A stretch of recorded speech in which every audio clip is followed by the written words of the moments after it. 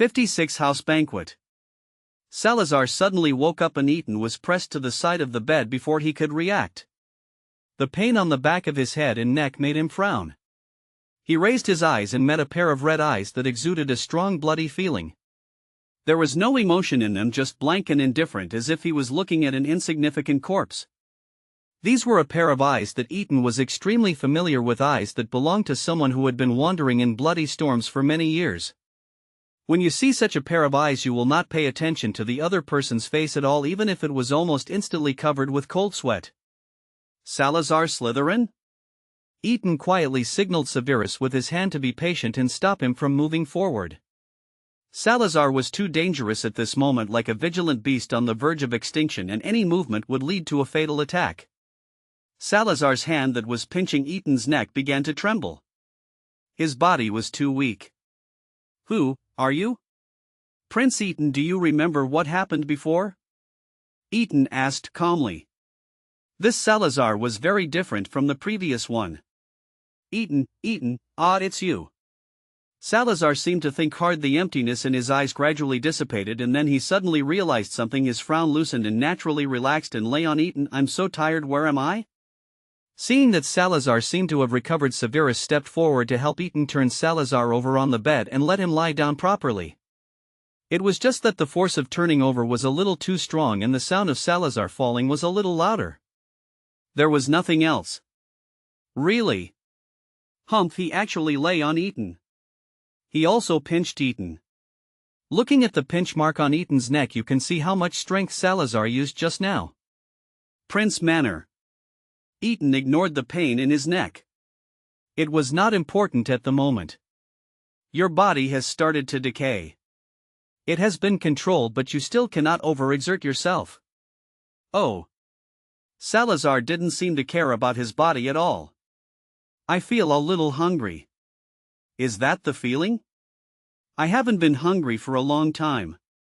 "I'm not sure." Ethan and Severus looked at each other and walked forward to help Salazar sit on the head of the bed. "You can't eat yet.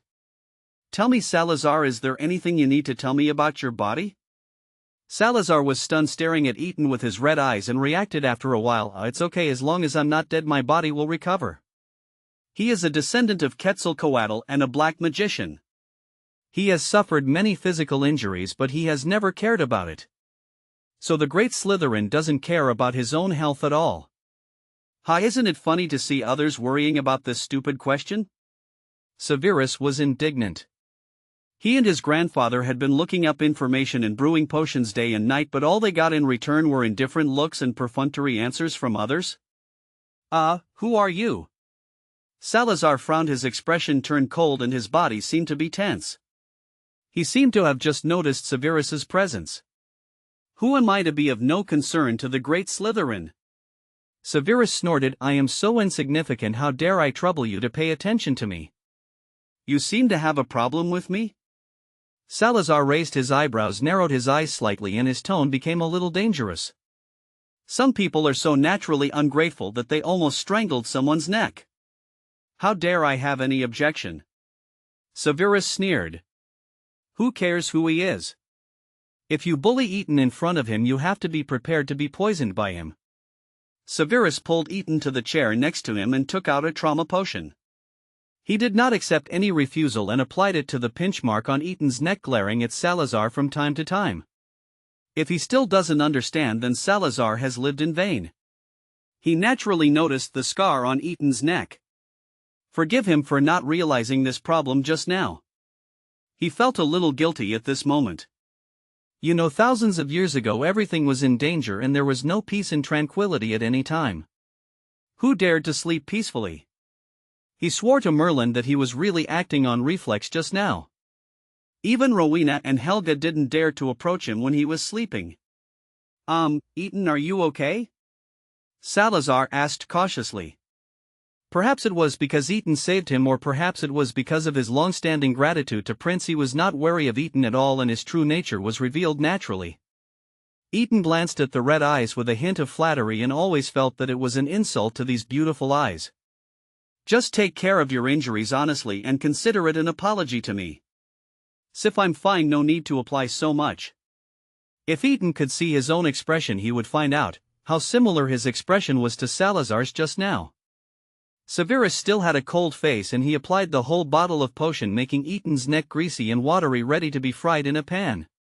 After hearing Eaton's request, Salazar immediately sat down, obediently straight and upright with an obedient look. When Eaton came forward to test his body temperature, he no longer resisted as before. "Actually, my body temperature is always changing. It has nothing to do with the curse. I can feel that the power of the curse has been lifted. So what are your plans next?" Upon hearing this, Eaton gave up on continuing to treat him. Since the other party said it was not necessary, they didn't need to waste any more effort, right? "You won't take me in?" Salazar was surprised. He thought Eaton would take him in. "I can go back to the Quetzalcoatl residence, but Barrow mentioned something about the Slytherin heir to me before. I guess I need to deal with it. I'll trouble Eaton for the time being. He is not subtle at all. Is he still the Slytherin who is used to beating around the bush and is cunning? You can live here forever." Eaton nodded. He didn't need to mention Voldemort anymore. His future life as a geek was just around the corner. "I'll take you in." "I knew it." Salazar smiled innocently with a triumphant expression which made Severus feel aggrieved. However, even if Severus wanted to vomit blood, he would not say no to Eaton's decision. "At least not now.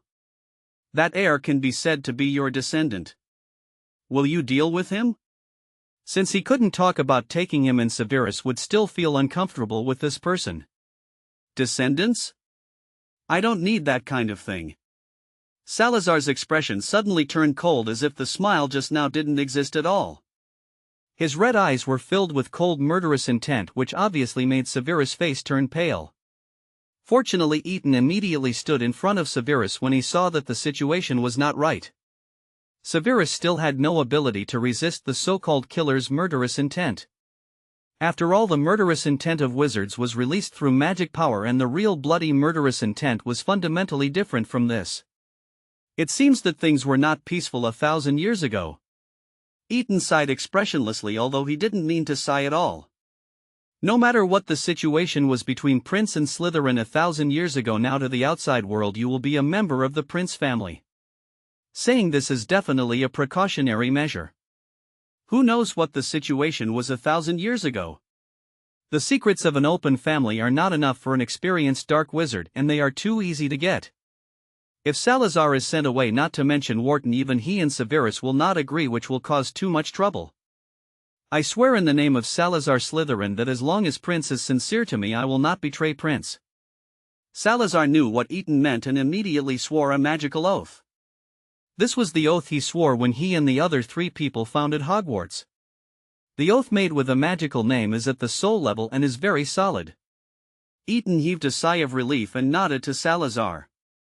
"I will explain everything about the wizarding world to you when Grandpa comes back. I don't know much. As for your heir, he killed my parents. Remember to leave it to me." Sarah agreed after finding out the truth. After Severus and Eaton left the room, her expression turned much colder. She opened her hands and looked absent-mindedly for a while, then tore all the clothes with a wave of her hand. She looked at the strips of rotten flesh on her body and expressionlessly used the gradually emerging black light on her fingers to cut them all off and make them disappear. During the whole process, the coldness in her eyes did not change at all. She quickly burned the remaining blood with the flame on her other hand, making the entire wound turn pitch black until it stopped bleeding. After doing these things, he glanced at the pieces of clothes on the ground and waved his fingers again. The pieces automatically pieced together on his body, covering up his already horrible body. "It turns out I'm still alive." A murmured voice with a hint of coldness finally sounded in this empty room.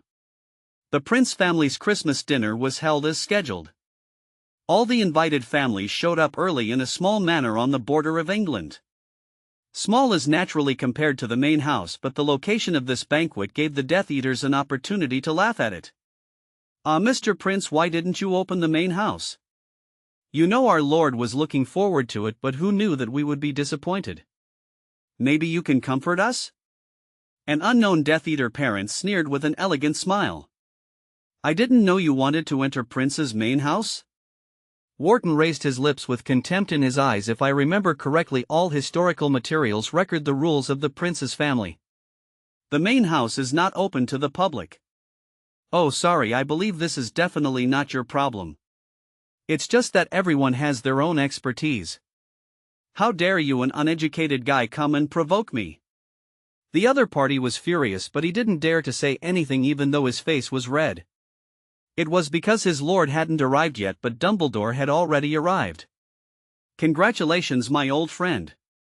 Dumbledore appeared with a smile, followed by Arthur Weasley and the head of the Potter family. As for where that old friend came from, that was unknown. Welcome, Headmaster Dumbledore. Unlike Dumbledore's enthusiasm, Wharton's expression was completely as if he was facing a guest. He seemed a little cold, but it didn't matter to Dumbledore. This is Arthur Weasley, a friend of Eton. Just as something happened in his family, Eton invited him here. Dumbledore pulled Arthur over and introduced him. He knew that Voldemort would also come this time, and there would be many Death Eaters, so naturally he wanted to let everyone know that Arthur also had a backer. Naturally, Wharton couldn't refute a child. He could only nod a little frustratedly, then greeted the head of the Potter family and moved away from this wave. Voldemort appeared in the middle of the banquet. His well-fitting wizard robes had beautiful silver-green patterns, and his slender body, handsome appearance before his disfigurement and intimidating red eyes attracted everyone's attention as soon as he appeared, whether they were admired or feared. His Nagini accompanied him, swimming at his feet, and behind him was a group of Death Eaters in standard clothing. Bellatrix was extremely excited. She never thought that she would have the chance to appear with Lord. Standing behind Lord, her mood was like a broom flying in the sky. Her eyes could only see Lord's back. No one else could come in. Master Prince, it's an honor to meet you. Voldemort walked naturally to the main seat and sat down. Nagini then wrapped around him with the huge snake head resting on his shoulders, and its dim eyes scanned the surroundings as the snake head moved back and forth. Everyone held their breath and prepared to listen to Prince Wharton's answer, but unfortunately they heard Dumbledore's chuckle before they could get it. Oh, Tom, it's nice to see you. It's been a long time since we last met. It's been so long since you graduated. Dumbledore sat next to Voldemort without any embarrassment, and the two chairs were in the same position. Please call me Voldemort, Headmaster Dumbledore. Voldemort's eyes flashed coldly. He hated Dumbledore's stubbornness. It hasn't been long since the headmaster rejected my application last time. Believe me, Tom, that's not a position suitable for you. Dumbledore still smiled gently. I keep hearing about you, and I can't believe it's the little Tom I taught. Alas, I'm old. Master Prince, maybe you don't mind that I'm a little late? Voldemort decided to ignore Dumbledore for the time being. Humph, once he contacted Hogwarts, he would be able to expel this old man. There was no need to waste time at this time. I'm quite busy with my affairs. I'm still dealing with the Hogwarts matter. Of course, I don't mind. Please feel free to do as you please. Wharton replied with a smile.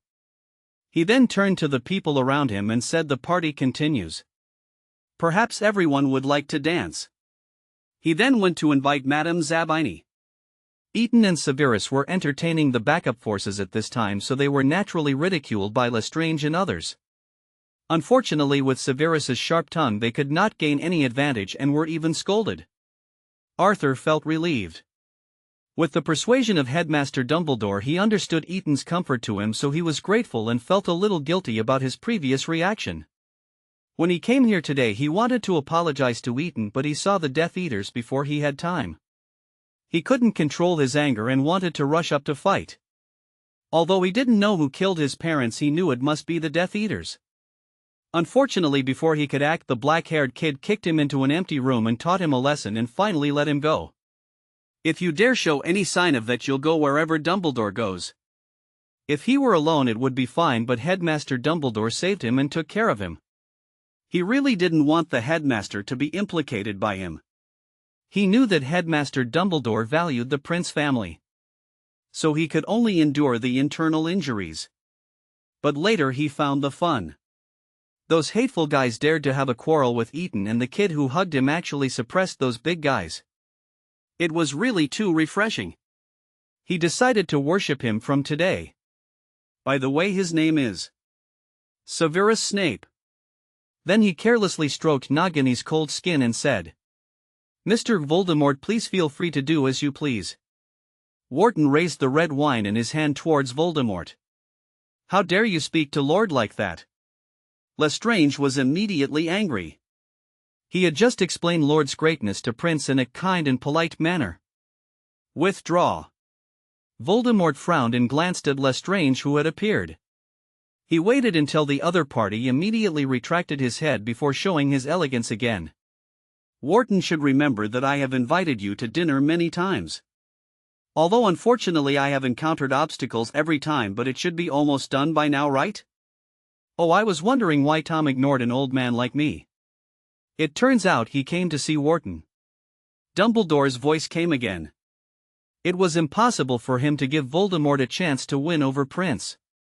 Voldemort looked at Dumbledore with a sarcastic look but smiled in understanding. "I still have some things to deal with. I think Wharton should consider my invitation. So I'm leaving." After that he left with a large group of Death Eaters who had gathered. Before leaving, Bellatrix, who had been silent all the time, glared at Dumbledore obscurely. Walton shook the red wine in his hand, looking through the group of figures who were watching him leave. His expression did not change at all, and he chatted with Dumbledore again. Because of the host's indifference, the originally stiff scene became lively again. It is worth mentioning that the head of the Zabini family seemed to be very nervous and followed Voldemort to leave, but left Orville Zabini to accompany Eton. Lestrange was just the opposite. His son followed him to leave, but the head of the family came down as if the scene of anger and rebuke just now did not exist at all. 57 House Crack. When chatting with Dumbledore, Wharton did not shy away from the head of the Lestrange family, who stayed beside him and refused to move. During the whole banquet, Wharton did not say anything about the reason why the Prince family decided to open up, nor did he deliberately get closer to someone's family, which made the aristocratic circle even more confused. Afterwards, after a vague chat at the gathering of noble ladies, he finally came to a conclusion that he was smooth and tactful.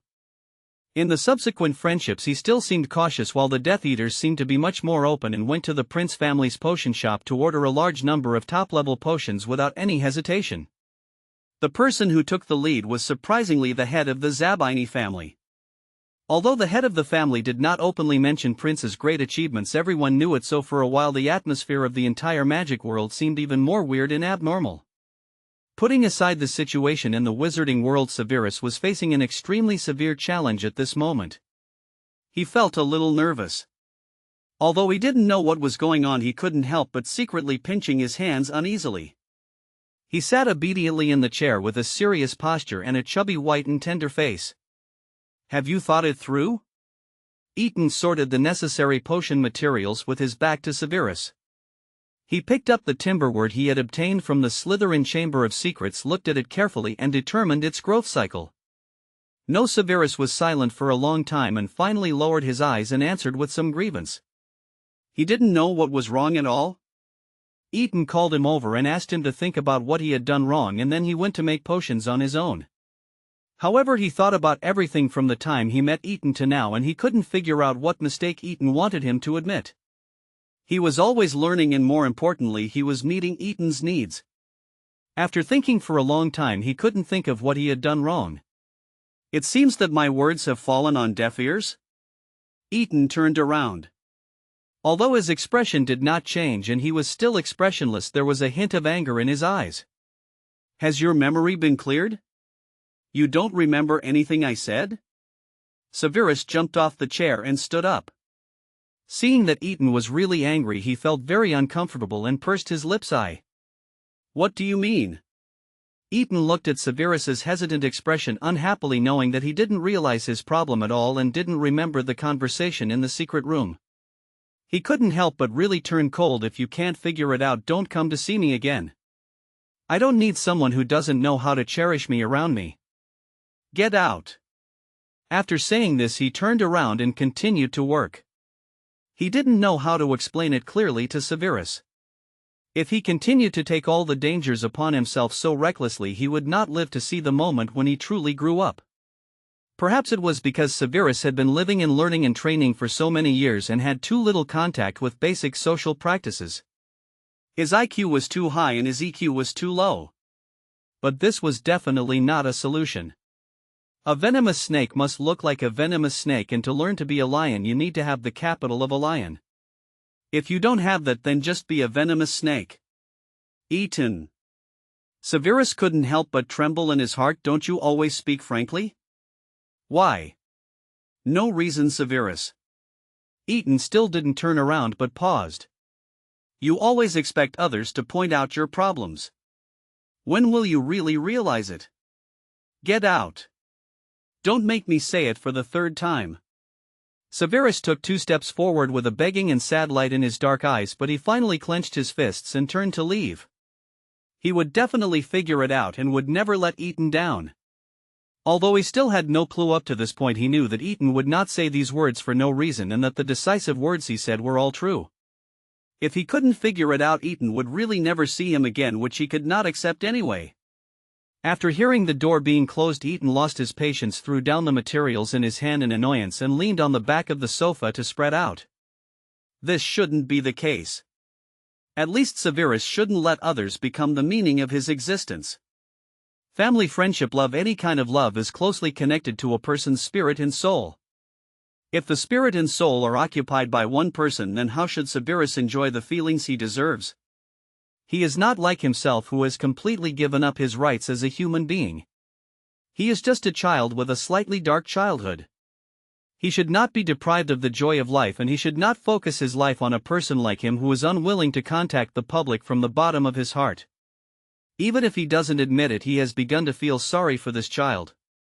Just like he never admitted the reason why he liked to stay at home, he was unwilling to let others be trapped in their own little world, so he had to find a way to cure Severus of this problem.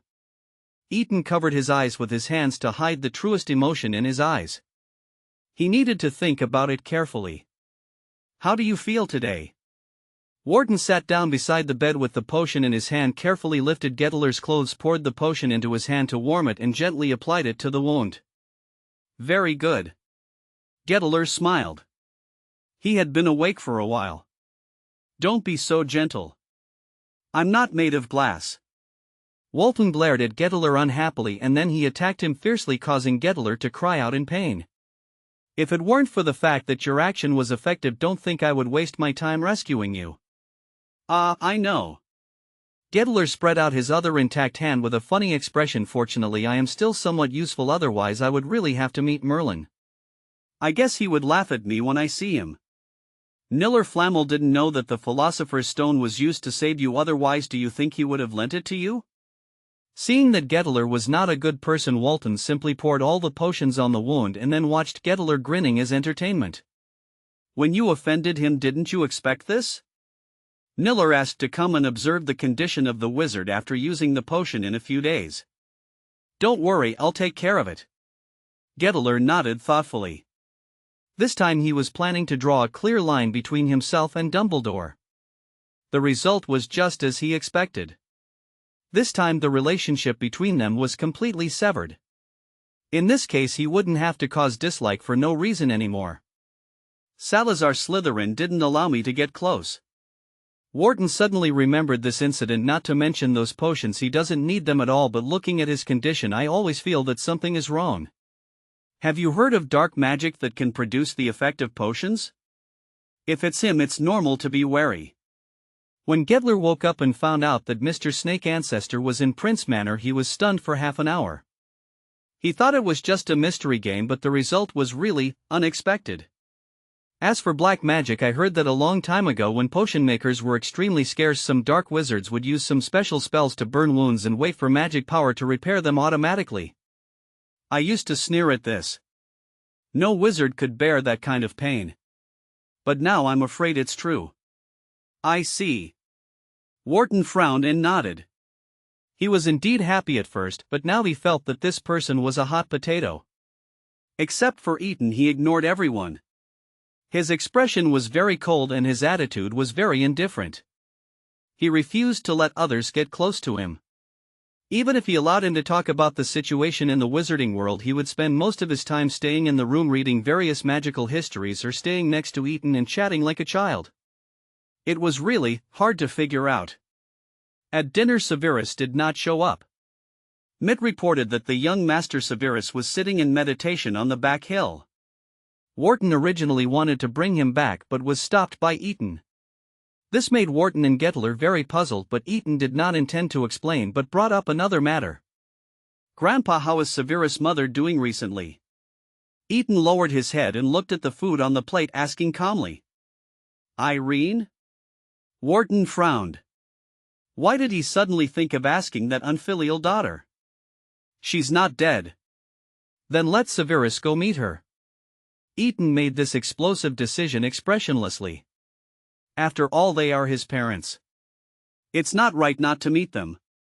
Gettler and Wharton looked at each other while Salazar, who was sitting at the main seat, was eating without caring about anything else. However, he was more interested in something else. "You will be going back to Hogwarts tomorrow?" "Eton. School starts tomorrow." Eton had no appetite. He put down his fork after taking 2 bites. He would never get used to this kind of traditional British food no matter how many years he ate it. "Don't even think about it, Salazar. I won't take you back to Hogwarts, and you'd better not go back by yourself." If Salazar wanted to go back, it would be too easy. "That's the school they built, isn't it? You are in good health now. Although the magic in Hogwarts is rich, it is not suitable for recuperation. Stay here honestly and don't talk about your physique. If you think a prince hasn't realized your lies for a few days, then go back to your Quetzalcoatl residence." There was no way. Eton was in a bad mood. He had no mood, ability, or idea to comfort the child. "Okay, then I'll let Peeves open the passage between Hogwarts and Prince Manor, and you can come back anytime." Salazar frowned unwillingly with reluctance in his wine-red eyes. He only knew Eton, and now Eton was gone, so he had to stay alone in this place that didn't give him a sense of security. He wasn't worried about anything else, but he was worried that he would lose control of his mind and kill people in this peaceful era. Rowena and the others who could stop him were not here, and now it was estimated that only Eton could stop him. Eton glanced at Salazar and finally nodded. He had a very deep memory of the look in Salazar's eyes when he just woke up. He was still worried about his family. What's more, he was also worried about Severus. After returning to Hogwarts, study life became much calmer. Lucius gave those curious people a reassurance at the beginning. He no longer regarded Eton as a friend. Not only did he sneer and ridicule when they met, but even after returning to the aristocratic circle, he did not have a good face towards Zabini, who protected Eton. It was obvious that the Malfoy family had completely broken up with the Prince family, which made everyone more curious about the reason. But Eton unexpectedly ignored these things. Except for classes, he stayed in the dormitory alone, and no one was allowed to enter or leave. Usually, except for contacting Zabini and of Hufflepuff more, he didn't pay much attention to others, which made everyone confused. Time slowly slipped to the end of the semester, and soon it was the time agreed upon by Voldemort and Dumbledore. On this day, the entire Slytherin, except for Eton of course, was in high spirits, carefully dressed up and tidied their manners, and were led by the chief to enter the hall with their chests held high and their heads held high, and sat down waiting for their lord to arrive. What was even more surprising was that all the ghosts appeared in the hall as if they had agreed to do so, and each stayed in their own college seat. Dumbledore found Headless Nick to find out what was going on, but what made him depressed was that Nick's answer was, "It really doesn't seem real." He said they came to join in the fun and that being locked up for a while was too depressing, so they're going to be active recently. Barrow stayed at the long table. No one dared to approach him, so there was no one around him.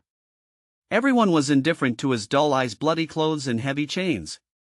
However, there were always people who were curious and wanted to confirm some exciting ideas and went against the wind. "Hello, Barrow." Bellatrix went straight from the 6th grade seat to the 1st grade seat where Barrow was. "Are you here to greet the Master of Hogwarts?" "No wonder. Hogwarts has been in such a mess for so long that even a ghost would be dissatisfied." "That's right. I've never seen ghosts come to the hall in such an orderly manner. The Lord is indeed stunning. The heir of Slytherin has returned." The whole Hogwarts must kneel down to welcome him. Seeing his sweetheart coming out, Lestrange hurriedly followed. In the past the princess ignored him, but now she looked at him with an admiring smile, so heartwarming. Barrow turned his head to glance at the two confused little wizards, then turned away calmly and remained silent. "Why don't you speak? Barrow, you are the ghost of Slytherin." Bellatrix frowned and accused Barrow indignantly, but Barrow remained silent. In the end she could only return to her seat angrily. Everyone was waiting earnestly, and the Gryffindors were looking at the smiling headmaster Dumbledore with some worry. Everyone who knew Dumbledore knew how much weight he had lost after Christmas, and he looked so haggard, which made people worry. "I wish you all excellent results in the upcoming exams." After the meal Dumbledore stood up and announced, "Now let's enjoy this weekend." After that the entire teaching staff left one after another, and the remaining students were at a loss. Didn't they say that Voldemort was going to inherit Hogwarts? Where was he?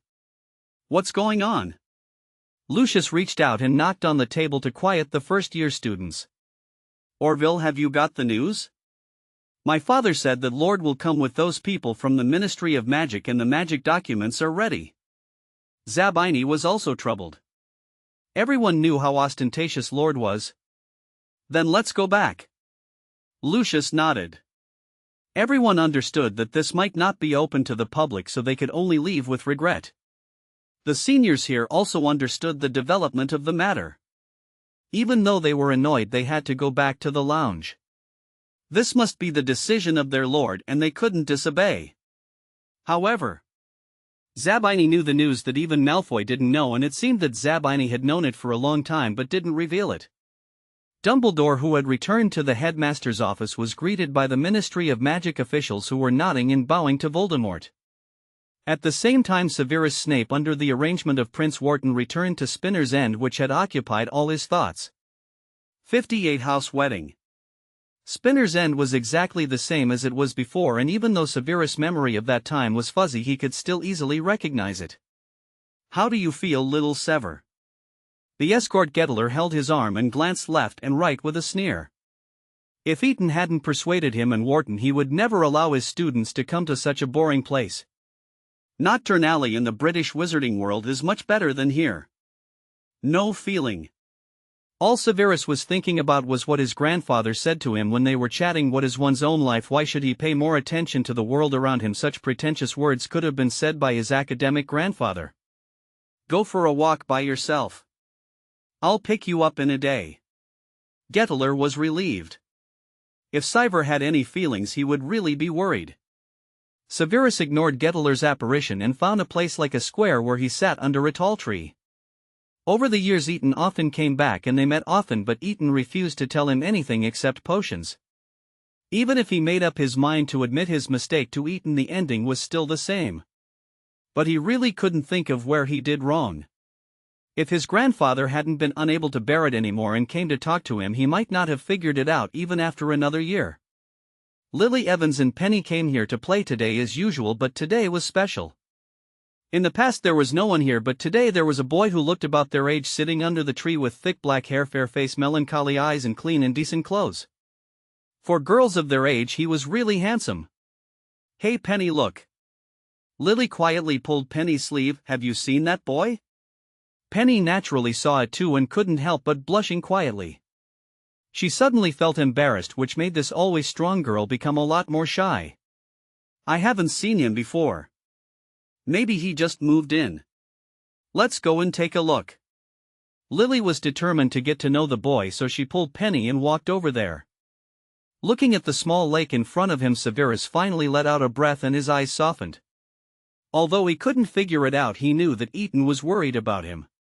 He didn't think there was anything wrong with taking Eton as his whole life. He was even happy to stay with Eton. But since Eton was worried, he would satisfy him. At this time he remembered what Eton had said to him when he was in Hogwarts. He was a venomous snake and would always be a lion. It only showed his stupidity, not bravery. Maybe Eton was still angry about his behavior of jumping down first without caring about his safety. Blame him for not cherishing his life. "Well, Eton." "Hello." Lily moved closer to Severus and found that the handsome boy did not notice her and was still looking at the lake seriously. She couldn't help but pout. She had never been treated like this before. Wherever she went, people would come up to her. Severus glanced sideways at the red-haired girl who was bending over and smiling, then shifted his gaze back to the lake and remained silent. "Hey, why are you ignoring me?" Lily stomped her feet and angrily accused. Penny took a look at Severus' expression and immediately pulled Lily behind her. "Hello, I'm Penny Evans and this is my sister Lily Evans? You've just moved here, right? Nice to meet you. Lily Evans?"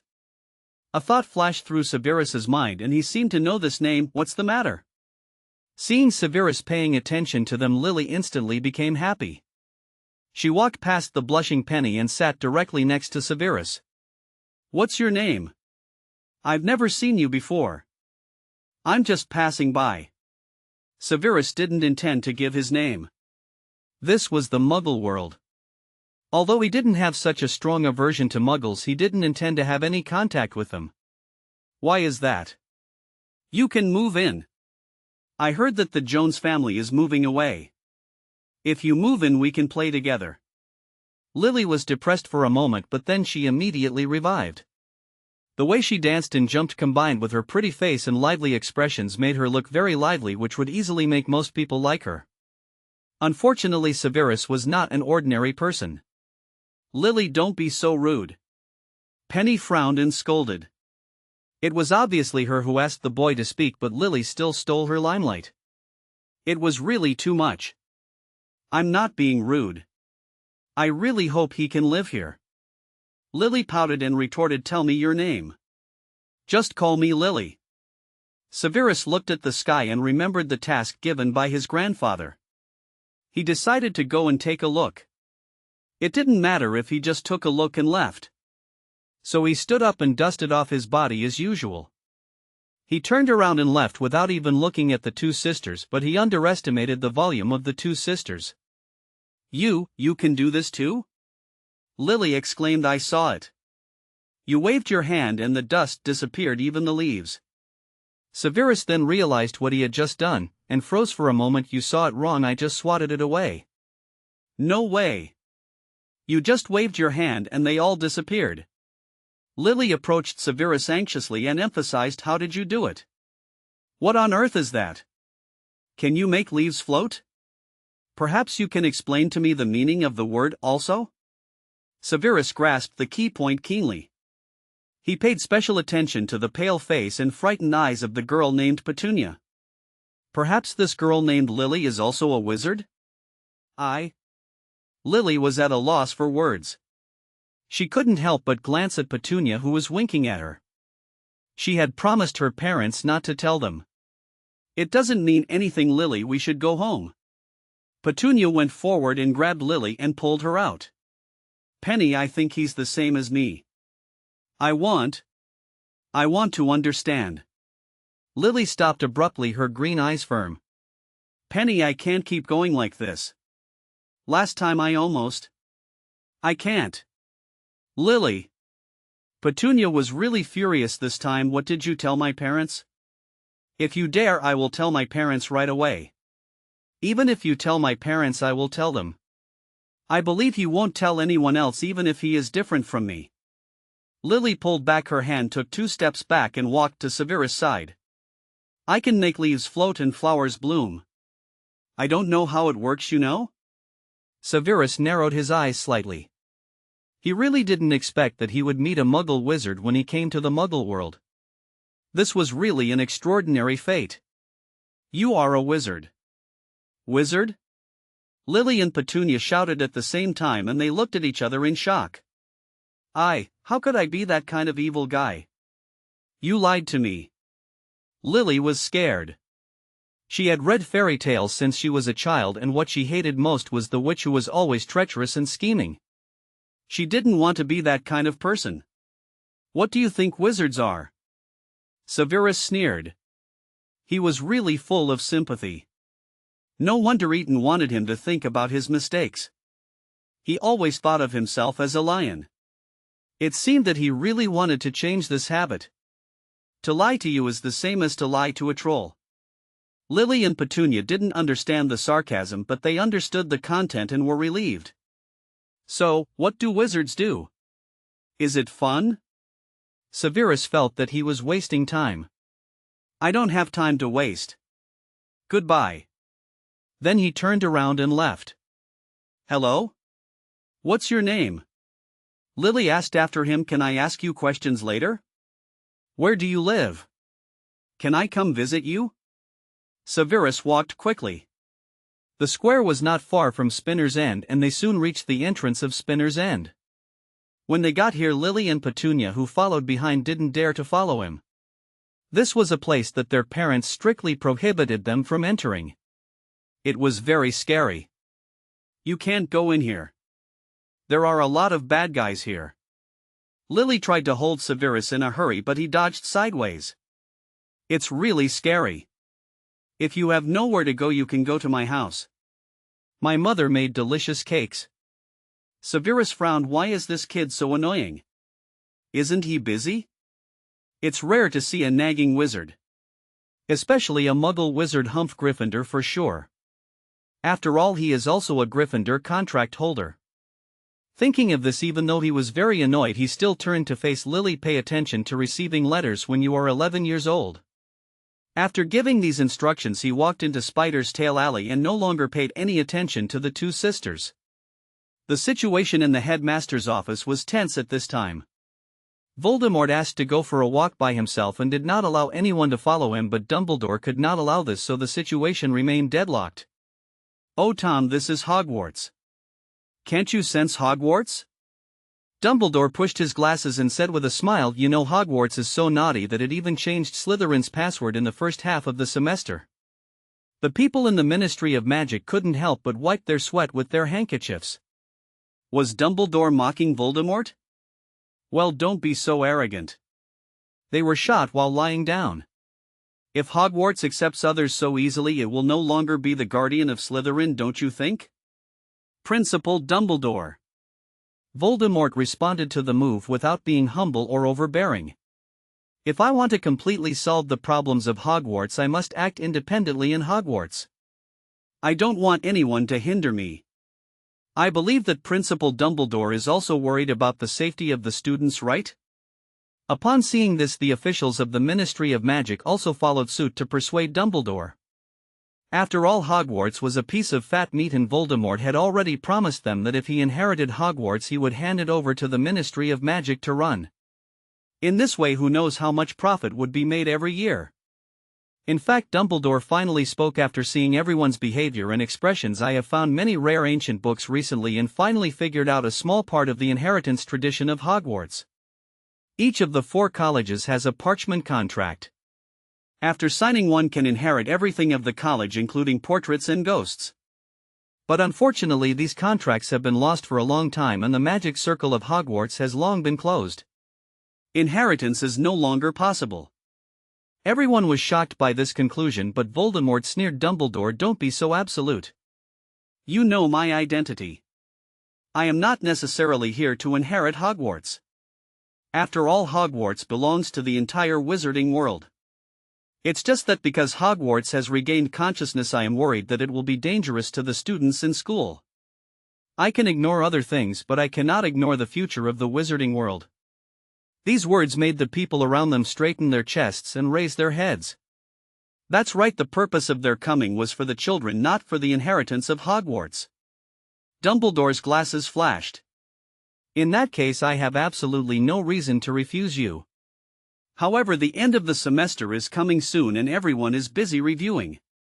As the headmaster, I still hope that you will promise not to contact any student. Voldemort felt upset, but he still calmly swallowed his anger and said, of course. I will definitely do this. After everyone left, Dumbledore sat in a chair and pondered and finally walked towards the portraits around him. He had to ensure the safety of individual students such as Prince. Slytherin Common Room. Eton, it's so embarrassing that you didn't see it today. Lucius on the other side of the two-way mirror looked a little indignant. I have to tell my dad. Your father is really busy and he has to take full charge of your son's mess. Eton's two-way mirror showed his side profile because he threw the mirror aside casually. "Don't hit me like this, Eton." Lucius was discouraged. Since he went home and had a serious talk with his father at Christmas, he knew the difficulty of his mission and the crisis of his family's status. He could only contact Eton secretly. Fortunately, the foundation was well laid. If he really inherited Hogwarts, Lucius wanted to tell Eton about his father's wishful thinking, but he knew he couldn't. In that case, the Prince family would stand on the opposite side of their Malfoy completely. And he is Malfoy for the selfish Malfoy, yes, that's it. In short, you have to be careful recently. After Lucius strengthened his confidence, he couldn't help but warn Eton. In fact, although Eton was a bit sharp-tongued and a bit sultry, he was still no match for those people. He had seen too little of Slytherin's methods. He knew Zabini's mind better than anyone else, and seeing Eton still contacting the other party without knowing it, he was really worried. "You think too highly of him." Eton flipped through the book casually. "Go do what you need to do. The lounge is very lively right now. How can we miss Malfoy's participation?" "Okay." Lucius hesitated for a moment and finally said nothing. He didn't think he had overestimated the Dark Lord at all. This Christmas he saw him. He was so majestic, so handsome, and had a strong magical pressure. How could he be so frightened and submissive that he could not be resigned to living in the room? The other party was in existence that people could not say no to a terrifying king. If it weren't for his father's strict warning to him, he would have fallen long ago. After the two-sided mirror quieted down, Eton finally put down the decorative books in his hand, thought for a moment, and closed his dormitory. "Hogwarts, I'm going home. Everything will be back to normal." A fireplace passage automatically formed on the side wall, and Eton returned to the bedroom and Prince Manor once again. "How is Severus?" The first thing Eton does when he gets home is always to ask his grandfather about Severus's situation, which never changes. Gettler sent him back. "Eton, don't you think you went too far?" Wharton frowned. "I don't think there's anything wrong with Severus doing this." "Why do you insist so much?" "I don't think so." Eton walked around Salazar and sat on the sofa. "Severus should have his own life. He won't stay by my side all the time." "Why not?" "You know exactly what Severus has always wished for. Don't you know why he has been studying so hard? You are depriving him of his goal." Wharton has discussed this issue with Eton more than once, but Eton would not give in. As Severus' teacher, Gettler naturally focuses on his students. "He and I will have our own families in the future." Eton was silent for a while and finally sighed and said this reason: he needs a colorful life to meet all kinds of people and to experience all kinds of emotions. "Ha?" Wharton was dumbfounded. What kind of reason was this?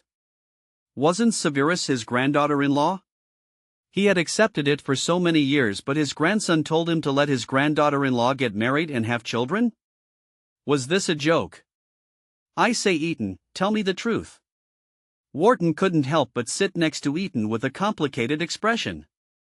After seeing that his grandson's attention was completely attracted by him, he hesitated for a moment and coughed dryly. "What do you think of Severus?" "What idea?" Eton was speechless. What kind of question was this? "That's right.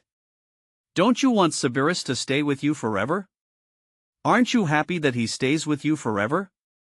In the end, Wharton didn't feel comfortable asking about his grandson's emotional problems, so he could only beat around the bush. "Of course I hope so." Eton nodded with great certainty and determination. "I am very happy too." "Well, if I remember correctly, except for Severus, you rejected all the kids your grandfather introduced to you. Can you let others stay with you?" Wharton was suspicious. Could it be that his grandson was an emotional idiot? Well, according to the tradition of their prince, everyone is an emotional idiot. Eton twitched his lips. He just said that it was impossible for him to marry and have children. Then let me ask you another question. Do you want Severus to be with someone else?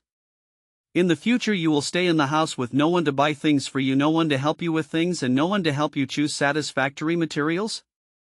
Wharton was helpless about his grandson's habit of staying at home. Anyway, he would never leave the manor unless it was extremely necessary. Although he was in school now, he could not change this nature. Good question hits the nail on the head, but a butler is a butler. Even if Severus has a family, he will not resign. Eaton touched his chin and thought. Grandpa, you are changing the subject. Eaton suddenly realized that the topic seemed to have shifted 90 degrees. I just hope that Severus can have his own life, be a little selfish and think about himself. This has nothing to do with whether he is with me or not. Walton sighed. This grandson was really slow-witted, the worst in the Prince family. Let me put it this way. I have discussed the matter between you and Severus with your parents, and all the ancestors in the family have agreed. Don't always talk to yourself. When you say you want to be considerate of others, you should also understand their thoughts. You can handle the rest on your own. What do you mean by all agreed? What did he agree to? Eaton was confused. What was going on? When did his grandfather not even understand him? Salazar smiled at the side, and after watching Walton walk out, he noticed the confusion in Eaton's eyes and laughed even more happily. Eaton, your grandfather has agreed to your marriage, so it's better to settle it as soon as possible. I was also engaged when I was your age. Marriage? Eaton suddenly realized that's how it is, so the so-called agreement is his marriage with Severus? 59 House of Mistakes. The word marriage struck Eaton's brain blank, and the CPU interrupted unexpectedly. Were you engaged when you were my age? Eaton turned to Salazar, expressionlessly looking at his polite smile, and asked. Of course. Salazar shrugged.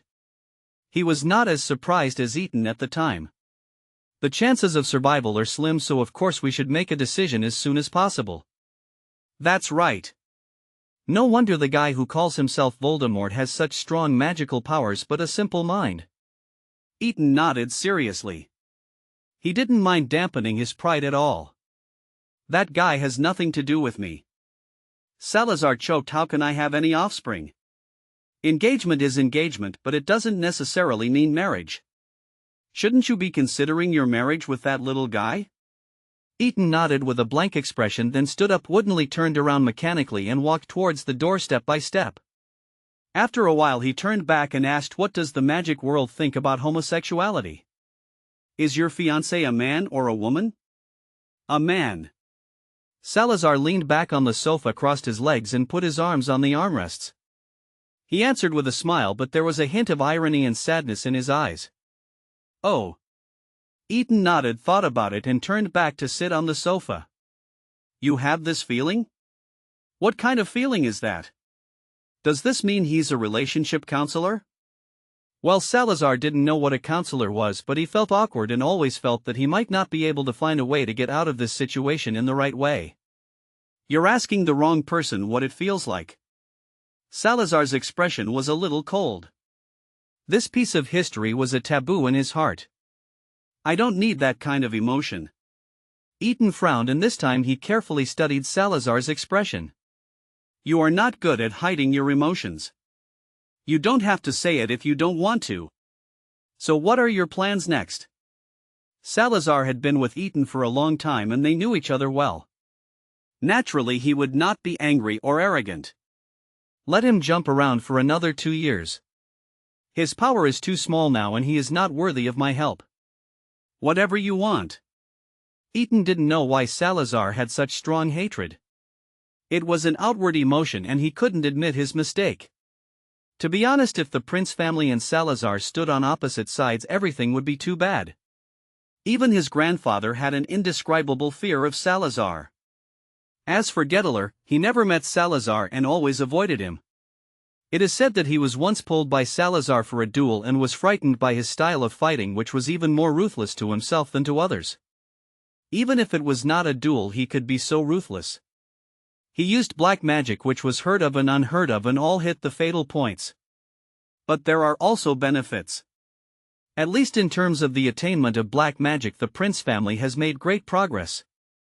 Salazar managed to suppress the violent emotions that had just arisen. After hearing what Eaton said, his red eyes flashed with some happiness. For that careless indulgence and protection, well, although he didn't know what kind of circuit Salazar's thinking was, he was indeed happy. What if the prince family is accidentally involved in the future? As long as the clan isn't wiped out, it's fine. Ethan's mind was entirely focused on the word marriage, so his answer was casual. However, he didn't notice that this answer made Salazar smile like a carefree child. At this time, Severus was standing by a big tree opposite the home, deep in his memory, leaning against the trunk looking at the shabby house opposite. This was the end of Spider's End, a place no one wanted to reach. A child wearing a clean white shirt and black suit pants appeared here, attracting many people's attention, but unfortunately no one dared to approach because when the child was stopped by 5 gangsters when he first came in, his neat and nimble skills, vicious and fierce posture, and sharp and cold eyes were really daunting. Of course, the ending of those gangsters was also an important reason for them to pay attention. Irene didn't go to pick up trash today because Thomas was beaten and badly injured, so she had to stay to take care of him. Fortunately, she had just earned some money yesterday and could buy some clean and easy to digest food. When she hurried back, she immediately noticed the child at the door of her house, and her steps stopped immediately and her anxious face became blank. Severus was surprisingly calm now. In his opinion, it was just a mission.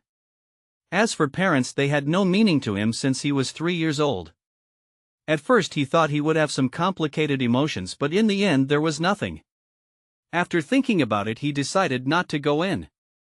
Just watch, he would come out anyway. It was a while before he realized that someone was looking at him differently from others.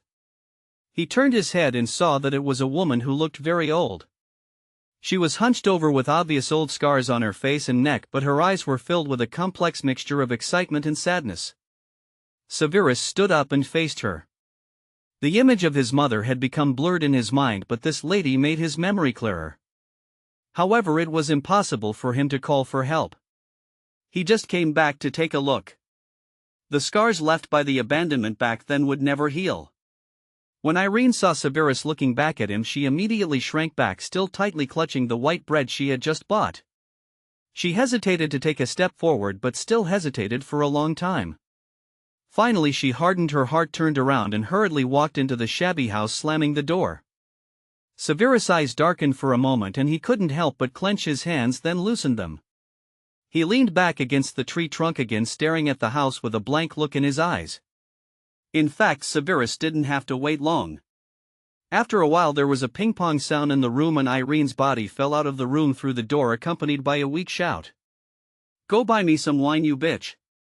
If you can't buy any, don't come back. You just want me to die so you can be free, right?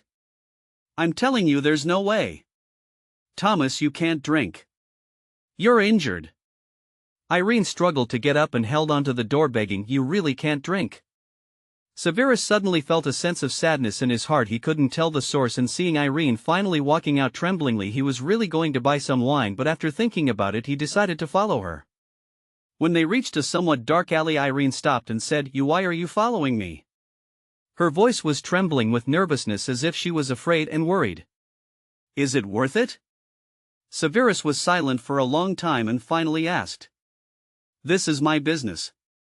Irene grabbed her clothes and replied, "What a stranger like you thinks is none of my business. What did you give up in exchange for what you have now? My thoughts are not important. It's your business if you want to live like a parasite.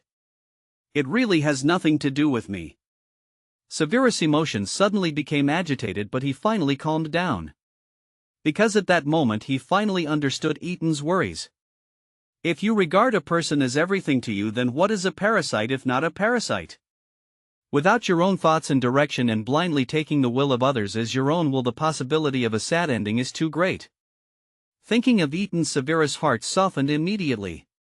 He was right. He should learn to cherish himself, because only in this way can he truly learn to cherish others. "Nice to meet you."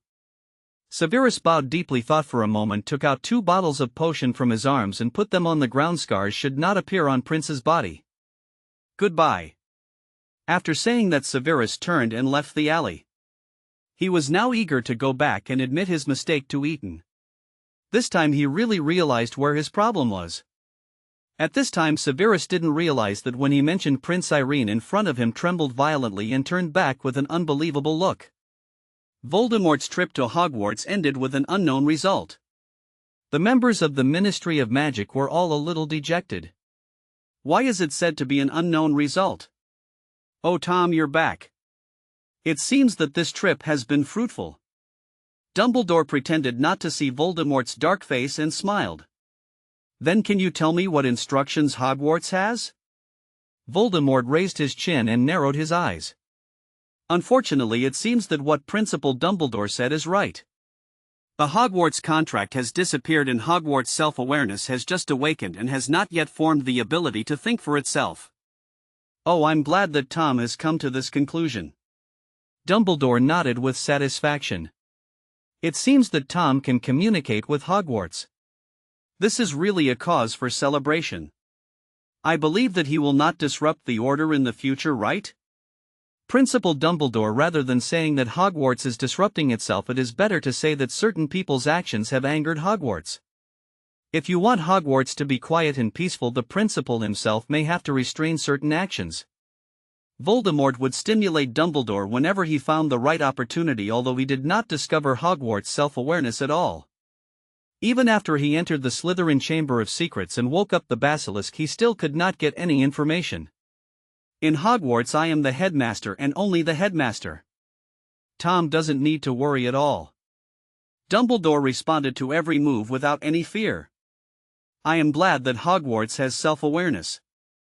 This way it will be better able to protect the safety of students. After all, Hogwarts exists to protect young wizards, don't you think so, Tom? Of course, in that case we'll take our leave. Voldemort stood up and said coldly. He had never taken advantage of Dumbledore, especially verbally. After Dumbledore sent Voldemort and his group away, he immediately informed McGonagall that he needed an internal meeting of the Order of the Phoenix. Voldemort had not succeeded this time and might be furious, so they had to prepare countermeasures. 60 House of Peace. Zabini sat on his bed in his dorm. After no one was around, he finally had some time to relax. The final exams were about to end and he was about to go home, but he couldn't tell why. He always felt anxious and didn't want to go home. In the past he dared to complain to Lucius at least to relax, but now he didn't dare. This semester his relationship with Lucius became much colder. Even if they looked the same when they were outside, only the parties involved knew the distance. He had been trying to re-establish friendship with Lucius for so long, but everyone knew the rules of Slytherin and everything was no longer easy. He was not stupid. He had not figured out Eton Prince's attitude towards him for such a long time, but what could he do? This could immediately raise the status of the Zabini family in the dark arts. Although it was not as good as the Malfoy family, it was much better than before. His father also secretly asked him to maintain a good relationship with Prince, but he refused to get in touch with the Prince family. This made him suspicious, but his power was too weak. In the end he could not find out anything and could only give up. He had been fed up with the indifference since he was a child, but there was no one standing by his side to support him anymore. Holidays were meaningless to Eton, but this holiday was very special because he didn't dare to meet Severus. Eden, are you hiding from Severus? His grandfather finally couldn't stand it anymore and came to the door. You have decided not to leave your room for the entire holiday, right? There is no plan for this in the near future. Eton had a stiff face and sat on the sofa flipping through a huge book. His surroundings were filled with piled-up books, leaving Wharton with nowhere to step. So you don't care about Severus' feelings? He has been looking for you since he came back from the Muggle world, but he hasn't even seen you once. Wharton sighed. He knew that his grandson was frightened by what he said. I'm old and I can't control what happens between you. You don't need to consider us. Eton snapped the book shut, threw it aside, stood up and looked at Wharton. None of your business, I'm just thinking. Then you have to go and see Salazar Slytherin, right? He has been very fond of picking on Severus recently and he always uses dark magic. Wharton frowned. He didn't know why the Slytherin suddenly became interested in his grandson. He picked on him every day. Although he and Gettler tried to stop him, they were no match for him together. As a result, they were both injured. Although not seriously, they could not withstand the frequent injuries. Eton nodded to show that he knew about this. Salazar knows his limits. Don't worry, Grandpa. I will think it over carefully. These days he has read all the books on emotions he could find, including all the books in the Ravenclaw library. In fact, he only needs one answer, either rejection or acceptance, but he unexpectedly cannot give an answer easily. He likes to hold little Severus in his arms, watching him study seriously and watching him puff up his face and solemnly say that he will take care of him. In fact, this was also what he once asked of the butler. Hsien was able to achieve this, but he could easily tell the difference between the two. Now the goal is to determine where the difference lies. Go see Severus, we'll talk about your relationship later. If Eton didn't go see Severus, Wharton felt that little Severus would evolve into a primitive creature that could be silent but would be a tyrannosaurus when speaking. You are so young, you have plenty of time to think. Eton thought about it and felt that it made sense. He was only 11 years old and Severus was only 9 years old. It was too early to think about these things. Never mind. It was better to let nature take its course. Besides, Severus was not sure about his feelings at all, so he didn't need to worry about it. With this in mind, he walked past Wharton and left the bedroom where he had stayed for a week. Seeing Eton go out obediently, Wharton breathed a sigh of relief, looked around, picked up a book at random, flipped through it, and suddenly the corners of his mouth twitched. The Secret of Puberty? What on earth was his good grandson studying these days? Was he really his granddaughter-in-law? Severus was enjoying the noisy house elf's persuasion to go back to his room, but he seemed to be deaf to it as he sat beside the magical plant garden of Prince Manor, carelessly pulling the leaves of Acnatherum splendens. He didn't notice that Acnatherum splendens was desperately trying to avoid his hand because his mind was in a state of emptiness. He was very busy during this period, really. In addition to completing countless tasks assigned by his grandfather and teacher, he also had to defend against the sneak attacks of the snake ancestor at any time and anywhere. He had almost no free time. He knew their purpose very well, but it was just because Eton didn't want to see him. It was just that he was slow to realize his mistakes, so Eton didn't want him, right? Then what was the point of him staying here? Young Master Severus, your injury hasn't healed yet, you can't move around casually. The elf took 2 steps forward anxiously. It didn't dare to get too close. The look in its big green eyes was almost pleading, but its young master didn't listen to it at all. Severus looked down at the sphagnum splendens, which was now only a stem left, and remained silent as he watched the stem tremble. Severus, what are you doing? Eton got the exact location of Severus from Salazar. The moment he saw Severus, he suddenly felt an emotion he had never felt before. He couldn't explain it. It seemed that he was a little embarrassed. Well, in short, he was embarrassed. Fortunately, his expressionless face could not show this emotion. Severus thought he was hallucinating and his body stiffened instantly, but he did not look back. He just lowered his eyes, pursed his thin lips again and again, and looked a little aggrieved. Are you weeding? Or the deliberately planted Acnatherum splendens? Eton went to Severus' side, sat down, and motioned the elf to do what he should do. Then he saw the poor bare tree shivering. Severus' body shuddered and he turned away, awkwardly refusing to look back at Eton. His hands unconsciously grabbed the still healthy spathiphyllum next to the bare pole again, refusing to speak a word. Eton thought about his behavior during this period and felt a little guilty. Seeing that Severus' shoulders were still a little unnatural, it was obviously the sequelae of the damage caused by black magic. It seemed that Salazar was not as sensible as he thought. He reached out and hugged Severus' stiff body in his arms, feeling the unnaturalness and slight struggle in his arms, and felt even more guilty. After all, he was an adult in spirit, but he was hurting a 9-year-old child. He sighed, reached out and patted Severus' back, then naturally rubbed Severus' head buried in his arms. His black hair was still soft and felt very good. I've been a little busy lately. Eton couldn't really say the words of apology.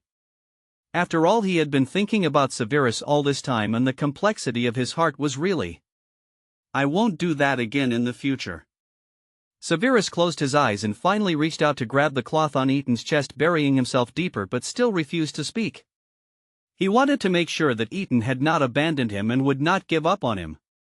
Even though he knew Eton's intentions, he still couldn't stand Eton's indifference to him. Eton wanted to laugh at Severus's action and he smiled naturally, but unfortunately Severus didn't see it. Well, your injury hasn't healed yet. I just told you that if you don't realize your mistake, don't show up in front of me. Do you realize your mistake? Severus turned his head away. He would not admit his fault. He had originally gone to find Eaton to admit his fault when he came back, but Eaton refused to see him. Now he wanted him to admit his fault? That was impossible. Please ignore the gloating look in Severus' eyes. Eaton would never see it anyway. Eaton decided to let everything go naturally, so he no longer forced Severus to learn to step out of his own world. He had summarized the books he read. If they were lovers, there must be possessiveness. If they had the opportunity to develop into lovers in the future, then all the previous ones would be in vain. Walton and Gettler secretly watched the two hugging figures from a distance, and they felt relieved. They had been tormented to death these days, but the two parties acted as if nothing had happened and were still sticking to each other. It was so unfair. No, Merlin was still biased. You are worthy of being my student. You found us so quickly. Seeing Eaton patting Severus and turning to look at them with a warning in his eyes, Gettler nodded with great satisfaction. That's from the Prince family. The most outstanding heir. Wharton smiled and turned to look at the corner. Good afternoon, Mr. Slytherin. Salazar slowly walked out from the corner of the wall, which was obviously empty. His steps were neither fast nor slow, his expression was neither cold nor hot, but his red eyes were filled with obvious arrogance and indifference, and there was a subtle pressure around him. This was all his expressions and images to the outside world, and Wharton and Gettler were obviously used to it. He slowly walked between Wharton and the others, looking at the backs of Eaton and Severus hugging from afar, thinking silently, and after a while he turned around and left. Just like the legendary Slytherin. As expected of a wizard who fought the most terrible Night Order to the end. Gettler sighed. I'm afraid the people you rescued are more than the wizarding world can bear. As a Slytherin, we can't remain indifferent. Wharton was also clearly aware of this matter during this period, but it still couldn't shake their instinctive admiration for Slytherin. What's more, Slytherin himself was much more powerful than they could imagine. Also, although I don't know why with Eaton here, the wizarding world will be fine. Of course, except for the Ministry of Magic. The probability of getting Slytherins who are at the level of elders in the wizarding world to recognize the existing Ministry of Magic is infinitely close to zero. Well, no matter what, the Dark Lord have to be laid off. The existing one probably doesn't even have a chance to be laid off. If you think about it this way, I am still very lucky. Gettler sincerely felt so he was not embarrassed at all when he said it. Wharton glared at Gettler unhappily, not intending to dwell on this issue. He looked at his grandson and granddaughter-in-law tenderly again, then turned and went to the study. He still had some things to do. Voldemort had attacked many of Prince's side branches in such a short period of time, and several people were missing now. At the beginning of the second grade, the situation changed. Severus was attacked by several wizards when he went out. He didn't have a wand, although his resistance was not weak. After all, these people were not as vicious as Salazar. They obviously had a trick up their sleeves and probably wanted to capture him alive. However, the besiegers were all experienced dark wizards. Therefore, when Severus escaped with the door key, he had been tortured by the Cruciatus curse for a long time, and several people who followed him were killed by the Avada Kedavra curse. This incident completely angered the entire Prince family. Gettler personally took action, dealt with some of the wizards involved in the attack, and captured a living person and returned to Prince Manor. This person is the head of the Lestrange family. The dungeon of the Prince family was extremely damp. When the head of the Lestrange family woke up, it took him a long time to realize his situation. His hands and feet were tied to wooden frames and he could not move at all. There was damp moss all around him and there was the sound of dripping water. What frightened him the most was not these, but that he could not feel the magic power in his body, not even a little bit. Let me go. Lord will not let you go, let me go. He could only shout out loud because he could not bear the panic in his heart. He could not care less. He had been against the Prince family for a long time. However, because the Prince family was always conservative and impartial and clearly maintained a neutral attitude, even though they were attacked several times by Voldemort, they still did not attack but instead gathered their own forces. This was why the Death Eaters were even more arrogant. This time Voldemort decided to capture Severus Snape to threaten the Prince family. He thought that he was just a grandson anyway, and with the Prince family's attitude all along, he naturally took the initiative to ask for this good job. Isn't it easy to capture a 10-year-old child? Who would have known that such a child would have such good skills? And this time the Prince family also fought back fiercely. Who do you mean by Lord? An elegant and low voice using standard aristocratic language rang out in the empty dungeon and reached Lestrange's ears from all directions, which made him even more frightened. This was not the voice of the head of the Prince family, nor was it the voice of the man whose face could not be seen who attacked them. Who? Come out. He looked around in panic, wanting to escape but unable to, and then his eyes froze. His pupils began to dilate infinitely, and a young wizard in exquisite robes gradually emerged from his eyes. The bright red eyes and the appearance that was obviously different from that of a lord made him unable to react. Answer my question. Salazar stepped on the air. The ground here reminded him of a swamp. It was not a good memory. So he was in a bad mood. Lord, you are the one sent by Lord to save me? Lestrange was very excited. Although he didn't know if Lord had any relatives. Don't test my patience. Salazar slid his fingers in the air, causing Lestrange to scream. As his fingers moved down, a thick black wound appeared on his body and the flesh around him began to tremble unconsciously, but not a single blood shed. Lord is Lord Voldemort. Lestrange endured the burning sensation and the wound seemed to be scratched on his soul. The pain was unbearable. At this moment he was sure that this person was not Lord's man. Please let me go, Lord sent me. Oh Voldemort. Salazar recalled the knowledge of the wizarding world that Wharton had popularized to him and finally realized that this lord was the guy who claimed to be the heir of Slytherin and his own descendant. The heir of Slytherin? Yes. Lord is the heir of Slytherin, let me go otherwise. Lestrange felt that his wound seemed to be getting more and more painful and his body began to spasm. Let me go. Salazar stepped on the air and walked in front of him. Why should I let you go? But I have a question. If you answer it well, I will consider ending your suffering. I said. Lestrange's mind had begun to blur. All he could think about now was how to relieve the pain. Salazar Slytherin has no offspring. Why do you believe he is the heir? Salazar sneered, stretched out his hand to pinch Lestrange's face and turned to him. Shouldn't you find a more reasonable excuse to slander me? What do you mean? Lestrange was so frightened by the words that he instantly forgot his pain and his eyes became much clearer. What I mean is I'm still alive, and what I hate most is someone slandering me. Salazar gradually increased the strength of his hands and looking at Lestrange's wide-open terrified eyes, his eyes became colder. Don't kill him, we need him for something else. Eaton took Wharton and Gettler into the dungeon. It was naturally Eaton who spoke out to stop Salazar. Salazar put down his hand upon hearing this. You guys are really quick. Don't worry, I won't kill him. Your injuries haven't healed yet, so don't abuse magic at will. Eaton was the most angry of all. Looking at Severus' body that was still twitching from time to time, his heartache had reached its peak and he even wanted to kill all the Death Eaters. 61 House, School Enrollment. Prince, let me go. Yeah when romance first release. Lestrange saw the head of the Prince family coming and immediately suppressed the shock and panic. Just now, it's useless for you to arrest me. Gettler already had a deep understanding of this man's stupidity, otherwise he would not have chosen him to live. As the head of a noble family, your words clearly abandon the elegance of a noble. What do you want? Do you think you can deceive the Lord by finding a guy with red eyes who you don't know if it's real or not?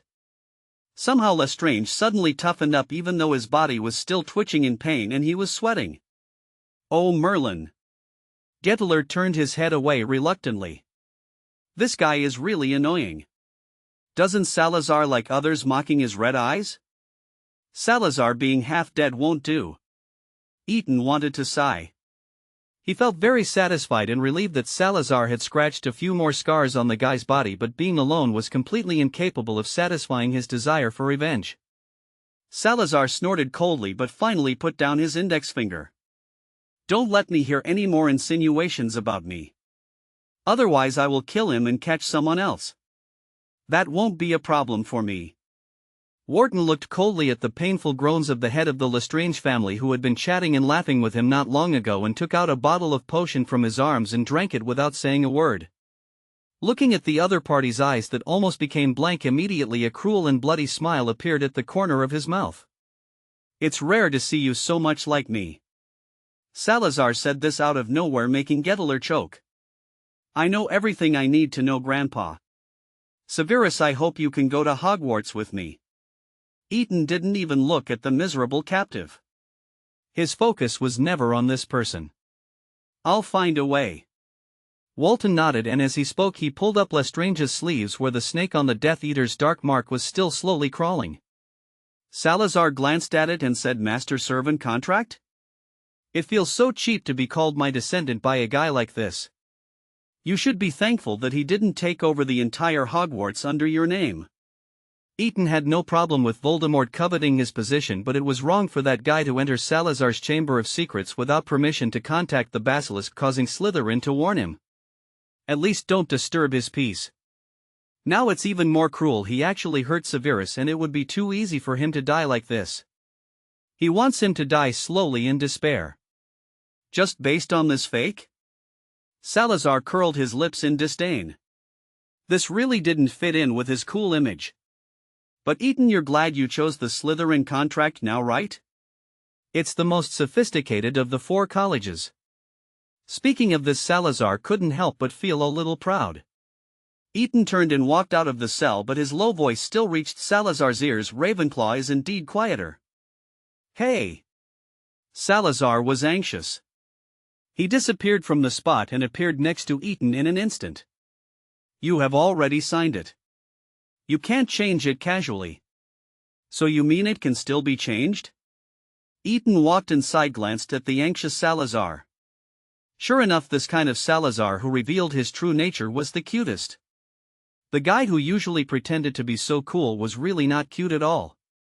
No, Salazar simply walked backwards facing Eton. He didn't worry about bumping into him anyway. Oh, by the way, let's go check on Helbo when we have time.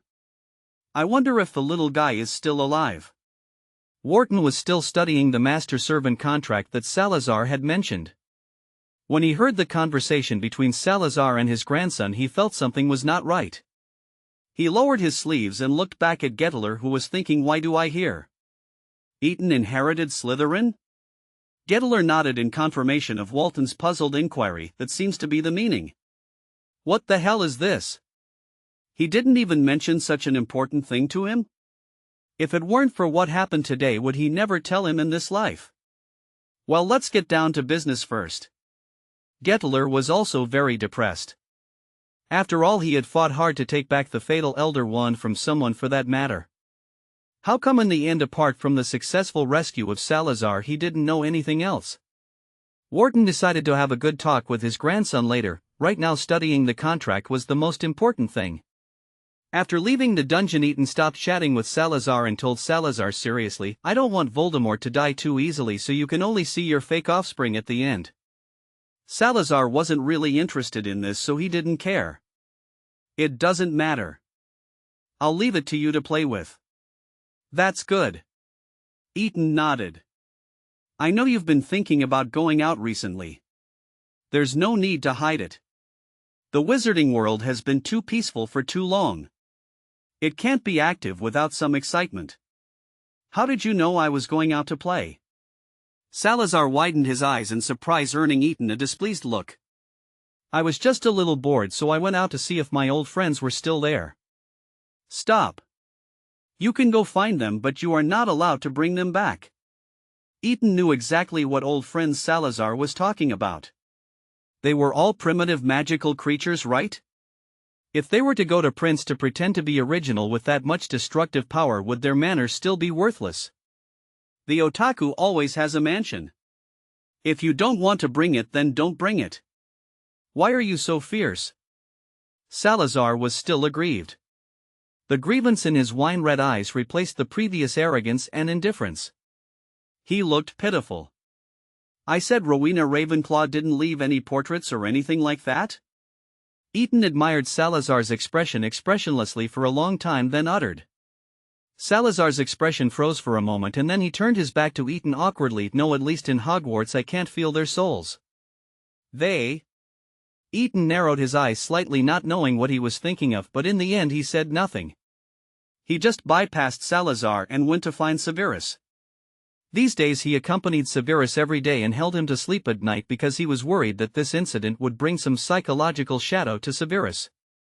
It is not known what kind of deal Wharton made with Dumbledore, but the headmaster specially approved Severus Snape to stay in Hogwarts one semester in advance, but Severus flatly refused this with a very tough attitude. "Don't impose your will on me. I won't go, Ethan." Severus rarely smiled since the day he was attacked. He showed some emotion only when facing Ethan. When facing other people he always had the same expression, which was no expression. He was getting closer to Ethan's expressionless face. At this moment he was firmly rejecting Ethan's request. "Severus." Ethan frowned and pulled Severus, who was standing stubbornly, to sit beside him. "Don't say any more, these are my business." Severus stood stiffly beside Ethan, turned his head away abruptly and refused to look at Ethan. He was worried that Ethan would see the emotions in his eyes. Ethan knew what Severus was thinking, but this made him feel even more distressed. However, he knew that Severus would not change his mind, so he could only sigh and hug Severus's little body again, soothing the stiff body in his arms until it became soft. "Take good care of yourself, Severus. I am still waiting for you to explore the mysteries of Hogwarts together. I am very interested in Gryffindor's collection." Severus nodded. "I will." He would never allow anything that happened to him to happen to Ethan. He was the target of the Prince family. If the target was gone, those people would definitely target Ethan. He could not bear the possibility of this happening, even if there was only a fraction of a percent chance of that happening. Ethan whispered the plan in Severus' ear. He wanted to reassure Severus that Voldemort would not set his sights on Prince for at least 2 years. This period of time was enough for them to implement their plan. If they hurt Prince, they would definitely have to pay a price. Ethan's second year was very dull, at least in his own opinion. He ignored the group of people who gossiped about Prince. Slytherin's attitude towards Ethan was even more abnormal. First of all, Chief Irwin had graduated and Bellatrix became the chief of this term as she wished. She was always looking for trouble with Ethan, and the reason was naturally her lord. She tried to make trouble for the Prince family many times but failed, and also attracted a counterattack from Dumbledore. In the end, she had to temporarily give up her actions against the Prince family. This made her, who had just been honored to be allowed to join the Death Eaters, very intolerable. Naturally, Ethan Prince became her vent, and sneak attacks, insults and sarcasm were everywhere. Because of her leadership, the children of the Death Eater family all rebelled against the last. They were just bystanders at the beginning and began to target Ethan everywhere. Although they would not hurt him openly, they used dark magic in secret. After all, they thought that the rules of Slytherin were that all fights were internal and would not be publicized. The custom of swallowing bitterness was still very beneficial. Unfortunately, their attacks became their suffering 100%, including Bellatrix, who never got the upper hand. They could not say no to Ethan's venomous tongue when insulting and sarcasm. They were injured by sneak attacks, accounting for 98% of them. The other 2% was because Ethan was busy and not in the mood. This made Bellatrix even more angry. She wanted to gather everyone in the lounge to teach Prince a lesson, but she was persuaded by her sister Narcissa Black, who had just entered the school. No one knew what Narcissa said, but Bellatrix learned her lesson after that. She ignored Ethan and ignored him. Although others would occasionally stir up trouble, they would not act easily. Secondly, Zabini gradually stopped playing the aristocratic game with Ethan and instead began to carefully reveal his distress when talking to Ethan, and he never tired of doing so even if he didn't get a reply. Thirdly, Lucius still kept his distance from Ethan, but the chats with the two-way mirror became more and more frequent. After Voldemort failed to successfully inherit Hogwarts, it was obvious that his father Abraxas had regained his balance. Lucius himself became more and more skilled in playing the aristocratic game, and he was able to maintain it easily. When chatting with Ethan, he no longer mentioned any gang disputes, and all content in this regard was blocked. Things in the wizarding world seemed even more boring. No one knew what happened inside the Death Eaters, but the disappearance of several famous Death Eaters spread throughout the wizarding world. The news that the head of the Lestrange family was seriously injured was completely blocked by Voldemort. The strange extent of the wounds on the body of Lestrange, who was found in Nocturne Alley by the Death Eaters sent by Voldemort, attracted Voldemort's full attention. He did not allow anyone to treat Lestrange's injuries. He did everything by himself and even captured many well-known potion masters for research. Lestrange was extremely grateful and loyal and expressed his willingness to study with him, which greatly increased Voldemort's favor for him and even made use of his two sons. I will not go into details here. Another thing that made Voldemort even more unable to act rashly and also shocked the entire wizarding world was that another handsome young man with red eyes appeared in the wizarding world. Although he was only seen by a few people, his elegant manners and impressive eyes and expressions immediately attracted the attention of the entire wizarding world. When the news reached Voldemort's ears, it had already caused a sensation. He could only quickly send people to investigate the entire Slytherin family. Similarly, he had unknown worries in his heart. He was a half-blood. If a pureblood Slytherin appeared, he had to kill him first to feel at ease. This was just the right time to make a Horcrux. Voldemort, who was busy with these, could only put aside the affairs of the Prince family for the time being. Time slipped to the day when Severus entered school. Eton helped Severus put on his robes and looked him up and down. "Severus, you have grown up." He was very emotional. What was this feeling of a son growing up like this? I should be the one saying this. Wharton wanted to rub Severus' head, but he dodged it expressionlessly. This made him feel very aggrieved. Severus had become not cute at all in the past year. "Severus is mine." Eton touched Severus' hair.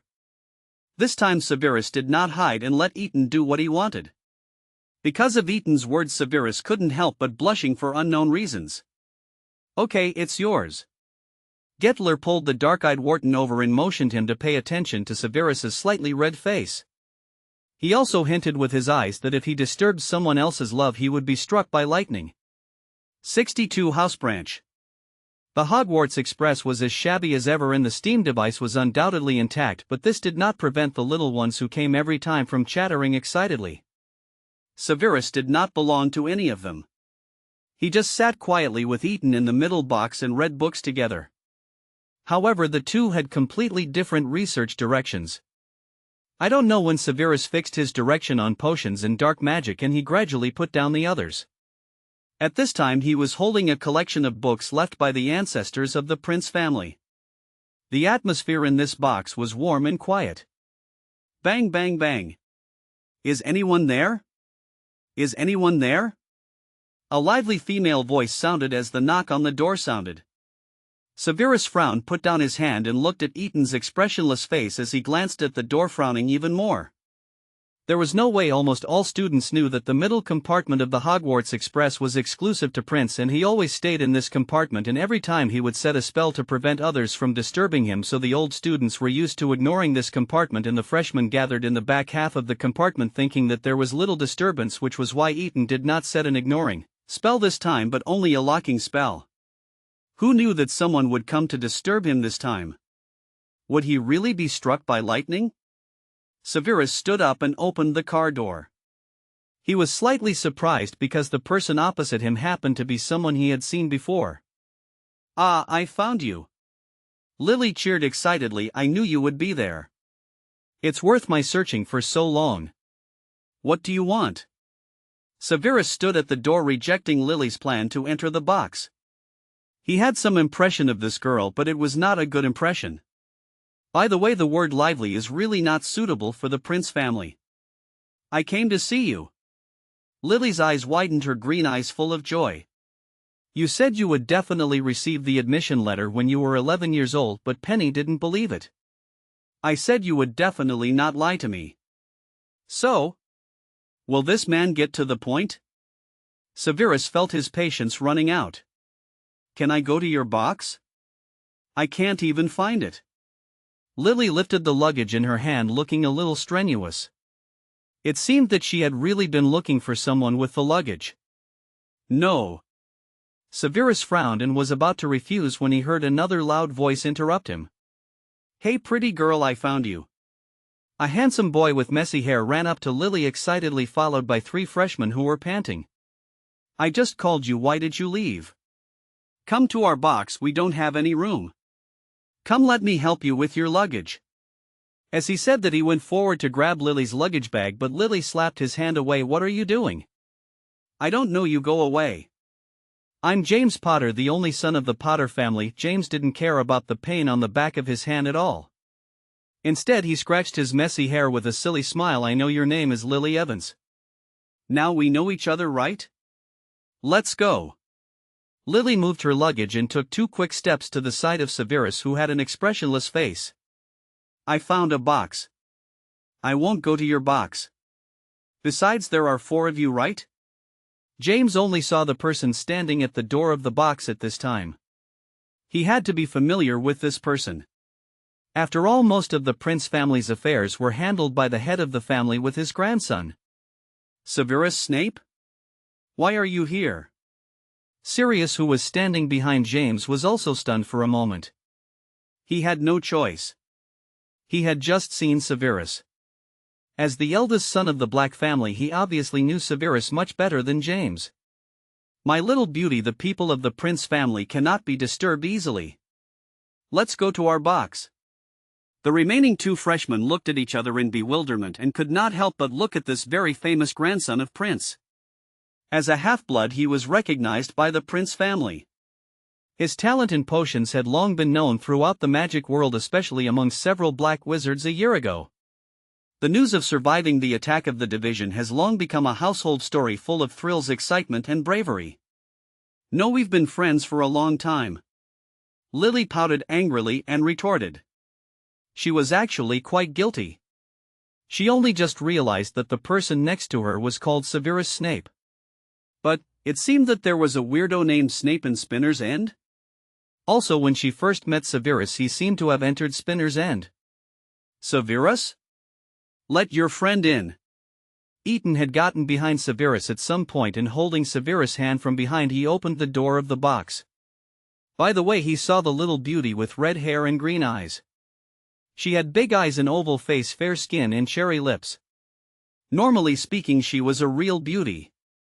"No need." Severus frowned again and refused coldly. He didn't want anyone to disturb him and Eaton. "You are Potter Black and—" Ignoring Severus's answer, Eaton politely said to the 4 stunned people opposite him, "Who are these 2? The 4 people who met the legitimate heir of the Prince family for the first time were a little uneasy, although the person opposite was very polite. "I'm Remus Lupin, and this is Peter Pettigrew. Hello." "Hello. If you don't mind, we should go back to the box." Eaton nodded at the 4 freshmen. The curiosity in their eyes was so obvious that Eaton was not used to it. Lily Evans originally thought that Severus was a cold and hard man who didn't care about being sad, but when she saw that she could join his box, she was immediately happy. She had time to look at the senior who came out. "Wow, he is much more handsome than Severus.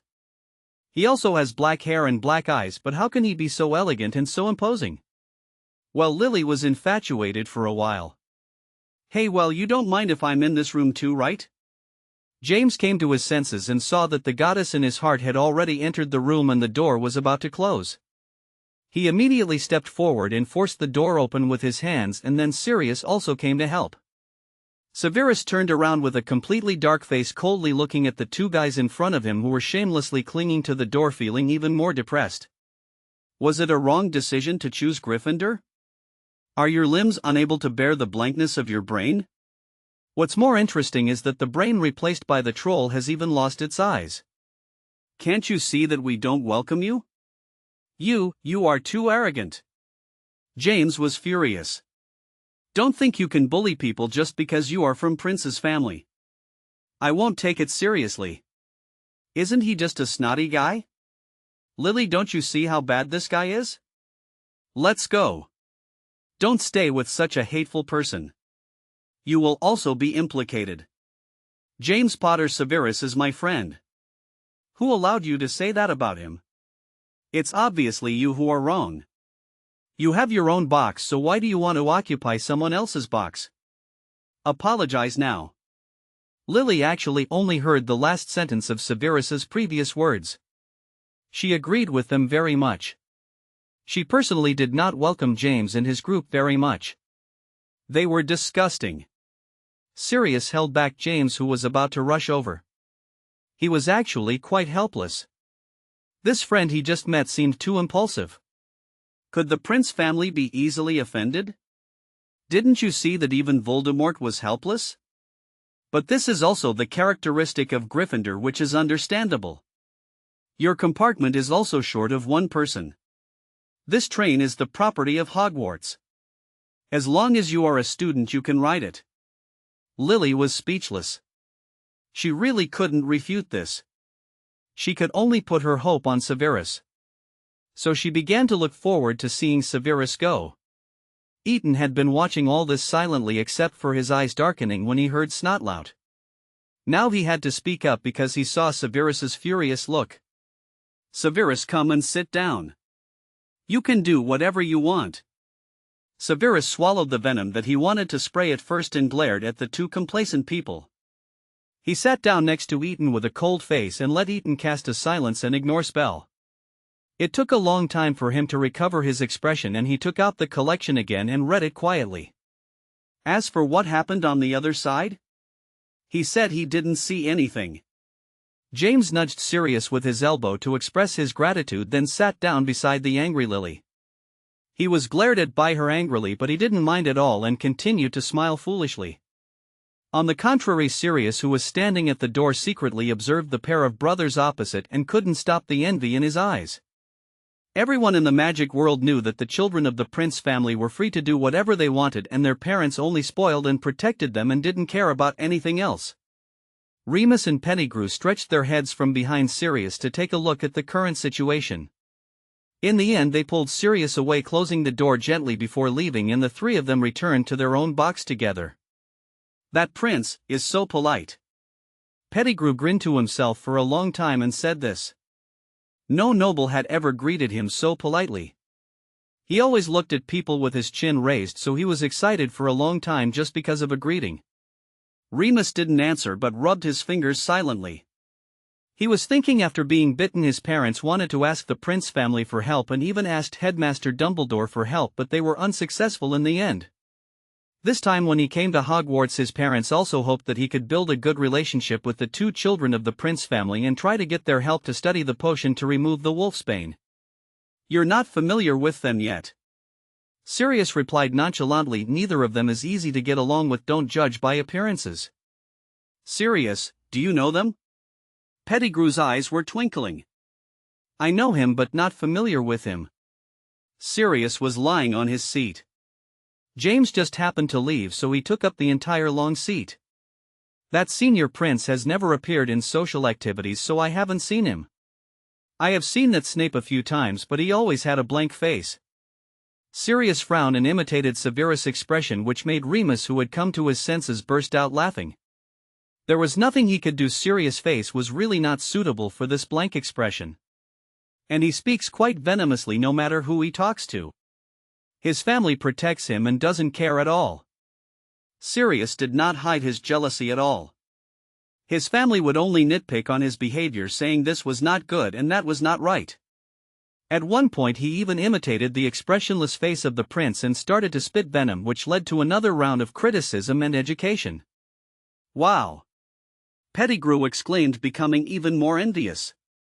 Humph! Sirius snorted coldly and stopped talking.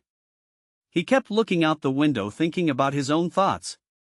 The Hogwarts Express was about to arrive at Hogwarts on time. Ethan lifted the spell. He and Severus had already changed into robes, so it didn't matter. However, Lily was a girl, so it was not very convenient, so Ethan took Severus out of the compartment and prepared to get off the train. James was still chattering without realizing it. After being interrupted by Lily, he realized the problem. He ran out of the compartment with a red face and hurriedly changed his robes. Freshman, come here. Oh, Ethan, you can't go with you. You have to go over there. Hagrid was still shouting beside the car. When he saw Ethan holding Severus' hand, he immediately smiled happily. In the past 2 years he had a lot of contact with Ethan. Eton also helped him heal all the bites he had suffered, which made him even more grateful. Got it, Hagrid. Eton pulled Severus in front of him. Get the magic lamp and see you at Hogwarts. After seeing Severus nod, Eton said goodbye to Hagrid and went to the third grade team where Zabini and Lucius, who was chatting with Zabini with his chin raised and pretending not to care, were waiting with Crabbe and Goyle. Seeing that Eton had left, Lily quickly took the seat next to Severus. Severus, it's so dark in here, is the magic lamp for lighting? Without Eton by his side, Severus didn't bother to hide it at all. Please don't follow me, Miss Evans, and don't make friends casually. We are not friends. Lily let go of Severus' sleeve with a somewhat hurt look on her face and looked at him with watery eyes. How can you say that? It was you who told me about Hogwarts and you who told me I was a wizard. I only know you here and I thought we were friends for a long time. Why do you deny it? Is it because of that annoying person just now? I knew that person was so annoying. Somehow Lily blamed all the faults on James and felt even more disgusted with him. Don't. Severus was about to say, don't put the blame on others. I hate people like you who are self-righteous and think they are princesses even though they have nothing. However, he was interrupted again, which made him temporarily lose the chance to ask for help. A trouble. Snotlout, are you bullying Lily again? James always arrives at the right time. He rushed to Lily's side again. Severus narrowed his eyes slightly, and just as he was about to speak he heard Hagrid's voice. Oh, you are Severus, right? I know you. Eton always mentioned you to me. Come with me. Freshmen, follow me. It turned out that Hagrid saw all this and thought someone was going to bully Severus, and he immediately became anxious. This was Eton's beloved younger brother, so he came to be a backer. Not to mention when he interrupted James and Sirius, who wanted to speak, could only stare at the tall mountain in amazement. Guys, there's nothing to say. Even Lily is no exception. While the freshmen were focusing on Hagrid, they had already stumbled to the edge of the Black Lake without realizing it. James came to his senses late as the boat with 4 people in it was occupied by 2 other freshmen. He could only share a boat with 3 new friends. However, during the entire boat trip he had been staring at the goddess in his heart in the darkness. Although he found out after landing that he had been staring at the wrong direction and the wrong person. Professor McGonagall was as serious as ever. She was very satisfied when she saw the nervous freshman. She led everyone into the auditorium and started the sorting smoothly. Lily Evans. Mag's voice startled Lily, who was beginning to be frightened. She couldn't help shrinking her head. Finally, under everyone's gaze, she secretly glanced at Severus, who was staring straight ahead. She encouraged herself, walked up slowly, and put on her hat. Gryffindor. The hat called out the word gently, which made James extremely excited. Wow, that's great, she's in the same college as us. At least James knew to control his volume. He secretly tugged at Sirius' robe and whispered. Sirius looked at James with some complexity, hesitated for a moment, and said nothing. He secretly glanced at Eton, who was sitting in Slytherin. Although people around him were whispering, he could be quiet and ignore everything around him. Could he be like this too? He didn't like dealing with those people at all, but he also didn't want his family to be sad. James didn't mind Sirius' silence since his mind wasn't on that anyway. Sirius Black. When McGonagall read out this name, the entire Slytherin fell silent. Narcissa Black was a little nervous. She knew her brother too well. He was extremely rebellious. Who knew if he would have any problems and choose a college that Black could not accept? Sirius, who was pushed by James, kept his head down. He sat on the chair and put on his hat, but still didn't look up so no one saw his expression. This time the hat took a long time and Sirius' body became increasingly stiffer until the final word came: Slytherin. Phew. Narcissa breathed a sigh of relief and led the applause. Her smile became unusually genuine. Since the little Slytherin princess had applauded, the entire Slytherin immediately applauded in unison to welcome her. James was dumbfounded. Pettigrew and Remus were both in Gryffindor and he thought Sirius would be there too, but how? This was too strange. Sirius himself said that he was very likely to be in Gryffindor. Although Gryffindor and Slytherin were not at loggerheads with each other, they were almost at loggerheads. Prince was a special case. How were they going to get along in the future? James was sorted into Gryffindor in a daze. He sat down and stared at Sirius, who was sitting at the end of the Slytherin class with his head down. He didn't even rush to find Lily Evans. Severus Snape.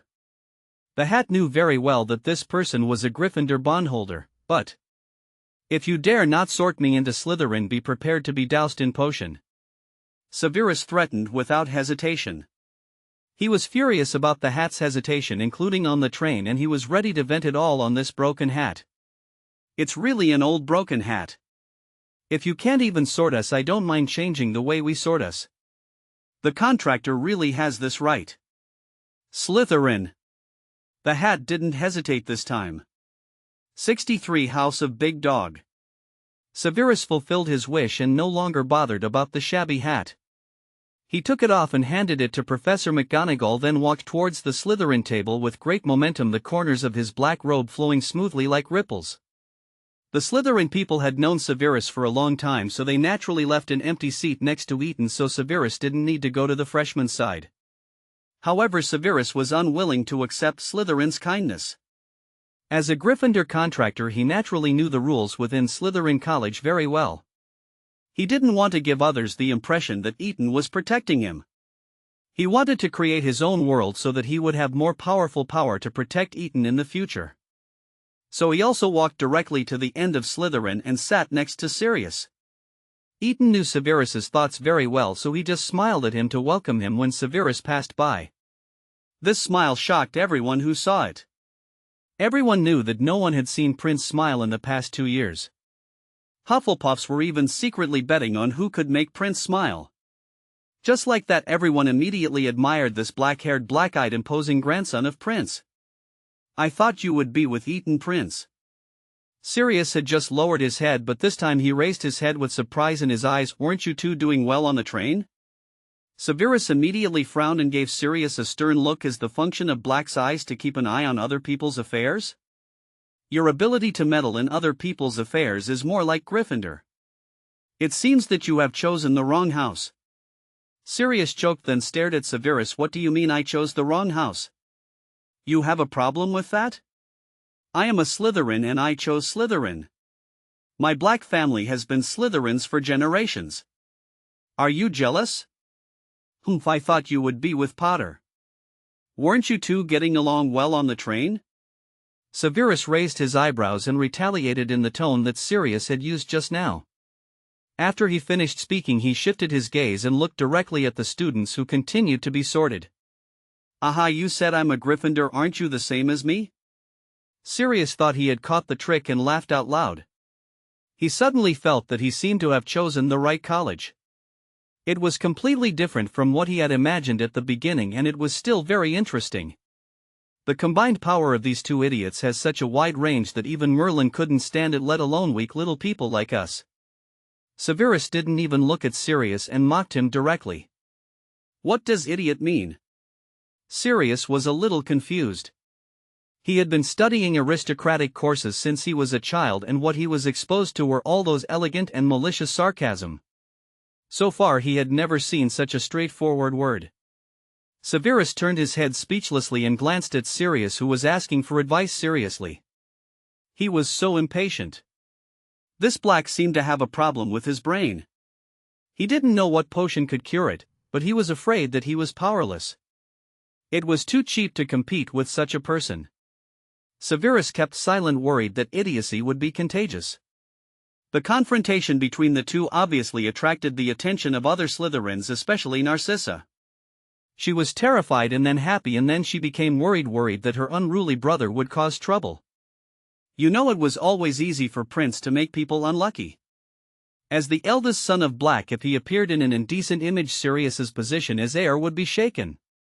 But the result was not bad. Although the ending was a bit speechless, it was not bad after all. Eton was very interested in someone who could stimulate his always calm Severus, and he was also somewhat relieved. His Severus was just too dull. He had been immersed in various learning jars since he was a child and couldn't get out. Recently he devoted himself to potions and magic. He didn't have the liveliness of his age. It really made people worry. Yeah, asterisk when asterisk romance asterisk show asterisk facts serious. A guy with a big nerve and unconventional cards was very suitable to be his Severus's bad friend. It seems that Blake and your brother have a good relationship. Zabini, who was sitting next to Eaton, said with a smile and a teasing tone. Orville has a very sharp vision. Lucius, who was sitting opposite, snorted coldly. Prince, your brother is very imposing. I heard that the head of the Prince family loves this grandson very much. It's a good thing that the head of the family is still strong. Orville's face immediately turned ugly. It wasn't the first time that Lucius had been teasing him, but it was the first time that he had been so sarcastic and mocking and even involved the inheritance of the Prince family. This was simply a complete break with Prince. What was going on? He had originally speculated that there was something fishy behind the breakup between Malfoy and Prince, but now it seemed that it was impossible. What was going on with Lucius? Zabini secretly observed Eaton, wondering whether he should beg for mercy for his childhood friend. Unfortunately, Eaton was still quietly holding his chin and waiting for the food to be served without any reaction to anything around him. That night Lucius leaned against the head of the bed, pouting his lips and unconsciously pinching the doll in his hand, his brows slightly wrinkled, which made his delicate face, which had grown a little older, look even more beautiful. Unfortunately, no one appreciated it. After a while he sighed, crushed the doll a few times, threw it to the end of the bed, jumped off the bed, took out the two-way mirror, hesitated for a while and then input the magic call. Eaton, today. Lucius didn't know how to apologize. No matter what, he really went too far today.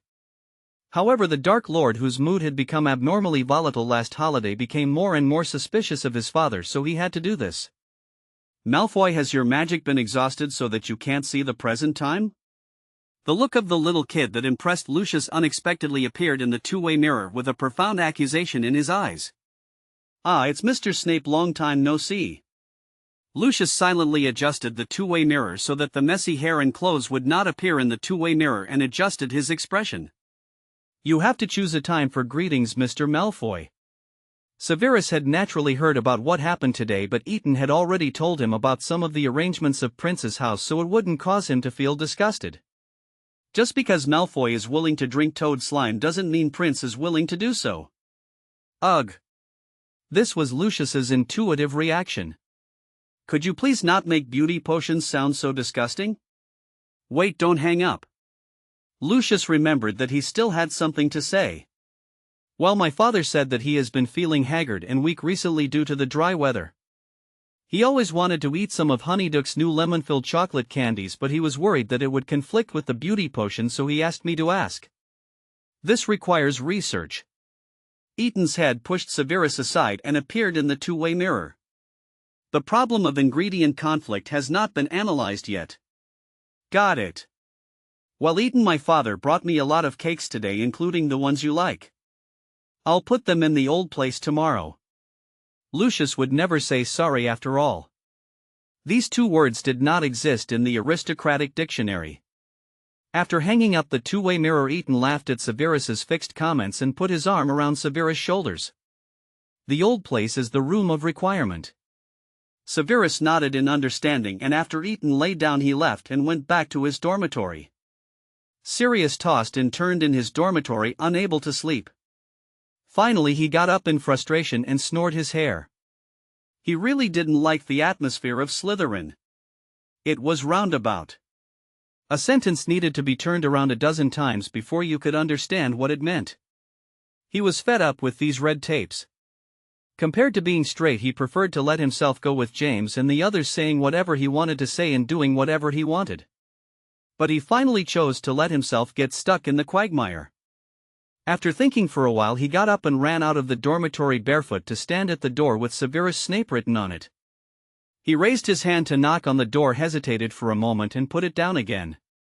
He had no reason to look for others.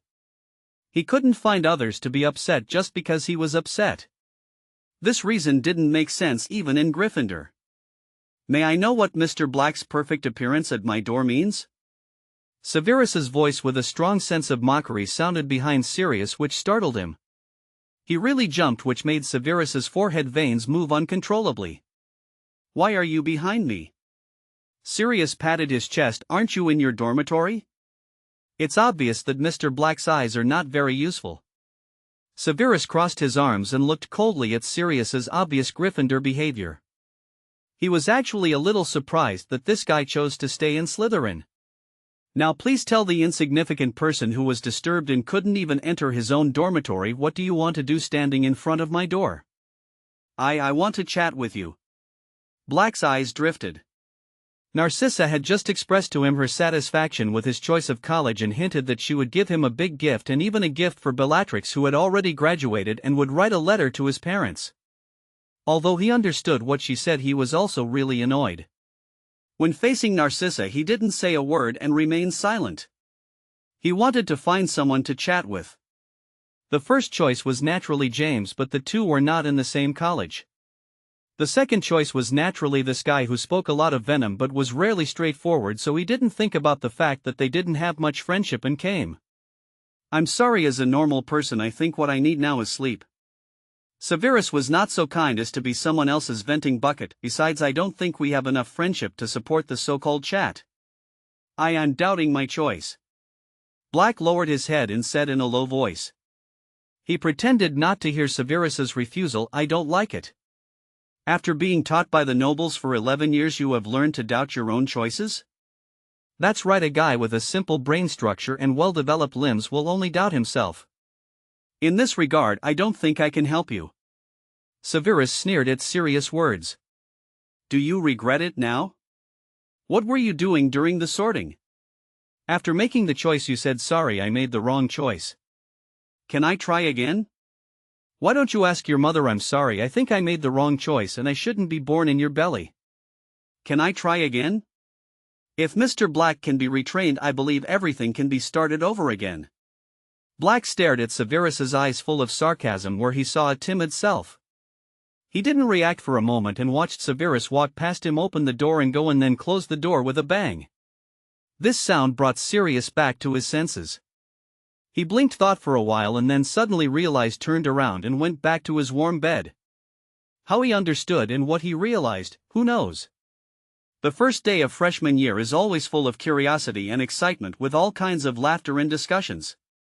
James was caught in a traffic jam on the road by Sirius, who insisted on getting next to Severus. Sirius, come here. James walked forward and forcibly pulled Sirius into an empty passage. Didn't you say you were coming to Gryffindor? Why did you change your mind? James simply ignored the possibility that Sirius had mentioned at the time. Does it matter which house I'm in? Sirius grabbed James' shoulder, imitating what James had done before. It won't prevent us from getting along. Don't worry.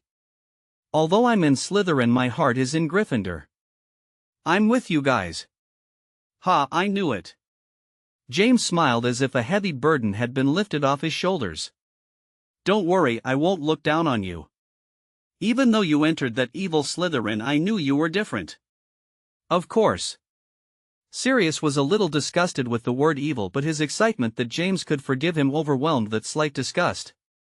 Ah, well, I'll find you after class. I have to go to class now. Oh. Severus must not be waiting for me.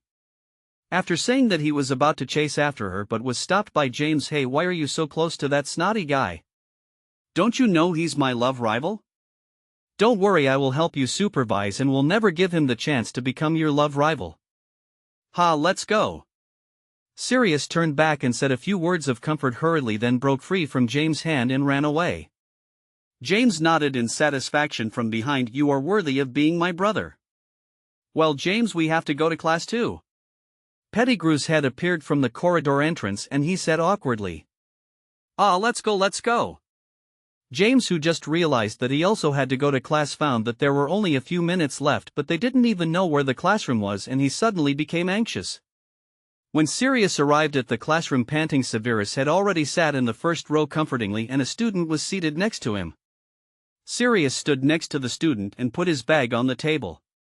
He looked at the young nobleman silently until he realized something and lowered his gaze and sat in the back. Then he sat next to Severus leisurely with a smug smile on his face, completely ignoring the ridicule and resentment in the eyes of the Slytherins behind him.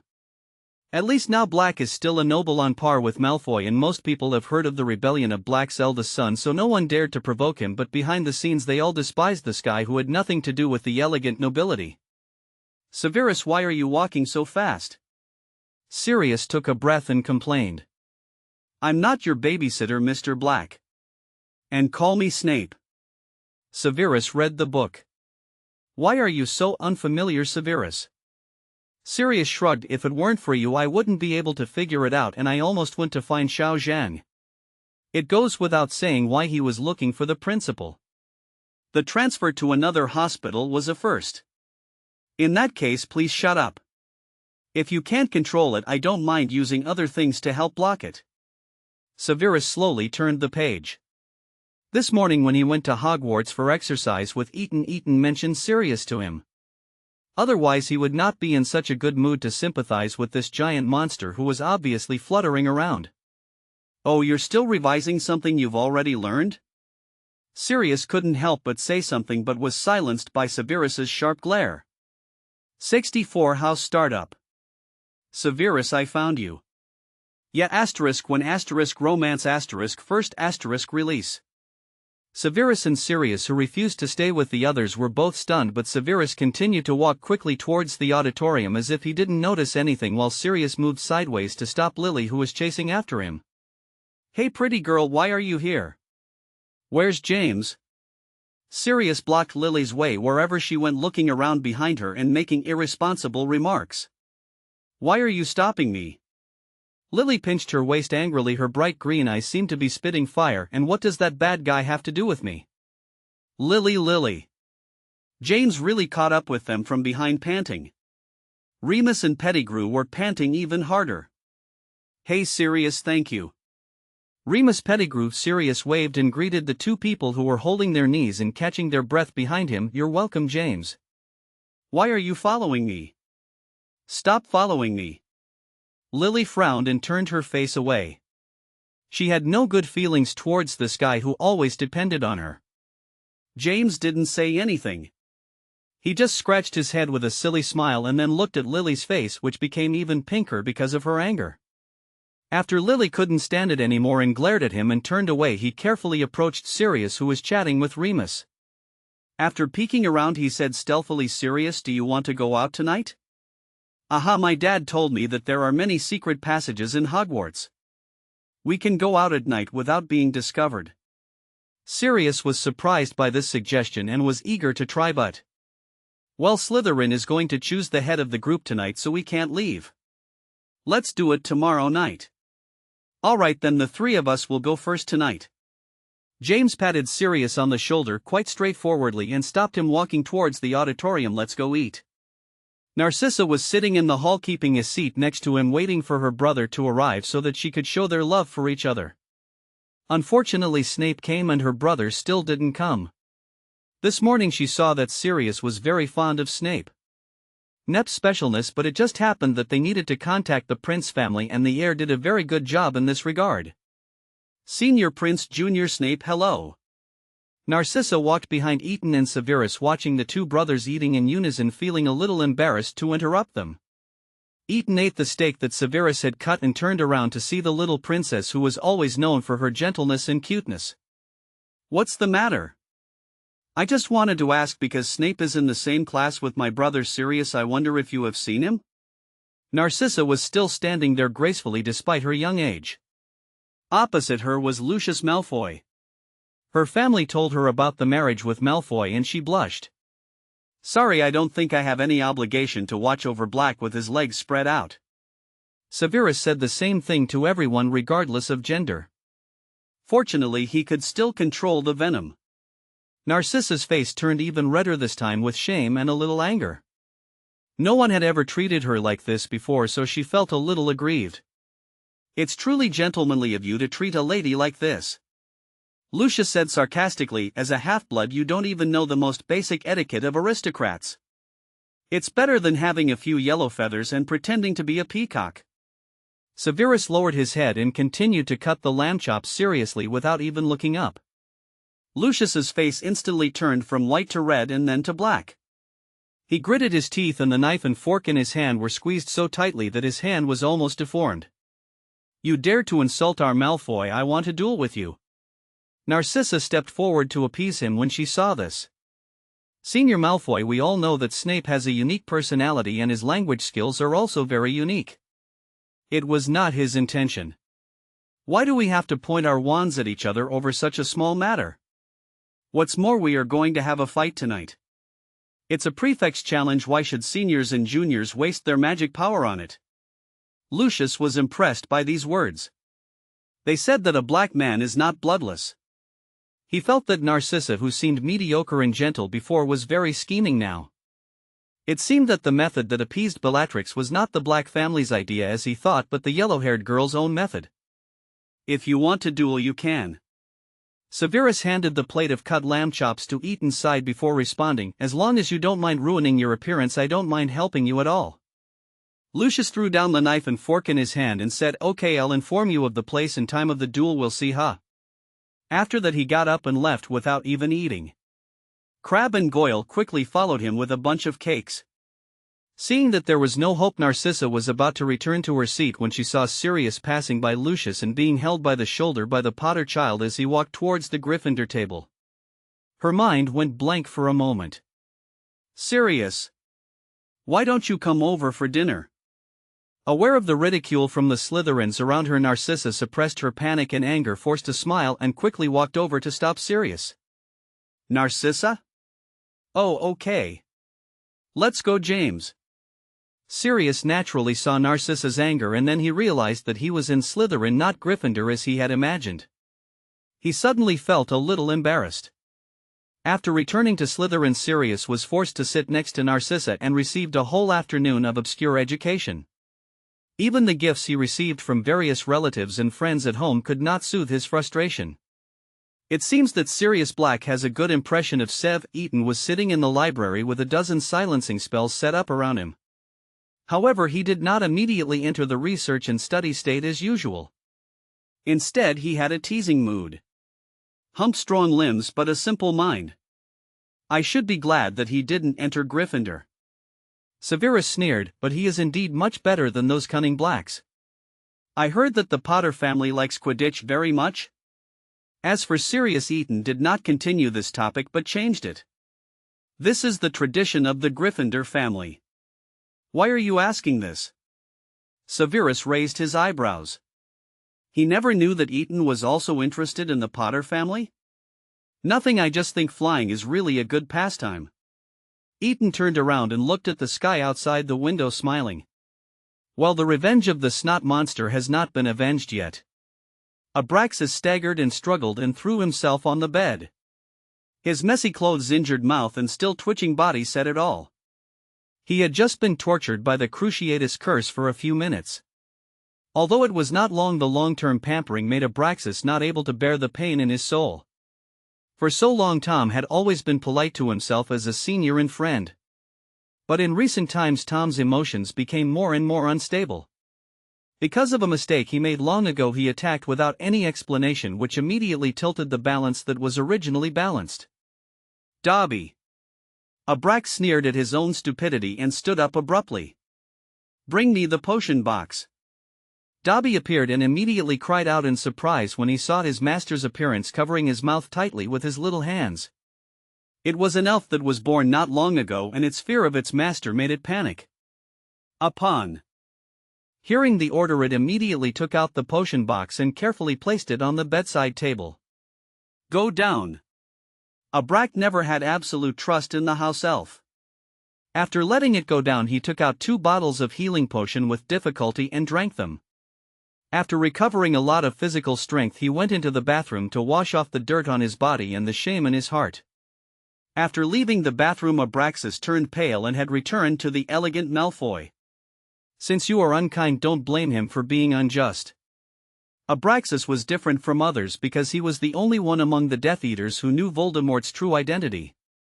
Although Tom's performance was outstanding during school and attracted many people's attention, no one knew that he was a half-blood.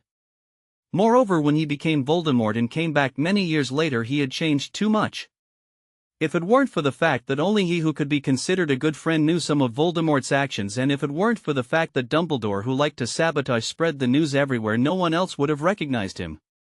At this time Prince Manor also received the news.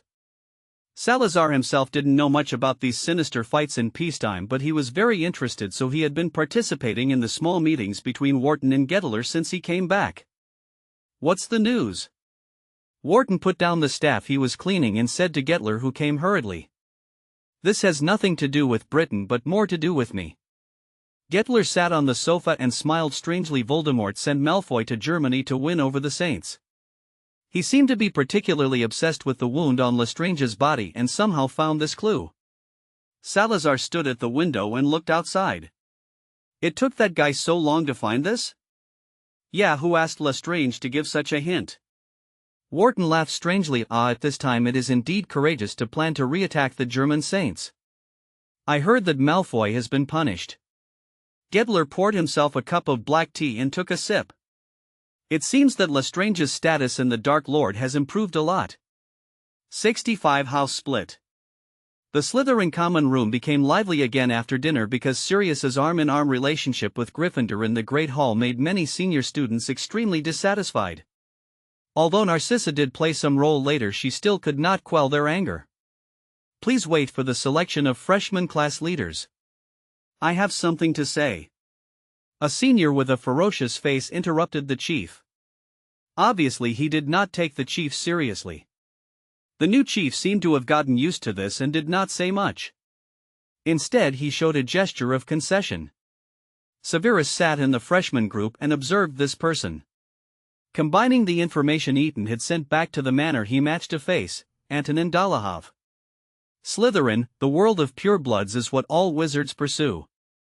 Dolohov first spread his arms, raised his face slightly, and praised with an exclamatory tone, "What a beautiful place, what a desirable existence, but why did someone come to break it all, huh? Associating with dirty and lowly bugs, bringing shame to Slytherin." At this point his tone was already extremely vicious and the murderous light in his eyes was extremely obvious. Sirius hadn't thought of himself at this point. He just felt that this person was disgusting and must be a member of the Dark Wizard gang. When he realized that everyone in the lounge was staring at him, he slowly reacted and jumped up. "Who are you talking about?" "Sirius." Narcissa frowned slightly and stood up gracefully, reprimanding Sirius. "Are you so rude at home?" "Senior Dolohov, today's incident was a misunderstanding. Everyone in the wizarding world knows how difficult Potter is. Sirius has been exposed to aristocratic education since he was a child, and etiquette is ingrained in his bones, so it is inevitable that he could not be ruthless. The Black family has always been Slytherin and everyone knows this. No one can deny the purity and determination of the Black people, but this is not something that can be obtained at birth. Could it be that Senior knew from a young age that Slytherin pursues pure blood?" After these words, Dolohov, who was originally planning to teach Sirius a lesson, hesitated. It was not that he was moved, but that he had selectively forgotten that the guy who corrupted the Slytherin house spirit was from the pure Black family. That was not a family to be trifled with, especially in front of the Dark Lord.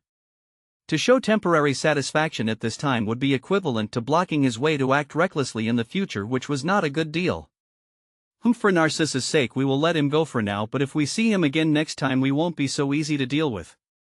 Dolohov raised his head and threatened, "Anyone who insults Slytherin, don't blame me for being ruthless." Eton paused while flipping through the book, then slowly spoke. "Senior, you are so arrogant. May I ask, did Slytherin choose you as the heir or appointed you as the spokesperson? Don't be so rude. It's your own business to do what you want. Don't use the Slytherin name as a sign. After all, he is also a Slytherin contractor.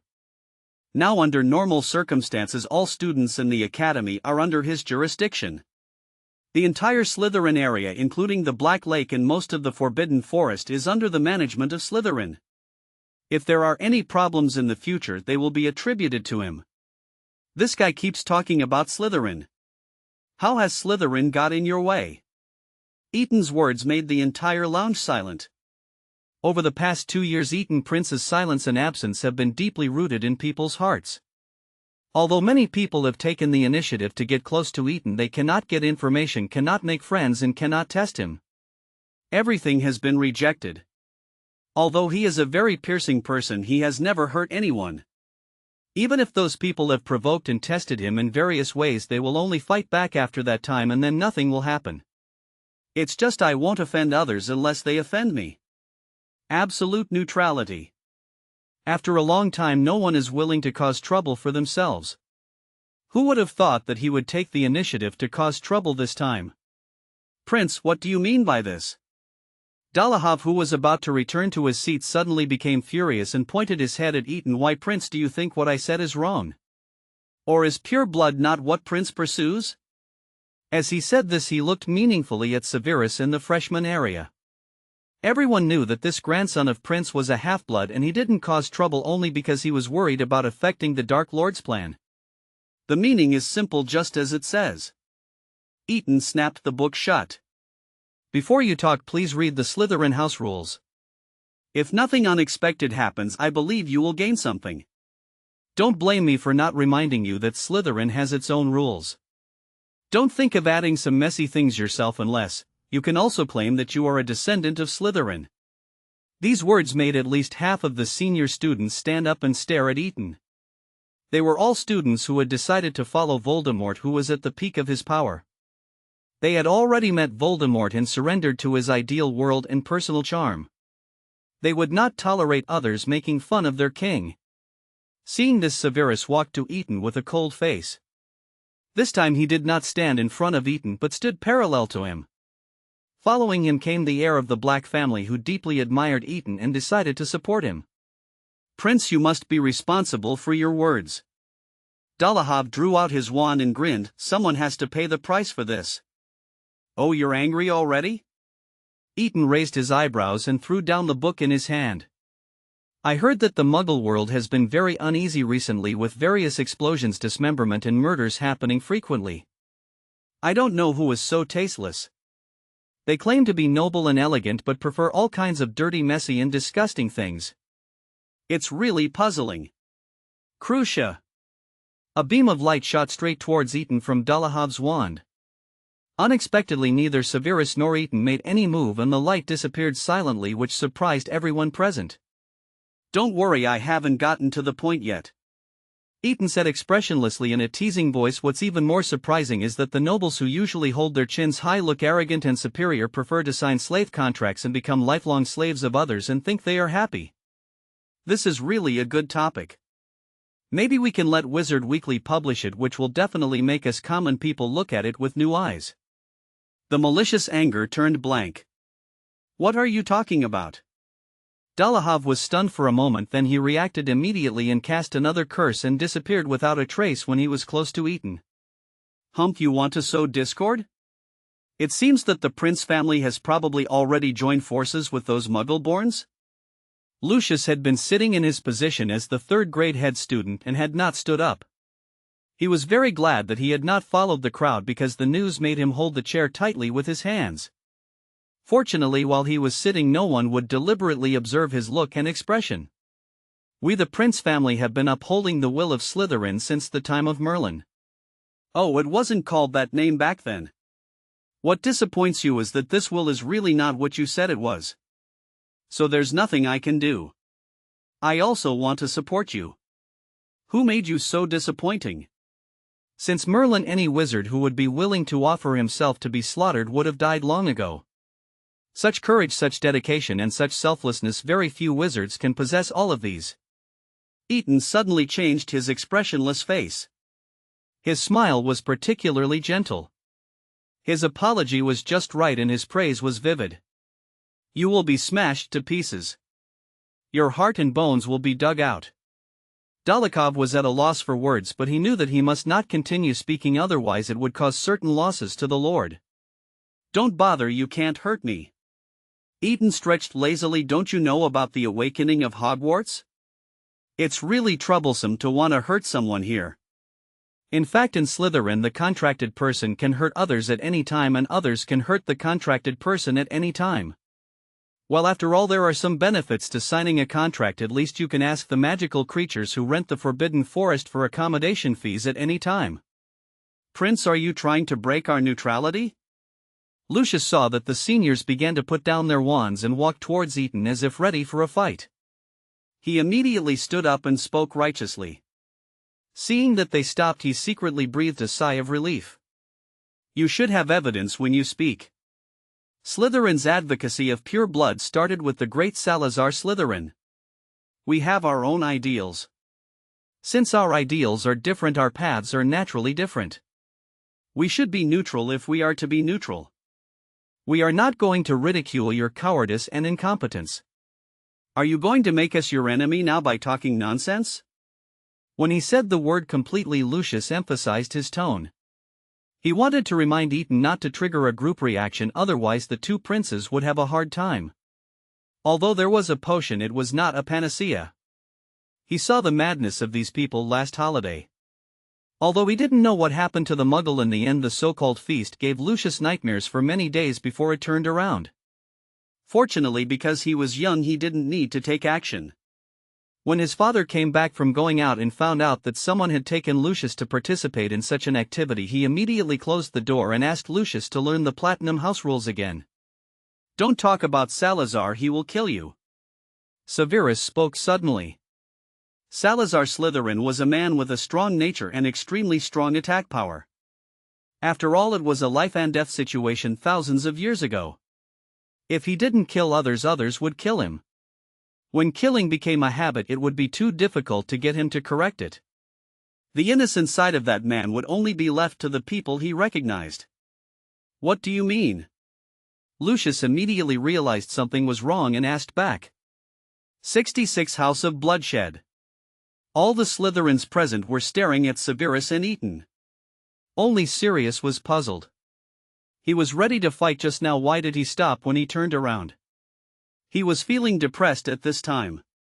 It turned out that he needed the comfort of a big fight. Who cares what he means? Don't you want to fight? I'm ready to fight you anytime. This is Sirius' eager voice. This was the expression of everyone at that moment, including Narcissa herself. Hey, what are you looking at with those faces? Are you looking down on me? Sirius's beast instinct took over and he got angry. Ahem, what I mean is. Eton coughed, interrupting everyone's gaze on Sirius. This kind of instinctive talent is definitely suitable to be friends with Severus, and he must not be defeated here. What I said just now was just a joke. At this time Eton had recovered from his facial paralysis and spoke seriously. Silence. You're dead, Prince. Dolahov's face was gloomy, his body tensed. Oh, you can't take a joke? Eton raised his eyebrows. Are you a Slytherin or not? Hey, have you heard? What? Dolokhov answered instinctively. I heard that a handsome guy with red eyes appeared in the magic world. Although only a few people saw it, the story has been widely circulated, but it has not been confirmed whether it is true or not. With the foundation of the Prince family, I assure you that this story is true. Considering that I provided you with such important information, forget the joke.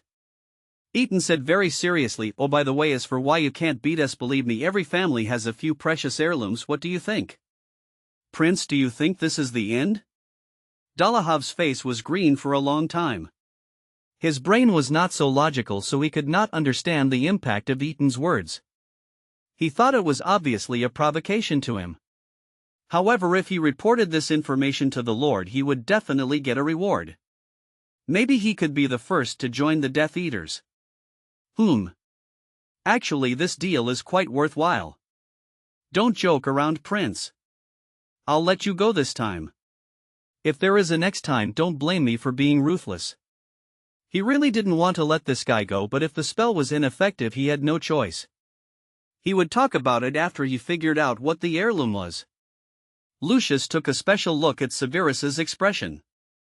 Although he was impressed by this ruthless junior, he didn't know much about his true nature.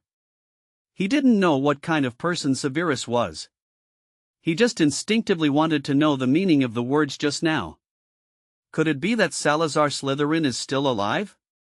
In fact, Lucius's inner thoughts were the same as most Slytherins. They were all entangled in the slave contract and Salazar's affairs. For a moment his brain was in a mess. The only thing he wanted to do was to contact his family as soon as possible to let them confirm what was going on. Everyone knew that the prince family was good at potions and alchemy. No one knew how many family collections had been passed down since the time of Merlin. In everything it is better to be safe than sorry. In that case, everyone please sit down. The freshman class leader has not been chosen yet. What do you think? Narcissa secretly pulled her stupid brother to her side, thinking about how to communicate with her family and tell Sirius' parents about their current situation. Hump, you want to provoke the black family, but you don't even consider your own weight. Of course, Prince's words should also be revealed in a subtle way. Everyone please return to your positions. The chief finally came out to make plans. The freshman prefect challenge begins now. Severus returned to his seat. He did not intend to participate in the selection of prefects. Please, he was busy with his own things and had no time to care about these guys.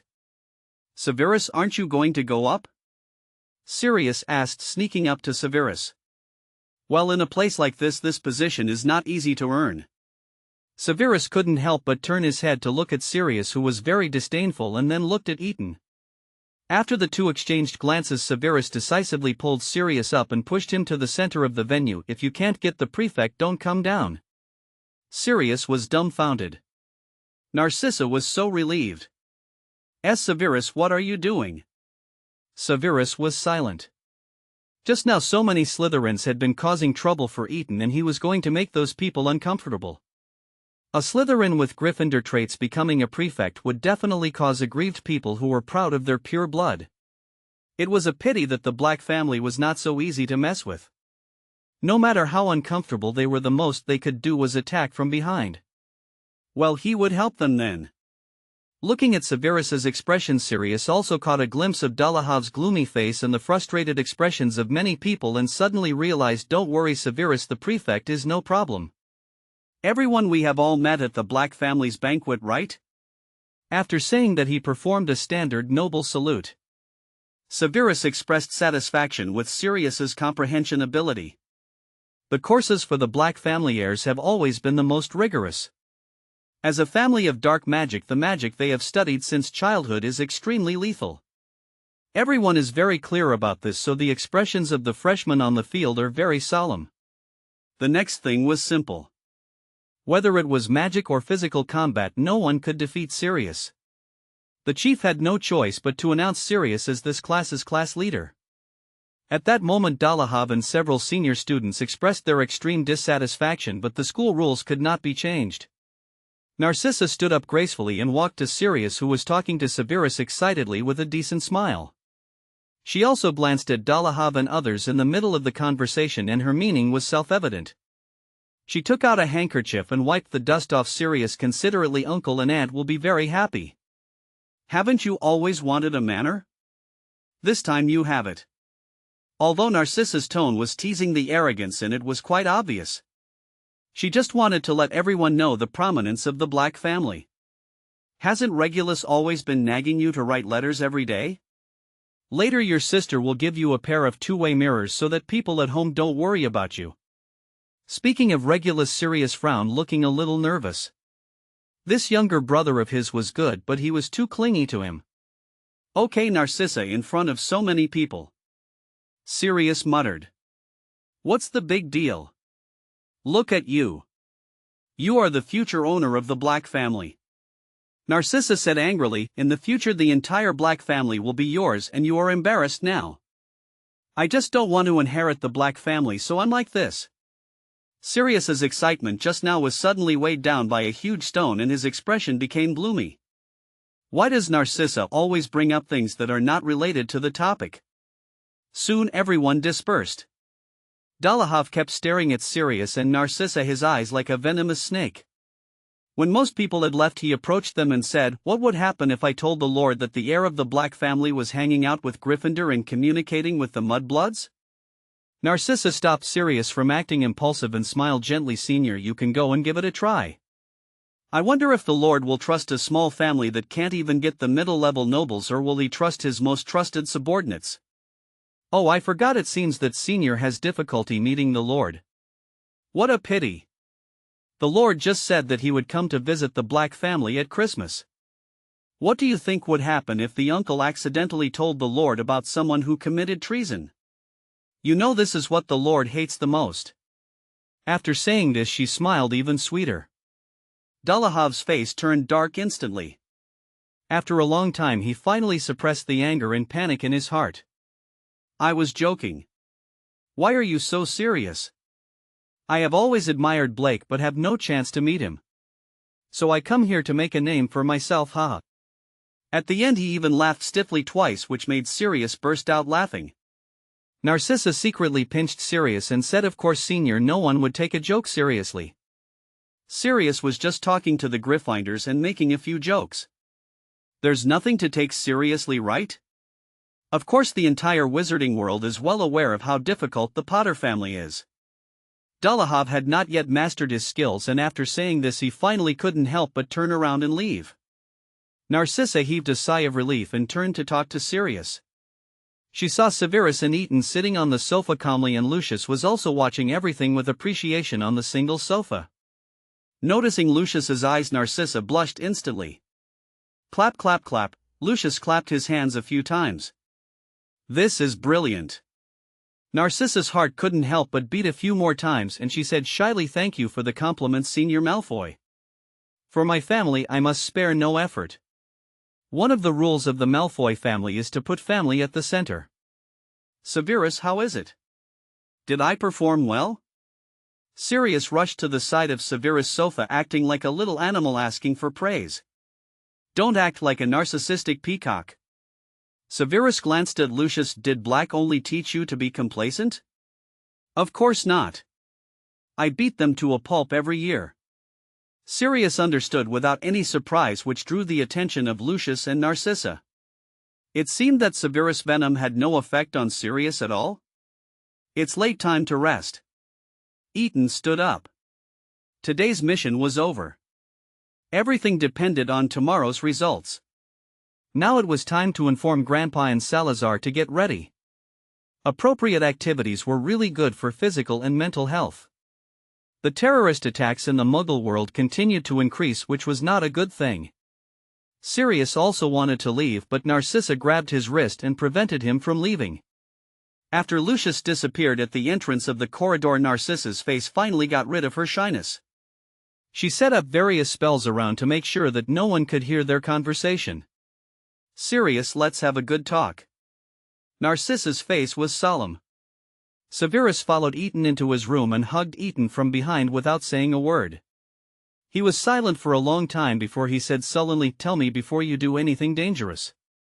Eton thought it was something else and broke free from Severus' arms, looked into his worried black eyes and reached out to ruffle Severus' soft hair. Grow up quickly, Severus. It was just a joke, but Severus nodded seriously, leaving Eton speechless. Our Severus considers Sirius a friend, which is rare. Eton didn't want to continue this topic, so he decisively changed it. Severus frowned uncomfortably. That idiot who considers him a friend? It's not like my brain is occupied by a troll. That's not how your performance says it is, eh? Eton joked. That's good. I feel relieved. Don't you think you are being ridiculous when you say this? Do you want to leave me alone? Severus was immediately alert, with vigilance flashing in his eyes. He had previously joined forces with everyone in his family, including Salazar, to use the reason that the contractors had to stay in school to get Eton to give up his plan to leave school in 2 years. What did he mean by saying this now? Severus, you are an independent individual. You can't stay with me forever. Eton felt that since they had decided to let nature take its course, the two of them would either become lovers or have a simple relationship. No matter which one it was, he hoped that Severus could have his own circle of life so that he could truly realize his feelings. Eton Prince. Severus was angry. His voice was still low, but it was filled with deep sorrow. Since you wanted to abandon me, you shouldn't have taken me away in the first place. Can't you just let me die on my own? What am I? Ha? Trash that can be discarded at any time, or waste that can be thrown away after use. Doesn't that make me a useful person? What are my efforts over the years? What am I in your eyes? You can ignore me and then ignore me for months. Do you know me? Oh, maybe I should ask, have you ever seen me? 67 House Cold War. Looking at the sad Severus in front of him, Eaton couldn't help but think of the first time they met. Even though he was lying on the cold ground with wounds all over his body, his expression was not sad at all, as if he was looking forward to accepting death. From then until now, Severus has been trying hard. This is the first time he has seen Severus so sad. Somehow he felt very painful in his heart, but he couldn't say a word. Severus had been waiting for Eaton's answer, but what he got was a long silence which made his heart suddenly escape into darkness. However, he couldn't help but laugh sadly. It seems I was right. Good night, my cousin. Severus turned around and left resolutely. He did not see Eaton trying to hold his raised hand, nor did he see the expression on his usually expressionless face after the door was closed. Perhaps Severus was right. He had always been too self-centered and never asked others. Eaton stood in the center of the bedroom for a long time and finally had to reach out and cover his eyes. He liked to stay in a familiar place all the time. He liked to immerse himself in his own world. He did not like others to invade his life. Even his life and death partners avoided his territory. He did not like strangers. He hated talking to others and hated others guessing his thoughts. He hated crowded places. He did not believe that there was any emotion in this world. All this was just because he was still afraid of everyone. He was afraid of this world. Severus was right, but the target was wrong. He just put himself in the position of discarded garbage and waste that was thrown away after use and could not get down. Damn Severus, why did you have to cut open his wound? That night Eaton returned to Prince Manor but did not disturb anyone. He sat on the top of the back mountain holding a wild civet cat and looking at the stars in the sky until dawn. In the next few days Slytherin became unusually quiet and did not have any conflicts with Gryffindor. Even if Gryffindor provoked it to the extreme, at most it would receive some cold stares and some elegantly worded sarcasm and ridicule. There was not a single fight. The whole Slytherin seemed serious but listless, which aroused Dumbledore's sufficient vigilance.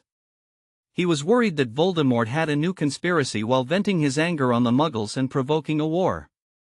However, this time he had convenient conditions. James mentioned a lot of Sirius to him.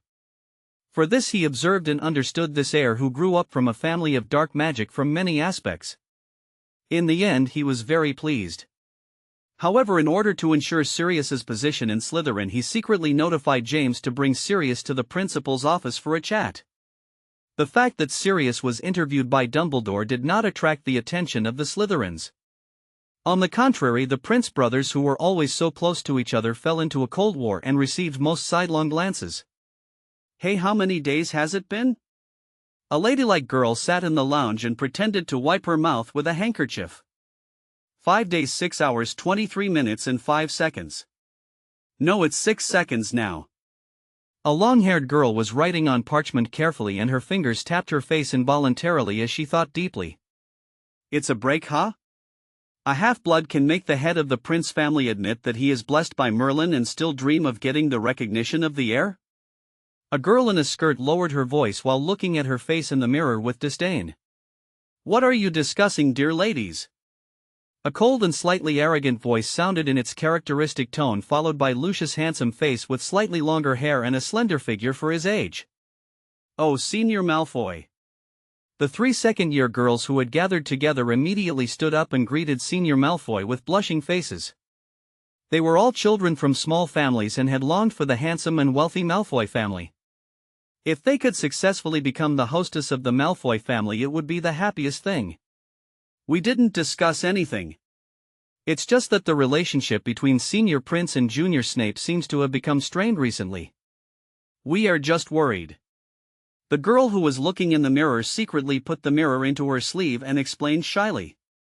Lucius walked up to the girl and slowly scanned her face until she turned her head away more shyly. Then he reached out and gently pinched the girl's chin. Amid the exclamations of the other 2 girls, he turned the girl's face to face him. What a pretty face, exquisite makeup, exactly my type. Seeing the surprise in her eyes, Lucius couldn't help but curl his lips. It's a pity. I don't like girls who lie to me. After saying that, he let go of her hand, took out his handkerchief and wiped the fingers he had just touched one by one, then threw it away, turned around and took Goyle and Crab out of the lounge, leaving behind the girl who was so pale with disbelief and the other two companions who looked regretful but could not hide their gloating. The others in the lounge sneered at this scene. It seemed that there were more than one or two Slytherins who didn't know what was good for them. However, as to why Malfoy would help three worthless low-ranking nobles, they simply attributed it to Malfoy's ability to play both sides and left it alone. They didn't have the energy to think deeply about such things. Therefore they missed the opportunity to see Malfoy clearly. Goyle and Crabbe were winking at each other nervously, not understanding why Malfoy suddenly got so angry. Lucius, where are we going now?" Goyle asked uneasily while looking at the figure in front of him. He failed to break in time and hit Lucius, who suddenly stopped and immediately took a step back. "Go find my dear Junior," Lucius answered with gritted teeth after many seconds. This time his tone completely frightened Goyle and Crabbe, causing them to shrink their necks involuntarily and obediently follow Lucius, who started walking again. The two slowly had to jog to keep up with his speed. "You two, who told you to follow me?" Lucius turned around and yelled at the two guys, who braked quickly. Let's go then." Crabbe pushed Goyle hard. Hurry up, hurry up." The two men pushed and shoved each other and ran away. Well, Lucius admitted that his temper was a bit inexplicable, but he had to understand his eagerness to get answers to those jokes. But because the two guys have been in a cold war until now, Eton has never responded to the two-way mirror. There is no one in the dormitory every night and no one knows where they go. He is indeed a little worried about his friend, and the black-haired and black-eyed little kid who left a very deep impression on him. It was easy for Lucius to avoid the current Slytherin. When he found Severus, who was behaving more strangely, he was sitting under a tree next to the Black Lake with a very thick book spread out on his legs, his eyes fixed on the shimmering surface of the Black Lake as if he would not blink unless he saw something. "Good afternoon, dear Junior." Lucius blocked Severus' sight, looking down at him and mocking him. Severus came to his senses.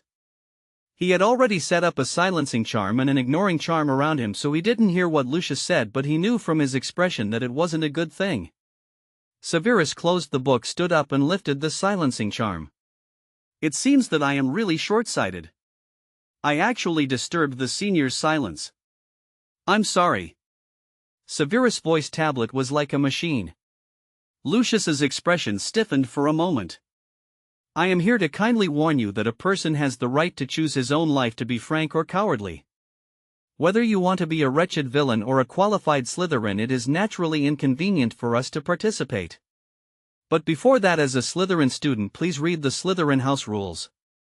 Slytherins never get themselves into the mud, so don't just let your temper do what you want, bastard.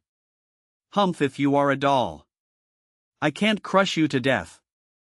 I know the Slytherin house rules by heart, so it's not up to Prefect Malfoy to worry about them," Severus said in the same tone without changing his expression. "That would be great." Lucius beat the black-clad villain in his heart. "Oh, by the way, as the head of the third grade, I am very troubled by the fact that Eton Prince is absent from many classes. But I can't find him after many attempts to contact him. This is hard to explain. Could it be that Hogwarts has become the Prince family's business?" Speaking of Eton, Severus immediately changed his tone. His eyes became particularly sharp. "Mr. Malfoy, what do you mean by difficult to explain? May I ask who you want to explain to? Is this really all you noticed? This is a third-year matter, don't worry about it, Junior." Lucius gritted his teeth and remained indifferent and arrogant. "In that case, put away your peacock feathers and mind your own business. If you want to meddle, apply for transfer to Hufflepuff first." Severus' voice became as low and smooth as a venomous snake hissing. "Also, if you need to report to the prefect to apply for exemption, I'm going to ask Slughorn if the dean can retire and be replaced by a strange peacock with Hufflepuff nature." Severus turned around and walked a few steps without looking back. He was still worried that those guys would say something to Eton. He was obviously worried to death. Why was he pretending to be so cool and not willing to take the initiative? Lucius was jealous. He always saw Eton comforting the angry Severus. Lucius, who had never seen Severus comfort Eton, said that this little guy was more awkward than any other Slytherin. By the way, could the book in Severus's hand be the only copy of a Hogwarts behind the curtain that was treasured in Hogwarts? 68 House of Lion Ancestor. Severus didn't walk far but stopped at a place where Lucius couldn't see him. In fact, the moment he came out of Ethan's room that day, he regretted it. He knew Ethan's idea clearly, but it was just to let him learn to integrate with other people and make him less lonely. All the ideas were based on his own good. Even his grandfather and Gettler came to talk to him about Ethan's affairs and even told him everything about the death of Ethan's parents. He knew that Ethan had a wound in his heart, but he couldn't stand Ethan always pushing him out. His favorite thing in his life was to make potions with Ethan, and the most exciting thing in his life was to break into the Hogwarts underground magic circle like a Gryffindor with Ethan under unknown circumstances. What he wanted most in his life was to be with Ethan all the time, and what he expected most in his life was to always be by Ethan's side. For such a person, why did Ethan always refuse to accept him into his territory? He was also anxious, but as Salazar said, Ethan was a person who would never open his heart if you didn't force him. Severus sighed and found a lush tree to sit down again. He couldn't convince himself to compromise with Ethan. Everything could be compromised, but not this one, never. Suppressing the bitterness and sadness in his heart as well as a little worry, Severus reopened the book. This book was what Ethan had mentioned. When he missed Ethan, he exchanged a bottle of expensive wine for Professor Slughorn's note and borrowed the book. The face in the book no longer roared in 3 dimensions. After Ethan's merciless beating, he had learned his lesson. At this moment he was looking at the boy in front of him with his rolling eyes. Was my book so boring? His eyes were empty. Hey kid, pay attention. His face seemed to want to play the role of a professor who was urging him to do something. Severus came back to his senses and frowned at the face protruding from the book. Since you have degenerated to the point where only your face is left, just focus on your painting. Good intentions are not rewarded. If it weren't for your kindness, I wouldn't bother to tell you. He rolled his eyes. Well, since you are so kind, I want to ask you for a favor. I never knew an illustration could have this function. Severus picked up the book and looked it over from top to bottom, flipping through a few pages. His face appeared on the page he turned to without any hindrance. Who are you? Kid, be polite. I was the one who asked you for a favor first. Face cleared his throat. You look a lot like the last kid who borrowed books. Can you help me find him? The last one was Ethan. Severus narrowed his eyes slightly, slowly raised the book in his hand to face himself. I have no obligation to do this. But if you can tell me why you are looking for him, maybe I don't mind helping you with this? Face didn't seem to care about keeping secrets. I need his help with something. Last time, because of him, I saw someone I cared about very much. Well, I don't know why I care so much, but I know I have to find him. Looking for someone? Severus quickly filtered through the people and events Ethan had seen during his 2 years at Hogwarts. This book was at least 1,000 years old, so the people he was looking for would definitely not be the current ones. He also thought about the fact that Ethan had borrowed this book to study when he rescued Salazar. At the same time, the nobleman in the portrait. Thinking of this, Severus closed the book in his hand regardless of the objection, quickly stood up and returned to the castle. At the door of the lounge, when no one was around, he turned his face to the noble in the portrait and asked, "Is he the one you are looking for?" He hesitated for a while, then answered firmly, "No, but this dress is very familiar and the book in my hand is also familiar." Severus didn't know whether he should be relieved or not. He had a vague guess in his mind that the person this face was looking for was probably Salazar Slytherin. Of course, this statement horrified him. He was considering whether to return the book immediately and let it be completely silent. "Severus, what are you doing?" Sirius's voice rang out from behind Severus. "Wow, you can actually read such a thick book?" "Hey Severus, let me tell you, I have a small manor. It's right on the border of England and there's no one else there except the house elves. Let's go there to play during the holidays. We can play whatever we want, however we want." Seeing that Severus didn't say anything, Sirius dropped the topic. Anyway, he didn't want to get any answer from him. "Are you really from the Black family?" Severus asked coldly. "Why are you trying to discourage me?" Sirius paused for a moment, feeling a little discouraged. "Isn't it because you think I don't look like a noble?" I don't even want to be one. Besides, who says that nobles must wear bright clothes, behave elegantly, act precisely, and speak arrogantly? James is also a noble. James, Remus, and Pettigrew were poking their heads out from the fork in the corridor. They probably didn't want to get close to Slytherin. But when James saw Sirius chatting with Severus, he got mad. Lily always talked about Severus and put her whole heart on this half-blood. She ignored him. Is this fair? That gloomy boy was not as handsome and sunny as him. No, he had to let Lily know who was the best. Remus, Pettigrew, let's do this for a while.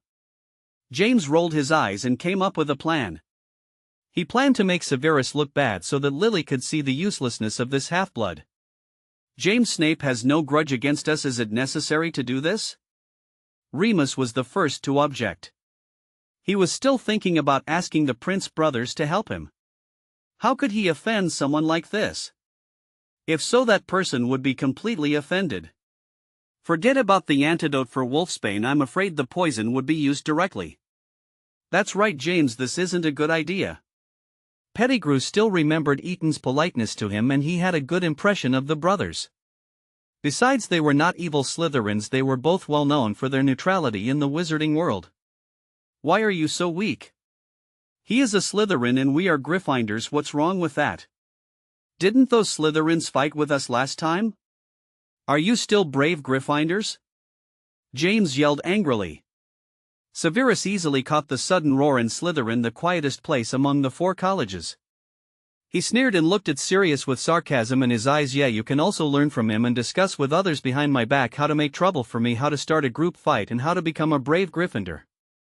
You noble, you really make me look at you in a new light. After that, he gave the command and entered the lounge. Sirius stood at the door of the lounge in some embarrassment, blaming James in his heart. He knew that this was Slytherin and that he and Severus were standing here. He had even told him about his friendship with Severus a long time ago, so why did he have to cause trouble and even yell so loudly for the person involved to hear? When they returned to the Gryffindor trio, James and the others had already finished the negotiations. Seeing Sirius coming back, they all stepped forward to greet him. Let's go to the Quidditch field. I asked my dad to talk to the professor so we can borrow a few brooms. By the way, isn't Snape here? Sirius couldn't tell what he felt now. He's not interested. Let's go. After saying that, he took the lead and walked in front so that the other 3 could not see his expression. James was immediately excited when he heard that they were not interested. He had already found out that Prince's family had never been good at Quidditch. Didn't Prince apply for exemption? Haha, he finally found a breakthrough. Even if Remus and Pettigrew didn't help him, he could still let Lily see the ugly side of this guy. That night, Eton sat on the top of the mountain as usual. He hadn't slept for many days and took energy potions to replenish his strength every day. He had been avoiding Severus these days. Although he was in the college and lived in a lounge, he had never seen him once. Except for the necessary classes, Eton stayed in the Ravenclaw library during the day and returned to Prince Manor to watch the stars at night. How many days has it been? Aren't you tired of watching it all the time? A voice with a hint of curiosity and concern sounded behind Eton. Salazar, sit down. Eton stroked the fat lizard in his arms and said lightly. Salazar did not shy away from it. He sat on the ground and looked at the little lizard that was trembling because it sensed his bloodline. He reached out his hand and stroked it twice with ill intentions, feeling its body instantly stiffen like stone. You always come back. Aren't you afraid that Wharton and the others will find out? No one else will find it except you. Eton put the lizard directly into Salazar's arms, ignoring the pleading look in his eyes. Are you so sure that boy won't tell them? Salazar curled his lips, threw away the lizard in disgust, and watched the other party instantly scurried into the bushes and disappeared. That's right, with that boy's temper, I'm afraid he will follow you even if you want to destroy the magic world. Eton ignored the topic and looked back at the starry sky. Have you figured out anything about the soul in the book I mentioned to you before? I like to cut up souls and put too many everywhere. I can't find them all. Salazar didn't actually check. He didn't care about the souls in books at all. Although it was the first time for him to put souls in books. Why bother about that? It's interesting but it's unnecessary. You can ignore other books, but wasn't Hogwarts Behind the Darkness written by the four of you? Eaton was puzzled by Salazar's attitude. It's not cold nor indifferent. In short, he was completely cold about this matter without any proper attitude. Don't you think the soul in it should be someone you know? I don't care about people I know. Salazar's wine-red eyes looked even deeper and colder at night. Everything is a personal choice. 69 House, The Past. Eaton glanced at Salazar with a slightly cool look in his eyes after hearing this. It seems you guessed it. Yeah, when romance first release. Salazar looked a little annoyed, so he just lay down. Whether I guessed it or not is not the point. Because that is all in the past tense. You are in the present tense. Are you going to sit here until dawn? Eaton was silent. After a long time his voice resounded in the quiet night. I'm scared. Salazar sneered and glanced at Eaton. Slytherin will not be afraid of this kind of emotion. If you want to do it, you do it. If you don't want to do it, you don't do it. No one can resist it. The same goes for feelings. Haha, I didn't know you had the hobby of a close sister. Eaton gave a sincere evaluation of Salazar's words, but looking at Salazar, I'm afraid his story is more exciting than everyone else's now. This kind of bold and resolute character is the most enviable. I met the person I trusted most in my life when I was very young. Eaton did not intend to listen to Salazar's answer. Instead, he looked at the starry sky and murmured, he tolerated me, loved me, and met all my willful demands without scruples, so in the end I chose to believe him. I envied other people's childhood, so he took me to play all the children's games and do all kinds of childish things. He worked hard and earned money to buy toys and snacks for me, but he was reluctant to eat and wear them. When other children bullied me, he would defend me. That was the warmth I had never felt before, so I thought that after everyone abandoned me, someone who belonged to me finally appeared by my side. For this I was ridiculously grateful to the God I never believed in. Unfortunately, in the end, I still couldn't escape the fate of the devil. What did he do? Salazar's tone was cold, icy cold to the bone.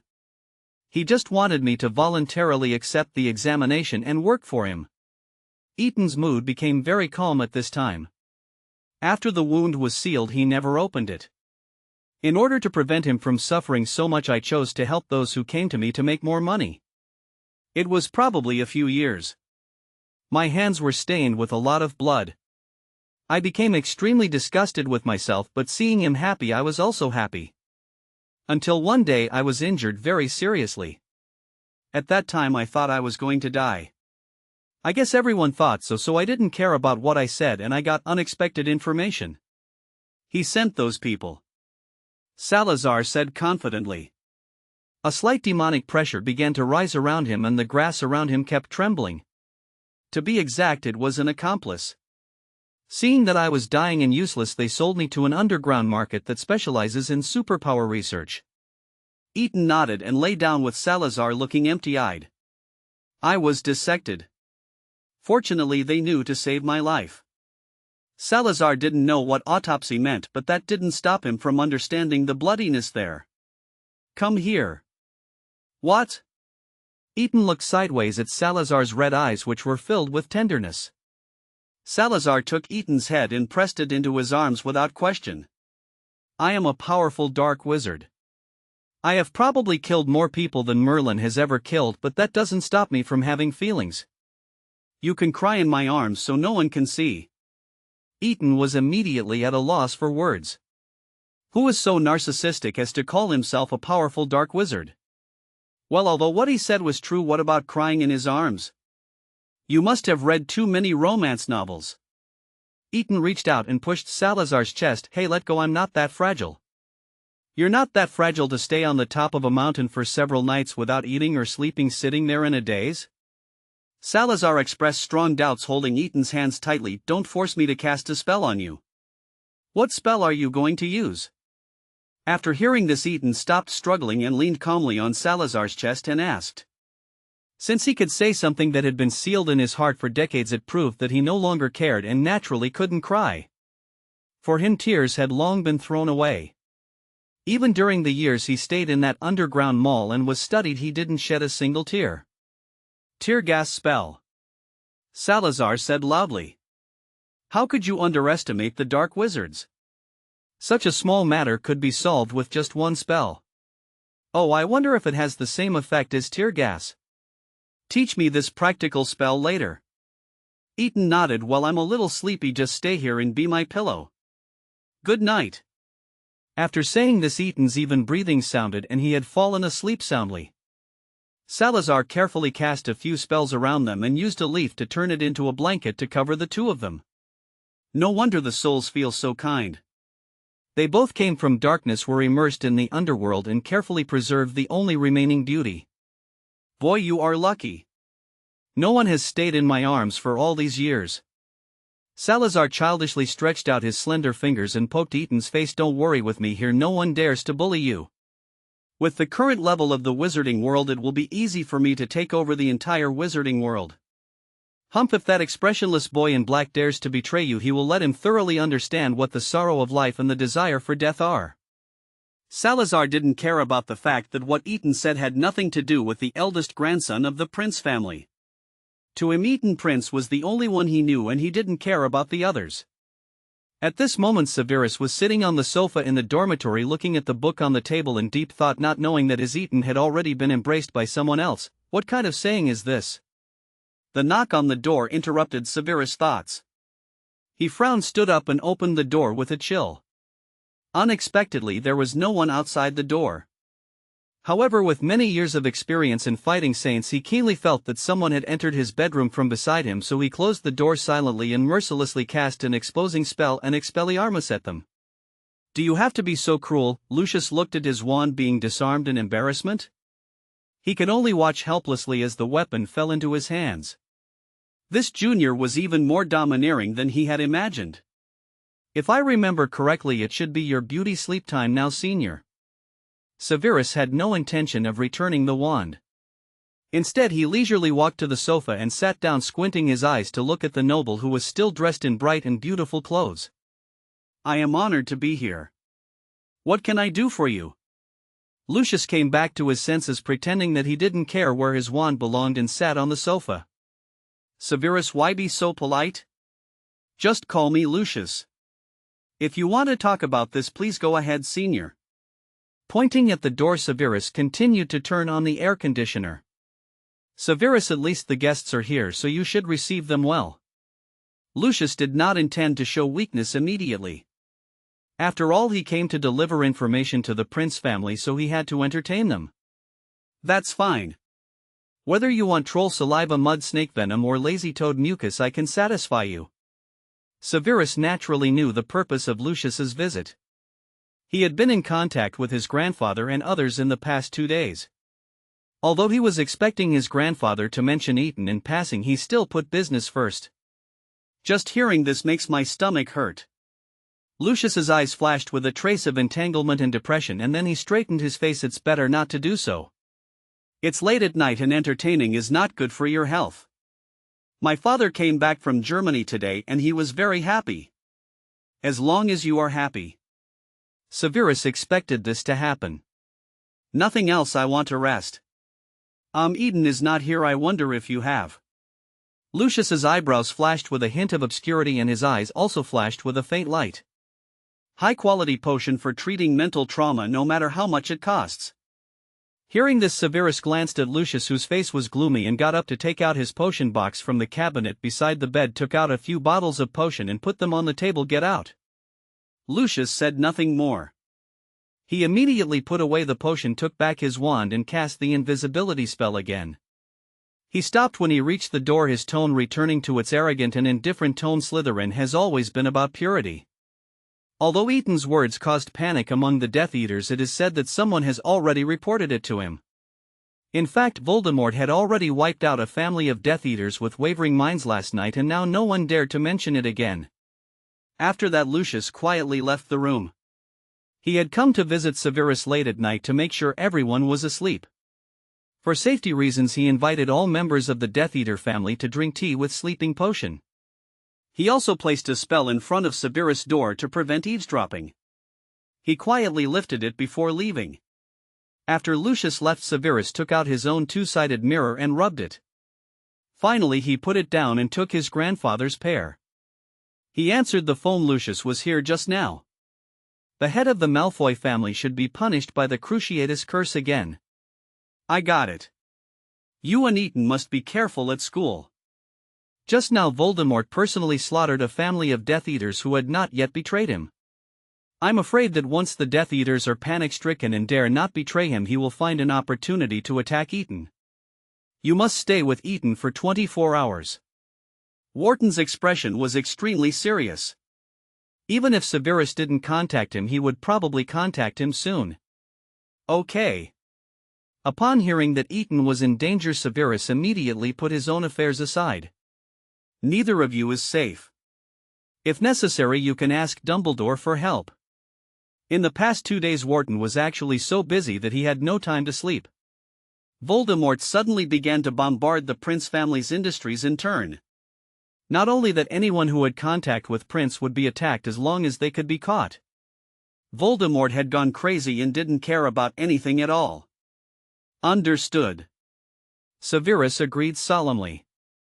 This time no one expected Voldemort to be so cruel. Anyone who had a wavering mind would be slaughtered. He had no humanity at all. This would inevitably shake the family and no longer dare to act rashly. They could only obey obediently no matter what they thought. However, there were also benefits. This action confirmed the so-called slave contract. From the perspective of the nobles, if there was no problem, they would not have mobilized so many troops. Then I am afraid that everyone will inadvertently think about Salazar Slytherin. There is one more thing. Grandpa. Severus thought about it and told the story in the book again, and also told his guess. Although he didn't expect who was in the book, it was definitely a history of about 1,000 years. Wharton was indeed shocked. Salazar's incident was a special case, but this was the first time he heard of the soul in the book. But since he was looking for Salazar, he naturally couldn't neglect it. The books in the library cannot leave Hogwarts. I will find a chance to mention this matter to Salazar. After hanging up the two-way mirror, Severus was silent for a while, then he reopened the book and looked at the face that affected his aesthetics. Who are you? I already said I don't remember. Face rolled his eyes. I just remembered that I needed to find someone, that's all. Salazar Slytherin? Severus gave a question mark. This time Leon didn't answer immediately. Instead, he closed his eyes and didn't know what he was doing. After a while he answered, yes, I want to find him. At this time Leon's voice was no longer as jumpy as before.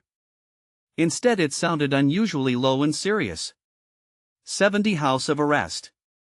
The next morning Eton unexpectedly showed up at the Slytherin table and quietly sat down next to Severus. This surprised many people. Severus was relieved. He had already memorized Eton's schedule and planned to go to the classroom to block him. Eton, long time no see. And ignored the strange atmosphere around her and smiled as she came to Eton's side to greet him. The Hufflepuff table and the Slytherin table were close to each other, only a few steps away. Professor Slughorn has assigned a lot of tasks recently. I have a lot of questions that I want to ask you. May I bother you today?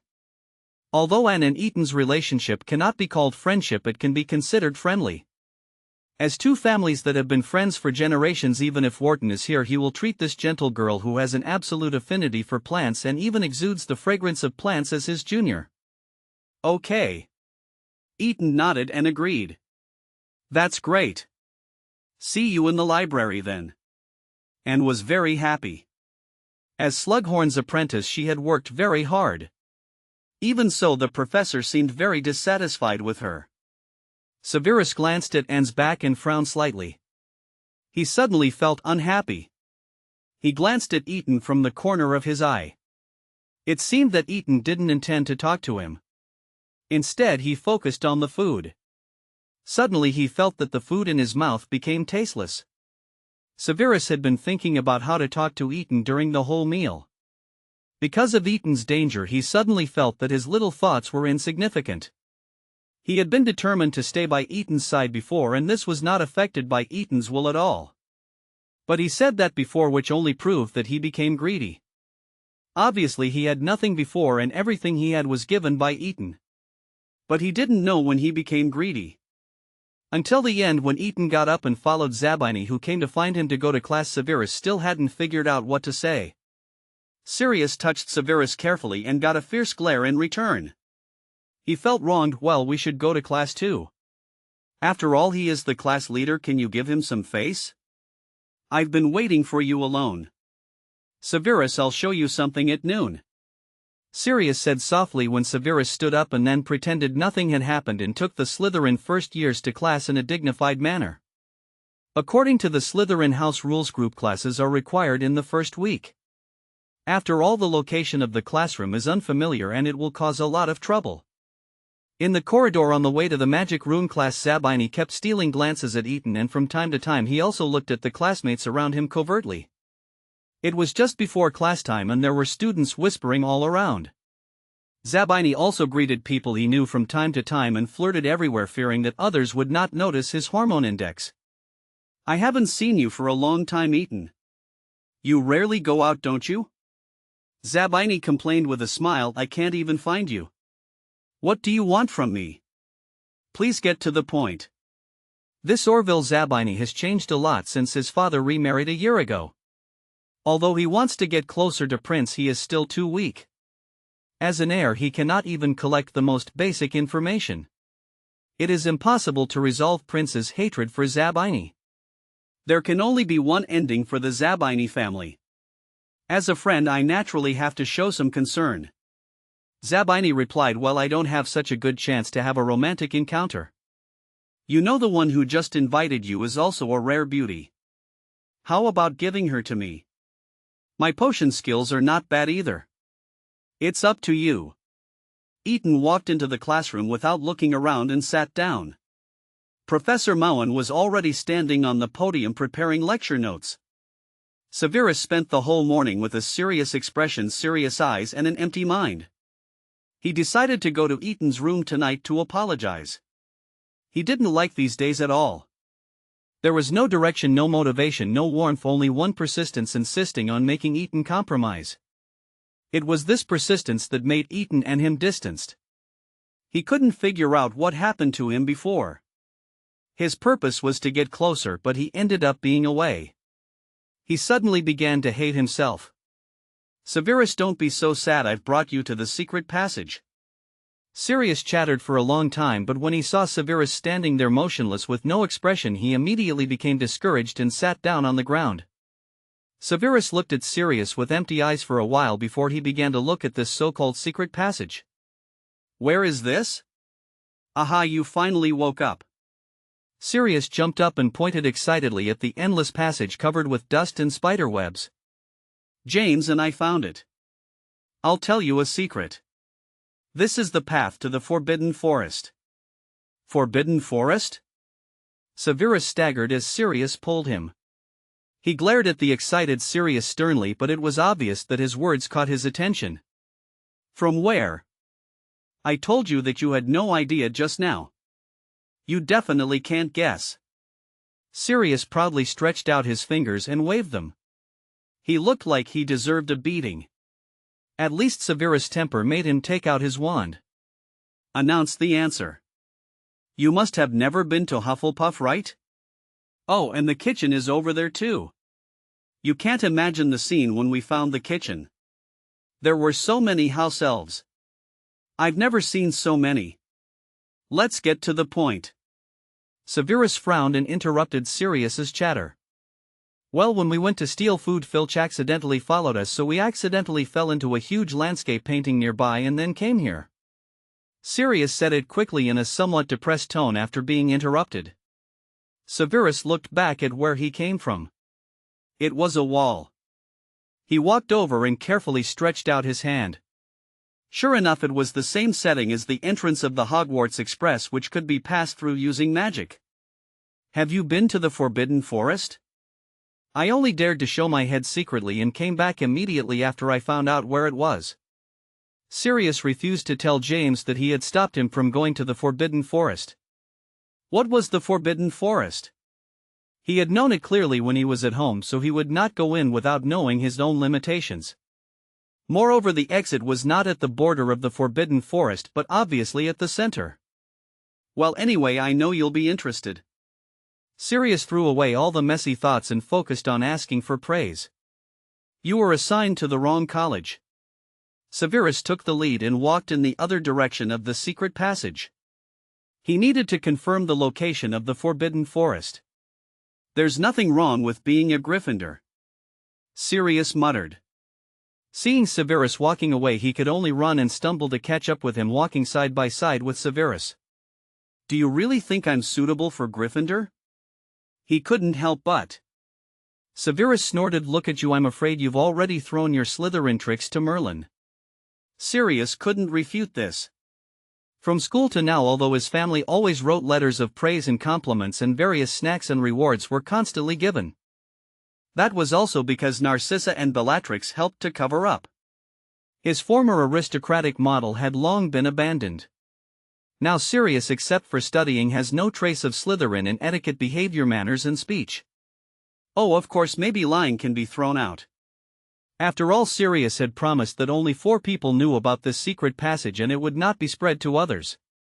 The other end of the secret passage was indeed the forbidden forest. The entrance was covered by a rock and it looked more like a hidden cave entrance. Judging from the sounds of the surrounding creatures, it should be the center of the forbidden forest. At least Severus heard the sound of a unicorn. The unicorns have always been in the center of the forbidden forest. Except for a few who go out to play, most of them are concentrated in their territory, so it is easy to distinguish. You are lucky. Severus focused his attention on the bottom of the passage and said, Of course, if you're not lucky, you won't be able to find the secret passage. Sirius agreed with the theory of luck. You are lucky that you didn't return to Merlin's arms quietly. Severus suddenly pulled Sirius and ran quickly towards Hogwarts.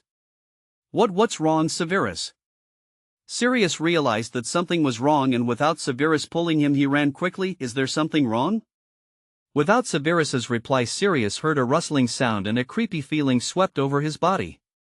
He immediately followed Severus and ran desperately until the two of them fell out of the portrait and returned to Hogwarts. It was a dead end here, and no Hufflepuff would have nothing to do but come here to look. Otherwise the two of them would be caught red-handed. Well, what is that? Sirius breathed heavily, lying on the ground a little detached.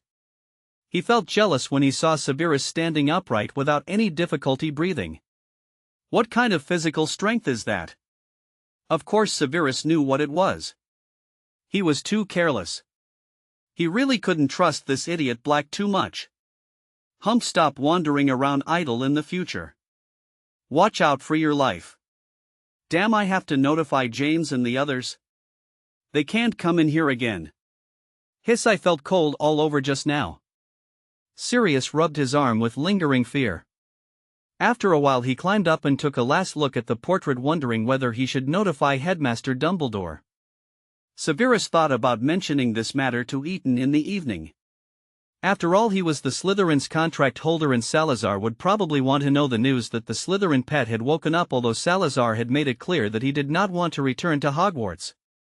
I'm sorry, please have a good sleep. I can't help it, don't blame me.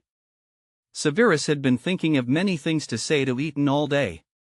He wanted to tell Eton that he was no longer greedy, that he would make friends obediently, and that he would do whatever Eton wanted him to do. Unfortunately, all this was doomed to fail. For the whole night he could not find Eton in the dormitory or through the two-way mirror. He thought Eton had returned to Prince Manor, but after contacting Wharton he found that Eton was not at Prince Manor. Grandpa, please look for it again. Severus had a very ominous premonition. Noah Salazar took the two-sided mirror, his red eyes filled with coldness. Don't forget you are a Gryffindor contractor. Can't you even contact Hogwarts to find out the situation? If so, don't do it and just die. Gettler was infected by Wharton's nervousness. He put on his clothes with a frown on his face. After thinking for a while, he took out the Elder Wand that Eton had returned to him from the dragon leather bag in the storage cabinet. The owner of the wand was still him. I'm going to contact the saint now. If there is any news, notify me immediately. 71 House Exposure. Sarah looked at Gedler, who was hurrying out the door without saying anything, but at the moment the door closed she instantly pulled Wharton's wrist, slit her index finger, and blood gushed out in an instant. Before Wharton could react, the blood was suspended in the air as Salazar danced like a dance and gradually formed unknown shapes with the dance of her fingertips and the unknown language. Wharton knew that Salazar was looking for Eaton, so he endured the pain and looked anxiously at the shape in the air. Then it's Salazar, hoping to hear Salazar tell him where his grandson was in the next second. He firmly believed that this was much more powerful than blood magic. The blood in the air actually formed a mountain shape covered by plants. Salazar stopped his spell, but his expression became more serious. He waved his hand casually and the blood spontaneously returned to Wharton's body through the wound on his wrist. The wound healed immediately, leaving only a black streak. He's still in Hogwarts. Salazar's magic began to become unstable. Contact Snape. We are going to Hogwarts. When Salazar and Wharton arrived at Hogwarts, Severus had been nervous for a long time and was on the verge of collapse. He had contacted Peeves, and according to Peeves, in the afternoon Eaton left the dormitory and went to the library to chat with a Hufflepuff girl for a while, then left Hogwarts Castle alone for a while. Then Eaton returned to the common room but went out again not long after and never came back since then. Come out. Salazar appeared in the Slytherin lounge without any hesitation and ignored the surprised, terrified eyes in the lounge. The heavy magical pressure caused the sofa in the lounge to collapse instantly, and the people sitting on it instantly stiffened their bodies, not daring to move at all. Wharton wanted to hold Salazar back, but he failed and he appeared in front of everyone.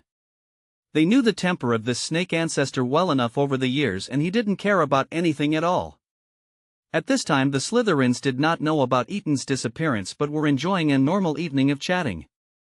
However, everything was interrupted by the sudden appearance of two people. The red-eyed man who was suppressing their magic and making them breathless was indeed the most terrifying existence for them. Severus had received the news when Salazar and the others had just arrived at Hogwarts. The contract person was still useful. At this moment he rushed out, suppressed the panic and regret in his heart, and stood in front of the two. It's not your turn yet. Salazar looked at Severus, who was full of regret and panic, coldly. Go back to your Gryffindor and don't insult my Slytherin here. Peeves has been staying in Slytherin since he realized something was wrong. Barrow and other ghosts also gathered in the Slytherin common room immediately after sensing Salazar's spirit. Salazar, this is not surprising. Who is the new leader of the Forbidden Forest? Tell him to search the entire forest. Salazar interrupted Peeves coldly. If any magical creature breaks the contract, don't blame me for following suit. Yes. Peeves disappeared immediately and went to summon the guardians of the Forbidden Forest in the name of Hogwarts Castle. He also gave up the idea of pleading for Severus. It was not that he didn't want to, but he had no choice. When Severus heard this, he seemed to be motivated and immediately rushed out of the Slytherin common room. Walton, who wanted to hold him back, was stopped by Salazar with a look. Salazar, are you Salazar Slytherin? Lucius saw that Severus and Patriarch Prince were there, but Eaton was missing. He immediately felt that the situation seemed bad. What happened? Patriarch Prince. Malfoy. Salazar tilted his head and squinted his red eyes, glancing up and down at Lucius. Noticing Lucius, he also noticed the Slytherin students around him, who were tense and breathless with no aristocratic manners at all, but looking at him with bright eyes. Do you know what is most important? Tonight it is possible that all of you will die here. This is the key point. What do you mean? Almost all the students in the lounge were covered in cold sweat and began to tremble. They didn't want this to happen. Everyone's eyes were telling the same yearning and admiration, but their bodies honestly faced the murderous intent from Salazar. You are Slytherin. Slytherin is still alive. Still alive. A student suddenly ran out of the passage and rushed towards Salazar, but fell to the ground halfway, but insisted on crawling towards Salazar. Salazar! Let's go to the Forbidden Forest and look for him directly. Finding Eaton is the most important thing now. Wharton stopped Salazar's raised index finger, which was a sign that Salazar was about to cast a spell. No, Slytherin is still alive. Haha, really alive. I will tell the Lord that Slytherin's glory will surely reappear. The magic world will regain its glory. This student. Dolahav laughed loudly and he crawled to Salazar's feet without knowing when stretched out his head to kiss his robe. You guys are really noisy. Salazar sneered. This is his Slytherin student? Really? He would never admit it. His students are always insidious, cold, know how to protect themselves, know how to protect what they cherish by any means, and never have faith. Slytherin Lord. Barrow stood in front of Salazar in time, forcing Dolahav to shrink his head back as if he had been doused with extremely cold water. The other ghosts also lined up and used their transparent bodies to block Salazar's view of the crowd. We can also help. No need. Salazar didn't understand why these ghosts wanted to protect these students, but they had been with him for 1,000 years and were his family. He would not go against their wishes. You will consume a lot of energy after leaving Hogwarts. Don't tell me that you are going to sacrifice yourselves for a few students that I absolutely don't recognize. Times have changed, Mr. Slytherin. Barrow still maintained a blank expression, but his words were serious. You are their only faith. At the same time. This feeling is so familiar. Eton struggled to wake up. The oppressive feeling all over his body made him feel very uncomfortable. Where is this place? He struggled as hard as he could but found that there was no magic power in his body. His hands were tied and he could not move at all. It was dark all around, but the small space and familiar smell made Eton realize his situation. He was inside a giant Bulgarian carnivorous plant. This was a plant he had studied before, a plant that was extremely dangerous to wizards because the venom in the flower itself would make wizards lose their magic power. I was still careless. Eton tried to move his fingers and moved them with difficulty to untie the rope according to the previous techniques. Although this rope was made of the strongest dragon leather rope, the tightness was adjusted according to the size of the wrist. He really spared no effort to catch him. In the past they were always cut off and placed in the laboratory for dissection, but now staying here. It doesn't feel very good, it feels like it's staying in the stomach. Fortunately, this piranha plant is probably a modified version, and apart from eliminating his magic power, it did not corrode his body. Fortunately, Zabini's words also made him more alert, but he never thought that there was a way that he could not detect and he was caught. At this time I don't know how anxious Severus and his family will be. I hope Salazar will not go crazy and do whatever he wants. His body that has been imprisoned for 1,000 years has not recovered to the point where he can do whatever he wants. Eton was thinking wildly while moving his arm little by little. With the lubrication of the mucus, he finally let his hand touch the space bag hidden in his arms. Severus was scratched all over while stumbling and running aimlessly around looking for someone, but he couldn't care less. At this moment the Forbidden Forest was his only hope to find Eton, and he would never give up. It was all because of him, all because of him. He should have been with Eton in the morning, and his grandfather had told him yesterday that he must stay by Eton's side. He had promised to protect Eton's safety, but look at what he did. At night, why did he have to wait until night to apologize? Why couldn't he let go of his awkward thoughts and talk to Eton directly? Why did he indulge in his willfulness and ignorance even though he knew Eton was in danger? In the process of constantly destroying plants to search, Severus kept questioning himself like this. Eton, please don't be in trouble, please. Severus was knocked to the ground by the fallen branches and a drop of crystal liquid dripped on the dead leaves.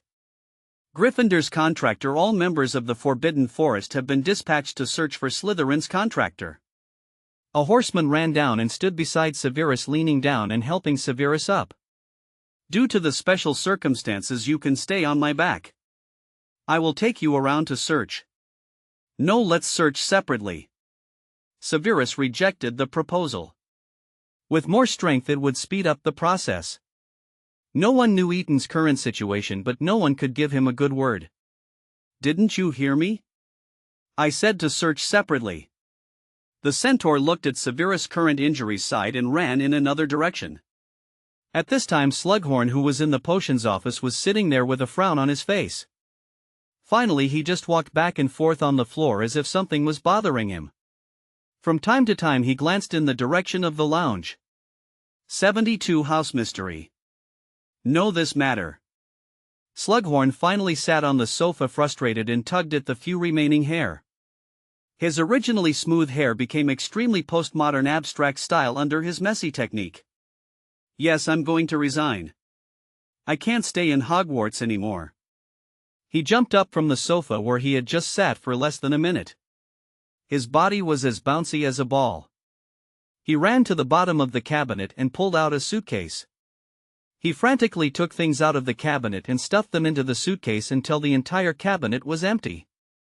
He dragged the suitcase to the desk and scrambled through the documents related to the potion experiments. Professor Slughorn? Dumbledore's voice came from the fireplace, causing Slughorn to freeze instantly.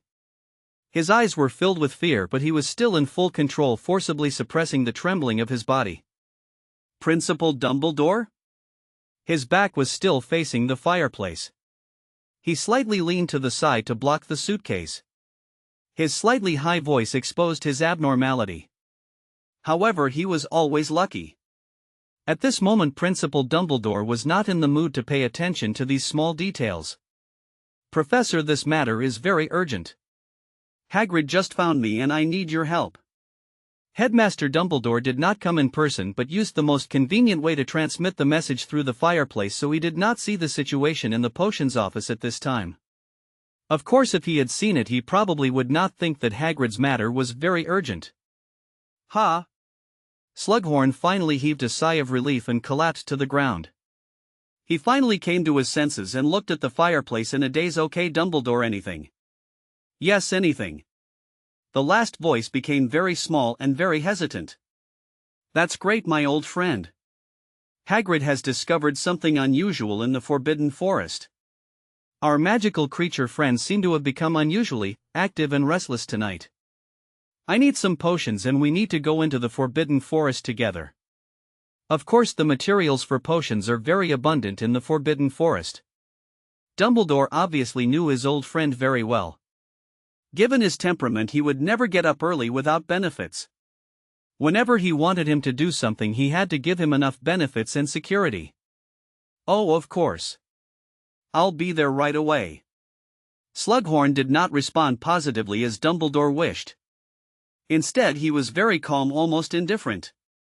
We'll meet at the edge of the Forbidden Forest.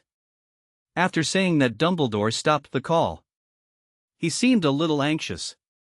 After all, even he couldn't tell how many kinds of magical creatures there were in the Forbidden Forest. Once a riot broke out, his students would be in extremely dangerous situations and Hogwarts would no longer be safe. This was absolutely not allowed. Slughorn sat on the ground and calmed down for a long time before he slowly got up. He looked at his suitcase coldly and finally took out his wand and put the things back to where they should be. He couldn't leave Hogwarts yet. Tom's power couldn't completely penetrate Hogwarts at this time, so he would be the safest here. Although this matter was troublesome, Tom didn't intend to mark him compulsorily. He could still hold on for a few more years. When the half-blood Snape grew up, he could find a way to push him to the sight of others. A half-blood prince would be a more valuable bargaining chip than him, so what he should do now was to win over Snape. At most he could make a few losing deals, but in comparison life was the most precious. He must not leak that secret, absolutely not. As time passed, Slughorn suddenly reacted, hurriedly took a few bottles from the potion cabinet and stuffed them into his arms, then hurried out the door and headed towards the Forbidden Forest. His haste made him miss the opportunity to notice the abnormality in the lounge. The potions office was not far from the lounge. As long as he turned back, he would find that the portrait at the door of the lounge had turned blank.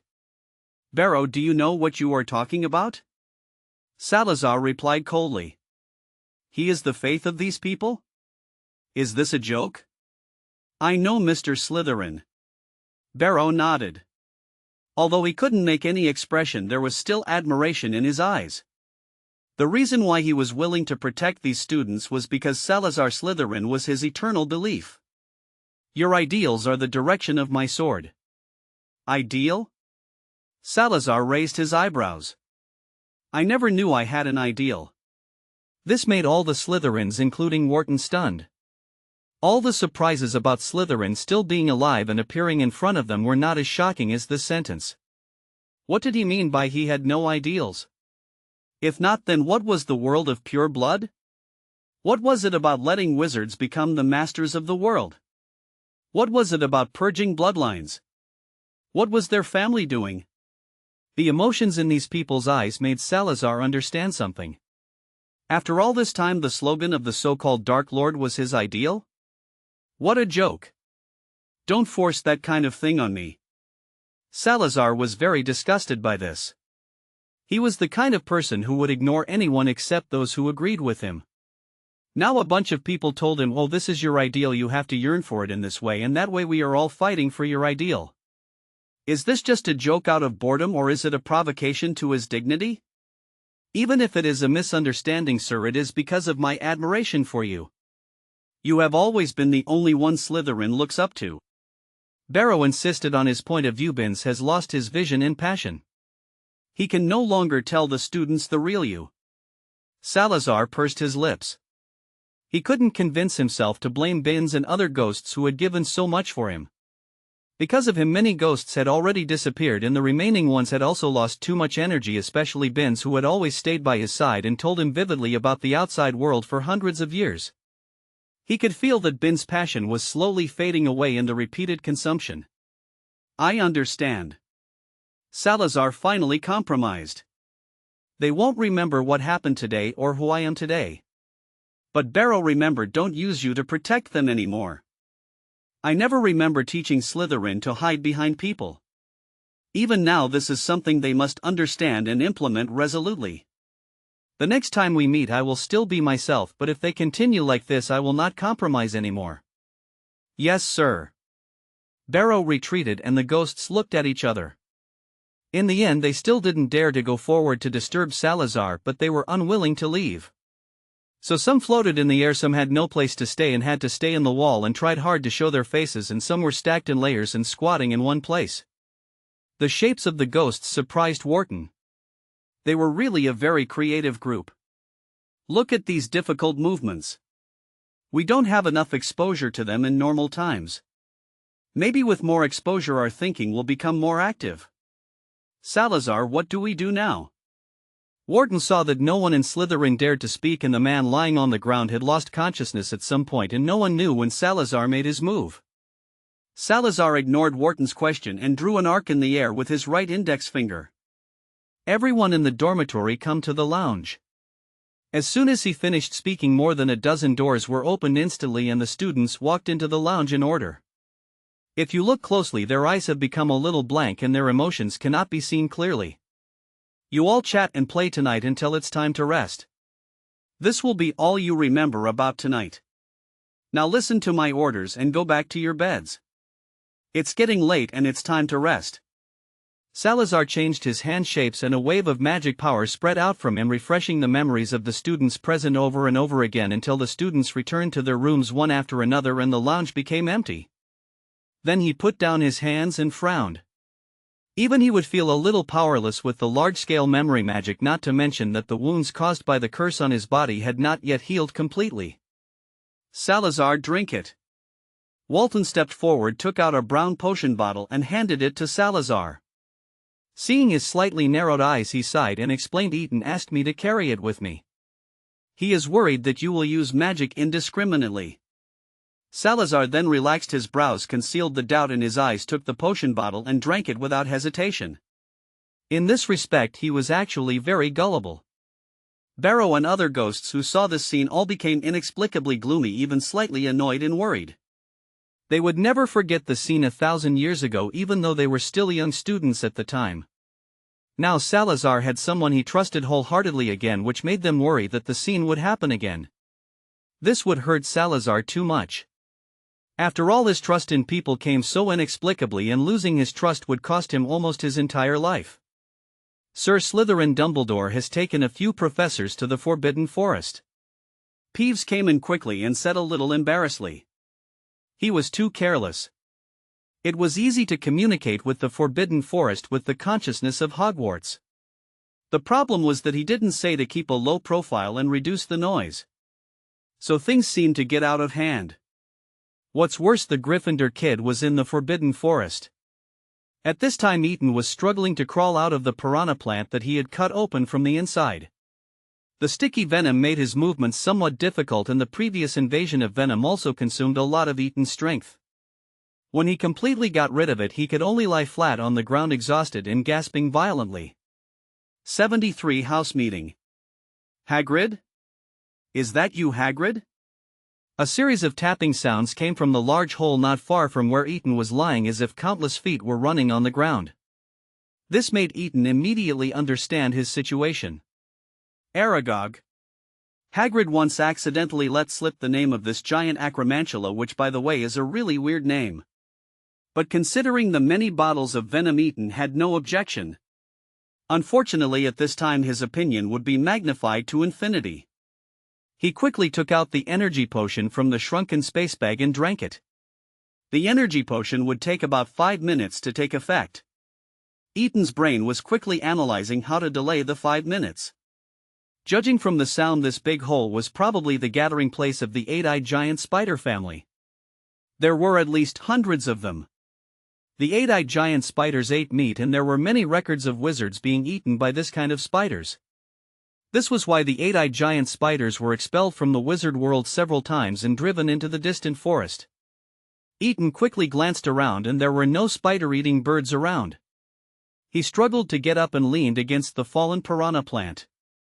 This piranha plant was the only one left in the area. It was unexpectedly transplanted directly in front of the 8-eyed giant spider's nest. This was really premeditated to prevent him from escaping. It was indeed well thought out. Soon hundreds of spiders surrounded Ethan, their eyes full of greed and desire, their feet stomping on the ground, but they never dared to move forward until the giant spider appeared at the entrance of the cave, revealing his true face. This was a spider that had passed its prime, and although it was no longer strong, it was obviously very authoritative. Of course, it was also the largest one Ethan had ever seen. It was probably a mutation. Hagrid's taste was as bad as ever. You are not Hagrid. Who are you, and why are you in my territory? Aragog tapped his 2 front paws and asked.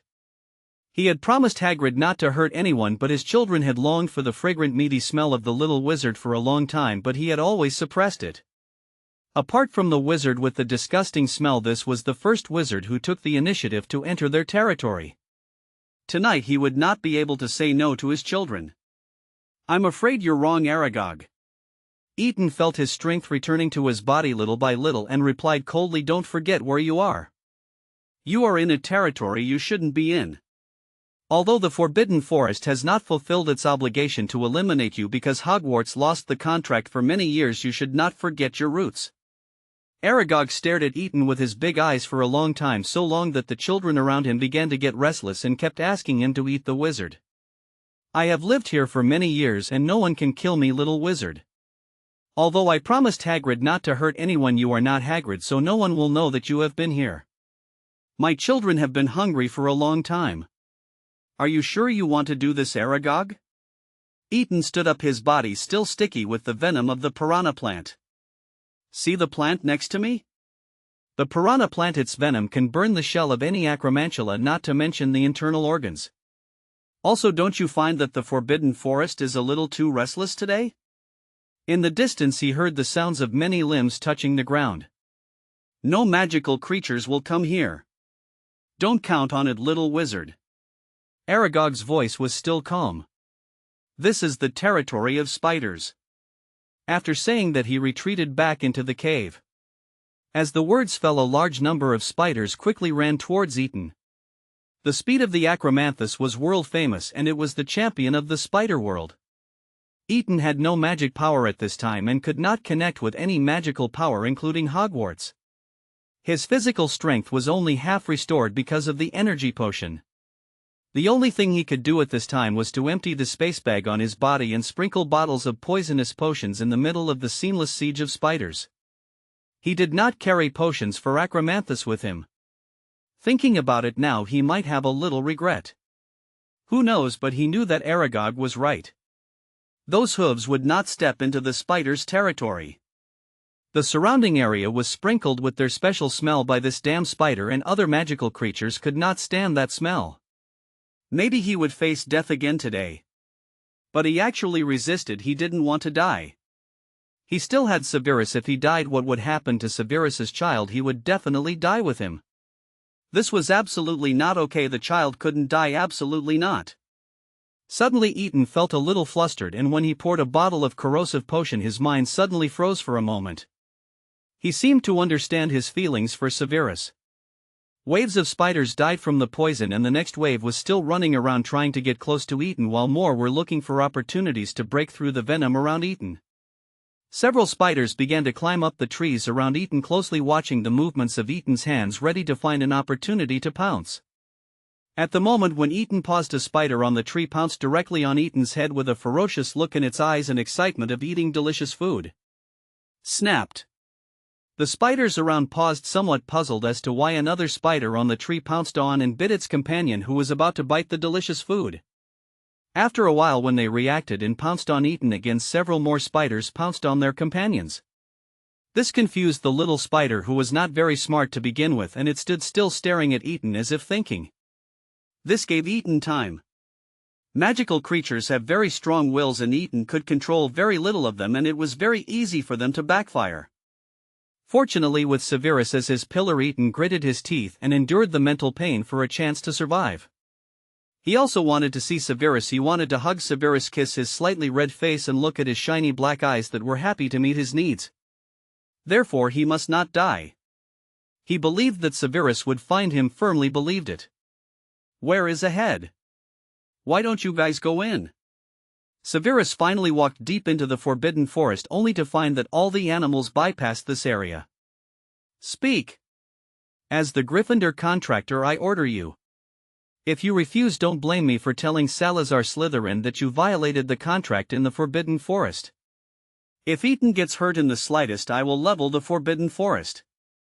Believe me, I will. The two centaurs who happened to be there looked at each other in embarrassment. This is an exception.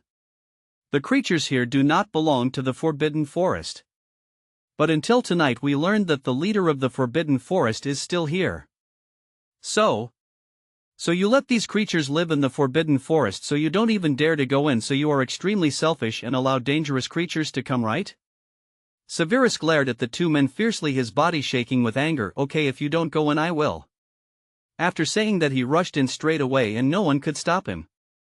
Today's incident laid a solid foreshadowing for the image of the professor, who would be extremely cold and merciless towards magical creatures in the future. Ronan, what should we do? The younger man asked anxiously.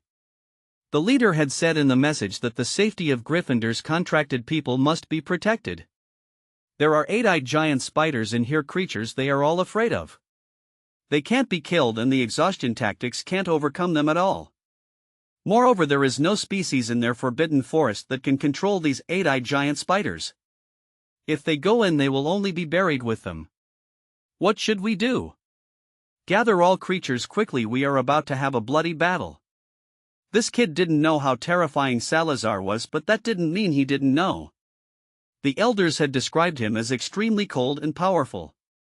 That was the power of the Dark Royal family. Who could conquer it? Ethan? Ethan? Severus shouted as he ran. He didn't care about anything else. Now he just wanted to find Ethan.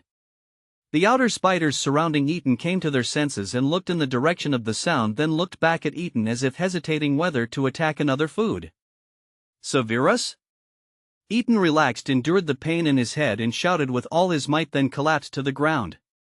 This action completely exposed him to the spider's mouth. The originally hesitant spider immediately rushed up again and covered Ethan's entire body. This was what Severus saw. His mind went blank and he instinctively took out his wand. The strongest flames gushed out and rushed towards those hateful spiders. In an instant the spiders retreated and left Ethan's body. What Severus saw was Ethan lying on the ground, covered in mucus and motionless. You all must die.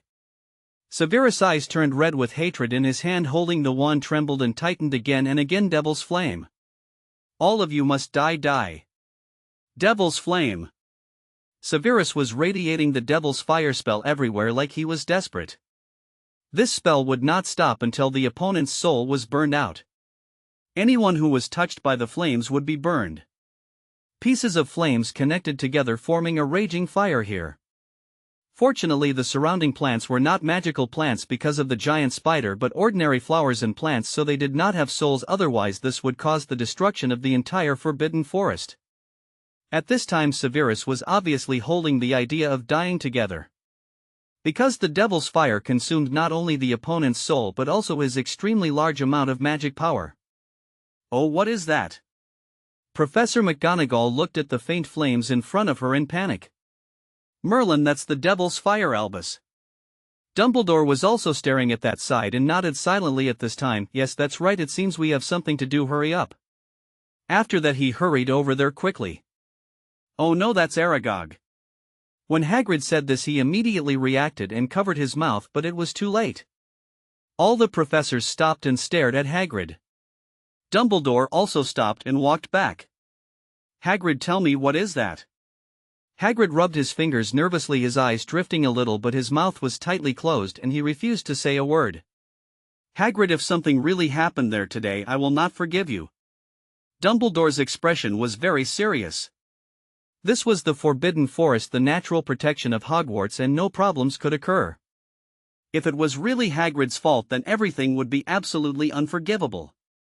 Aragog won't cause any trouble, he's very well behaved, Hagrid retorted instinctively before he realized what he had said. He carefully observed the expressions of the other professors around him and he became even more conflicted. It's almost too late, Albus. We must rush there immediately. So far we haven't seen a single creature. I'm afraid they have all gathered there. Mag was also angry, but at this moment she knew what was more important. Let's go. Dumbledore took a last look at the ashamed Hagrid and hurried towards the fire. Eaten.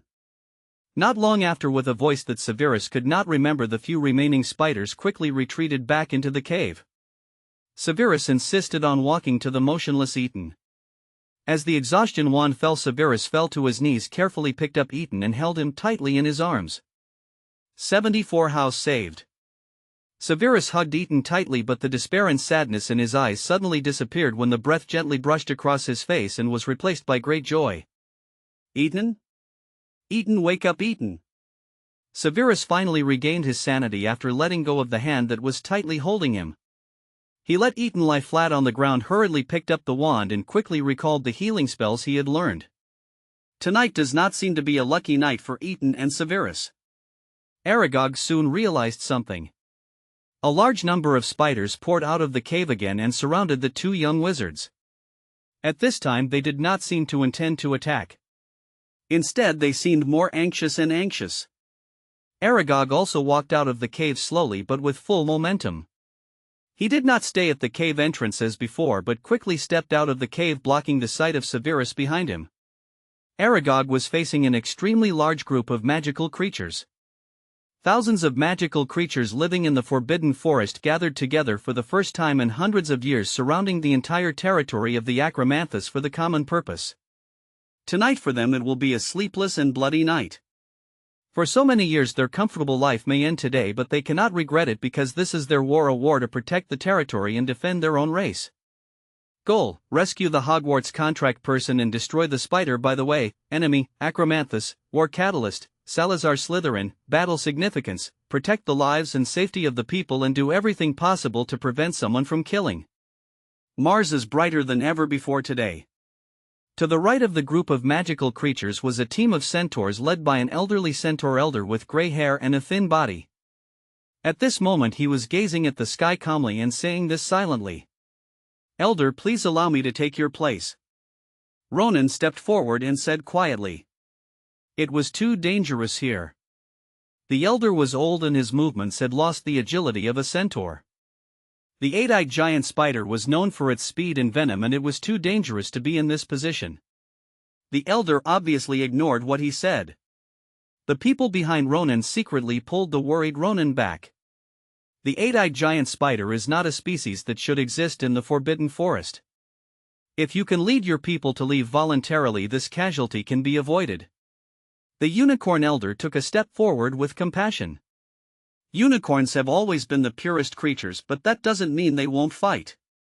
In fact, unicorns have the strongest attack power, which is why they can survive to this day even though they are full of treasures. This territory has no owner. The eight-eyed giant spiders have lived here for many years and have long become a part of this forest. Aragog refused to give in. Although he had promised Hagrid not to hurt the little wizard, and in order to save his life he had not violated any creatures living here. He thought they had reached a consensus, but today, Aragog thought of the two little wizards behind him. He was afraid that this matter was not that simple. What were the identities of these two little wizards that they had attracted such a huge enemy for him? As the leader of this group of eight-eyed giant spiders, he knew clearly that if he wanted to survive in a forest he must not be enemies with other creatures, let alone all other species. Thinking of this, Aragog took a few steps to the side, revealing Severus, who had already carried Eden on his back holding a wand in his hand and staring at the spiders around him vigilantly. Against the backdrop of the night his small body was reflected in the eyes of all creatures as his tall figure and upright back. These two little wizards have trespassed into my territory, but I promised Hagrid that I would not hurt them. I can let them go, but you must promise not to be an enemy of my acromantula anymore. The group of magical creatures facing Aragog suddenly started to whisper and discuss. The centaur elder, who was not participating in the discussion, looked back at his own group with a little indifference, and a gleam of light flashed in his eyes. He looked up at the sky silently and suddenly spoke. That is a very terrible enemy, spider. What you provoke will become the source of your darkness. That half-giant can't give you any help, and you will even bring him into an irretrievable disaster. The elder's voice made the discussion of evolution and quarrels disappear instantly, and all creatures fell silent. This elder was the most authoritative among the centaurs, and his astrological predictions were never wrong. Salazar Slytherin, the eternal king of darkness, was the reason for their existence in the Forbidden Forest. The reason why there were no powerful dark creatures here was because of this king, who liked to nip threats in the bud. Unfortunately, however, Aragog as a latecomer did not know the facts that he should know. Either leave and I will let these two little wizards return to the castle safely, or fight. The acromantula has never been afraid of fighting, and it is the same now. These two little wizards can just replenish the energy of my children. Aragog simply turned a deaf ear to those words. Aragog, what are you talking about? Stop it. Hagrid's loud voice came from behind the vast swarm of creatures. It turned out that the professors, who had been as late as the police, had finally arrived. Oh, what happened here, Hagrid? Those are two little wizards, and there are two students here. McGonagall was the first to realize the key point, and at this time Dumbledore's brows were furrowed to a new level. Please make way, let us pass. Hagrid usually has a good relationship with magical creatures and knows the right ones. At the critical moment he discovered the benefits of the unspoken rules of acquaintances. Soon the wizards squeezed to the front. Oh my God! Severus Snape! Professor McGonagall touched her chest in surprise. She thought it was a student from her college. After all, this has become a routine. Only Gryffindor students would trespass into the Forbidden Forest.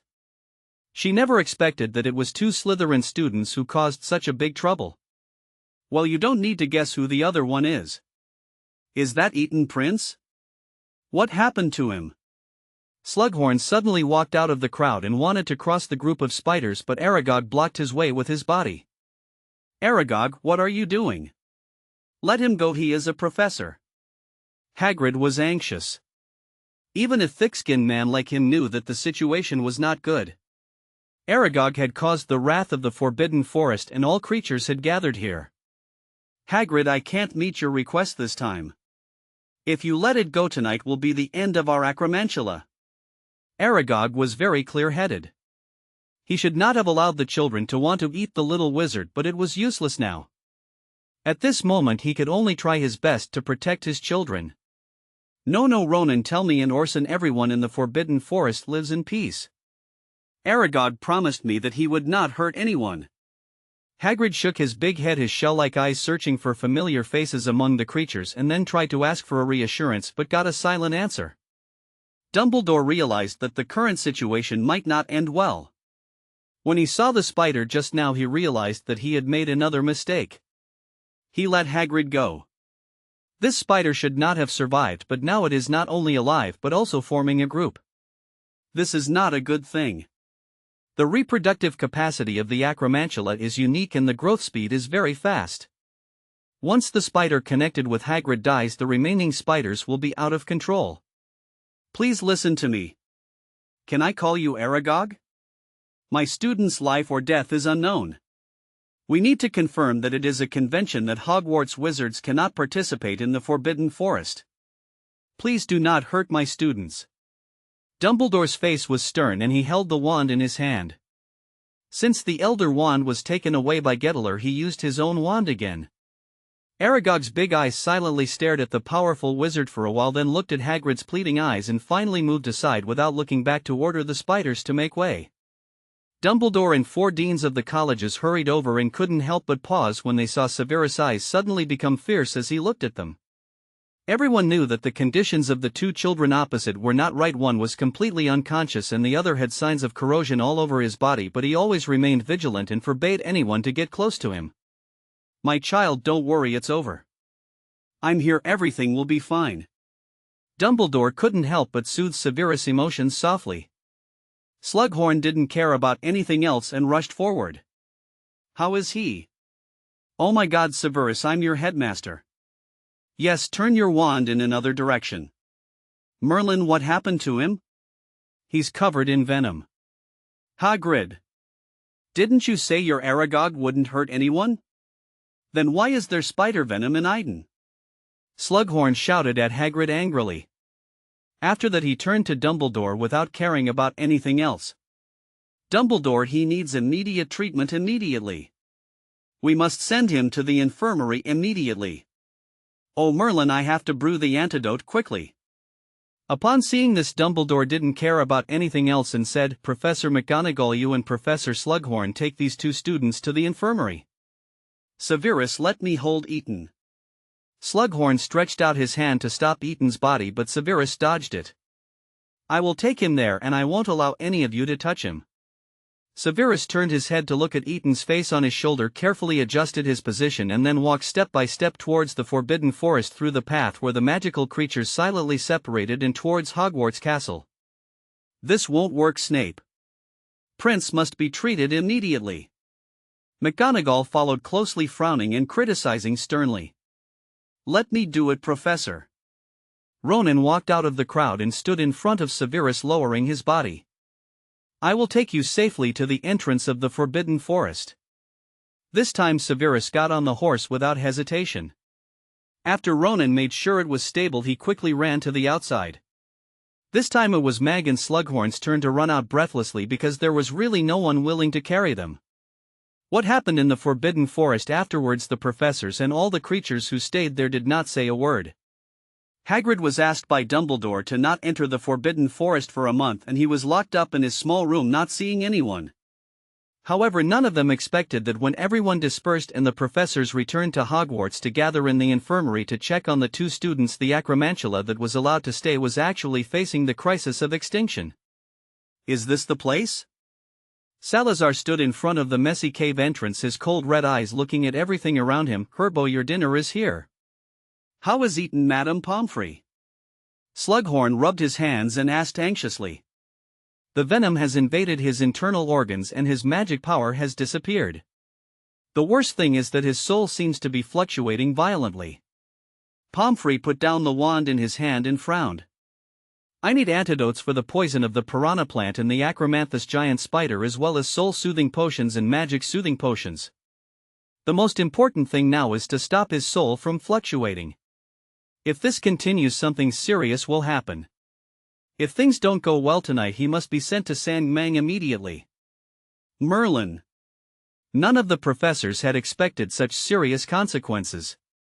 At this moment they had no time to study why 2 little wizards appeared in the territory of the 8-eyed giant spider in the middle of the night and were covered in injuries. I'll brew it. Give me an hour.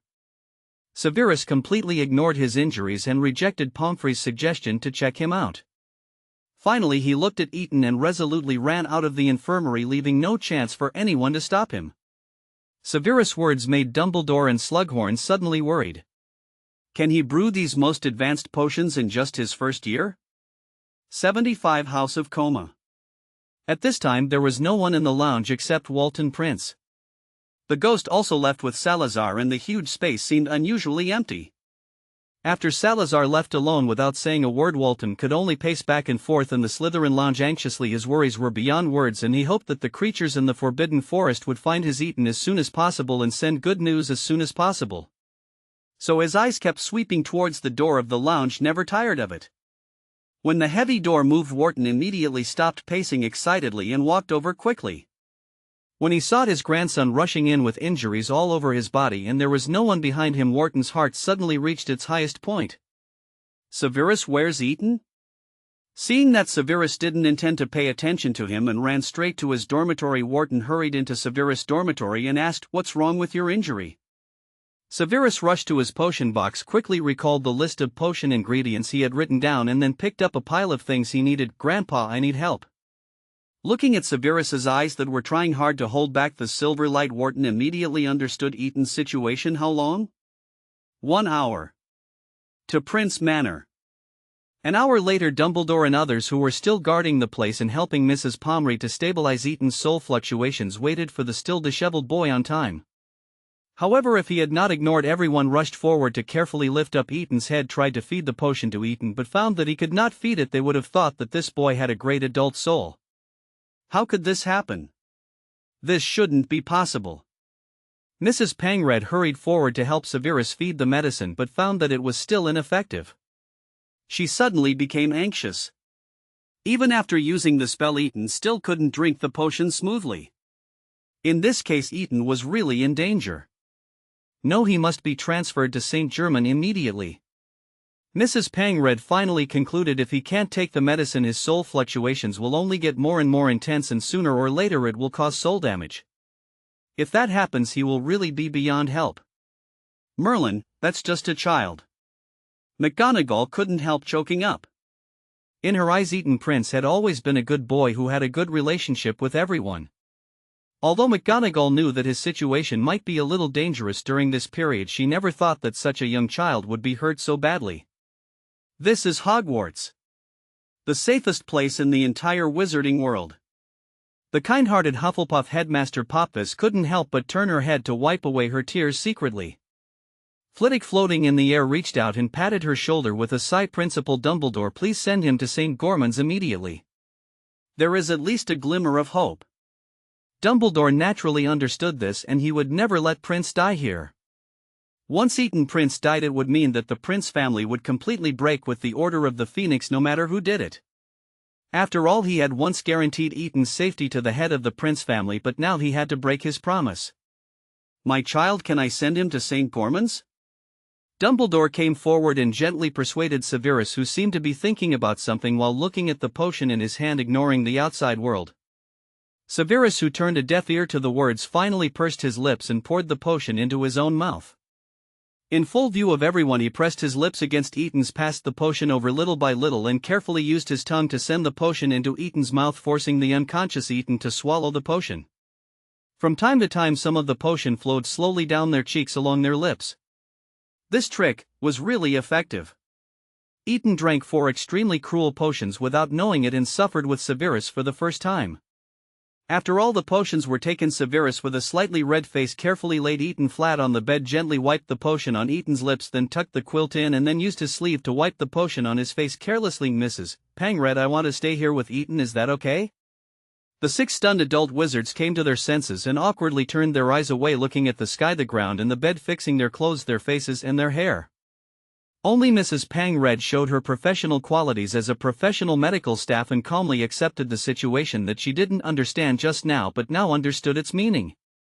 In her opinion, it was reasonable to get the patient to drink the potion at this time. Going forward to check on Eton's condition, Mrs. Pangred was fully aware of the power of the Prince family. The best potions were in dozens. The poison has stopped spreading and is slowly fading. He breathed a sigh of relief, but when the gray light radiated from Eton's body, his heart was raised even higher. "Merlin, why didn't the soul-soothing potion work?" For a moment everyone was silent, watching Pang Red use the detection and treatment spells again and again, watching the grey light appear again and again, and the taste in their hearts was added with bitterness again and again. Stop. Severus had been watching Eton with his eyes closed. He grabbed Mrs. Pomreed's wrist, which was holding the wand. I want to take Eton home now. Mr. Snape, what are you talking about? The patient needs to go to St. Gumman's. Only there can he have a glimmer of hope of survival. Pang Red was also a little discouraged, but as a medical staff she still dutifully reminded him. I said I would take him home.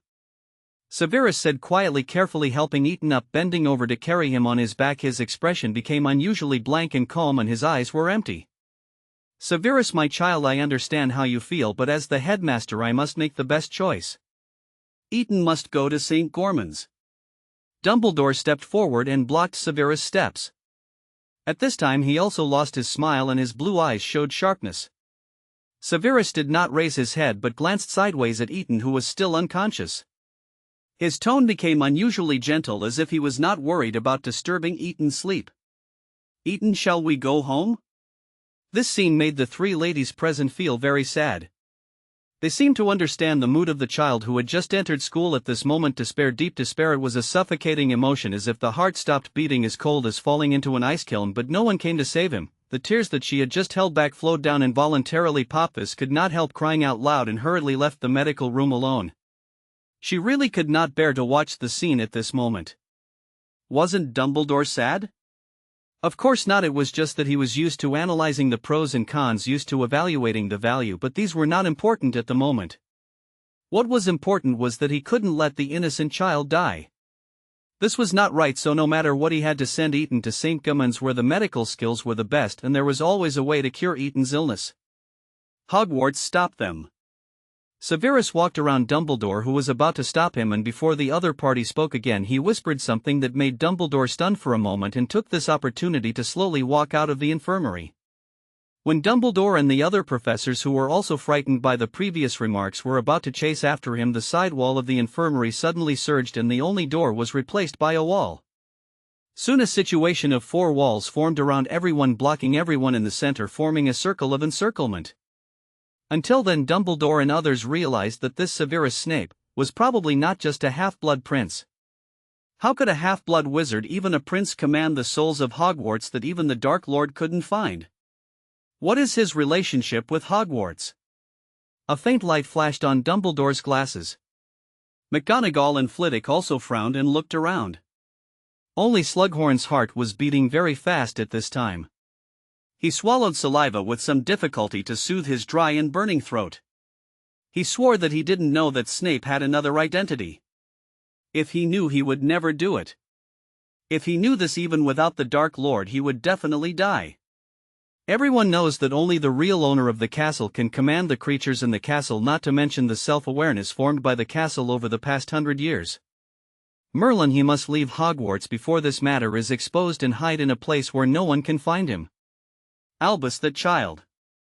McGonagall wiped the tears from her face with her sleeve, her voice still a little hoarse. If it's true, Hogwarts might be. I know, yes I know. Dumbledore muttered, looking at a point on the wall. He was very depressed at this moment. Hogwarts was a fortress full of children. Even if he was a little biased, he had never thought that such a bad thing would happen here. Yes, he understood that someone wanted to kill Eton again, and Severus was just going to rescue him. Eton Prince was not sent to St. Gumman in the end.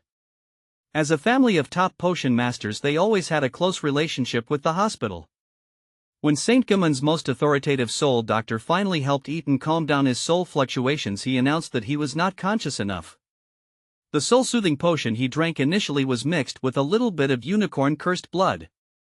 We all know what this means. It was also his luck that it did not cause the strongest soul shock. He sighed and put away his wand. He will wake up, but Wharton, I can't tell you when he will wake up. Are you sure? Wharton clenched his fists and asked in a suppressed tone, I brewed that potion. My old friend, I'm not doubting you. The doctor shook his head with a wry smile. You understand what I mean, right? I understand. Wharton stood up and took a last look at Severus, who was quietly staying by Ethan's bed and seemed to be oblivious to their conversation, and sent the healer out. After the door was closed, Salazar showed up. He was sitting on the other side of the bed with a trace of struggle in his eyes, but he finally persisted. There was a person who could wake Ethan up. He was the purest white wizard with superb soul magic. He had seen that person saving people too many times. Unfortunately, he was a black wizard with such a physique that he could not do even a little bit of what that person did. Go to Hogwarts and do what you should do. Salazar noticed Severus's eyes and softened his heart for some reason. His tone became much softer. I have a way to save him. Severus didn't respond for a long time. After a long time, he slowly reached out and carefully touched Ethan's still warm face. Then there was some light in his eyes. He will be fine, right? Ethan is still alive. He is still alive. Severus felt that his frozen heart had finally started beating again. He would not die and would not leave him. Even if he wakes up, he may become a person without magic power. Don't you care about this? Salazar felt that he had to have a new understanding of this child. I will always take care of him. Severus stood up and gently kissed Ethan's forehead. After hesitating for a moment, he kissed Ethan's pale lips again. You like to be alone, but I don't. So wake up quickly and let me accompany you. Are you sure you understand what you are doing? Salazar raised his eyebrows in amusement. Well, this guy is from his own academy. He knows how to take the initiative and possess his own things. But Salazar felt that this kid just put on Ethan's lipstick because he didn't like the color of his lips. What can an 11-year-old kid understand? I will make them pay. Severus stood up, his eyes became very cold, his embarrassed appearance could not hide his coldness at all. Tell Grandpa to reseal the manor. Ethan, you wait for me to avenge you, and then I will always be by your side. I will definitely convey it. In just a few words, the true friendship in times of trouble made Salazar change his opinion of the boy in black, and he spoke more casually. Oh, by the way, the man-eating plant in the forbidden forest was brought in by a shameful woman who smelled like an 8-eyed giant spider. Find out who she is and then. I don't need you to teach me. Severus turned and walked out of the room, leaving behind this sentence. During this time, he did not look at Ethan again. He was afraid to look at Ethan's quiet face, as if he was asleep. He would not want to leave. He must avenge Ethan, and he would never forgive anyone who hurt Ethan. Heh, well, I used to find you quite annoying, but now you really have the aura of a Slytherin, right, Ethan? Salazar turned his head to look at Ethan, who was as quiet as if he didn't exist. Trust me, you'll wake up soon. Now all he needs to do is go back to Hogwarts and bring the person he originally planned to never have any contact with again to Prince Manor. How could this happen? This shouldn't happen.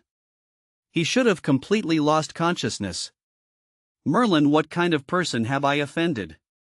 76 House of Another World. Dumbledore tried various ways but ultimately failed to rescue his group. The infirmary was still surrounded by solid walls. Even after notifying Professor Popvis with the Patronus charm, he was told that it would be useless outside. And he was not a terrorist, so it was naturally impossible for him to take inappropriate actions such as blasting or blowing up things. As a result, several people were so tired that they paced back and forth in this small space thinking about their own thoughts. For a moment no one exchanged ideas. Albus, what should we do now? After an unknown amount of time, Professor McGonagall finally broke the silence. She was worried that if Severus didn't come back to let them out, there would be no professor in tomorrow's class, which would definitely cause an uproar. Now the only hope was Professor Popvis, who had already gone out. She hoped that he could find a chance to contact the Prince family, at least to discuss it. Anyway, Severus trapped them because they prevented him from taking Ethan Prince back. Now this reason was no longer valid, so at least let them out. Wait. Dumbledore, who had experienced the ups and downs of life, was obviously much more open-minded and stable in this regard. At this moment he became the backbone of everyone present. With him around, they were as stable as a rock and there was no need to be afraid. We should trust him, McGonagall. During this time, Dumbledore also thought that if Severus Snape was really one of the contractors of this castle, then their future would be bright. Although the child had a dark heart, he was a child with clear goals and a loving heart. Such a child would not be scary. The only thing he was worried about was that if Ethan, whom the child cared about, really had an accident this time and exhausted all his love, that would be the biggest threat to Hogwarts and even the wizarding world. Slughorn simply sat on the ground with his back to everyone else. He would rather be trapped than face anyone who might be interested and notice his movements.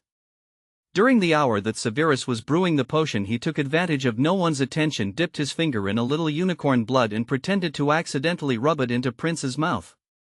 As a potion master, he naturally knew the ingredients of the soul-soothing potion and knew that even a little bit of blood that would not even have any effect on the human body mixed in would cause the soul potion to mutate. This was also his purpose. He needed Severus Snape, this talented but humble student, to help him block the darkness ahead. During this time, the gossip about the Prince brothers naturally reached his ears. He knew very well that as long as Eton Prince died because of this incident, the Prince family would definitely vent their anger on Snape. The aristocratic so-called compromise for inheritance was absolutely not applicable to the stubborn and protective prince. He could take this opportunity to win over Snape. This was a very clever plan. The only omission was that he was completely unaware of Snape's other identity. This time, once Snape communicated with Hogwarts with his talent for potions, he would immediately notice his little move and then he would be really dead. He had to leave here like a plan immediately. Dumbledore, we have to leave here as soon as possible. Slughorn thought for a moment, then stood up with a serious look on his bloated face. If no dean shows up for breakfast tomorrow morning, it will surely cause panic, which will be a disaster for Hogwarts. As the master of potions, I tell you that Eton Prince is probably beyond saving, and there is no way Severus Snape will be back in a short time. These words made everyone look sideways, but after thinking about it carefully, they all agreed. Mrs. Pangred thought of the poor child, her eyes dimmed, and she sighed, feeling very upset that she could not save him. Hogwarts hid such a terrible darkness, and she didn't know how to go on in the future. Horace, what do you think? Dumbledore also sighed with deep worry and deep hope. Blow up this wall. Merlin, that's not possible. This is Hogwarts. Not to mention that the sound may cause panic among the students. Hogwarts has a soul and we can't hurt it. Flitwick was the first to object. He had deep feelings for Hogwarts and had been studying the soul of Hogwarts for a long time. He couldn't bear to do that. That makes sense. Horace, don't worry, the child won't let us down. Dumbledore said with a twinkle in his eyes. This was his earnest hope, and he looked forward to the final result from the bottom of his heart. Perhaps Merlin felt Dumbledore's sincerity, for as soon as he finished speaking, the thick wall that had been standing still began to move in a familiar rhythm, and under the relieved and surprised looks of the professors it returned to its original position, revealing the door of the infirmary. My Merlin, you finally came out. What happened? Popvis patted her pounding heart, still in shock. She had been in this state for a long time. Let's not talk about it for now. We need to contact Prince as soon as possible. So the group hurried to the headmaster's office, except Slughorn, who found an excuse to go back to the common room to check on the situation and went back to the cellar alone. This was the last time they saw Slughorn. Of course, no one had expected this. The next morning, the Slytherins woke up on time. Soon they heard exclamations of frustration, panic, and depression from different doors. Their homework had not been done yet, and it was due today. Merlin, how could they have been so high up chatting and playing last night that they even forgot their homework? So the nobles, who were pursuing perfection in no time, hurriedly washed their faces, tidied up their appearance, and quickly went out to find familiar Ravenclaws. Which bastard headmaster stipulated that every Ravenclaw should have a time-turner? Severus also appeared at the breakfast table, but the gloomy and depressing feeling around him was even stronger. Everyone involuntarily moved away from him, and only Sirius, who was relatively calm, came close to him. Severus, tell me the truth, do you also feel something is wrong? He glanced around and saw that no one paid attention to this corner, so he asked quietly, something must have happened last night, but I don't remember anything. Don't look at me, I just know it. Sirius's beast instinct was quite useful. He knew that it was impossible for him to get along so well with other Slytherins to the point where he didn't even do his homework. The only explanation was that what he received were false memories. But he was clearly wearing the Black family's defensive jewelry, which was used to resist these messy spells, so he couldn't figure it out. Go to Gryffindor. Severus' eyes fell on the empty Slytherin headmaster's seat and an unknown light flashed in his eyes, but he said something completely unrelated. With your troll brain you will never figure it out. Sirius couldn't help but puff up his face when he heard that and looked at Severus seriously with a frown. He could hear the seriousness in the words, but he could hear even more the trace of blood in darkness that was absolutely unmistakable. That was what he was most familiar with, having been exposed to it since he was a child. But Severus refused to pay attention to anyone anymore. He immersed himself in his own world again and refused anyone to get into his heart. Visual transformation. Ethan felt miserable. He had been able to control himself well before and had never made any mistakes. But this time he had exceeded his limit too much. In the moment when he was hit by the backlash and fell into darkness, he actually thought about whether Severus would be sad or go to extremes. How insensitive is he to his own feelings? He hadn't figured it out for so long, and now he had figured it out but couldn't express it. Is there anyone more miserable than him? Severus, where are you? Looking at the familiar surroundings, Ethan sighed and finally couldn't help himself. He reached into his own body and felt it. It felt similar to Peeves but very different from a ghost. Sure enough, his body should still be alive. Maybe he could float to Prince Manor to take a look? But the problem was, Ethan's sight fell on the young version of Sever who was being beaten but refused to say a word. This was the scene he saw when he just regained consciousness. When he instinctively rushed over to resist, he found that the violent man's fist went straight through his body and landed on the boy again and again, unaware of his existence. The boy's eyes had never changed from beginning to end, and he had been staring blankly into the distance. It was not until then that Ethan realized something was wrong. This child, who looked very similar to his Sever, looked at least 8 or 9 years old. Even though he was as thin as a 5 or 6-year-old, his face was pale and lifeless. In the following time he learned that the boy was also called Severus Snape, that he and his Severus had the same mother and father, that he had been secretly looking at the little beauty with red hair and green eyes, and only then would there be a little light in his eyes, that he would steal, rob and work just for that bite of black bread, that he was bullied by the children around him until the magic rioted. He also learned that Irene secretly forgot all those terrified children who screamed devils and monsters but refused to help her son at all. If Ethan didn't understand at this moment, he would not be the think tank of the mercenary group. This is probably the world where he did not appear, and Severus had never met his Severus. Even so, even if he knew that this Sever was different from his Severus, he still felt distressed. He tried every possible way to help this Severus who had suffered so much, but he was still powerless. He could only sit by his side and accompany him when Severus sat in the dark corner, licking his wounds alone, hugging him as before and patting his back gently. Even if the other party could not feel anything, maybe he could feel it? Many times he watched Severus suddenly raise his eyes and look around, even rubbing everywhere, and finally dimmed his eyes, lowered his head again and shrank into the corner again, which made Ethan feel more pity. Why did I see such a miserable Severus just when I discovered my feelings for Severus? Is there any justice, law or Merlin?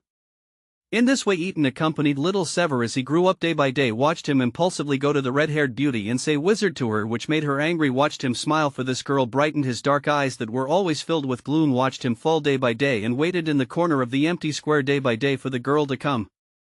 Lily Evans, the #1 rival in love, seems to be. When Severus stepped onto the train to Hogwarts for the first time, he was excited and thrilled. Even though he was wearing tattered clothes and holding worn-out books in his hands, and even though he felt the contemptuous looks of others, Ethan could not help but be happy for him. Floating beside Severus, Ethan sighed a little, and he couldn't tell why. Maybe it was because his Severus's attention was on him, making him no longer obsessed with Hogwarts, but Ethan felt that he really liked those eyes that sparkled with expectation, yearning, obsession and true joy. When he went back, he had to make his Severus happy from the bottom of his heart. Maybe he could try to confess his feelings? The subsequent prince's arrogant provocation, princess's insincere defense, the crowd's support, verbal insults, sharp counterattacks, and the gloomy but forbearing pursed lips after failure. Ethan, as a bystander, felt sorry for Severus. Lily Evans looked down on the poor and gloomy boy. Her actions were just to show her self-righteous justice and mercy. Although Ethan understood the girl's thoughts and actions and understood Severus's feelings of treating the girl like driftwood, it did not mean that he would not be angry. Sure enough, it was not enough to just drug James? Oh right, I wonder how the person who dared to call his Severus Snotlout would feel when he found out that he would never be able to fly in the sky? Oh, it's a pity not to see it. For 7 whole years Eaton followed Severus closely, accompanying him through one cold night after another, Severus sitting alone in the corner of the dormitory to heal his wounds after being bullied by the Gryffindor quartet, Severus being secretly beaten up by Slytherin but not being able to tell anyone, Severus being immersed in the world of potions, Severus being exhausted when he learned that his parents had both passed away, Severus being caught off guard by the Platinum Peacock's various words and instilling bad thoughts, Severus being excited because he thought he had found a goal to strive for, Severus being terrified and desperate when he almost became a victim of a werewolf, Severus being with Lily because of Severus who broke up due to disagreements and tore open his wounds but then regretted it and found it was useless. Severus who became a Death Eater reserve but suddenly became confused. Severus with so many sides made Eaton's heart gradually calm down. This was a world without him. He clearly realized that if he had not been resurrected in that body, his Severus would have encountered so many misfortunes, the feeling of having no one to accompany him on a bumpy journey, the feeling of having to grope his way through a tortuous road but no one to provide the slightest help, the feeling of being rebuked when he thought he had found a way out but went against the only light in his heart. Hey my Severus, I will always be with you, okay? At graduation, Severus stood in the dormitory where he had lived for 7 years, silently packing his luggage. After taking a final look around the dormitory, he hesitated for a moment, then hesitantly opened his mouth. I don't know who you are or what you are, but you will always be with me, right? Eaton didn't know how to answer. He subconsciously knew that he was being asked. Even though he knew that the other party couldn't hear him, Eaton still decided not to answer. What he wanted was his Syver. What he was waiting for was Syver to return to his body and embrace him. If he could choose, he would naturally not stay here, but the problem was that he had no choice now. This was not his world. However, as long as he was here, he would be with him for a day, and this would never change. What am I talking about? Have I been infected by the troll too? Severus' eyes dimmed and he murmured self-blame. He really thought that the warmth he felt around his body on those lonely nights was brought to him by an unknown existence which started before he entered school, so he secretly looked up a lot of information but did not find any similar cases. In the end, he still carried his luggage and left Hogwarts step by step. Accompanied by Eaton, he accepted the Death Eater mark left by the Dark Lord. This was the first time Eaton had seen this Voldemort. I have to say, he was really ugly. His eyes were like slits, his skin looked like it had been burned, and his nose was even more amazing with 2 nostrils showing. This aesthetic was unique, and it would take thousands of years for such a thing to appear. Those nobles who usually boasted of their nobility were willing to lower their expensive heads to kiss the robes that touched the ground? Merlin, this world is so fantastic, even more ridiculous than Mars hitting the Earth. Let Salazar deal with that guy later, he is not interested in dealing with aliens. Speaking of Salazar, he could only sigh. The Salazar of this world had already disappeared in the Hogwarts magic circle. What a sin. Everything that happened next was even more fantastical to Eaton. It was such a coincidence that Severus was asked to brew soul potions constantly, but he never appeared in the Death Eater's potion box, but Voldemort became energetic. It was such a coincidence that Severus was caught drinking and heard a very deceptive prophecy, and the second half of it was closely related to Voldemort. It was such a coincidence that the savior in the prophecy was determined to be born by the girl who always stayed in Severus' heart, and Voldemort, who was even more deceptive, chose this child to attack. It was such a coincidence that Severus secretly asked Dumbledore for help, but he pushed the responsibility away without any delay and agreed to the exchange. A few days later, the girl died of frustration. What was even more coincidental was that the girl actually knew how to use black magic to sacrifice herself to her son. After the whole thing, Eaton felt so frustrated that he floated in front of the decadent Severus and scolded him. Damn, he couldn't see such a huge trap. Is he still from Slytherin? After venting to the end, seeing Severus in despair and drinking, he still softened his heart and hugged him as usual, patting his back, listening to him crying softly and constantly repeating the name of the beautiful girl. After returning, he must immediately separate his Severus and the noisy Gryffindor girl. For many years afterwards, Severus served as the head of Slytherin at Hogwarts.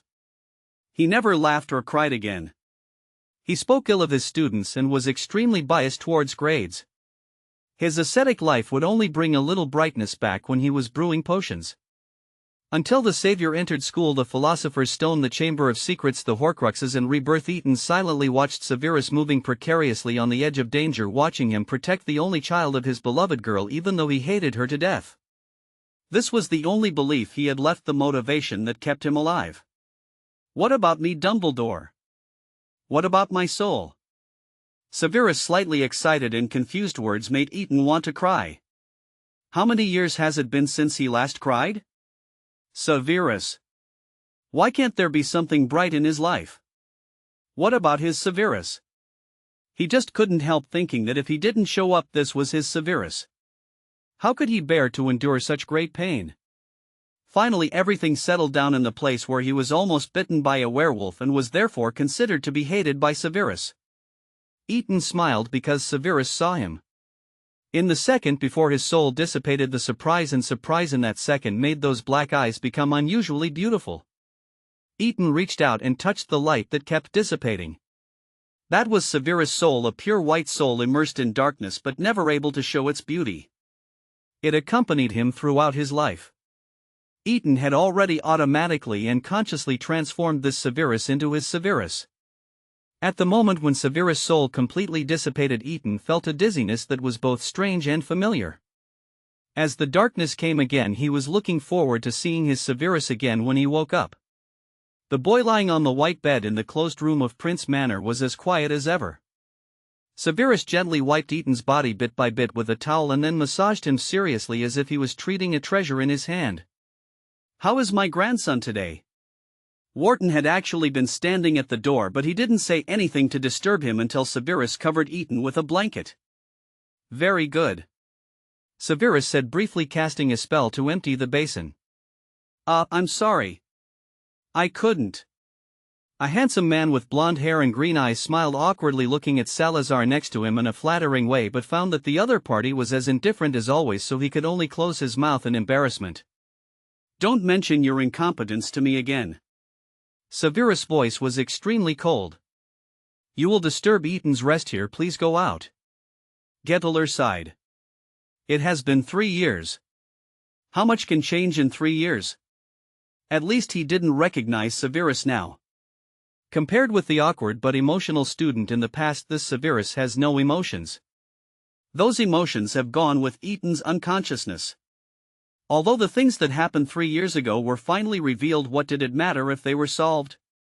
Severus still firmly refused to return to Prince and expelled himself. Everyone knew what he wanted to do, but he was just a Voldemort who was not the heir of Slytherin. Why should he risk everything?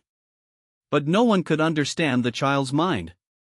"Severus, I will not agree to you leaving the Prince family. I am informing you as your grandfather to stop what you are doing now." Promise in front of Eton. Wharton did not want to force Severus like this. Everyone knew that Eton was not dead, but it was not clear when he would wake up. Wharton did not resent Severus, but he finally let it go. He hated Severus and raised him since childhood. How could he not feel sorry for him? Severus pursed his lips and stood there stubbornly refusing to speak. Everyone remained in a stalemate, until... "Sev. What have you done again?" 77 House of Sweetness. Severus did not move. Even though everyone rushed to the bed, he still stood there without moving. His hands clenched into fists involuntarily hidden under the sleeves of his robe. He felt that he had returned to his dreams every night, where Eton always opened his eyes and looked at him quietly, but when he wanted to reach out and hug him, everything turned into glass fragments, piercing him all over and scarred his heart. So slowly he no longer believed, no longer listened, but just stood quietly not far away, looking at Eton tenderly, painfully, venting the deepest thoughts in his heart. "Eton, how do you feel?" "Tell Grandpa if you feel uncomfortable anywhere." Wharton didn't dare to touch him, so he could only ask anxiously. He took out his magic wand and performed the most basic test, which showed that everything was normal. So his grandson was really awake? Well, he didn't really believe it. "Let me do it."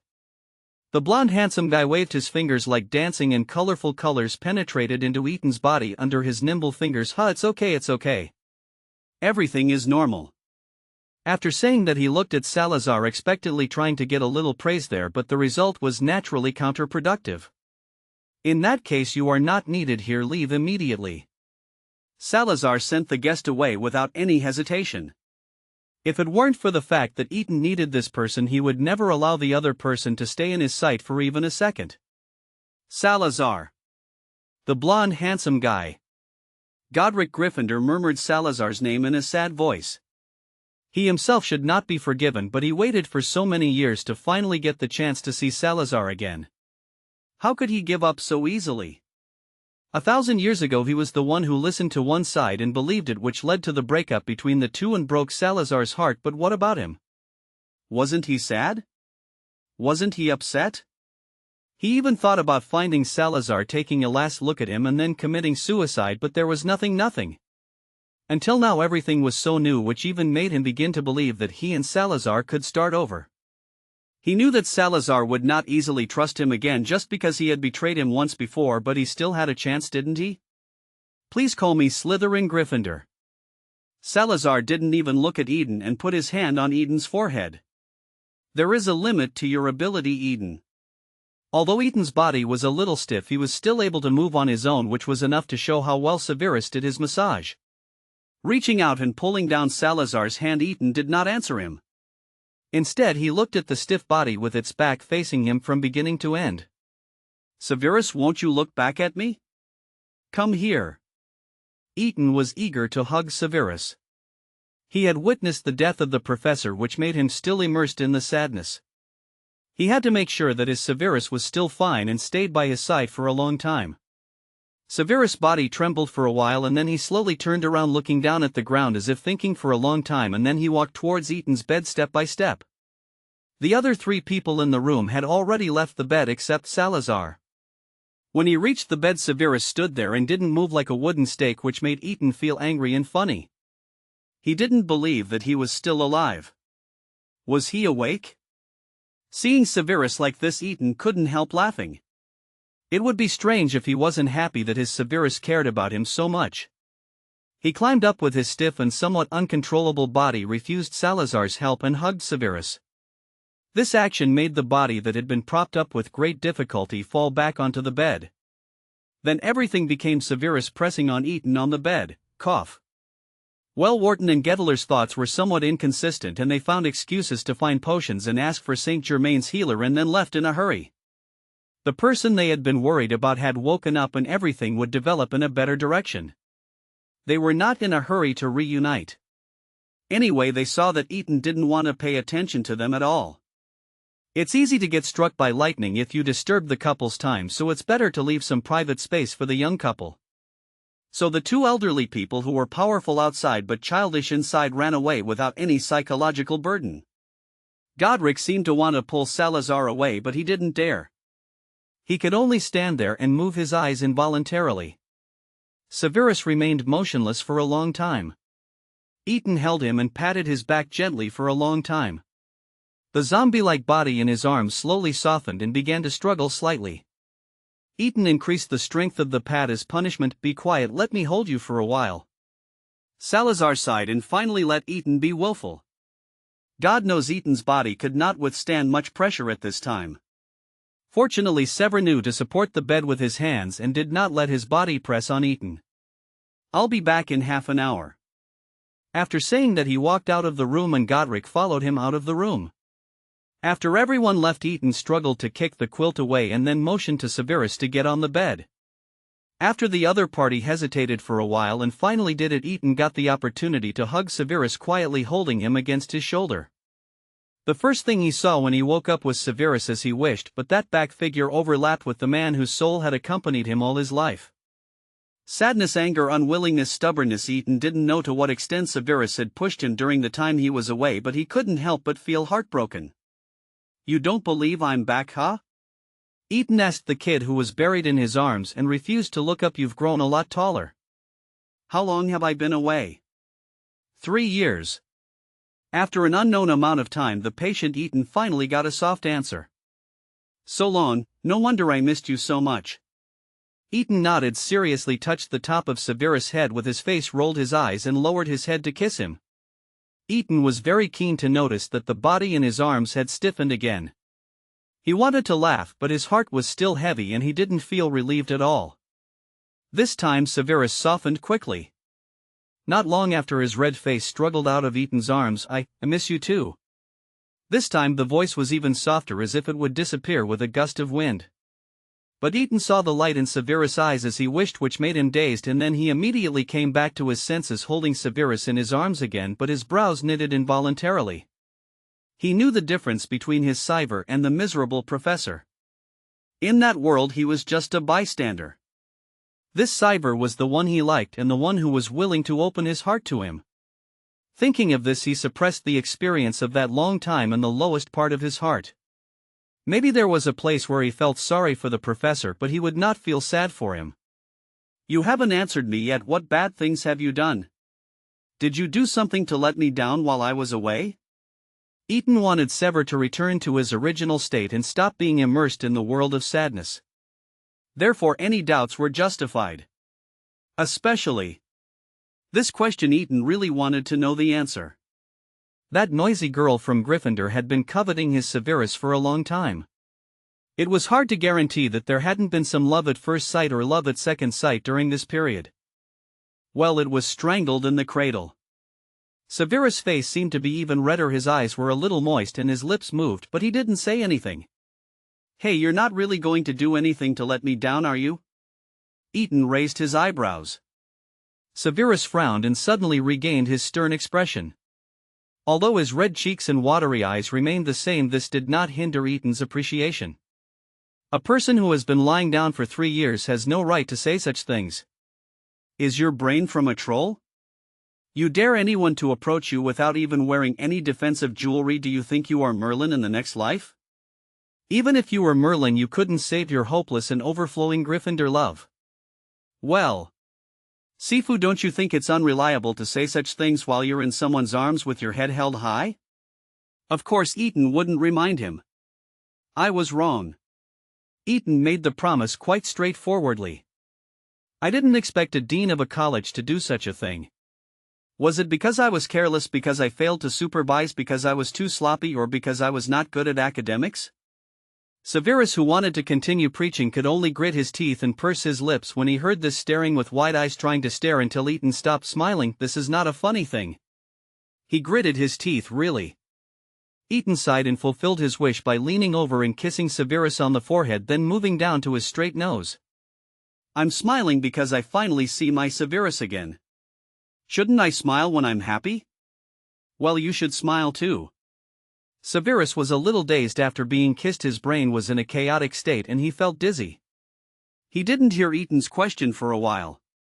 In Ethan's smiling eyes he began to be dazed, for the first time in his life. As for love, the children of Slytherin are very precocious, especially in the past 3 years. Lucius, who has been pestering Severus all the time, has already been flooded with peach blossoms. But Severus is like a piece of wood, turning a blind eye to everything and concentrating on doing his own thing. Therefore he doesn't feel anything about the pink bubbles around him, and naturally has not read anything like The Secret of Puberty. As elders Wharton and Gettler would not make such an inappropriate move as giving a book as a gift under such circumstances. God knows if they did so, would this gloomy little guy be furious and chase them down just for wasting his precious time? So the result is that this poor kid Severus doesn't know what love is yet, but he knows that his heart is beating faster, he feels weak all over, his mood is high, his emotions are high, his body is hot, and he is sweating. Could it be that he is sick? 78 House of Tenderness. Severus was struggling in his heart whether he was sick or had a nervous system disorder caused by excessive tension.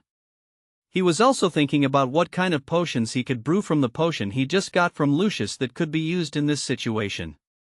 Somehow his brain went off track when he thought of his beloved potion. His heartbeat recovered, his body became stronger, his mood calmed down, his emotions stabilized, and he completely returned to normal. Well, because Ethan was sober, he really relaxed too much from the bottom of his heart, and the pleasant potion occupied his cerebral cortex again. What's wrong? Why don't you say something? Ethan was still thinking about Severus's reaction after a while and wanted to see which corner he was hiding in. As a result, he saw the child's eyebrows and eyes were relaxed and his expression was happy, sleeping. Carefully pulling the blanket over the two of them with his not-so-flexible hands, Eaton looked at Severus in his arms with tenderness. He knew Severus's character very well. During these years when he was gone, Severus probably had to bear much more than he could imagine. All unnecessary and inappropriate responsibilities were all placed on him, as if he was afraid that his shoulders would be too relaxed. In fact, from the bottom of his heart, Eaton knew very well that his Severus was almost exactly the same as the Severus who had lived a sad and suppressed life and was also a great life. He had a clear distinction between love and hate, was cautious but loved to get stuck in a rut, loved to be awkward, and loved to hide his thoughts in a very deep place and not let anyone touch them. I say, aren't you tired of looking at him for so long? Half an hour had obviously passed and Salazar appeared in the room on his own. This time Godric did not follow him, so he knew what had happened without thinking. Silencing spell. Eaton felt the body in his arms showing some signs of struggle and immediately frowned and complained in a low voice. Salazar waved his hands and obeyed Eaton's wishes as if he was defeated. In fact, he was familiar with the kid's situation in the past 3 years. It was not easy to sleep peacefully. Seeing that Sev had calmed down again, Eaton was relieved. Godric Gryffindor? Salazar, who was already sitting beside Eaton's bed, immediately turned pale and his eyes darkened when he heard this. Yes. But don't worry, you won't see him again. Drink this. Do you mind telling me your story?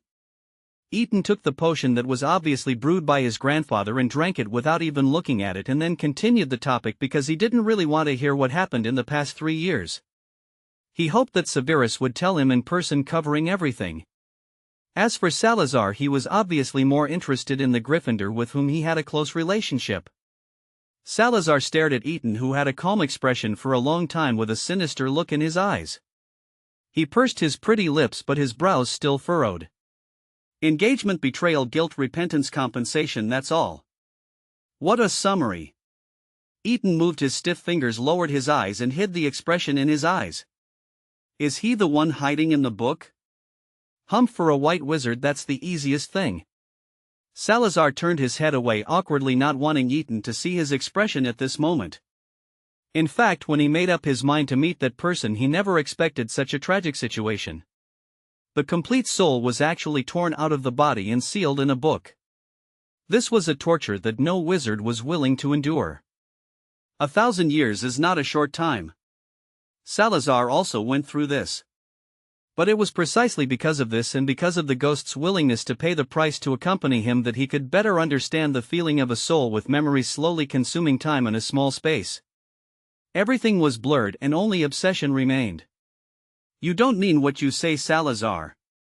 Eaton couldn't help but tease, but his mind was thinking about the soul. In the past 3 years he accompanied a man named Severus Snape in a place he didn't even know about, and he lived his whole life in the soul state. How could this be? However, this reminder made him pay attention to a problem that he had never paid attention to. Why can't I still feel any magic? Eaton's tone was full of curiosity. He didn't look like he had lost his magic and collapsed. There was even a hint of surprise in his eyes, which made Salazar feel relieved and angry at the same time. It would be fine if he didn't mention that Gryffindor, but wasn't this guy being too casual with himself? Your soul has just revived and it will take some time for your magic to recover. How do you feel during this period? Salazar was actually worried because the Gryffindors, who were fully capable of healing souls, were helpless against Eaton. Although he appeared to be stable and peaceful and would be awake, they secretly mentioned to him the abnormality of the soul in this body. Obviously they had not considered the serious issue that Eaton's soul might have spontaneously run away to other places. What else can I feel? 3 years have passed in the blink of an eye. Eaton did not intend to share his experiences during this period with anyone except, of course, Sever. Even for Sever, he would wait until the two of them were completely settled in the future, when Sever was completely free of restraints and no longer felt uneasy, before bringing up this topic. That Gryffindor. Seeing Salazar staring at him with a frown as if looking for signs that he was lying, Eaton immediately changed the subject with an expressionless face. Sure enough, this trick worked very well. Have a good rest.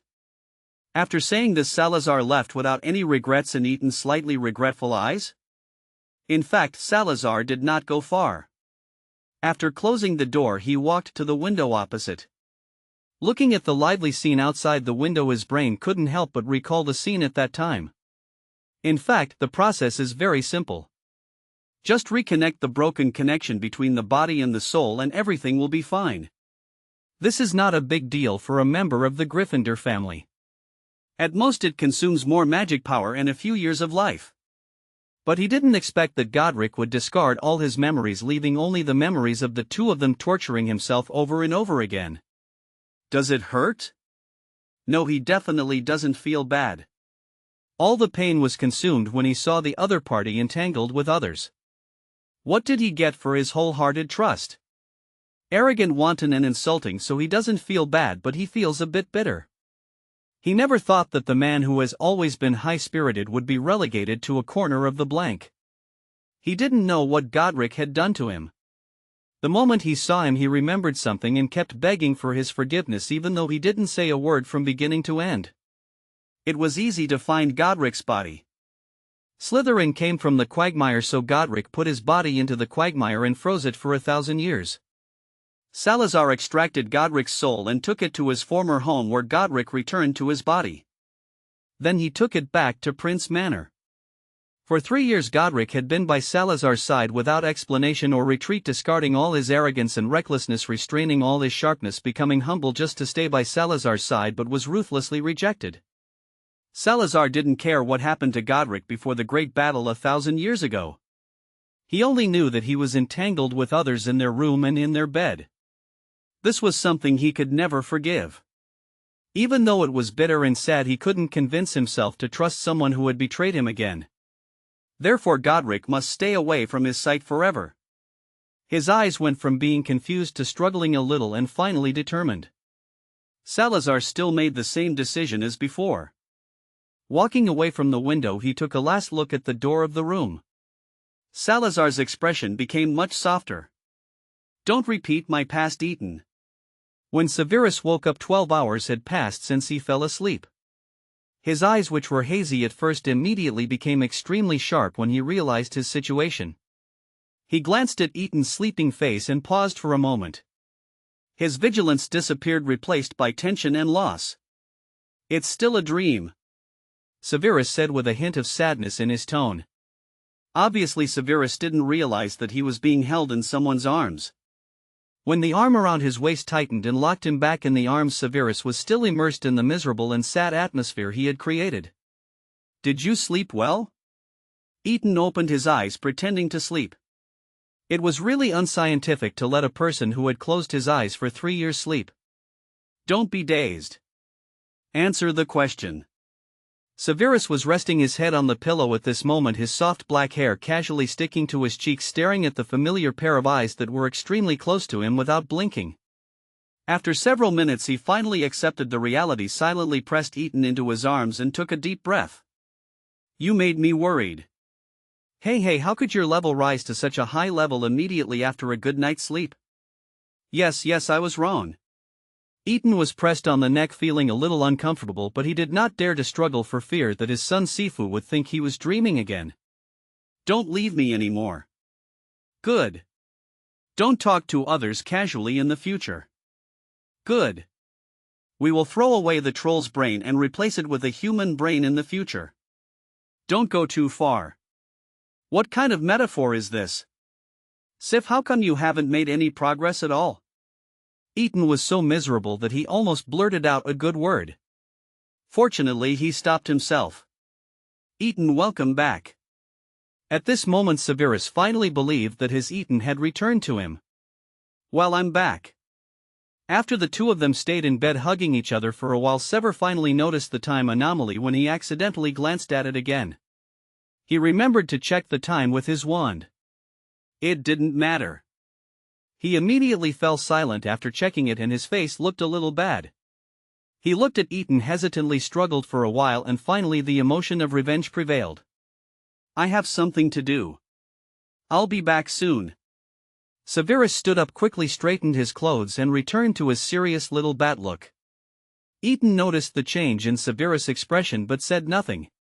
He let him tuck in the quilt for him, called the house elf to tell him about food and drink, then suppressed the reluctance in his eyes and left. At this moment, in an inconspicuous private room on the second floor of the Hog's Head pub in Hogsmeade, Lucius was rubbing his wand with gritted teeth. Damn it, he was 2 hours late and he, a platinum noble, had to stay in this drab place for 2 hours. Humph, he would wait another 10 minutes. If he didn't come, he would definitely teach Severus a lesson. Sif's birthday. On January 8, Eaton woke up at the designated time as usual. He felt the arm around his waist and a sore spot that was hard to describe. Well, it's been so long, every day I should get used to it. He turned his head and looked at his own Sifu's peaceful sleeping face. His favorite eyes that used to be cold and cool were now hidden under the fitted eyelids. After thinking about it, Eaton decided to reach out and poke. As expected, the pair of eyes that fascinated him opened instantly. There was no cold light, no cool air, but a little helplessness and a slight smile, and then Eaton's mouth was blocked and his eyes stared at his favorite for a long time. As usual, after both of them had been awake for half an hour, Eaton was finally carried to the bathroom to take a morning shower and then dressed as usual. I'm going to Hogwarts. I'll be back at noon.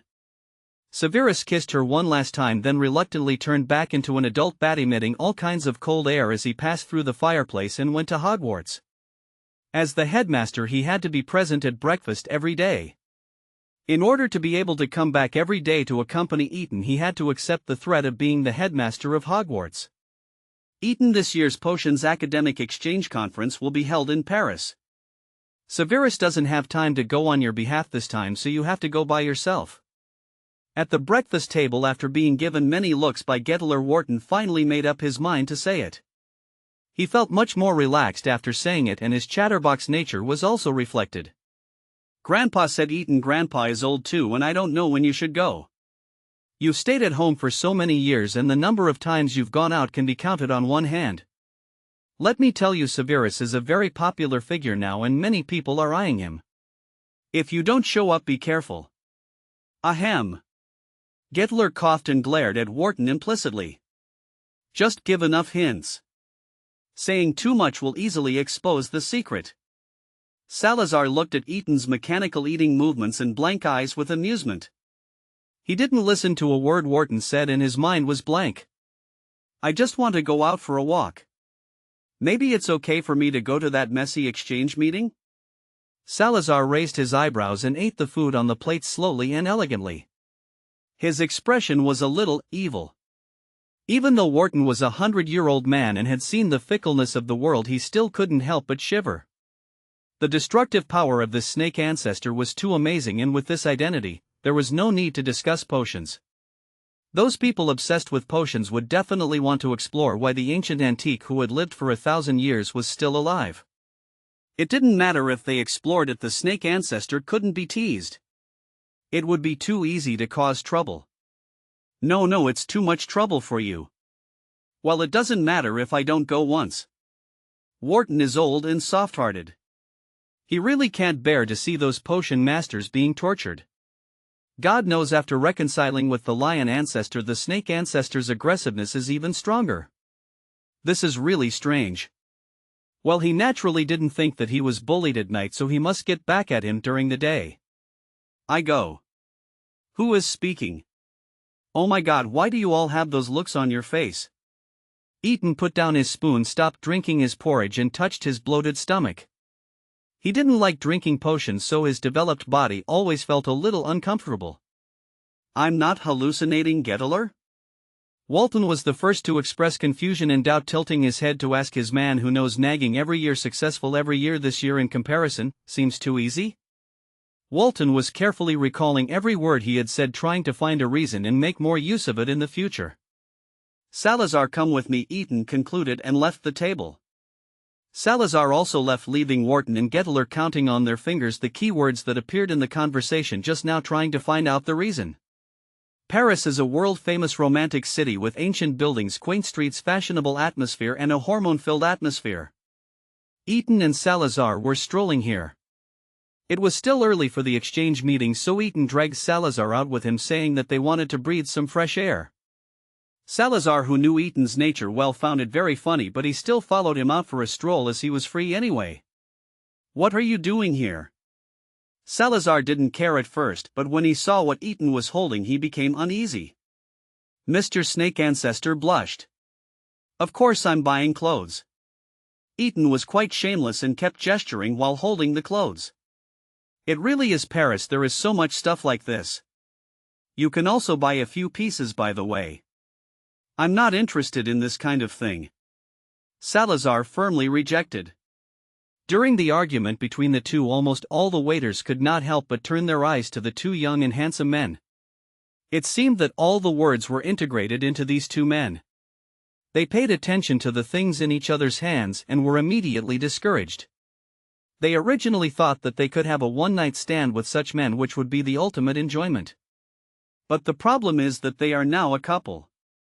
Well, I don't know if they can accept several people together. So a few people pushed and shoved each other and exchanged glances frequently. However, before they could put their moves into action, Eaton had already learned his lesson. After paying the fee in a dashing manner, he was dragged away from this damn place by the already impatient Snake Ancestor. Next stop, the beauty shop. Eaton didn't care and continued to do what he wanted. Holding the bag in his hand, he strode to the next stop, and then, under Salazar's weird eyes, he bought a full range of supplies such as candles, essential oils, various condoms, aphrodisiacs, lubricants, etc. During the whole process he still had a blank face and didn't blush at all, which made Snake Ancestor begin to suspect whether this Eaton was someone pretending to be him. At noon the professor hurried home and didn't see his own Eaton.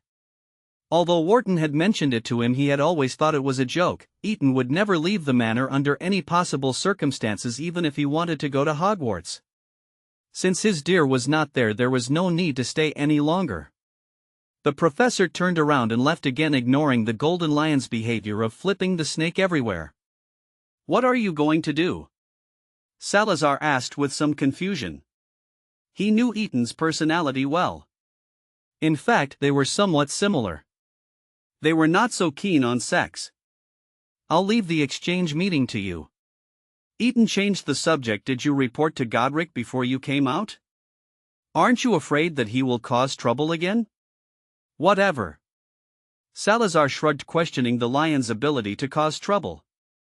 No matter how much trouble he made, it wouldn't get any worse. He didn't have the brains to make a big fuss. "Well, I'm going to Hogwarts."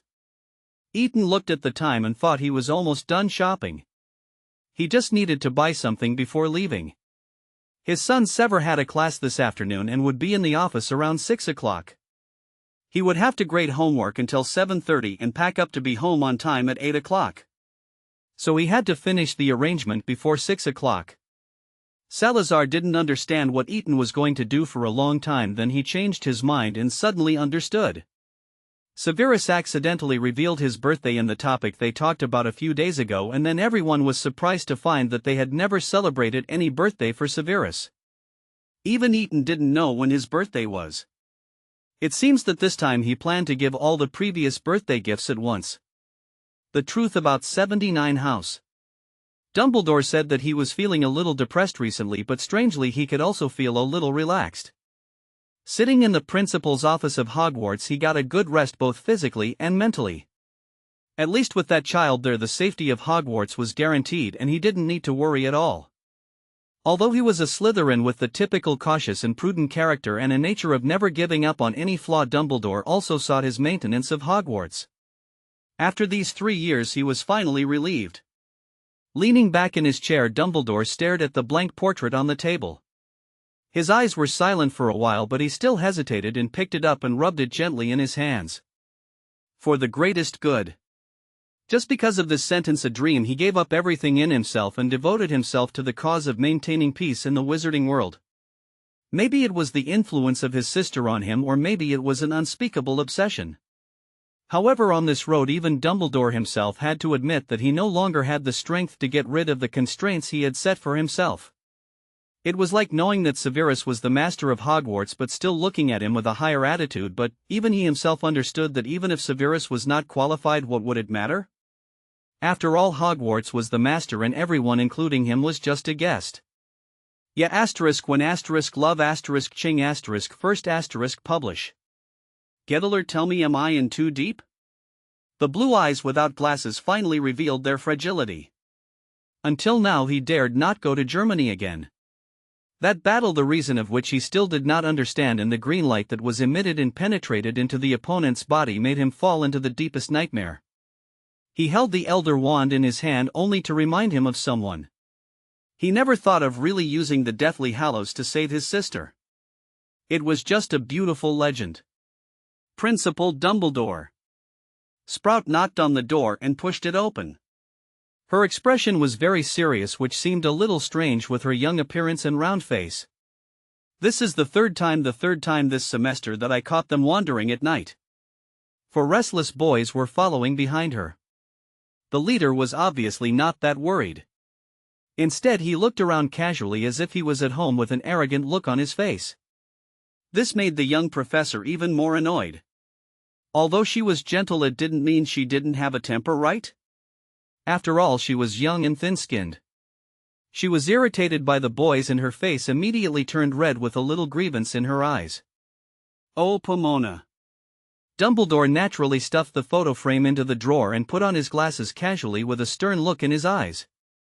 Since this incident, the position of head of Hufflepuff House has been vacant, and there is also an herbology course. In order to find a new professor, Dumbledore has put a lot of effort. Fortunately, the eldest daughter of the Sprout family, who was gentle, kind, and compassionate, took the initiative to come to the door. Regardless of the motivation that drove a shy girl who only loved to get along with plants to come here, she happened to be the best candidate. Don't be impatient. Come and sit down. Children are always curious but never mean any harm. After greeting Pomona first, Dumbledore turned to the 4 people who had no self-awareness at all. Gryffindor will deduct 5 points from each of you. This is the 7th time you have come into my office this semester. Oh, it's only been a month since the start of the school year. James took the lead and admitted his mistake first. I'm sorry, we were just starving, so we thought about going to eat something, but we didn't notice that it was already past curfew. It was more like a complaint than an admission of fault. At least the action of rubbing his stomach made Pomona even angrier. But before she could explode, Dumbledore smiled and said a few words to the 4 of them and sent them back, saying that since the curfew had passed, they should go back to rest and be careful in the future. Not to mention that Pomona was a little depressed in the headmaster's office, but fortunately she was easygoing and was quickly calmed down by Dumbledore. The 4 people who left the headmaster's office were all laughing, and James was the biggest of all. I told her that it was useless to go anywhere and it would be better to just deduct points, but she didn't listen. She really doesn't know how to appreciate kindness. James complained in the silent corridor. At this time we were supposed to go back to the dormitory with our delicious food. The professor is only responsible for our safety. You can't say that to her. Remus gently interrupted James's complaints, and it's not too late to go now as long as we bypass Filch. Oh, that old guy, and that lousy cat. James was instantly annoyed when he mentioned this. It was obvious that he had been taught a lesson before. Pettigrew opened his mouth but said nothing. He had been following behind. He didn't know when it started, but he couldn't get a word in their conversation anymore. He could only follow their orders. Even if he didn't want to accompany them to find food so late at night, he ate very well at every meal and wasn't hungry at all. Hey Sirius, why aren't you talking? James didn't notice Pettigrew but instead focused on his best brother. Although he was born into a Death Eater family, isn't it good to be loyal to Gryffindor? Every time there was a fight, the Slytherins didn't fight back and dared not say anything. It was so funny. Keep your voice down. Do you want to call Filch over? Sirius' expression did not change. No one noticed his expression just now. Let's go quickly. I'm hungry and sleepy. After I eat, I want to go back and rest. In that case, what else is there to say?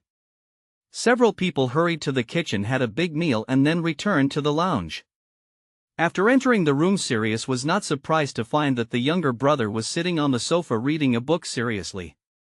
When he saw him coming, he hurriedly got up and ran over to look him up and down for a long time, then cautiously breathed a sigh of relief. This made Sirius feel very uncomfortable and a little uneasy. He turned his head and rudely grabbed Regulus' hand and dragged him into his room. I'm going for a night stroll, not to die. Why are you so nervous? I've told you 100 times, go to sleep first. Sirius sat on the bed a little disappointed. Seeing that Regulus was still paying careful attention to his body, he couldn't help laughing and patted the seat next to him. "Sit down, why are you standing there like an idiot? Your brother can still eat you." Hugging his younger brother, Sirius felt much more relaxed and simply lay down on the bed. "You ignored my words and became disobedient when you grew up." No, Regulus insisted on this point. He did not disobey Sirius' words but was selective. "Don't you wander around every night without sleeping?" If there is an elder brother who does not set an example, there will naturally be a younger brother who pretends to obey but actually disobeys. "Hey, you're still excited, aren't you? You've learned bad things from Severus." Sirius pinched Regulus's face and pulled it away. He couldn't describe the feeling in his heart. Over the past few years, even though Bella and Narcissa jointly suppressed it, there were still many rumors that reached his parents' ears which attracted countless curses and all kinds of disappointed remarks. Fortunately, he was still a Slytherin, otherwise the family would probably expel him from the house. Every time he went home he was treated coldly and he swore not to contact those people in Gryffindor. But he didn't want to listen. Even though he was a little tired of contacting James at that time, the opposition from his family made him persist. But no matter what, his brother treated him the same as always, especially when he found that his brother spontaneously took all the courses of the air for his freedom and became so thin that he almost lost his bones in a short period of time. Heartache was not enough to express all his emotions. "Brother." Regulus quietly let Sirius play with his face for a while, then pulled his hand down, looked at Sirius's relaxed expression cautiously, and then he hesitated to say something. "You obviously don't want to play with them, why?" Sirius could not help but stiffen his body at this question. He looked at his brother's worried eyes with complicated expressions but still hugged him tightly. "Go to sleep quickly, you have classes tomorrow. Don't worry about these things, just study hard." "Oh." Regulus closed his eyes obediently. Perhaps he was too tired, or perhaps he felt extremely safe in his brother's embrace, and soon he fell asleep. Sirius was left staring at his brother's little face in a daze. He hadn't told anyone. Oh, except Severus.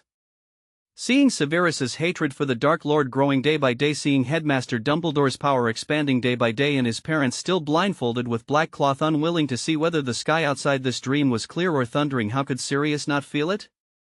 After all, the education he received since childhood was not fake, and the aristocratic set was transparent to him. What was going on with the Malfoy family? What was going on with the Zabini family? What Dolohov wanted to do, and everyone in Slytherin had his own plan. That teen couldn't even win the hearts of the people, so how could it win? Sirius sighed and closed his eyes. At least the Black family should leave some roots behind. Severus naturally went back to Prince Manor at night, sharing a bed with Eton.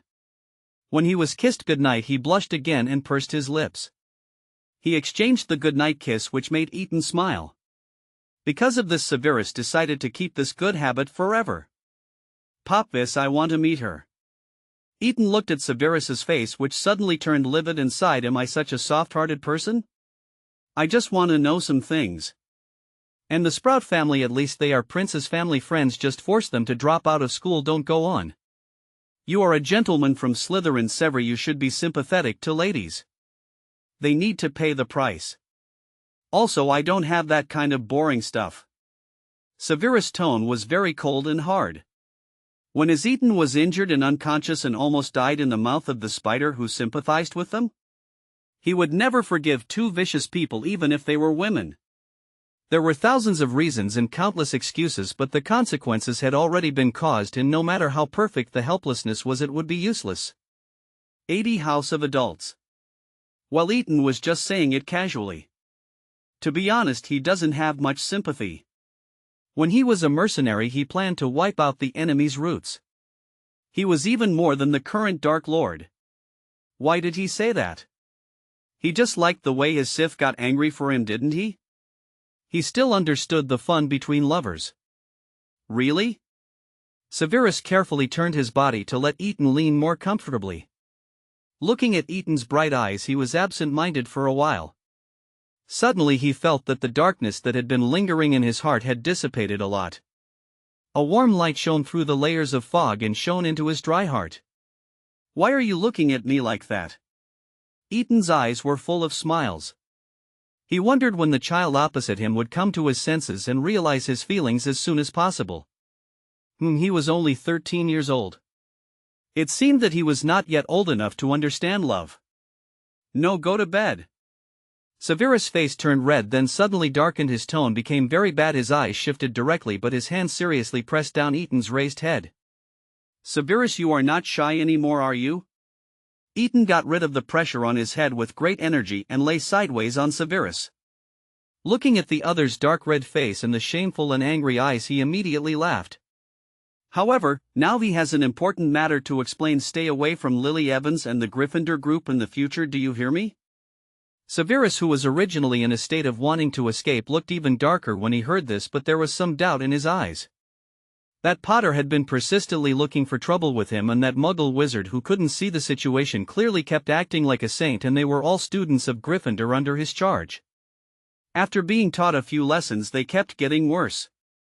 Severus, who was in the process of revenge, simply ignored these minor fights, but that didn't mean he didn't hate these people. He no longer wanted to judge whether it was right or wrong to choose Gryffindor, even though there was really no need for him to spend a penny thinking about these brainless trolls who let their limbs occupy the forefront of their thinking. I don't have time to deal with those trolls. Severus tried to push Ethan away, but when Ethan pretended to be uncomfortable, he immediately stopped and let him continue to press on him. You are forbidden to have any physical or verbal contact with the Gryffindor flower, not even eye contact. Although Gryffindor house is yours now, at least the lion ancestor is back and he has nowhere to go. Ethan reached out and touched Sev's chest. At this time Sev was wearing black silk pajamas. One more thing to add, all the pajamas in Sev's wardrobe were of this kind with no variation in colors or styles. Severus was forced to focus on the burning feeling in his chest. He only listened to half of Ethan's words. Although he didn't quite understand why Ethan was so obsessed with this. Could it be? Speak clearly. Was she also involved in your injury? Thinking of this, the flames of hatred devoured Severus's reason again. Although the saints, the prince family and Salazar had intervened and all people and things had been investigated, it was impossible for the person involved to have their own experience to be true. If so, they had missed one person and let her live freely for so long? Ethan was really irritated to see that Severus always linked his injury to his actions. However, this also shows a problem, that is, his Severus has him in his heart, and it is all well. He used to think that it might have a negative impact on Severus' life, but now he thinks it is all sweet and he can't wait for it. Ethan is not a good man or a good woman.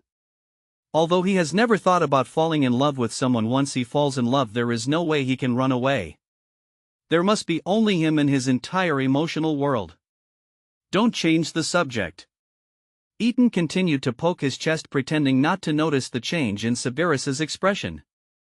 Forbidden is forbidden. Also, I will go back to Hogwarts for a tour in a while, so be prepared. He needed to investigate the enemy's situation, not because he did not trust Severus, but even as a otaku he knew that he had to declare his sovereignty, and after the declaration he could get away with it. Severus felt his throat was a little dry and his body was a little hot, as if he had the same problem as last time. He didn't dare to look at Ethan for a moment and nodded slightly as a response. Ethan's statement meant that Evans was not involved. In this case, Severus was not so interested in why the two were prevented from contacting each other. Anyway, he himself extremely disliked outsiders getting close, especially that noisy guy. In the middle of the night that day, Severus woke up from his sleep. His face turned red in the dark. He struggled for a long time in his heart and finally failed. He carefully settled Ethan down, took out his wand and cast a silencing spell, then exhaled, uncovered the quilt and rushed into the bathroom, quickly leaving Ethan, who opened his eyes in the dark and looked at Severus, hurried back and couldn't help laughing out loud. Ah, his Severus has grown up. Severus, who was at a loss in the bathroom, carefully glanced at his wet pajamas and became even more at a loss. Recalling the experience in the dream, his face flushed.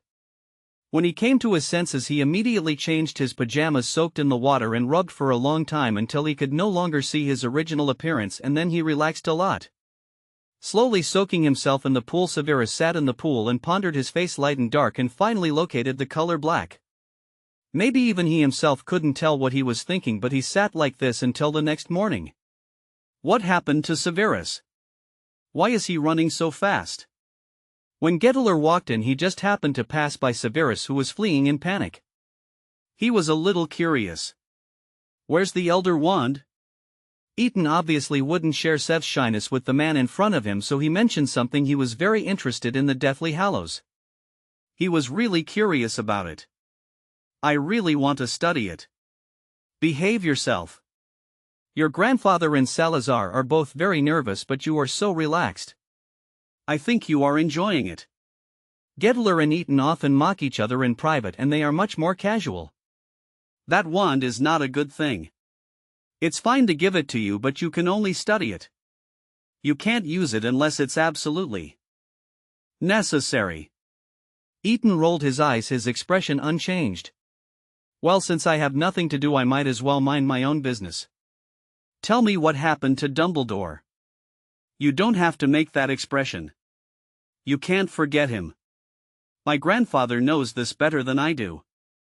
Gettiler's expression froze after being serious. He curled his lips and tried to change the topic to something lighter, but he couldn't say it in front of Eaton's classic expressionless face. "I won't leave Wharton. I believe this." Eaton struggled to get up from the bed, stretching his tense muscles with a nonchalant look. In that world without him, Gettiler spent the rest of his life in the cell he built and even died for Dumbledore in the end, which made Eaton very concerned. Some of Dumbledore's behaviors in Hogwarts caused Salazar's annoyance, and I'm afraid that pure Gryffindor would not like it either. It's hard to say what his final outcome will be. The grandfather of that world had long since returned to the dust, and Gettiler's forgiveness had nothing to do with Wharton at all, which can only mean that in Gettiler's heart Dumbledore's weight will only increase, not decrease. Eaton didn't care about these things before, but now it's different. He understands love and knows that there can be no sand in it, otherwise the ending will be like Salazar and Godric, broken and irreconcilable. "What would you do if I told you that Dumbledore is destined to die in the future?" Eaton tilted his head, his dark eyes filled with an unfathomable look so deep and solemn that it was impossible to see the message they conveyed. Gettiler wanted to say something reflexively, but the words got stuck in his throat. He looked into Eaton's eyes and said nothing. "Gettiler Grindelwald, you have never shown your inner self to Grandpa, but you have always asked Grandpa to treat you wholeheartedly.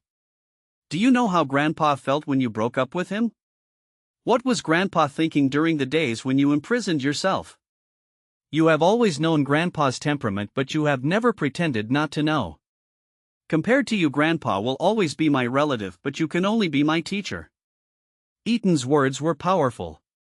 What he wanted to tell Gettiler was that he would always stand on Grandpa's side, and no matter what happened to the two of them in the future, Gettiler would always be the one who was excluded.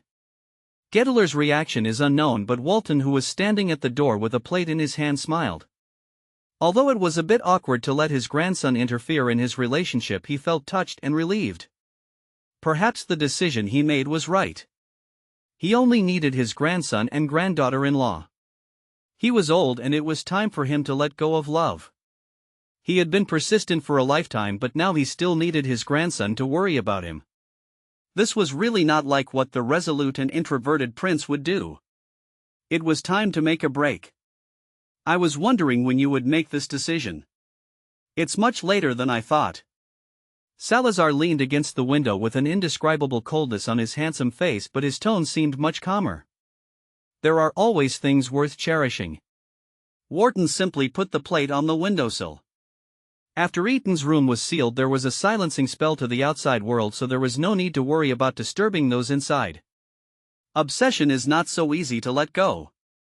"Don't tell me you're from Slytherin." Salazar glanced at him disdainfully, then turned around and prepared to leave. "You don't have to worry about the Dark Lord anymore. Since you're a descendant of Slytherin, just solve it the Slytherin way." When Eaton was injured, Salazar had the idea of killing the Slytherin directly, but he never expected that what he saw was a broken soul, and it was undoubtedly the descendant of Slytherin. 81 House Resignation. "Oh, sir, can you tell me why you are in my office?" Dumbledore hurried back to Hogwarts from the small battle with Voldemort. Several members of the Order of the Phoenix were injured. He had to rush back to get some potions and galleons to St. Gorman's. But when he arrived at the principal's office, he found a blond young man holding the sorting hat, frowning and sitting in his principal's chair looking like a master. At this moment he could only put aside the matter of St. Gorman's. Obviously this matter was more critical. The principal's office had been his territory since he became the principal. Any intruder would arouse his vigilance and attention. However, this young man could enter quietly and even seemed to have stayed there for a long time. Godric was dissatisfied with the new shape of this shabby hat and by the way he learned about what happened in Hogwarts over the years. He became even more dissatisfied and extremely angry. No matter whether it was the descendant of Slytherin or the Hogwarts that had formed a small battlefield, the purpose of establishing Hogwarts was to create a pure land in the war. As a result, now the whole thing is turned upside down. There are small fights in peace outside, but inside it is turned into a battle between departments. Are you Albus? Very long name. Dumbledore? Godric threw down the tattered hat, casually ignoring its hideous movement. He casually put his hands together to form a tower on the table and looked at Dumbledore with his deep green eyes as cold and calm as a 1,000-year-old icy pond. Yes, that's me. Dumbledore was amused by the other party's question and then sat down naturally on the chair he used to receive guests.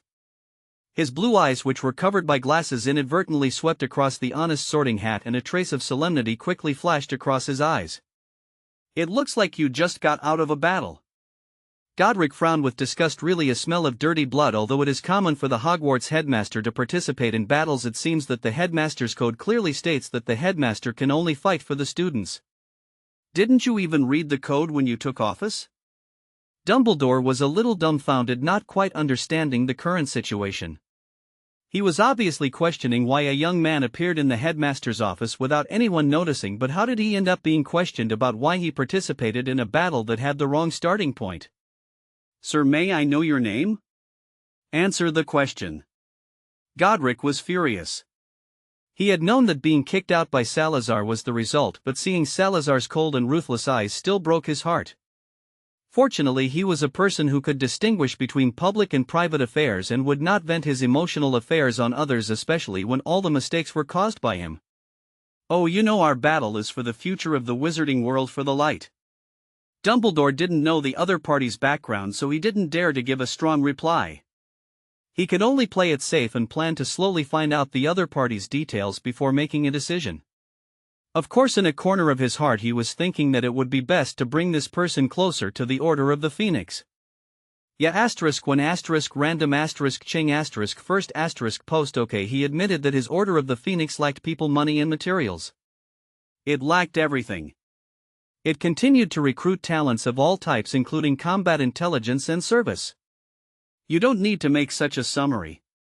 Godric leaned back in his chair, trying to stay away from the nauseating smell, and casually gathered up the Sorting Hat to block the two of them. I never thought that the Hogwarts headmaster's contract would be lost. Even so, you, a broken hat, should have reminded me. Could it be that the accumulated dust has also buried your memory? You really can't blame me for this. The hat twisted a little and replied uneasily, I can't disobey the principal's order. Dumbledore watched the interaction between the hat and the blonde young man, and suddenly an idea flashed through his mind, but he didn't catch it. He always had a vague premonition floating in his mind. Haha, it seems that the Sorting Hat has a good relationship with you. You know, he is not so easy to get along with normally. Try it out, maybe you can get something. Jump into the water and clean yourself. You should be glad that I saw it, otherwise you would be dead by now. Godric thought of Salazar's tangled and disgusted eyes and couldn't help but turn his thoughts to his lover and smiled. As for Dumbledore, he was not so kind to continue paying attention to him. Anyway, he had nowhere to go now, so he had to go back to his home. Hogwarts was his only home. The previous one was destroyed bit by bit by him after Salazar disappeared. The Sorting Hat visibly shook and stood still for a while.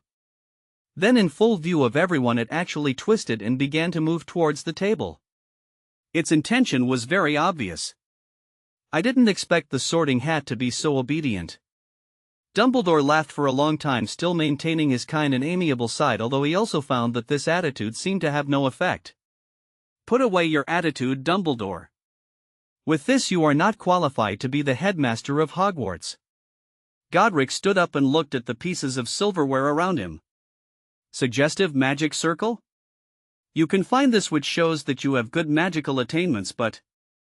Godric walked to the bookshelf and picked up the small silver cup placed in the corner. This also shows that your heart is not in Hogwarts. No wonder you are unwilling to show up for the contract you can sign on your own. He crushed the cup casually. A breeze-like magical vibration subsided after a moment and all the silverware became much dimmer. Alright, you didn't sign a contract, you didn't get the approval of Hogwarts, and you have such poor vision that you even let a student be attacked on campus. 2 deans of the college hurt 1 student. How did Severus say that word? Oh, by the way, you should be fired. Dumbledore wanted to stand up and stop Godric when he easily crushed the core of the formation, but he knew in his heart that the other party was definitely stronger than him, so he could only stay put. However, from the other party's mouth he realized 2 things. First, he was very familiar with Hogwarts, the contract, the living Hogwarts. Second, this person seemed to be very familiar with Severus Snape, the Hogwarts contractor, and even called him by his name. Excuse me, sir. If I'm not mistaken, you are the master of Hogwarts, right? Standing up, Dumbledore obviously had some understanding of the current situation. To say what he was thinking, he was always a little panicked and uneasy, but overall he was much more determined. You're wrong, I'm not. Godric was throwing away the annoying silverware at this time. He paused for a moment, but his tone did not change at all. If even Godric Gryffindor is not the master of Hogwarts Castle, then I think no one would dare to claim to be the master here. Dumbledore looked a little cautious. He was not sure about what he said. This assumption was very bold. No wizard could endure a lifespan of 1,000 years, especially when the man in front of him was so young. What do you want to gain from this question? Godric turned around indifferently. Although he was not as bloodthirsty as Salazar, he did not have clean hands. The only difference between him and Salazar was that Salazar's eyes were looking at someone else while his eyes were always fixed on Salazar. Both he and Salazar would instinctively dislike Dumbledore's probing, so it would be better to say it directly. This is my bedroom, you can leave. Does this mean that I am no longer the headmaster of Hogwarts? Dumbledore's smile froze for a moment. From the previous answer he understood the other party's identity, but was then hit by the stone. His head was broken and bleeding. I'll just supervise you for now. You're done with the job of headmaster. Godric said bluntly, when you've sorted out the chaos inside Hogwarts and when you've received the Hogwarts headmaster's contract, you can get a full-time job. If you can't meet any of these requirements, forget about it in this lifetime. Mr. Gryffindor, please allow me to describe to you the current wizarding world. It is very critical and darkness is everywhere. If you come forward, everything will become peaceful. I know that my request is inappropriate, but I beg you to help them for the children's bright future. Dumbledore could not help but ask. The strength of this Gryffindor was enough to crush an extremely hard magic circle silver with one hand, which was enough to show his strength. Coupled with thousands of years of legends and admiration, if he came forward, everything would become so simple. No noble would regard Godric Gryffindor as an enemy. The one who claims to be the heir of Slytherin? Godric raised his eyebrows and a thick haze instantly appeared in his eyes. The surrounding magic pressure shattered all the silverware and also forced Dumbledore to take a few steps back to protect his affected magic. Don't mention that filthy descendant in front of me again.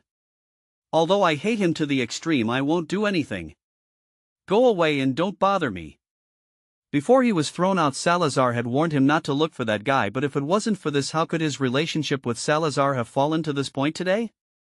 This feeling of wanting to torture him to the end of his life made Godric feel that the white magic in his body was directly transformed into dark magic, but he couldn't help but listen. He swore to himself that from now on, except for the relationship between him and Salazar, he would listen to Salazar in everything, even if the other party wanted to torture him in any way, as long as he stayed where he could see him, let him know that he was still alive and allowed him to love him so he could control his hatred and bloodthirsty impulses and never mention this topic in front of him again. Dumbledore opened his mouth but had to leave the principal's office under the increased magic pressure from the other party. Standing at the door of the principal's office, he smiled bitterly and sighed as he watched the escalator disappear. It seemed that he was really laid off. Supervision, well, at least he could still stay in Hogwarts. But the Lion Ancestor, it was really a big project to quell the internal struggle. It was impossible for peace to come here until the war outside ended. After thinking about it, Dumbledore decided to go to Saint Germain to visit the injured members first. But, Mr. Lion Ancestor, can you let him take his stuff before leaving? Why was he thrown out with nothing? Severus was sitting back under the lush trees beside the Black Lake at a leisurely pace for the first time in 3 years. The plan was in progress. The soul-soothing potion he brewed had been sent to Voldemort. Although the other party pretended to be stupid and didn't think he knew everything, he had been waiting for this day for 3 years. He would approach slowly, not arouse any alarm, and hit the target with one strike. A Dark Lord who became a squib. I wonder if he can still lead the entire Death Eaters, or will he shrink and pretend that nothing exists? Hello, Snape. Remus hadn't known when he had approached Severus, who was leaning quietly against a tree trunk and staring at the lake in a daze with a somewhat forced gentle smile. This was the nth time he had come into contact with Severus Snape since Eton Prince disappeared. Even though James had laughed loudly at the news that Snotlout had finally been expelled from the Prince family, he was always willing to believe that Snape could solve his furry little problem. Severus was very dissatisfied with being disturbed while he was missing Eton and struggling with his emotions. His brows were tightly furrowed, but at least he was willing to talk to people. In the past 3 years he ignored everyone except the target person like an autistic child. Gryffindor? Why isn't it about chasing and intercepting to show Gryffindor's bravery, strong limbs, and blank brain? Severus only took a glance and leaned back into the comfortable tree trunk. His low and silky voice expressed the sarcasm vividly. James and the others are not here today. Remus smiled awkwardly, rubbed his fingers uneasily, and then carefully sat down on the ground a few steps away from Severus. Well, I'm sorry for causing you so much trouble. 82 House of Surprise. Severus did not have such a strong dislike for Remus, who was gentle on the outside but a real Gryffindor, and of course he did not like him either. Gryffindor has returned to Hogwarts, but ironically the other party seems to be indifferent to all the things in Gryffindor College, not seeing, hearing, saying, or hearing anything. This is not Godric's fault. Gryffindor has lost its original spirit and connotation. Recklessness is interpreted as bravery, arrogance is interpreted as courage, impulse is interpreted as courage, and ignorance is interpreted as heroism. Once upon a time the spirit of Gryffindor was complementary to Slytherin and the two sides were symbiotic. Although Salazar and Godric never said anything in the illusion in front of the Dragon Gate, he understood his dream and what kind of person he wanted to become. The spirit of Gryffindor is no longer in the college but in the heart. I know that James was wrong, but he didn't mean any harm. Remus felt even more embarrassed when he saw that Severus had been ignoring him, but people's hearts are always biased. Even though he was looking forward to getting closer to this potion genius, he was still unwilling to betray his brother. I apologize on his behalf. He really likes Lily. Like? Severus was stunned for a second, then his eyes fluctuated. He likes Evans? From the beginning to the end Severus never called Lily, which was enough to explain his feelings, but someone insisted on making trouble, sneak attacks, encirclements, and pranks. Until now Severus has never had time to think about what James' brain is made of to think that he and Lily are having an affair? Yes. Seeing that Severus was willing to pay attention to him, Remus immediately put his heart at ease and smiled gently. From the first time we met he kept nagging about Lily in front of us. I don't know if Sirius mentioned it to you. Sometimes we were so annoyed that we tried to get him to see Lily, but after a quarter of an hour he started thinking about it again and we couldn't do anything about him. In fact, he doesn't have any disgust towards you as you think. We all know that you are different from those Slytherins, but seeing Lily always takes the initiative to talk to you, he gets jealous, so he plays a prank. After all, he didn't forget to say nice things to his brother. Severus turned his head and looked at the Black Lake for a while, then stood up when Remus felt uneasy again. The sunlight cast playful and lively spots of light from between the layers of leaves, sporadically shining on Severus, making him look unusually hazy and beautiful. Then when Severus lowered his head, Remus felt very cold from the bottom of his heart, a freezing feeling that enveloped his entire body and his bones, very much like the trembling feeling when he changed unwillingly on a full moon night. Slytherin never change. I am Slytherin and I have never been different. Put away your self-righteous thoughts and open your eyes. This is Hogwarts, the only safe haven in the war. When Remus came to his senses, there was no one in front of him. He couldn't help but recall what Severus said. Somehow he felt a little guilty, but then he was replaced by regret. He once again failed to get along well with Severus and wasted his great opportunity to get James away. Oh, Severus Hogwarts appeared again in the form of Peeves. Now he has learned to switch back and forth from invisible to visible, but he still likes the feeling of teasing students at will as Peeves. As a mandrake with intelligence, shouldn't you stay in the pot and recuperate it this time? Severus hated Hogwarts for always preventing him from contacting the Slytherins who were recruiting Death Eaters. Although he knew it was for his own good, it didn't mean he would accept this kindness. Don't say that. Sheep dung eggs is still fun. Many students like this game, especially James Potter. Hogwarts now knows what is bothering Severus. He is still worried that he will be angry with him, so he reminds him in disguise that he also helped Severus get rid of that Potter. The merits and demerits offset each other. At this time Hogwarts, who is in ghost state, has a rather flattering expression. Humph, Severus sneered but didn't say anything else, obviously tacitly approving this guy's self-cancellation. Aha, that Godric has returned, but he refuses to sign the principal's contract. He was also very upset. Now in the entire castle there were only 2 colleges contract holders and a bunch of problem students, and the rest were blank. How could any ancient castle be as messed up as his? That's your incompetence. Severus refused to buy it. As for the matter of his 2 ancestors, at Eton's request he would not care about Godric Gryffindor and let him do whatever he wanted. You can't say that. I was not aware of it at that time and I didn't know what happened. Hogwarts squatted in the corner and drew circles aggrievely. Who knows what happened? No one is willing to say it, not even Binns. I don't dare to mess with Barrow. How can I have an easy time? Hey Severus? Hey, don't go. Severus got rid of Hogwarts's entanglement and returned to the dormitory smoothly. Sitting on the bed he recalled the dream he had that night and his face suddenly began to turn red again. This was the 5th day that he didn't dare to go home. When he thought of that scene he was extremely embarrassed and worried that Eton would find out about his abnormality. He couldn't understand why in the dream he treated Eton like that, and Eton seemed to like him quite a lot. Well, I can't think about it anymore. He simply got up and sorted out the potion materials, preparing to brew some potion. Whenever he thought of this in the past few days he dealt with it this way. Otherwise he would feel very uncomfortable like on the first day, and it was unreasonable to set up a crucible in the dormitory, but Severus was used to it. Hogwarts acquiesced and even separated a small compartment for it. When the crucible was set up Severus finally calmed down. He stirred it skillfully, sniffed it from time to time, and his eyes were always so focused and bright when observing the color of the liquid. Armor protects. Severus cast a protective spell on himself very quickly, a second before the cauldron exploded. Then he looked at the splashing liquid with a livid face, feeling guilty. Wasn't it because he accidentally remembered Remus's like just now? He actually added 1 more drop of acnatharum juice. Sevu seemed distracted. Turning around suddenly, Severus saw the person he had just thought of standing at the door with a smile on his face, looking at him teasingly. If it wasn't Eton, then who was it? When did he arrive? Severus actually had time to think about this question guiltily. Are you feeling well? Why are you running around here? However, the future Snake King's nerves were not so easily provoked.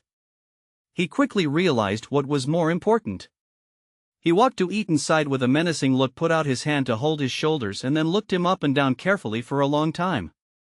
Only then, in Eton's astonished eyes, did he pick up Eton by the waist and put him on the bed in a black suit. After taking off Eton's shoes with a serious expression, he stuffed him into the quilt. Are you an idiot, Gryffindor? You use your limbs instead of your brain. Severus was very angry, but the target was not Eton but himself. He knew that if he had not been away for many days, Eton would not have come to Hogwarts with his weak body. I don't like you saying that about Gryffindor. You know Gryffindor belongs to my family, Severus. Unlike his usual way of doing things his own way, Eton really obeyed him this time. Hearing this, Severus' face turned red uncontrollably. He always felt that my Severus made his heart beat faster. Although this was something Eton often said, it just sounded different now. Don't change the subject. Did Grandpa allow you to come? Severus still didn't forget the main topic. In a slightly sweet state, his tone softened a lot. I missed you, so I came. But only this time as a benefit. Eton came here to show his sovereignty. He had already thought about it. Although he finally gave full control of the Muggle business to Richard because of the affairs of the wizarding world, he was still a shareholder. After so many years, there should be a lot of money in his account. By then he could buy a small manor, and he and Severus would live in a small manor, being self-sufficient. How wonderful! Well, Severus can inherit the prince family, so it is acceptable for him to handle it occasionally. At this moment, a certain little fellow whose face had begun to resemble a red apple had completely lost his temper. The two words "I miss you" were extremely destructive, leaving no trace of him. The strong sweetness and happiness flowing in his heart filled Severus' 3 years of emptiness and darkness. I will go back every day from now on. Severus tucked the corner of the quilt and turned his back so that Eton could not see his expression at this moment. He hesitated for a long time before making a promise in a low voice. Bang, bang, bang. The two people with pink bubbles all over their faces looked at the door that was suddenly knocked violently with some indifference. After a long time without any response, they actually knocked and shouted to start. Severus' face was very dark, darker than the ash at the bottom of a pot. He stood up and walked to the door. After thinking for a while, he turned around and cast an ignore spell on Eton before opening the door. At the door was Sirius Black, who was yelling. There had better be something that can make me ignore your behavior otherwise. Severus saw that although Sirius acted exaggerated, there was still a hint of anxiety in his eyes, so he let him in but kept standing between him and the bed. Ahaha, what's the matter? I'm here to tell you some good news. It's been spreading like wildfire outside, so I guess you didn't know. Sirius glanced at the door and carefully moved over like a thief. He gently cast a few spells on it, then he breathed a sigh of relief and turned back anxiously. Severus, I just received a letter from home. You will never believe it. There is a rumor that Salazar Slytherin appeared in Voldemort's camp. No, this is not a rumor. My father saw it with his own eyes. Do you know what this means? Sirius paced back and forth anxiously in the open space and finally stopped. I'm not afraid to tell you, if Salazar Slytherin really exists, I'm afraid the entire wizarding world will be controlled by Voldemort and there will be no Slytherin to resist. Turning back, he saw Severus frowning and thought. Sirius suddenly felt a little sorry. He came to Severus without thinking after receiving the news. It seemed that he had scared him. Slytherin advocates, pure blood. I am worried about you too. Legend has it that Salazar Slytherin is almost catching up with Merlin. I am afraid that the wizarding world is really going to be bloody now. Severus, don't be silly. Hurry back to the Prince family. You will be safe there. Sirius looked at Severus expectantly, hoping that he could give a positive answer. He had always regarded Severus as a friend. No matter what the psychological cause was, Sirius still didn't want him to get hurt. But Severus's reaction next made Sirius feel hurt. What makes you think that Slytherin values pure blood? Severus crossed his arms and raised his eyebrows. 3 years ago you said your memory was tampered with. Have you found the answer? When Sirius was sent out by Severus with a confused and hurt look, Eton finally couldn't help but sit up and look at his own Severus, whose expression had recovered. Although his expression was calm, Eton still read a question in it. It was a huge question mark. Severus, I promised to avenge my parents with my own hands. Eton pulled Severus down to lie with him with a soft look in his eyes. I will not break my promise. You swore to avenge me, captured Popvis, drove away Annie Sprout, and even sent Slughorn to the Death Eaters yourself. You also stubbornly left the Prince family and tried to get close to the Death Eaters. Eton pressed down Severus' lips that wanted to speak, looking at him seriously. But you have to know, Severus, since Salazar realized that the man was really a descendant of Slytherin, how he felt would be no less hateful than us. He needs the truth that he and Godric were eventually separated. This does not prevent us from taking revenge. Believe me, Salazar is the most qualified person to do this. Eton would never admit that since he discovered his feelings for Severus, he had been thinking about how to drag Severus to stay at home and do something they did, definitely not something, and live a beautiful life together, so he became impatient. Although long-term revenge can satisfy psychological needs and inflict enough harm on the other party, in the final analysis Ethan's hatred for that person was ultimately about Severus being attacked and injured, which is a debt that can be easily repaid tenfold. Severus looked into Ethan's eyes for a while, then reached out and held Ethan's hand. "How did you know?" Even Grandpa and Salazar didn't know about Slughorn, so how did Ethan know? The truth about 83 House. Slughorn hurriedly packed his luggage that day and was about to leave Hogwarts when he ran into Peeves on the way. Yes, that naughty ghost. Even Slughorn, the headmaster of Slytherin, felt a headache. Although his luggage was shrunk by him and placed in a space bag, perhaps because of his guilty conscience, he always felt that Peeves would look at his things from time to time, so he unconsciously put his hands behind his back. "Peeves, get out of my way or I'll ask Barrow to come and have a good talk with you." Peeves' expression was as funny as ever. He even leaned over and winked at Slughorn. His bright eyes were full of mischief and he challenged him in all kinds of ways. "I'm not afraid of you. Go find him if you can. If you can find him, I won't throw dung balls at you." Peeves' voice was very loud, which made Slughorn panic. He hastily stretched out his wand to cast a silencing spell and then carefully looked around. Seeing that no one was around, he relaxed. Suddenly he felt something was wrong and quickly dodged. It turned out that dozens of dung balls were attacking him from all angles. It was easy to get rid of the dung ball, but it was not so easy to get rid of Peeves, especially when leaving Hogwarts would definitely attract the attention of the headmaster. Slughorn had been thinking about how to escape from here. He originally brought a lot of door keys with him, but at some point all of these door keys lost their function. At this time he suddenly began to resent himself for not paying attention to the secret passages in Hogwarts. As the oldest and purest castle, there must be some unknown secrets, but he ignored them in various ways, which was simply cutting off his own retreat. However, when casting various spells on Peeves, Slughorn had an idea. Ghosts were the most unimpeded group in the castle and they had lived here the longest. Obviously they knew much more than he did. Peeves was as unreasonable as ever, so Slughorn had to contribute many of his potions, which he described as having mischievous meanings, piled up in a small room he had never known. This made him more convinced that Peeves knew the secrets he needed to know, so he was more diligent and even contributed all his collections that were slightly related to ghosts.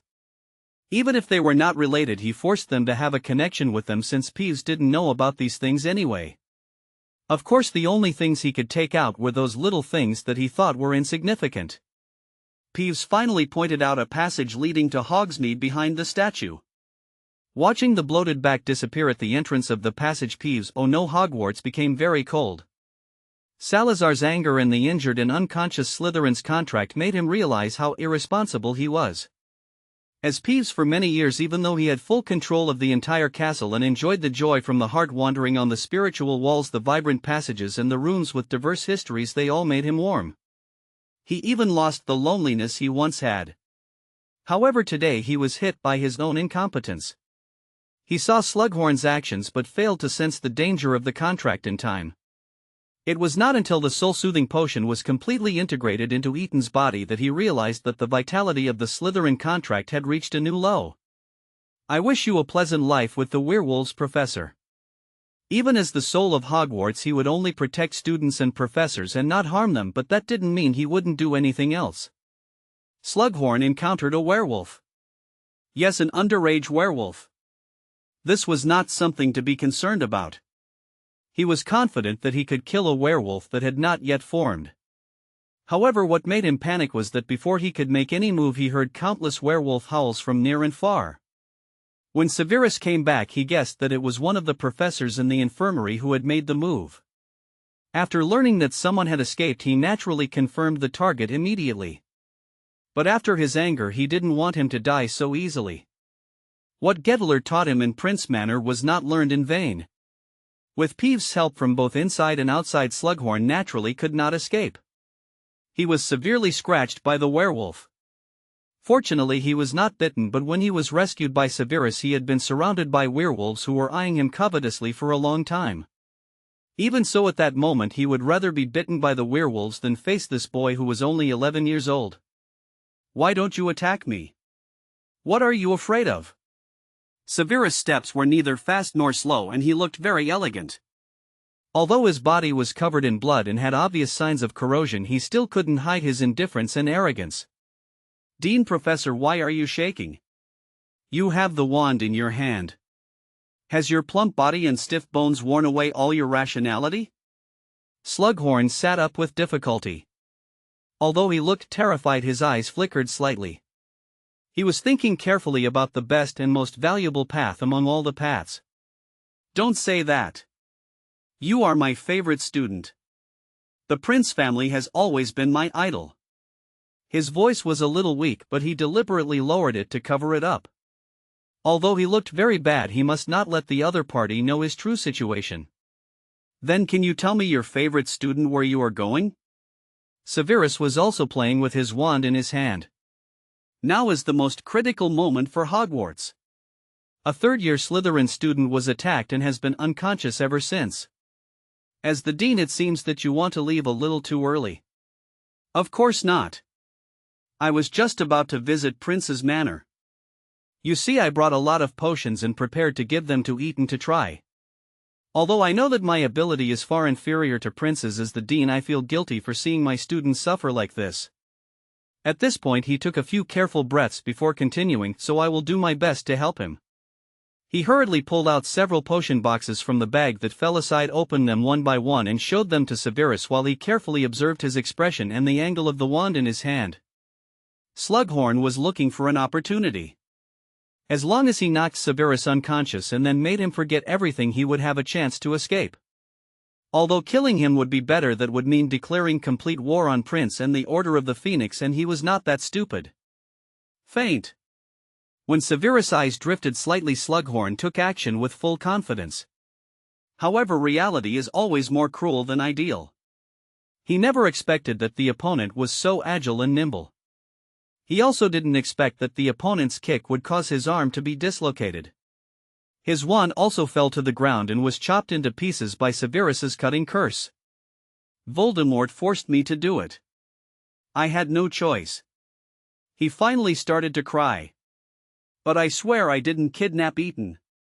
Severus, please forgive me for my respect for Prince over the years."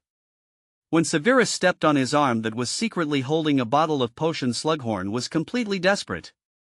When the darkness came, he regretted his past actions, regretted not escaping earlier, regretted telling Tom those nonsense words, and regretted that he was not fully prepared. Severus did not kill him but contacted Lucius Malfoy privately, brought this person to Abraxas, made up an excuse and presented him to Voldemort. He made an unbreakable vow with Lucius not to reveal it to others in any form. Because of Voldemort's suspicion, he would never reveal his cards. He wanted to make Voldemort fall from a height and make him bloody. "How did you know that?" Severus frowned and asked again when Eton didn't answer. "How could my Sev's thoughts be hidden from me?" Eton lay down feeling a little tired. His body had been extremely weak these days, but fortunately his magic power was slowly recovering and he was lucky not to become a squib. Grandfather's plan. Malfoy suddenly regained trust. The dean, who was afraid of Voldemort, was marked as a Death Eater, and some descriptions of Peeves' Sev's behavior was too easy to be discovered. Fortunately, it was these few trustworthy people who got the truth from Hogwarts. Seeing Eton's tired face, Severus closed his mouth with some heartache and stopped asking questions. "I heard that Potter has been causing you a lot of trouble? Did Black follow him?" Eton finally paid attention to today's topic. Although Black's brain is at the same level as the troll, he is still a Slytherin. Considering that the other party would tremble in fear and confess to him and accept punishment after following his measured pranks and carefully explain his intentions in an attempt to gain sympathy and pity like a stupid dog wagging its tail, but Severus was still the strongest representative of those who were hard-mouthed but soft-hearted, and in the end he did not vent his anger on him. "Hey Sev, you are not a good boy. You know that Potter has feelings for Evans, but you still contact Evans." With two cold snorts, Eton decisively expressed that he was extremely worried about the noisy green-eyed girl. Severus was silent. He really didn't know how to answer this. He clearly didn't want to have any contact with the other party, but he did have some contact. And actually, he didn't know that Potter's feelings for Evans until today. When he thought of this, he thought of like, and when he thought of like, he... Sif. Are you blushing? Eton saw this scene with sharp eyes and frowned immediately. He had promised not to contact the trolls 2 days ago, but today he didn't even have an answer? As someone who has never been in a relationship, he didn't know how to deal with this situation. He felt very uncomfortable. Rest. Severus turned his head away forcefully, not allowing Eaton to look at his face, and at the same time suppressed the shame and anger in his heart and ordered, "Okay, then I'll go find Lucius." Eaton stood up as if nothing had happened. He felt that he needed to borrow a book on the subject from Malfoy, who always had a lot of hormones, and read it carefully. Besides, the Prince family's collection was lacking something on this subject. "Why are you going to find him?" Severus immediately grabbed Eaton, his face still slightly pink, but his eyes became stern. In his opinion, Malfoy's style has always been not very good, and he always felt a sense of crisis in letting Eaton go over. "Grandpa just mentioned that Malfoy is going to get engaged and mentioned my marriage, by the way, so of course I have to go over to find out about it." Eaton shrugged. This was true. Wharton mentioned the issue of Eaton and Severus' engagement ceremony 2 days ago, intending to have the two get engaged quietly first so that they wouldn't always be awkward. Eaton also planned to talk to Severus about this time, but now he plans to fall in love first and then get engaged, otherwise it would be unfair to both him and Severus, so romance books are a must. Pulling his arm free, Eaton dragged his still tired body off the bed. "I'll go over first. Well, maybe I'll go directly back to Prince Manor. Don't wait for me, have a good rest." Marriage. Severus felt as if the air around him had been sucked out, covered by the cold lake water. He couldn't breathe, couldn't think, and could only let the darkness cover his entire heart. His hands tightened involuntarily, watching Eaton walk out of the room step by step and close the door. He wanted to reach out and grab, but all he grabbed was air. 84 House of Thoughts. Marriage, Eaton's marriage. Severus' mind was blank, and a few letters kept jumping and combining. Every combination made him feel unbearable. His soul, which was just jumping for joy, suddenly fell into silence, a chaotic darkness, and he was confused and lost. This is Severus' true feeling. Almost at that moment he recalled the urgent mood when he was with Eaton, the despair when Eaton ignored him, the distressed look in Eaton's eyes when he was injured, and the first time he was angry and had the urge to kill when Eaton was injured. Maybe he didn't care in the past and worked hard to stay with Eaton, not doing what he wanted, and put all his thoughts into it, but it always backfired inadvertently. But at this moment he understood that he shouldn't be desperate to change himself in order to stay with Eaton, but to fight for Eaton to stay with him. It turned out that he got the wrong direction from the beginning. After an unknown amount of time, Severus, who had been in silence with a changing expression, finally regained his determination. He would not allow anyone to take Eaton away from him. He was a Slytherin, and he would never give away anything that fell within his purview. Moreover, he was a Gryffindor contractor, and he would not watch his only one being taken by others adhering to the Gryffindor spirit of bravery, fortitude, and perseverance. Severus, who had figured it out, let go of his bleeding palm, looked at the marks on his palm, took out medicine from the potion box, and applied it one by one. After he recovered to normal, he tidied his clothes, walked out of the room, and went straight to the room of the prodigal narcissistic troll Peacock Malfoy, who was in heat everywhere, whose hormones occupied his entire brain, and who would spend thousands of galleons to accessorize a piece of tattered clothes. Eaton was not shy about seeing other Slytherin students. Even though their eyes were the biggest ever and their mouths were not in line with the aristocratic standards with a faint trace of crystal saliva, it did not affect Eaton's urgent mood at the moment. However, after seeing everything before the butterfly fan, Eaton obviously became much more tolerant of Slytherin at this time. In the past he had no consciousness of being a Slytherin contract person, only using rights and not fulfilling obligations. This time his attitude towards each student made a 90-degree turn, gentle and polite like a spring breeze trying to give the other party a spring-like feeling. Of course, the other party's reaction seemed more like being greeted by the northwest wind in the cold winter. The petrified statues escorted Eaton all the way. He knocked on Lucius's door while hiding his weakness. For unknown reasons, Lucius opened the door very late, so late that the petrified statues broke through the acupuncture points and recovered their flexibility. They prepared their appearance and adjusted their posture. Lucius was in a hurry to wear the shoes of a typical obsessive-compulsive Malfoy who pursued the ultimate perfection. When the shoes he wore were completely different from the robes, he could not believe the surface and had to think about the problem from the root. The moment he saw Eaton, Lucius was stunned for a few seconds, but then he reacted and stuffed Eaton into his own dormitory before everyone surrounded him. After all, he was the head now, and no one in Slytherin dared to provoke him. You are Eton? Lucius looked at her for a long time, then spoke carefully. His expression was not aristocratic at all. Although his chin was still raised reflexively, his eyes were full of curiosity, excitement, suspicion, worry, and other mixed emotions. When a noble stutters, I should sympathize with the Malfoy family, right? Eton sat directly on Lucius' bed with a paralyzed face. Then, his body was stiff for a long time, then he slowly got up and slowly retreated a long distance away, basically standing at the door with no expression, but Malfoy felt that he was condemning him. Shouldn't you clean the room when receiving guests?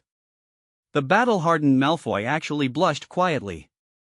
If outsiders saw it, it would definitely be a great spectacle, and it could be listed as one of the incredible events in Hogwarts. He hurriedly took out his wand and cleaned it up. After taking a peek at Eton's expression, he immediately removed the entire quilt and replaced it with a new one. He then stepped aside, just blocking a corner. When he felt the pain of being pinched on his waist, he endured it silently. He didn't want to, but Eton's words. He really couldn't refuse. Don't think he couldn't see Eton's weakness. In the past 3 years, in the end, the Malfoy family still united with the Prince family, so Eton's news could still be obtained even though it was blocked so tightly. Eton walked slowly back to the bed again and stood there quietly for a while. Lucius estimated that he was checking whether the bed was clean enough. Then, under Lucius's sparkling and uneasy gaze, he finally sat down with peace of mind. Stop hiding. Do you think I can't see you? This is Slytherin's territory. My territory is my own, and everyone on Earth knows it. Who is Eton talking about? There is no one there. By the way, Eton came to see me as soon as he came back. Could it be that he missed me? The pain in Lucius' waist suddenly disappeared. He was probably nervous. Fortunately, he was 6 years old and could be considered an old fox. Although he could not keep a straight face or a steady heart, he could still change his expression occasionally. Roger Lockhart? This magical fluctuation is quite familiar. Oh, what a kid, he doesn't know how to hide it. It's easy to be exposed. Or the group of children sent to the assassination team for special training are more suitable to be mercenaries. Why do I feel insane? Lucius was completely confused this time. He opened his mouth to argue again, but his fantasy was shattered by the appearance of Lockhart in pajamas, who had lifted the powerful disillusionment charm behind him. How did you find me? I thought my spell was very powerful. Lockhart was very curious. He was not worried about being discovered by Eton at all. I'm really sorry. In front of all the Slytherins, it's useless to hide effectively. Eton glanced at the other person's clothes. Haha, it seems that he really disturbed the good thing. This guy is definitely naked under his pajamas. Oh, no wonder. Lockhart suddenly realized and snapped his fingers handsomely. I changed my name. Now I'm Gilderoy Lockhart. Just call me Gilderoy. Is this the kind of conversation that people should have? Is he slow-witted, or is he just such an idiot? All Slytherins are in such big bright fonts. Lucius, who felt that he was kidnapped and innocent, was indignant. It really wasn't a good feeling to be kidnapped since childhood. But he had no choice now. Lockhart, who had been out for many years, was much better than him. If he couldn't beat him, he would be suppressed. So he decided not to resist and could bargain. It seemed that his train of thought had gone off topic. What was the topic he was thinking about just now? Why are you back? It seems you haven't returned to school. Eton used a declarative sentence. Of course I sneaked back, otherwise my lover would be lost, and that wouldn't do. Lockhart shook his head violently, his golden hair fluttering. His Lucius was too attractive, and he hadn't even fully unleashed his power yet. It would be terrible if he went full throttle. He had to keep an eye on him. Oh, so that's it. Hogwarts is still too lax. Eton had a flash of inspiration in his mind. The Hogwarts secret passages that extend in all directions are too convenient for the enemy. It is imperative to do a good job of pre-war and post-war defense, focus on the construction of central hub projects, and strive to make the secret passages a small interest in peacetime and for tunnel warfare in wartime. Determined to be insane. This actually has nothing to do with Hogwarts. Well, actually, it has something to do with the Forbidden Forest. Lockhart secretly looked at Eaton's body and said uneasily. Oh, tell Salazar about this. He'll be interested. Eaton nodded. He had a guess. Unfortunately, the Forbidden Forest had an agreement with Hogwarts. Although the territory belonged to him, the right to use it belonged to others. It was so pitiful that he couldn't even pay the rent. Did he know how expensive houses would be in the future? Lockhart could only nod. He had no choice because Eaton had completely ignored him and went to look for Lucius, who seemed petrified but whose brain was actually working at high speed. I came to ask you for a few books. He got right to the point without any fuss in full Gryffindor style. My stock is insufficient for books on puberty, love, gay marriage and marriage law in the wizarding world. You are experienced, so you must have quite a few in this area.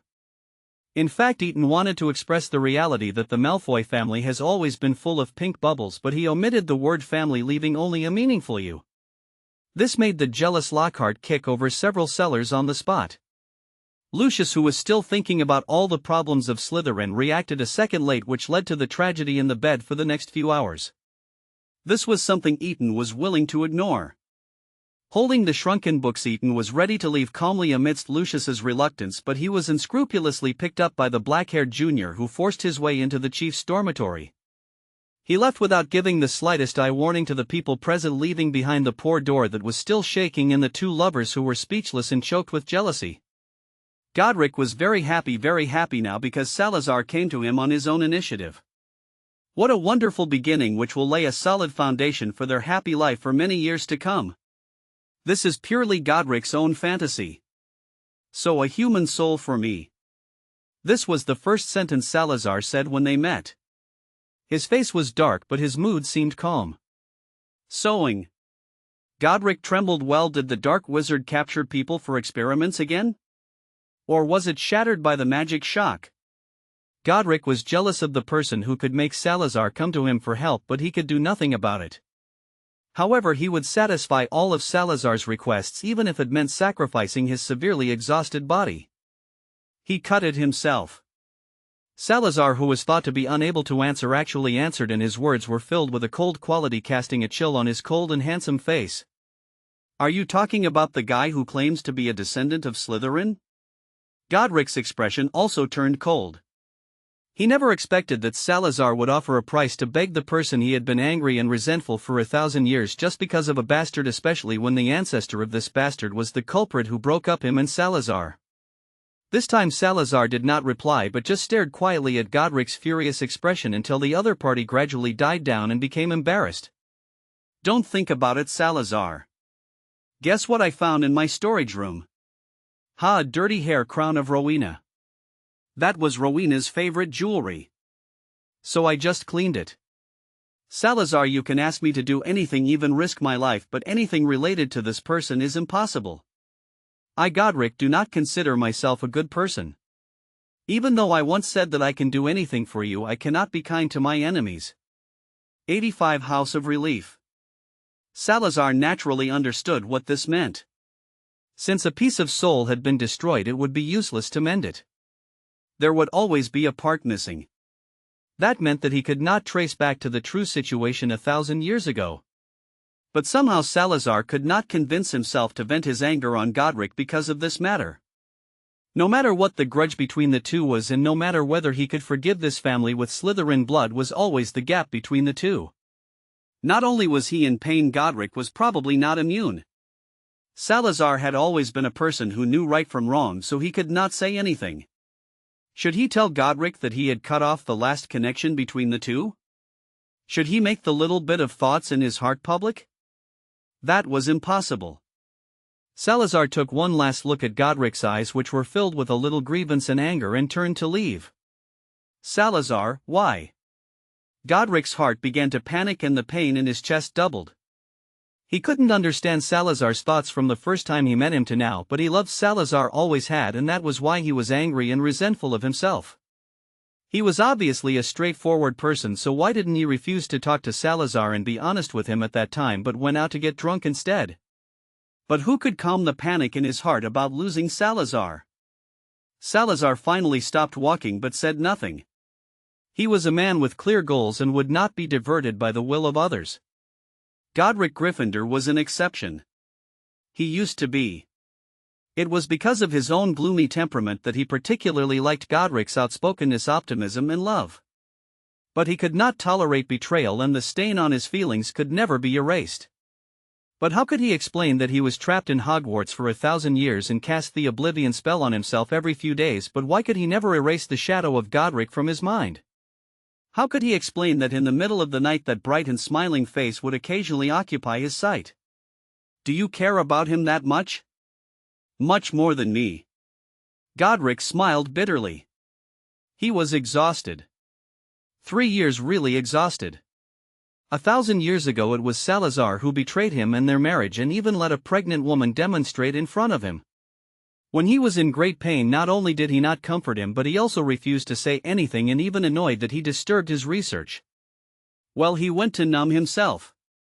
But in the end he inexplicably mistook someone else for Salazar and cried. The worst thing was that Salazar saw the two of them hugging.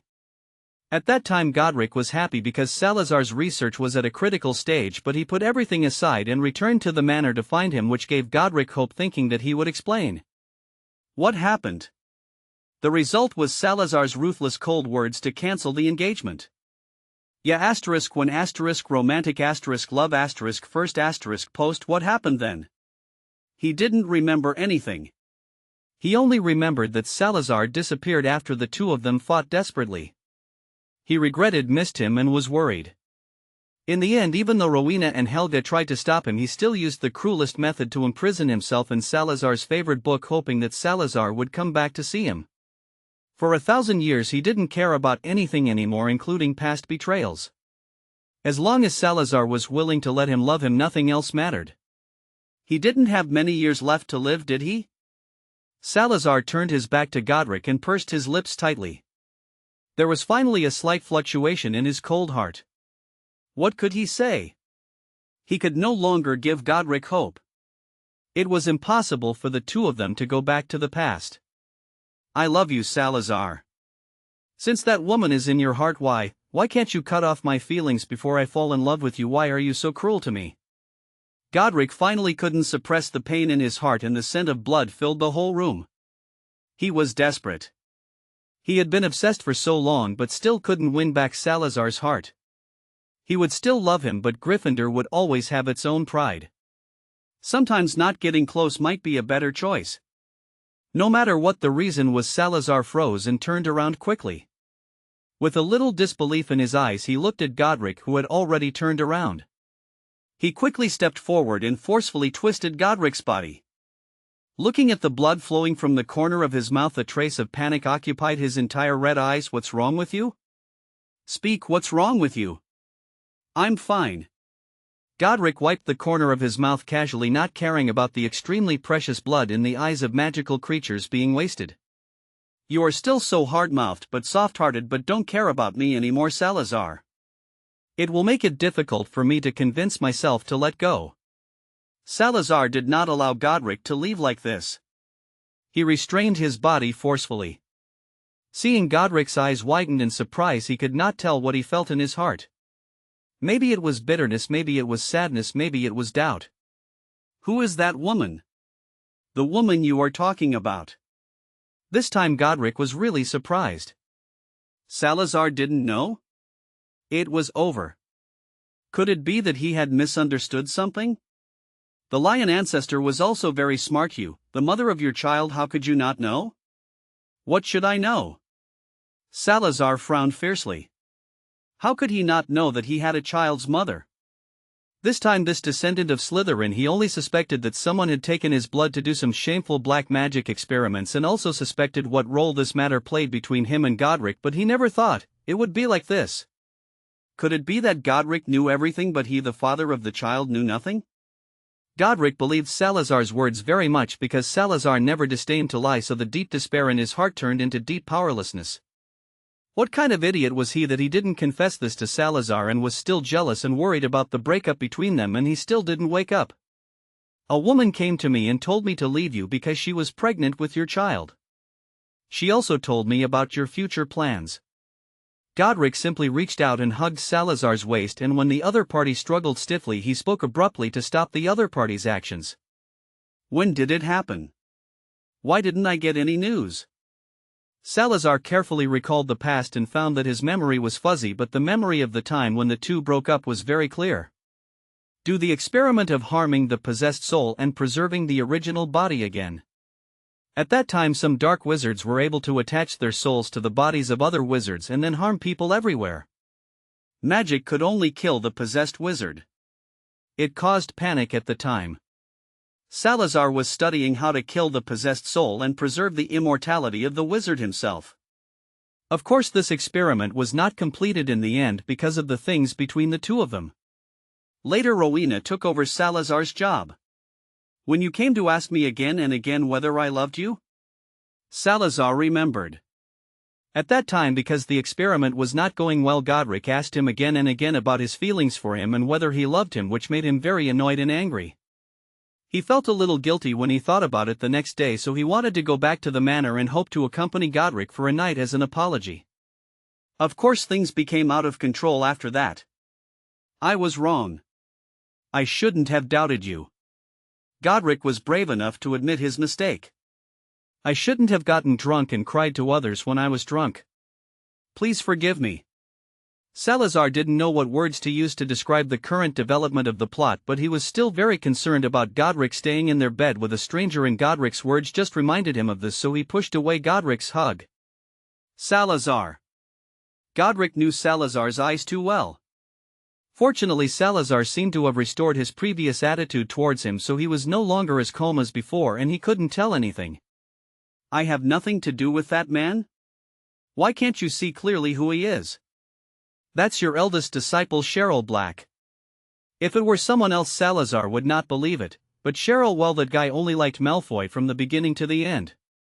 Before that time, Malfoy got married and Cheryl got angry and got married too. The two families were in a state of confrontation, and after many mediation attempts failed, everyone gave up. However, the news that Cheryl was drunk every night was indeed true, and the news that Malfoy was peeping at sadness was also true. What a big mistake this is. Even Salazar couldn't help but change his expression, and his eyes were stained with a trace of guilt and embarrassment which disappeared in an instant. But who is Godric? He immediately caught it and then took the opportunity to hug Salazar and not let go, rubbing against him and asking for a tiger touch. After the other party hesitated and finally put his hand on the golden hair and smoothed it, he kissed him. If not now, when will it be done? Salazar's guilt is so great that he must make good use of it. It is something that only appears once in 1,000 years. At this time it was the Slytherin common room and Snape's private dormitory. I'm not that weak, Sif. Eton said after he was tucked into the quilt again. Severus wanted to take the book from Eton but was righteously rejected, which made him look very unhappy. That damn Malfoy actually dressed so flamboyantly to seduce his Eton. Sure enough, he must add some ingredients to his beauty potion next month. After staying in that peacock's nest with overflowing hormones for so long, it would be the least of his worries to get infected. When he thought about the seniors who thought they were noble and elegant coming to him one after another on the way back, Severus was particularly angry. Humph, they didn't even know what kind of ugly people they were, and they dared to set their sights on him. The speechless hormone smell on their bodies, did they think that others were blind? Ever since Severus came to his senses, he seemed to think that everyone was a pervert who coveted Eton.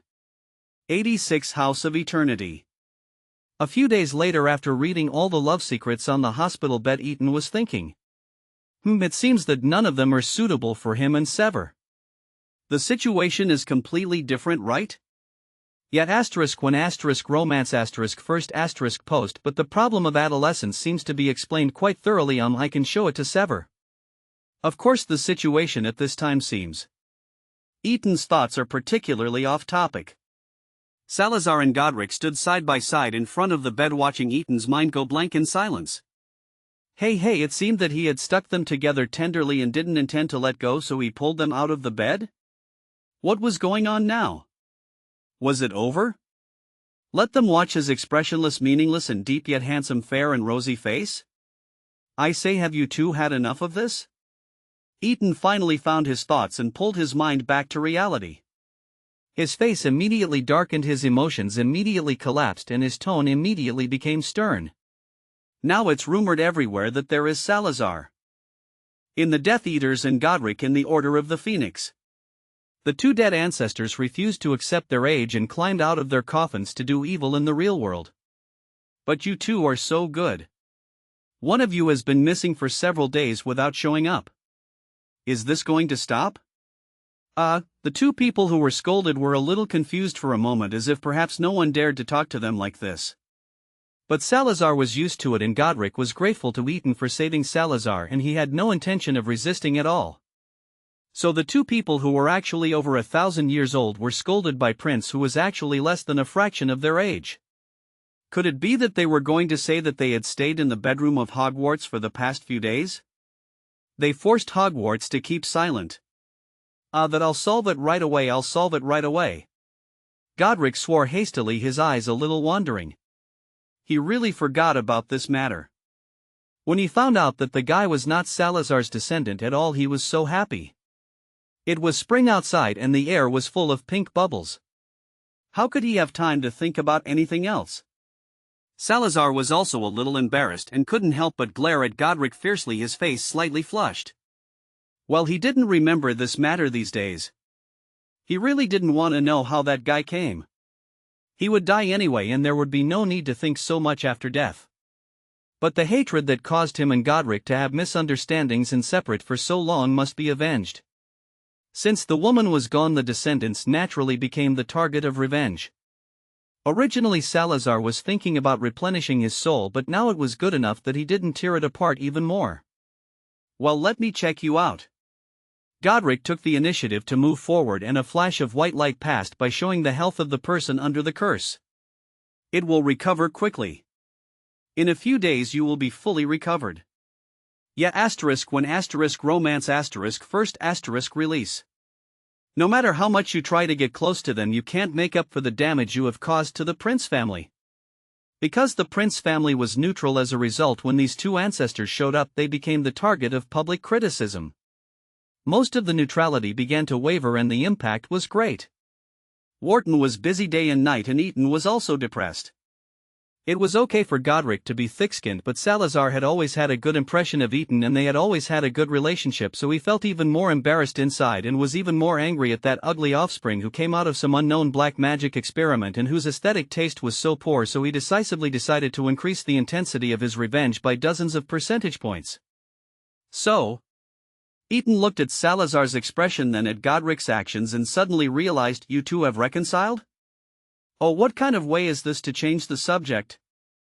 Just now I was condemning and scolding you righteously, but now I am gossiping. Godric walked over proudly and tried to hug Salazar's waist, but Salazar shot him a black light and dodged it. He smiled foolishly and thought, well, it's true that he had been too much in the past 2 days, so it's better not to tease him anymore. Salazar nodded coolly, then his eyes twinkled and he slowly walked to Eaton's bed, took off his shoes, uncovered the quilt and lay down in Eaton's bed in full view of everyone, moving comfortably to find a more comfortable position, and then under Godric's jealous eyes he pulled Eaton down and hugged him. Sleep with me for a while, let Godric deal with the ugly man. I'll bring him back to you when the time comes and you can play with him however you like. Eaton thought about it and agreed. He had been reading until very late these past 2 days and was indeed quite sleepy. So he nodded kindly to Godric, who was working so hard, then closed his eyes and went to sleep. Hey! Godric watched his lover with an outsider. Well, he was his savior, but he couldn't marry his savior. Could it be that Salazar still hated him for catching him in bed with the mistaken black? Well, given Salazar's personality, it's very possible. So he had only one way to go, that is endure. He must let Salazar vent his resentment, otherwise how will he live in the future? Godric returned to Hogwarts. Before leaving, he secretly attacked Salazar while Eaton was sleeping and then left reluctantly. His good mood disappeared immediately after returning to Hogwarts and his face became gloomy. He never expected that the news of his appearance would be leaked out like this. Dumbledore was too bold. He had said that he would not participate in this matter, but he was still involved. What a good guy. Did he think he was a Gryffindor?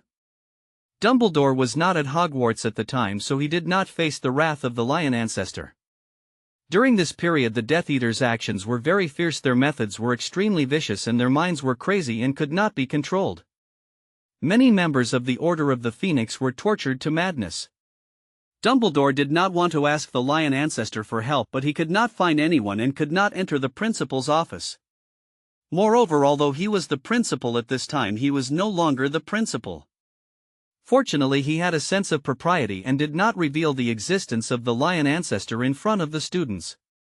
He just quietly sent out the news of the Lion Ancestor when the Death Eaters sent out the information about the Snake Ancestor to fight back, otherwise everything would become worse. "What did you say? Voldemort wants to see me?" Severus frowned as he looked at the peacock in front of him, who was emitting a strong hormonal scent all the time. "Yes, I specifically want to see you," Lucius said with a hint of sarcasm. Of course, the target was definitely not the black-faced guy opposite. This task was given to my father and then passed on to me. It seems that the soul-soothing potion has begun to work. Severus thought to himself that with Voldemort's suspicious nature he would definitely let people experiment before drinking it, so the potion would take time to work. Now it seems that Voldemort did take the potion and it did work. I'm afraid that this time he came to him in the hope of winning him over to join the Death Eaters and work for him completely. After all, the appearance of Salazar now made Voldemort start to feel fearless. Damn it, I don't know what that Slytherin said to make Voldemort so unconscious. "So dear Seb, are you going to see him?" Lucius asked jokingly. Severus narrowed his eyes and glared at Lucius for a while, which almost made the accustomed nobleman lose his proud noble form. "Do you think I would condescend to meet someone who was dedicated to slicing himself and playing hide-and-seek?" Lucius' body froze, his eyes widened with excitement. What does this mean? How did Severus know this fact? Unfortunately, Salazar was not one to hide secrets. He had made this known to Prince after he first met that guy. Otherwise Severus would not have devoted himself to studying soul potions. "Oh Severus, do you have a guest here?" Godric entered Severus' room without any notice, acting like the owner. Especially since he did not apparate but walked in through the Slytherin door openly. Therefore he was followed by a large number of curious, suspicious, doubtful and angry Slytherins who wanted to find out what was going on. Lucius was a little surprised and a little annoyed, but he was not an ordinary person and could not tell the depth of the situation. He could not resist the man in front of him, especially when he was so free to move around in Hogwarts. He had never seen this man before. So he stood up and respectfully bowed to the blond man with a flamboyant appearance and a slightly arrogant look, and then asked him his name. Severus had no such concerns at all. "Why are you here? What happened to Eton?" In Severus' eyes, Godric's only role was to be Eton's therapist. "He's fine, very well, so well that he can even sleep peacefully in bed." Godric gritted his teeth and said the last few words. His heart was bleeding. His Salazar, his perfect and charming Salazar, was actually sleeping with someone else in his arms. Snape, not everyone can enter the Slytherin common room. This person is obviously not from Hogwarts. Isn't it a bad idea to do this? An older man whom Severus didn't know at all couldn't help but say something at the door. After he finished speaking, he looked at Chief Malfoy. Although Malfoy was very humble, anyone could see that he was unhappy. "Excuse me, but your eyes seem to have a functional malfunction. Which eye of yours saw me letting him in?" Severus said bluntly, "This man's legs are on his own body. It's his business whether he can walk or not. Do you think you can admit that it was your fault if a troll ran into your dormitory? Hey, is this a personal attack?" Godric was furious. Although he had been subjected to enough venomous words in the past 3 years, especially since this was his successor, shouldn't he be more respectful to him? Why was this child so weird? "Severus, shouldn't you be more respectful to the founder of your academy?" Godric raised his eyebrows. He learned this from Salazar, who looked so handsome. Oh, his thoughts returned to the lover who was sleeping in the embrace of Eton. This is not good. Are you Salazar Slytherin? Are you kidding? The people outside the door couldn't help but exclaim in surprise. Even nobles would lose their composure sometimes. Godric turned around and gave a wicked smile. "I am Salazar, what are you going to do?" 87 House of Jealousy. For a moment there was silence inside and outside the house. All the nobles were stunned. This was completely different from what they had imagined since childhood. Who could have imagined that Slytherin would be a sunny and handsome man with blonde hair and blue eyes? Moreover, they were obviously antiques, so why did they look so young? How could they let people live? Severus, why don't you introduce your friend to us? Lucius was quick-witted. He immediately woke up and straightened his posture to start greeting Severus. Severus really didn't intend to interfere with the lion ancestor's bad taste, so he replied, "Sorry, I don't know him." Oh, equals, smiley face, this is the expression interpretation of all Slytherins. And carrot, and this is Godric's satisfied look. This junior finally complied with him for once and it felt good. Well, then he would acknowledge him as the heir of Gryffindor. What's the matter? Severus absolutely did not believe that the lion ancestor would come to him for no reason. Go back, someone needs you now. Godric knew clearly that as long as Severus went back and saw the two of them in bed together, he would immediately take necessary measures against Eton so that his Salazar could be liberated. Just now he said that Eton was fine, but now he said he needed him. This was obviously contradictory. Severus frowned. He hadn't finished talking to Lucius yet. Voldemort's purpose in looking for him was definitely not just for the soul potion.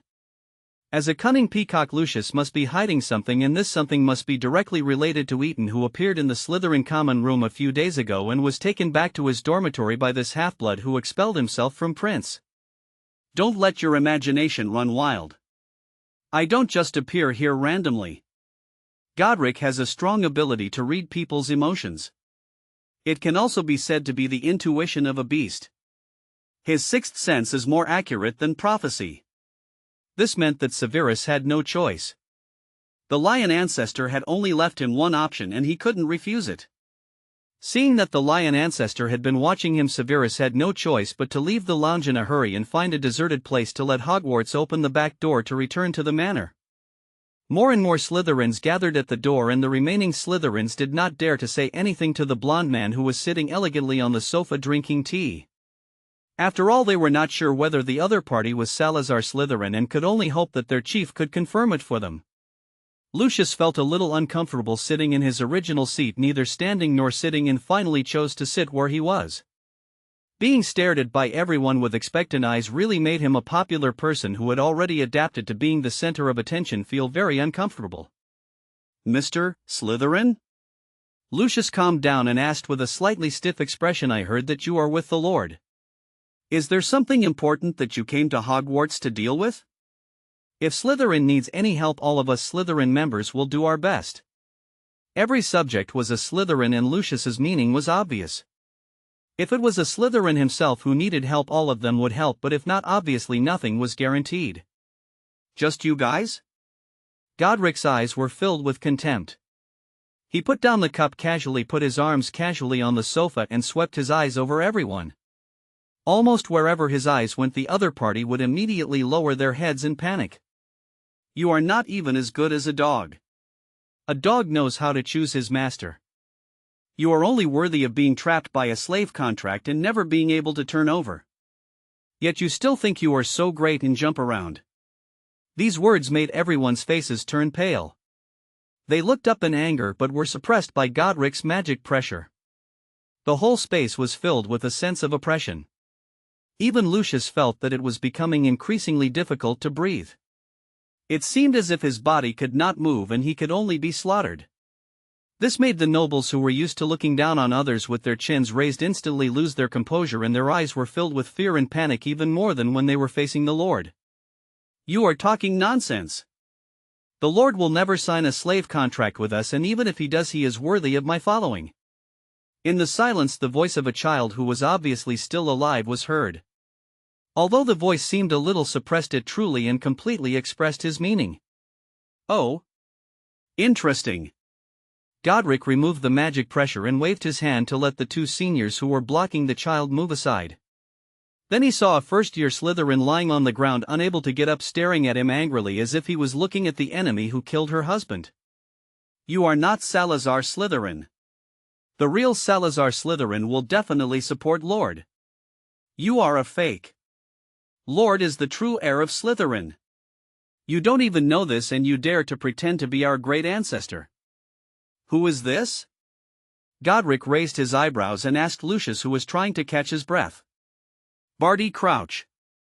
How many people in the entire wizarding world have such magical pressure which is stronger than Lord? Even if it is not Salazar himself, it may be the rumored Godric Gryffindor. Even if it is neither of them, such a strong person can only be respected. Godric smiled slightly with a bit of bad breath, stood up and walked towards Barty, who still couldn't get up step by step.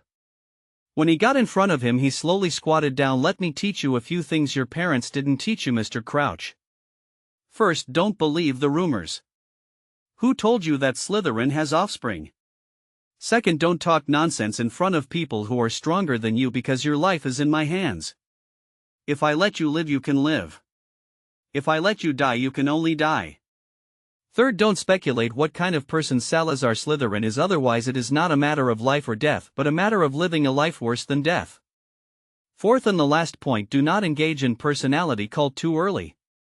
I will tell you a secret. Your lord will die in my hands soon. If you want to stop it, of course you can. Let's make a deal. As a soul magician, I hate the soul contract that is tied to my body the most. Unfortunately, the slave contract has no solution. You must choose one: your lord dies or someone else dies. So as long as you can kill all the Death Eaters around your lord, I promise to let your lord live. How about it? The other Slytherins didn't dare to speak, but they looked at Godric with a look of horror. What does this mean? What does it mean to have no offspring? What does it mean to die in his hands? Too many people in their family are Death Eaters. If they were given a choice, they would definitely choose to die as lords. They valued the interests of the family more, and personal worship only accounted for a small part. How could they give up the entire family for one person? How could you possibly kill Lord? Hump, you won't be able to be so arrogant for long. Lord is countless times more powerful than you.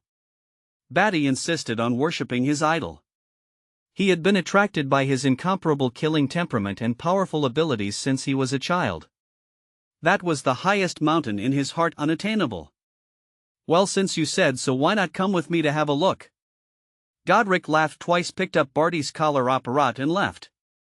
When he came to Slytherin, he just wanted to vent his grievances and help Salazar discipline the increasingly unreasonable Slytherins.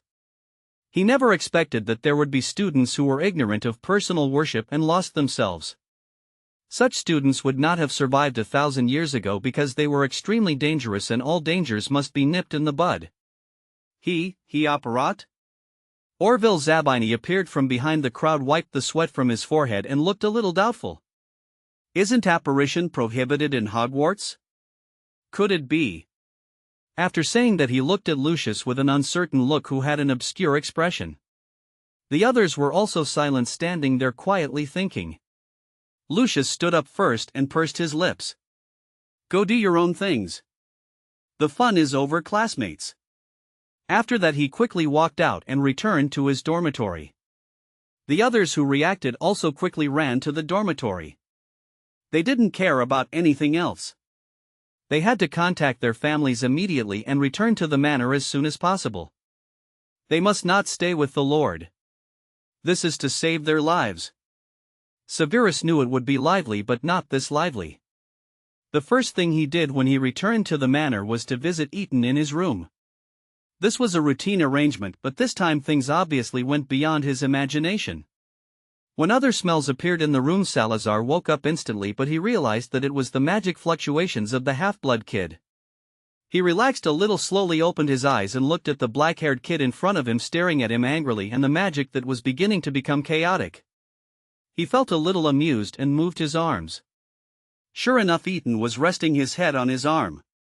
He was probably very familiar with the smell of this kid, so he was still sleeping soundly without waking up. Without hesitation, he cast a silencing spell on Eton, then gritted his teeth and asked, "Why are you here?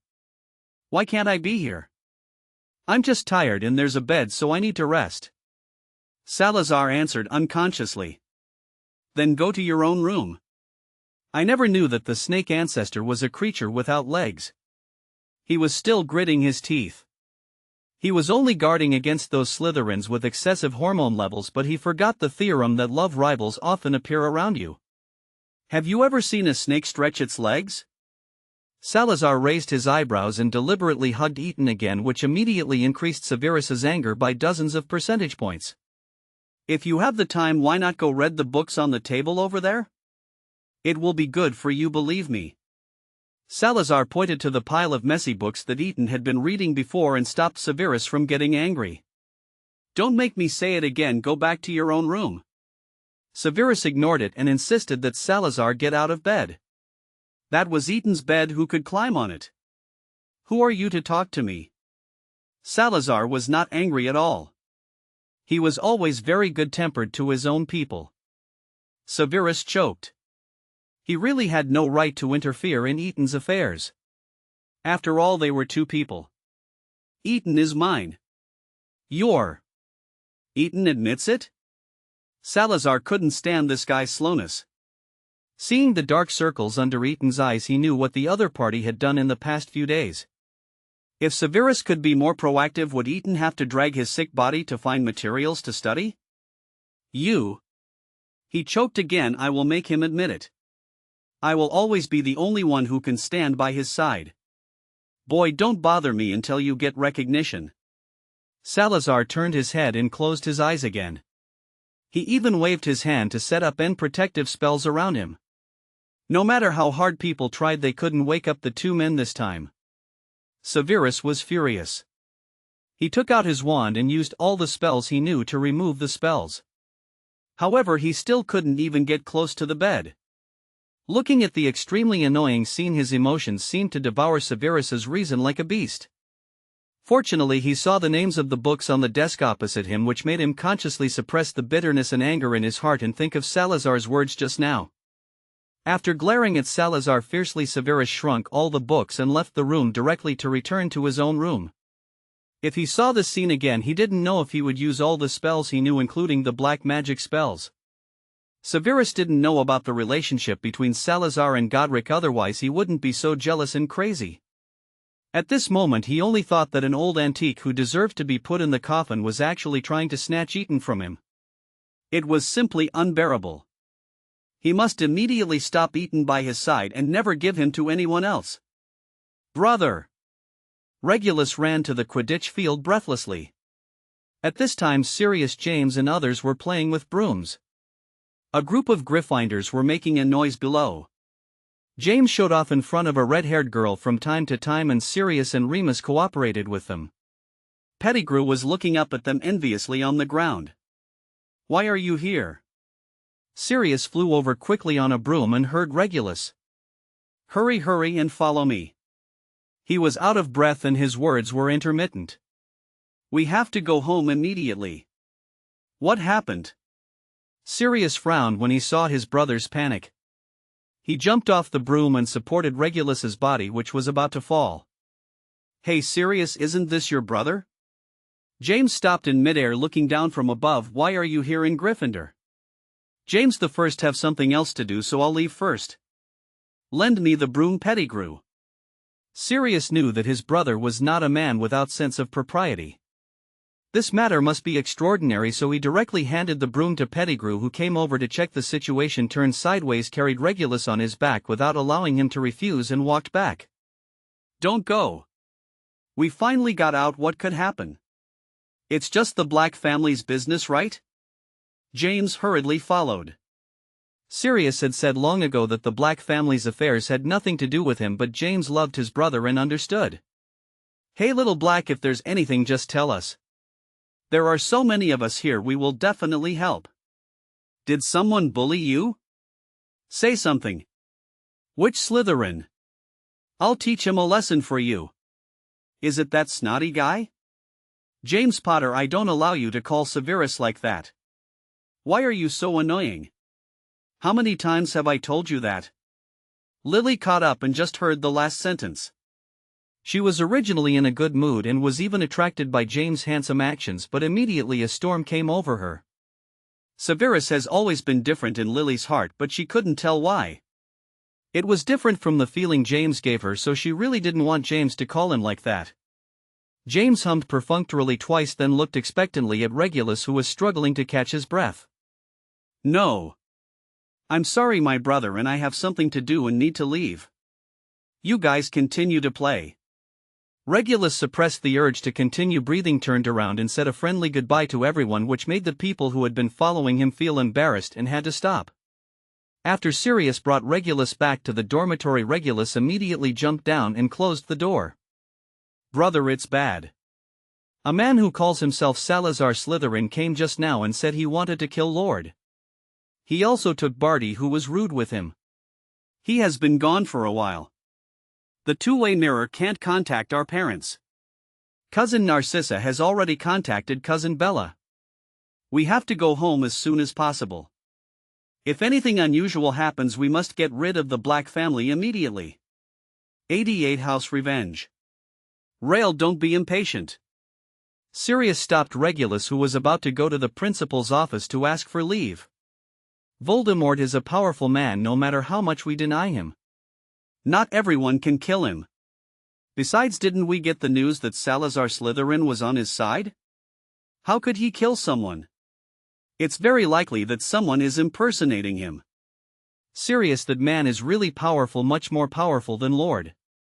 Regulus didn't seem to mind his brother calling Lord Voldemort, or maybe he was used to it. "I've seen Lord, I can feel it. Things are really going to change, brother. We must make plans as soon as possible." "Don't worry," Sirius said sternly to stop his brother, who was beginning to panic. Then his expression became natural. "You stay in Hogwarts. The headmaster will never let us leave at this time. But no matter what, I will try to find the headmaster. You stay in the dormitory and are not allowed to go out. I will be back soon." "My words are much more effective than yours with the headmaster." Seeing this, Lear could only do so. Seeing his brothers hurried back, he suddenly had a bad feeling. He always felt that he might have done something wrong, but he couldn't put his finger on it. Sirius did not go to the headmaster. Since this incident happened in Slytherin, if he reported it to Dumbledore, their family would be in even greater danger. Although the other party was a great white wizard, Sirius was not stupid and could see clearly the indifference in his bones, especially towards the ancient nobles who worshipped pure blood and held high positions in the magic world. So after returning to the dormitory to get the two-way mirror, he went to the secret passage leading to the outside of the school. When no one was paying attention, he arrived at Hogsmeade and used the door key on his body to go home. There was no one at home except the house elves. "Creature!" Sirius ran up and down but couldn't find his parents. He sat on the sofa and thought for a moment, then called the calmest elf in his family. "Little master, why are you back? It's class time now and you're skipping classes. You really don't deserve the training of your old master." Creature knew this would happen. Of course, Creature's remaining words were all mumbled and he didn't dare to speak loudly. "Where are my parents?" Sirius was used to it. Ever since the news of his getting close to Gryffindor came out, the entire Black family, including portraits and elves, all disliked him. Where the old master went, Creature doesn't know. Creature said confidently, "Go find either of your parents, and when no one is paying attention, tell them to find an excuse to come home immediately. Any excuse will do, even if you say I'm dead. In short, come back right now." Sirius actually had selfish motives. He himself did not believe that Salazar Slytherin would kill his own descendants. Regulus did not explain the whole situation clearly due to his anxiety, but Sirius hoped to use this incident to calm his parents down and make a decision after seeing the situation clearly. How could Creature do such a thing? Creature stamped his feet unwillingly, his big eyes rolling around as if looking for an excuse. "This is an order. I am still the heir of the Black family. Creature, you seem to have forgotten your roots." Sirius never expected that Creature would actually intend to disobey his orders, and his brows were immediately furrowed tightly. In the end, Creature had no choice but to disappear reluctantly to carry out Sirius's orders. After sitting in the living room for a while, Sirius always felt that something seemed a little strange, so he quickly took out the two-way mirror to have a deep communication with his brother.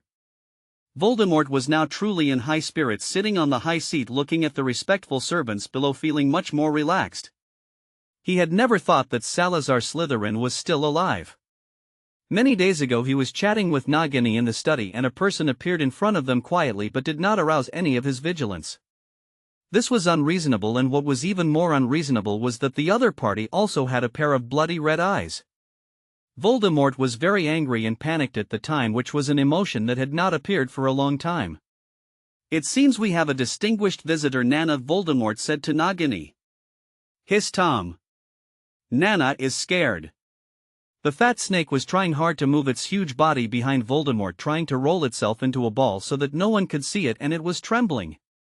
"Afraid?" Voldemort was surprised.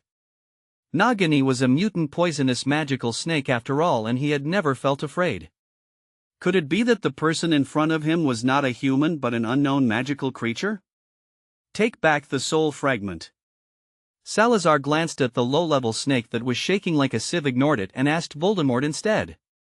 Voldemort's eyes turned cold and he casually drew out his wand. He moved his feet gracefully and took the best attacking posture. "Who are you? If I'm not mistaken, maybe you can understand me?" He used Parseltongue. He was naturally a little panicked. No one knew about the Horcrux except Slughorn. If he hadn't told the secret, how did this unclear person know about it? This was his last trump card, the secret of immortality. I only give you one chance to take back the soul fragment. Otherwise, if you dare to call yourself my descendant, be prepared to be strangled." Salazar looked at the wand in Voldemort's hand with disdain and disappeared. Voldemort was a little stiff this time. Could it be Salazar Slytherin? This was their first meeting. The second time happened to be when Voldemort was convening a Death Eater meeting. The Death Eaters were actively speaking, but they were interrupted by a person who suddenly appeared in the middle. This person was Salazar. Voldemort took this opportunity to let all the Death Eaters know about Salazar's appearance. Salazar did not refute it. His purpose was not here. Voldemort was very smart and immediately dispersed the Death Eaters so that he could hold the secret of the Horcrux. He could see that the snake ancestor did not seem to like him very much, but he was determined to make him complete his soul. What does this mean? It means that the other party obviously recognized him. Then, Salazar never appeared again, but after 2 encounters Voldemort believed that the other party was on his side and recognized his status as the heir. The Death Eaters who had seen Salazar became more loyal, which made Voldemort feel even better. You know, Slytherins have always been difficult to deal with because they are fickle-minded. Disobeying the Order of the Phoenix has always been their forte. Managing this team is completely different from Dumbledore managing the Order of the Phoenix. The battle of wits and courage is reflected in every sentence. Although Voldemort is very intoxicated by his subordinates, which superior does not like loyal subordinates? Lord, I have taken control of several of the Potter family's shops. Abraxas was the first to step forward and report respectfully, I have also almost taken control of the Order of the Phoenix and the Ministry of Magic. A bunch of clowns. All right, get out of here.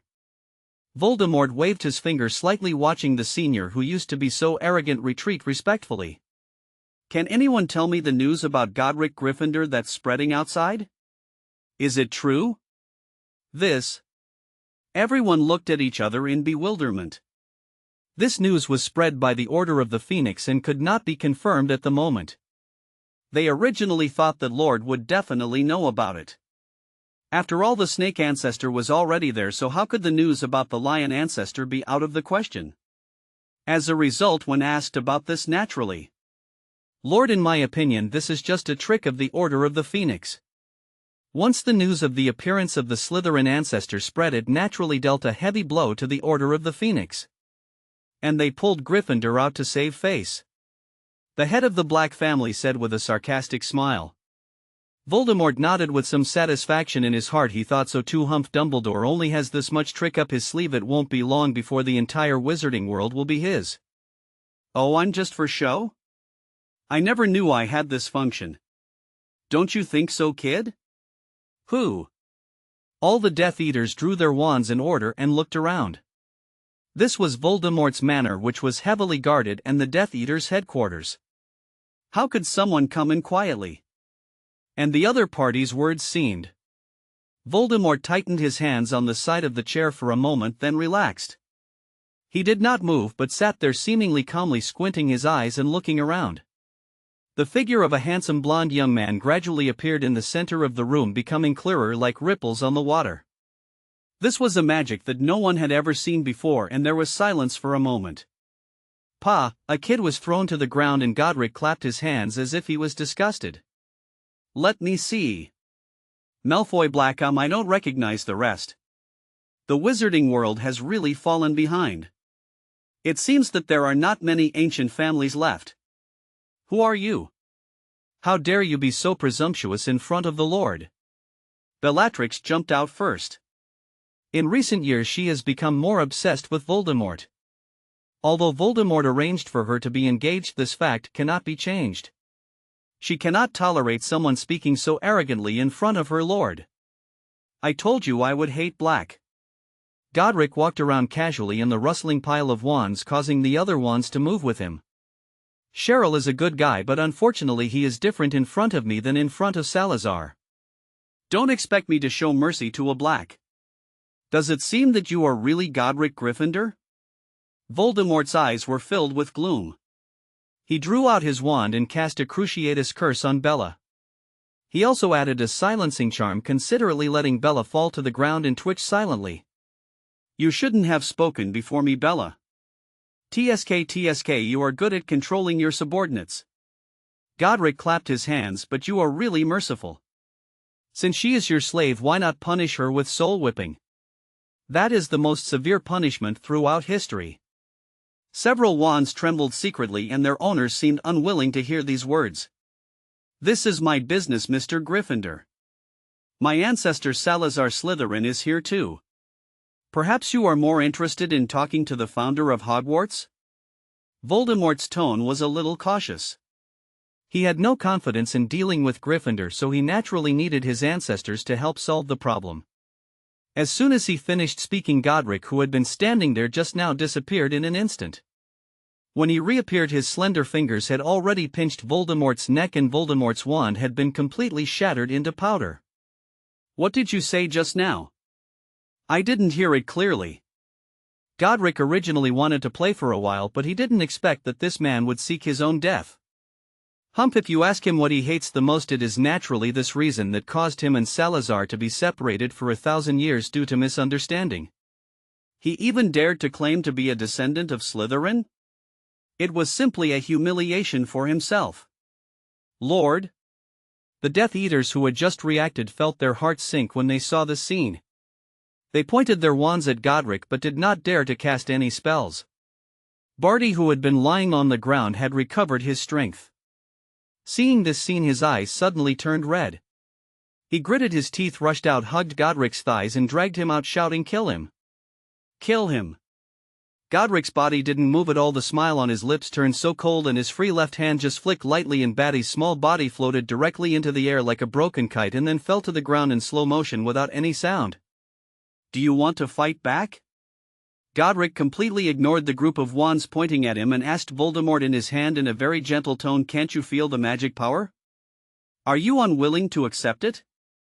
You are so weak, but you dare to call yourself the descendant of Salazar. Do you think you deserve it? Oh, I forgot, do you think Salazar showed up to help you? It's a pity.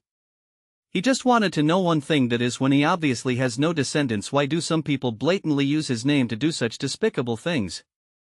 A lowly species with Muggle blood mixed with blood created by some unknown black magic can actually gain a foothold in the magic world. This makes me have to doubt the necessity of the existence of this magic world. What do you think? Every word of Godric made the faces of the Death Eaters present darker and darker. As for the so-called slave contract, they had searched through all the books in the wizarding world but could not find the source, so they were only half believing and half doubting. But now, if it was true that Salazar had no descendants and was a half-blood, they would be really ashamed, because that would be the biggest stain in their family history. While everyone was immersed in shock, 2 Death Eaters left quietly, no longer watching the scene that might affect their lives. Mr. and Mrs. Black were still in shock when they were taken home by Creature, but they had received enough information. Sirius hurriedly stood up and looked at his parents with dull eyes, not knowing what had happened for a moment. No matter how he called out, the two of them just wouldn't speak. Sirius had no choice but to question Creature, but got an unexpected answer. "You said Godric Gryffindor was strangling Voldemort's neck?" Sirius couldn't help but raise his voice to the highest level, finally scaring his parents' souls back. For a moment, complicated emotions such as embarrassment, anger, shame, and hatred surged, and even the mark on their arms that they had originally thought of as an honor made them want to dig it out and bite it into pieces. "Let's not talk about them for now." Eton in Prince Manor finally woke up after sleeping for an hour. When he opened his eyes, he saw a pair of deep black eyes that made his heart skip a beat. "Stay with me, Eton." These were the firm words of the owner of the black eyes. 89 House of Love. "What did you say?" Eton blinked, staring at the pair of eyes that he felt were as beautiful as the starry night, and muttered, in fact, he didn't hear what Severus said at all. "Stay with me, Eton." The owner of the black eyes, Severus, was unwavering. He liked Eton, and at this moment he was very sure of that unique possessiveness.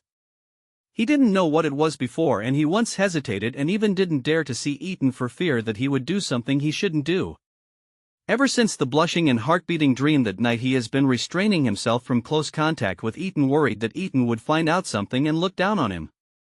But now he knows it is like a very deep like. Whether it is love he doesn't know yet, but this like is indeed the firmness he has never had before, the firmness that started at the age of 3.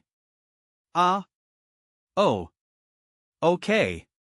Eton was stunned for a moment, then he recovered immediately. He felt happy in his heart, but he still looked expressionless. He was thinking about how to make his own Cyber come to his senses before, but why was he so proactive this time? Well, he is worthy of being Cyber. There was a surprise in his black eyes, and his expression was like a blooming firework. Severus blushed slightly, and then he closed his mouth, stood up stiffly, turned stiffly, and then walked to the door step by step under Eton's gaze, mechanically opened the door, walked out, and then closed the door. The whole set of actions made Eton wonder if there was something wrong with Severus's bone function. Now what's going on? For the first time in his life, Eton felt that his brain was not enough. Well, Salazar, who had fallen asleep with him in bed, was nowhere to be seen. After his son Sif confessed his love, he ran away like a robot without saying a word. Could it be that he didn't wake up? Or did his soul leave his body and go to an unknown world again? "It seems that I overestimated your lover." Salazar quietly appeared in the room. "Now that you are awake, get up and move around. Godric will take the fake to Hogwarts soon. If you are interested, you can go and see him together." "Why are you going to Hogwarts?" Eton's thoughts about Severus were put aside immediately, and his brows furrowed. "Do you want to show the whole school how bloody the ancestors of Hogwarts were, or do you intend to formally declare war on the Ministry of Magic? Aren't you afraid that no one will dare to let their children come to Hogwarts in the future? If you don't even have this much courage, don't show up at Hogwarts." Salazar smiled mockingly, with a hint of cruelty glittering in his red eyes. "I won't object to whatever Godric wants to do."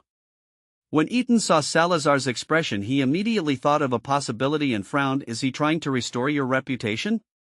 Seeing Salazar coughing awkwardly and coming over to sit next to him, Eton felt that he had been exposed and became even more upset. "I'm saying, are you two the founders? Is there anyone who would mess up your own school like this? It was Rowena's idea to build Hogwarts." "It has nothing to do with us." Salazar grumbled in dissatisfaction. "In that case, there's nothing to sign with this Slytherin contract. Let's just break it." Eton stood up and stretched his muscles, feeling the magic power in his body. "Or you can switch to Ravenclaw." "No." Salazar refused to do it and then snapped his fingers, and the clothes in the closet automatically floated in front of Eton. "In fact, Hogwarts was built by the four of us. Although it was the result of a momentary impulse, it is still my masterpiece, right, Eton? I haven't seen you so lively for a long time, Salazar. I still miss you." Eton smiled and sighed when he saw Salazar's slightly coquettish expression. Since the day he woke up, Salazar has always remained cold. Although he didn't say it, Eton knew that Salazar never relaxed for a moment. Whether it was because of Godric Gryffindor, because of his coma, or because of Voldemort's life experience, Salazar was tired for 3 years. Salazar is not omnipotent.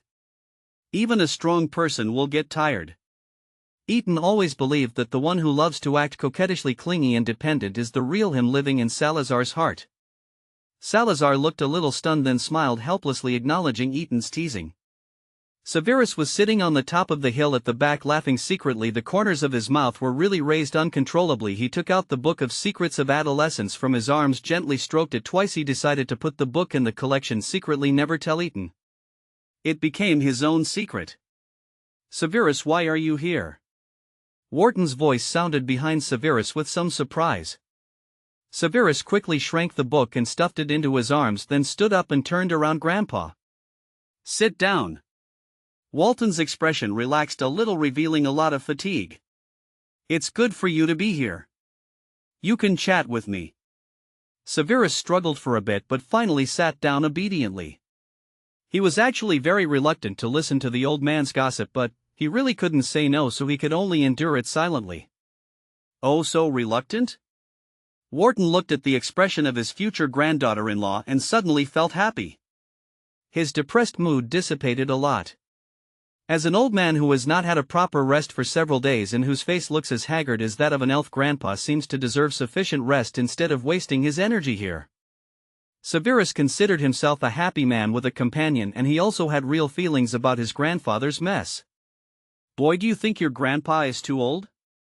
Wharton didn't know whether to laugh or cry as he stretched out his hand to rub Severus' hair, who was standing there unwillingly, just like when Severus was still a child. You are a little brat, I'm talking about you. Severus' face darkened and he would not say a word this time. He was the one who was blamed for his kindness. Alas, I didn't expect that you could see my affairs so clearly. Wharton was sad. He took back his hand and simply lay on the grass to herd sheep. Don't you blame me for letting your teacher leave Prince Manor? That's his own choice. Severus replied coldly. You're right.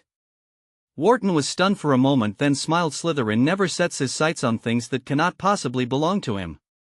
In this regard I have done far from enough. Severus was silent for a long time this time, until he stood up and looked into the distance. My mother is probably more persistent than you. After saying that, he turned and left. Walton was lying on the grass watching the scene change from the daughter who left Prince resolutely to Gettler, who left without saying goodbye one morning. For a moment he sighed and lamented his failure, but all these were in the past. Although he had convinced himself to let it go, the past would indeed affect his judgment. Walton had poured all his passionate feelings into Gettler, even if they were hidden very deeply. From the joy when the two finally started, he slowly discovered that there was someone in the other's heart that could never be erased and could never give him the feelings he needed. This made Walton's heart gradually cold. This was a failed relationship, and Walton defined it this way. Day by day he made himself immune, pretending to ignore the other's disappearance on that day of the year, and his heart gradually sank day by day. Walton was also testing himself, and he was also wondering when he would choose to give up, until that day he heard what his beloved grandson said to Gettler. It was his failure that forced his grandson, who had been immersed in research, to help him let Gettler face reality, and it was his incompetence that made the members of the Prince family silent about this matter. As a Slytherin, this was intolerable. He still remembered the choice he gave Gettler that night. Dumbledore was in a bad situation, and Gettler had only two choices: stay if he could get rid of all his thoughts about Dumbledore, or leave if he couldn't. The next morning he didn't see Gettler again. Did he feel lost? Of course he felt a little disappointed. But he was also relieved. This relationship had consumed too much of his mind, and he didn't want to continue to indulge in this endless darkness. He had been too busy recently, and he finally found some time to relieve his sadness. He didn't expect to see his grandson, and he didn't expect that his grandson would think that Irene's obsession was inherited from him. Well, okay, it's very likely. Dumbledore silently took out the candies in his arms and stuffed them all into his mouth, but he still couldn't taste the sweetness, only the bitterness continued to spread. In the end he could only put the candy wrapper on the table and reached out to push his glasses. What are you doing in England? Across the table Gettler was carefully looking at the person in front of him, comparing him with the person in his memory, but he found that the person in his memory had become blurry. I have been in England for many years. This fact made Dumbledore immediately clench his hands under his robes. He felt nervous and couldn't tell whether he was expecting or suspicious. What is your conspiracy? You swore an oath, Gettler. You seem to have changed a lot. Are you doing well? Gettler was the type who asked questions even though he knew the answer. But at this moment he really didn't know what to say. Coming to Dumbledore was just an impulse. Haha, not bad, it seems you are doing well. Dumbledore still smiled kindly, but the corners of his mouth looked a little unnatural. He couldn't help but take out another piece of candy and threw it into his mouth. Really? Gettler also fell silent. He had never thought that he would come to see Dumbledore before. He thought that the two would never meet again since the last time he took back the Elder Wand. If you don't mind, may I ask where the Elder Wand is? Dumbledore's eyes flashed, wanting to know what Gettler had been doing all these years or what he was arranging. I'm sorry, I can't. Gettler suddenly felt a little tired in his heart, which was completely different from the relaxation when he was with Walton. Oh, I see. Dumbledore's heart was blocked for a moment, but he remained calm on the surface. Then what on earth do you want to see me about? I'm sorry, I don't know. Gettler was confused. What on earth did he come here for? Now he had no idea at all. After thinking for a while, he finally stood up and said, "Sorry to bother you." He said wow and turned to walk out, but was stopped by Dumbledore again. Gettler. Dumbledore's voice was a little fragile and trembling, very unnatural. He suddenly felt that he could no longer get close to Gettler, as if the two of them were drifting further and further away. This cold feeling made Dumbledore cry out. 90 House of Fatigue. Gettler stopped and couldn't tell what he felt in his heart. He seemed too calm. If it was according to his imagination, if Dumbledore could keep him, he would definitely be very excited. But now not only did he not feel anything, even his emotions did not change at all. Almost in an instant he finally realized what a serious mistake he had made, and this mistake might really accompany him for the rest of his life until he grew old. With his thoughts clear, Gettler was in no mood to stay any longer. He hurried out of the Pig's Head Bar and Apparat directly to Prince Manor. However, when he arrived, he found that he was at the outermost part of Prince's Manor. There was not even a gate to the manor. This time he was completely isolated from the Prince family. Dumbledore, who was left behind, could only watch the person who had always stayed in the deepest part of his heart leave in a hurry without even looking at him. At that moment Dumbledore sincerely felt that the connection between the two of them was broken, and his heart completely sank to the bottom of the lake. For so many years he had always believed in their feelings, even though the two of them were strangers and stood on opposite sides. He still believed so firmly. This was the driving force that made him move forward courageously. He always said that people who don't know how to love have no power. Isn't this a reminder to himself? Because of belief and determination, he will move forward without hesitation on the road to realizing his ideals. But now Dumbledore could no longer convince himself. Everything was over. After a long time he left the bar slowly and tiredly.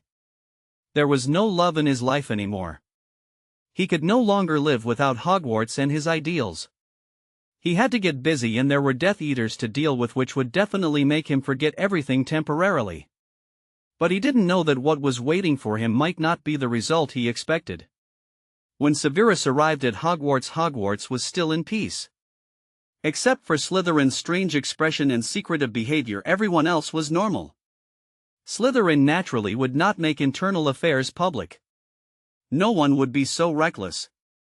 After all, they were still waiting for the family's response on whether that person could kill the Lord as easily as he said. Severus, for the sake of our friendship, please tell me the truth. Lucius quietly pulled Severus to a corner with a little anxiety on his face. Who is that person? The Malfoy family also has a 1,000-year-old unicorn horn collection. I believe you will be very interested. Severus was a little surprised at Lucius's agitation. This was not Lucius' style. What happened?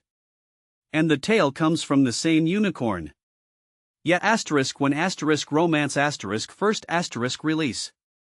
Lucius did not answer directly, but gritted his teeth and added chips. He is Godric Gryffindor. Severus already knew about Godric's great achievements and everything that was about to happen, so there was naturally no need to hide it anymore. He could just get 2 top-level potion ingredients in return, which was worth the money. Lucius didn't seem to be surprised, but the look in his eyes when he looked at Severus became particularly complicated. "So you are the heir of Gryffindor?" He still remembered Godric's words to the founder of his own academy. It was this sentence that made everyone misunderstand that the other party was Salazar, but now the situation is just the opposite, and judging from the other party's extremely natural attitude in protection of Salazar, the relationship between the snake ancestor and the lion ancestor is probably not as incompatible as they thought, but they are very likely to be good friends. In this case, the so-called pure blood theory has no place to stand at all, but someone took advantage of the aristocratic psychological grievances to create such a huge scam that exhausted the aristocratic style. This is really the biggest joke in history. Are you kidding? Do you think I'm similar to that matted lion? Heir? I'm sorry, I have no interest in being that guy's relative. It's not that he didn't want to tell Lucius, it's just that the word heir is too ambiguous. Severus would never admit that he had any blood relationship with the guy who always clings to Salazar like a cat, rolling around like a spoiled cat just to get some attention. Lucius smiled with a pale face but did not take Severus' words seriously. In his mind he was thinking about how to protect the Malfoy family when those idiots from the Ministry of Magic intervened. Although Malfoy had a close relationship with Prince and could be said to be a spy, those greedy parasites would not give up the Malfoy family's gold galleons so easily. I'm afraid they would still have to pay some money. I want to see my unicorn horn and tail in my room tomorrow. Severus left after saying this, leaving Lucius gritting his teeth. Sure enough, it was not just the Ministry of Magic that he had to guard against.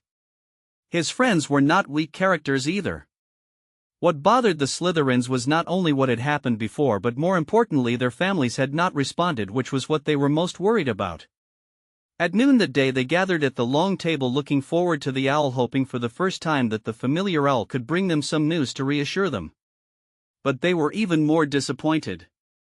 After watching for a long time, the owl still made no movement, poking at the food on the plate intermittently, and their appetite became extremely poor. Of course there were some outliers. Severus, Sirius and Regulus were eating very happily. They didn't even raise their heads and were only focused on filling their stomachs. Albus, this. I can't really explain it, but I feel something is wrong, very wrong. McGonagall tried to hold back but still couldn't help but spoke. Her expression was a little worried. Slytherin seems to be very wrong, and usually the owl should have arrived at this time. The kind smile on Dumbledore's face was gone and his expression was a little stiff. Although the wizarding world had not received the news, he still knew that Voldemort was taken away without any resistance by a man who called himself Godric Gryffindor. He believed that Gryffindor had the ability to do so, but the other party had clearly said that he would not interfere in this matter. Now such a thing happened again, how could he not be suspicious? But no matter how he tried at the door of the principal's office, the other party ignored his plan, which made him doubt the authenticity of the news. However, all the Death Eaters had no reaction overnight and they did not even appear. This confused him and made him realize that he was powerless now. He might really have nothing left this time. Albus, what's going on now? Flitwick secretly glanced at the strange environment and glanced at Dumbledore's expression. He put down his knife and fork and asked uneasily.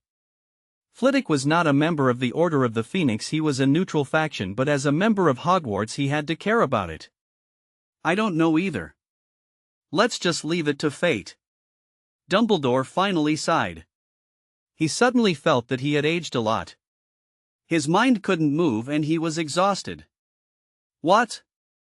All the professors looked at Headmaster Dumbledore, who said this in disbelief. This was not the wise headmaster they had imagined. Instead, he looked like a listless old man. What on earth had happened to cause all this? Just as they were about to show some concern, they were startled by a figure that appeared at the entrance of the auditorium. Eton Prince? McGonagall exclaimed, her heart skipping a beat. There was nothing she could do. The child who hadn't made any progress for 3 years suddenly showed up in school in good condition. She was surprised and happy. As long as he was fine, she was also a little confused. How did he get into Hogwarts? Without any professor's help. Dumbledore frowned instead. He had a bad feeling in his heart, but he couldn't tell what it was. Haha, what a surprise. Compared with his previous laughter, it seemed quite dry. Sprout stood up suddenly. The usually gentle girl walked down from the teacher's seat and went straight to Eton, who was walking towards the Slytherin table. This made the following professors hurriedly follow. After all, it was not a good thing that Sprout was forced to drop out of school, but it was N's own fault after all. Emotionally and rationally, they all sided with Prince. You are Eton Prince, right? Pomona came to him after Eton sat down. Although her smile was a little forced, there was no hostility at all. He is. What do you want? Severus answered unhappily as he was adding food to Eton's plate. I came here to apologize. I finally waited for you to come back. I hope you can forgive Anne. She was also forced. Pomona felt a little embarrassed and was not angry about the fact that Eton didn't even turn his head. Understood, Professor. Severus replied calmly. Pomona was a little surprised, but she didn't know how to continue if she wasn't forgiven. After all, she was only a few years old and too young. Are you okay? Madame Pomfrey has been worried about you. Let her check you out. McGonagall stepped aside and let Madame Pomfrey, who had already taken out her wand to investigate, come forward. She looked at Eton for a while and thought that Eton should be fine. Professors, can you allow us poor students to eat first? Severus's face turned very bad and he muttered in his heart that the speed of those two ancestors was so slow that it was infuriating. Dumbledore had been watching from the sidelines. He didn't have the strength to do anything and could only laugh dryly. He led the professors who were watching back to the professors' seats. Even the new Slytherin dean, who wanted to say hello, was dragged away. At this moment, the snake ancestor and the lion ancestor finally showed up at the Hogwarts Hall. The reason they came late was just to find Rowena and Helga. Since they wanted to reorganize Hogwarts, they naturally needed their witnesses. When the two appeared, the already quiet Hogwarts became even quieter, to the point where even a pin drop would sound like thunder. 91 House of Rudeness. The Slytherins were frozen because they saw the blonde man who called himself Salazar Slytherin. But next to this man stood a handsome man with red eyes, black hair, and a cold face, dressed in black. This was in line with their fantasy of Slytherin. But red eyes, that was the panic they could not erase. Isn't that the most unique and most representative symbol of Lord as a descendant of Slytherin? If this person is Salazar, then the one next to him, couldn't it be Godric Gryffindor? Why did they walk together? The time was short, but Slytherin, whose brain usually turned extremely quickly, had already turned in thoughts, but the more he thought about it, the more confused he became. No matter how confused he was, he dared not make a rash conclusion. Yeah, when love ching first post. Who are these two people? Remus nudged James, the son of a noble family. After all, the two people who came in, including their clothes, behavior, expressions, and manners, looked more like pure aristocrats. I don't know, but he's definitely not a good person. James answered angrily. He noticed that Lily's eyes were fixed on the two people walking towards the teacher's seat. He was jealous and blurted out. How do you know? Pettigrew interrupted timidly. He also felt that these two people were very dangerous, and he couldn't help wanting to crawl into the hole in the ground and never come out. How can Red Eyes be a good person? Those who are with red eyes are definitely not good people. James answered confidently, without hesitation, his voice a little louder. After all, the auditorium was so quiet and peaceful at that moment. Salazar stopped and glanced at the three Gryffindors who were gathered together and whispering. The cold light in his red eyes made James feel as if his body was pushed to the bottom of the Black Lake. Although he had never been there, he could imagine how cold it was. Gryffindor? With a slightly provocative voice, Salazar glanced meaningfully at Godric, who was standing beside him with a dangerous look in his eyes. You're right, the one with red eyes is really not a good person. Mr. Gryffindor, it's great to see you again. Dumbledore came forward, his flashing glasses hiding the uneasiness in his eyes, and he ignored the uproar in the auditorium caused by his words. This must be Lord Slytherin, right? I didn't expect that I would be able to meet the founder of our Hogwarts in my lifetime. Professor McGonagall and the others followed in a hurry. When they heard this, they were immediately petrified. Could it be that the snake ancestor and the lion ancestor were really alive? They had always thought that it was just a strategy. Compared to last time, you seem to have aged a lot? Godric looked at him for a long time and said this, which made Dumbledore feel a little amused. It's normal to have less energy as you get older. Dumbledore laughed it off and didn't reveal too much about himself. You call yourself old in front of Salazar and me. Are you mocking us for being old? Godric was the type who deliberately found fault. The other professors who had finally regained consciousness looked at each other in bewilderment and dared not say anything for a while. Of course not. Our students never thought they would see you in person. This is a real surprise. How about saying hello to the students first? Dumbledore calmly changed the subject. He knew that continuing to dwell on this issue would only hurt himself. Godric shrugged, turned back and waved at the Slytherins. We meet again, dear students? The Slytherins who saw this scene immediately sat up straight, not daring to move. They were not afraid, but the turmoil in their hearts had made them lose their usual calmness. They kept preparing themselves mentally. The slightly pessimistic ones had predicted the death of their parents, but most of them straightened their backs and strengthened their determination to support the family even in the cracks. This made them forget their fear and nervousness, and for the first time their young faces showed a resolute and courageous look. Except for Eton, who was still eating, and Severus, who was still picking up food. Well, it looks much better this time. Godric stroked his chin and nodded.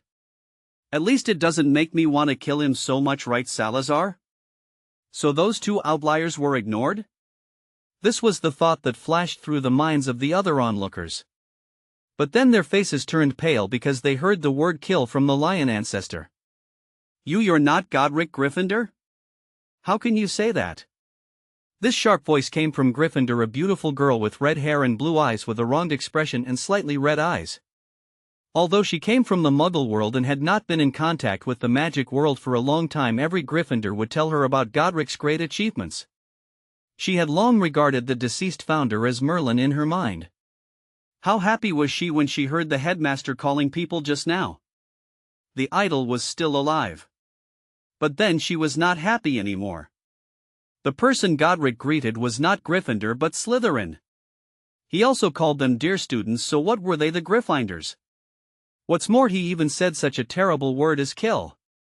The sense of justice made the little girl stand up and shout uncontrollably, wanting to vent the grievance and unwillingness of being ignored and the sadness of the shattered image of the idol. This voice made Gryffindor seem to have found its direction, and all members began to support it. Yeah, we are Gryffindor. How can you greet a Slytherin? Godric, don't be fooled by their appearance. They are very insidious and cunning and often cause trouble for Gryffindor. Godric, you have to help us. You are the founder of our academy, how can you help outsiders? And so on. The two ancestors' faces became more and more gloomy, almost oozing out of water, and the professors were sweating more and more as they listened. They wanted to cover the mouths of these students, especially Dumbledore and McGonagall. They liked the children of Gryffindor, who were lively, innocent, simple, kind and brave, but they were too short-sighted and didn't think about who they were facing. Thousands of years ago, who would care about life when surviving in the cracks of war? If you don't shut up, you won't know how you died. Shut up. When McGonagall saw that Godric's fingers seemed to be moving, she immediately ignored her own nervousness, ran sideways to the Gryffindor table and shouted. When Gryffindor saw the head of the house take action, they immediately stopped their movements, but the little girl standing there no longer looked red-eyed, nor did she feel aggrieved. She even looked a little smug, which made McGonagall frown immediately. Usually she liked Lily very much, but at this moment she felt annoyed. She had to choose the right time to show off. If you have any objections, go back and pack your bags and leave Hogwarts immediately. This was the first time Salazar spoke after entering the hall. Compared to Godric's ups and downs, his tone remained at a high level without any fluctuations, giving people a gloomy feeling. The Gryffindors were completely furious and didn't dare to say anything. They didn't want to be expelled from the school. If that happened, it would be embarrassing at the least, but how would they survive in the wizarding world in the future? Godric stared at the Gryffindor table silently for a while and suddenly showed a very bright smile. You said you are Gryffindor. Well then let me ask you, in the Gryffindor common room, have any of you ever seen the Gryffindor special spell training room? After hearing this, even Dumbledore was stunned. He had never seen a spell training room. Isn't the lounge a place to rest? So I say, what a pity you are not Gryffindor students. Because the spell training room is open to all Gryffindor students. From the day you become a real Gryffindor, your name will be recorded in the user directory of the training room and can be used at any time. Of course, this refers to your first mistake. Second, even if you are Gryffindor, why should I help you? Except that you are afraid of suicide and ask me for help, then maybe I will consider it. Is Gryffindor's courage to move forward just for show? Oh, using other people's courage to cover up your own cowardice. I think you should go to Merlin's garden, not a human settlement. Godric's face was full of sarcasm. In fact, the control of the training room belongs to the contractor, and the Gryffindor contract had been abandoned for who knows how long until Severus took over.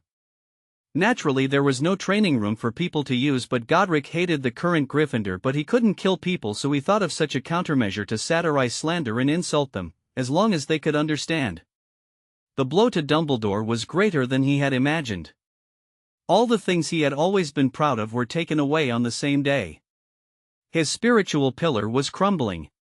If it were not for the belief in the safety of the wizarding world that supported his body, he felt that he would collapse to the ground in an instant. McGonagall wasn't much better. Her face was very bad, a little livid, her heart was full of emotions, and she even had the urge to cry.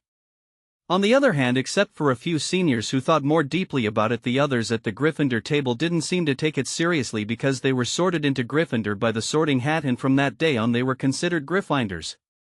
This didn't hit them even if the other party was the founder of the academy. However, the second point of the lion ancestor made them feel ashamed and anger. They were angry because they were called cowards, and ashamed because they felt that they really didn't have the courage. Hufflepuffs and Ravenclaws watched all this silently, some gloating, some sympathizing, some indifferent, and some slightly worried. All of this was seen one by one. Hogwarts has really changed. Too much, things are different, and the warmth inside has disappeared. Here Eton was only 8/10 full and refused to eat anymore. Seeing Severus naturally picking up the napkin to wipe his mouth, he gave him a kiss on the corner of his mouth quite naturally. Oh. 92 House training. Severus's usually cold and hard face softened a lot under the watchful eyes of the crowd. His hands still had no effect. Then he turned his head away without saying a word and continued to eat. Sirius couldn't help swallowing hard and secretly tugged at Severus. He was so miserable that he just happened to be sitting next to Severus. While accepting the hidden anger of everyone, Sirius realized that his friend's inappropriate behavior made everyone transfer their anger to Severus. Hey, look at the situation clearly. Severus's cold eyes instantly turned to Sirius's hand and then moved up to the other's slightly nervous and slightly excited face. Why was he so excited? He was indeed a big dog who liked to lift his tail. In the other's persistent dragging, he finally stopped eating and turned to the group of people in the middle of the hall who were looking at this side with complicated eyes. Didn't they just get married? They've already become an old married couple?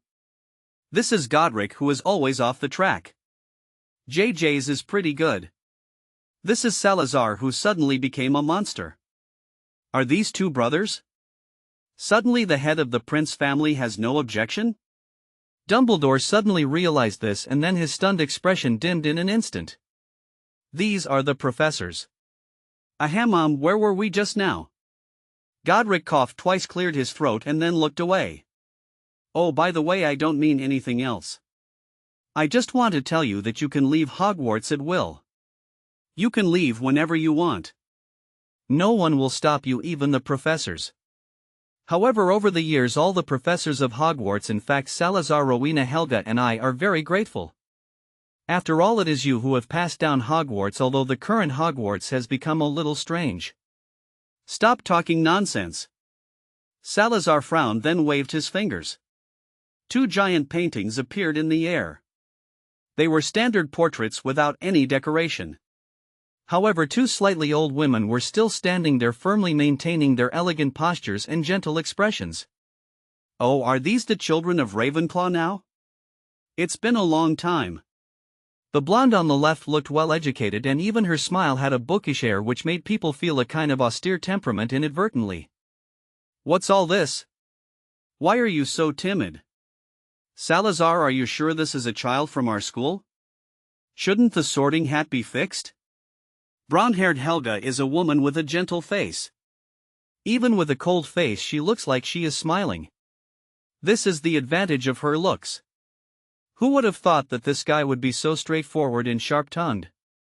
Godric rolled his eyes in embarrassment, then turned his back to the students and gave them a flattering smile. We are here to express our gratitude. Salazar saw Godric being bullied and spoke directly.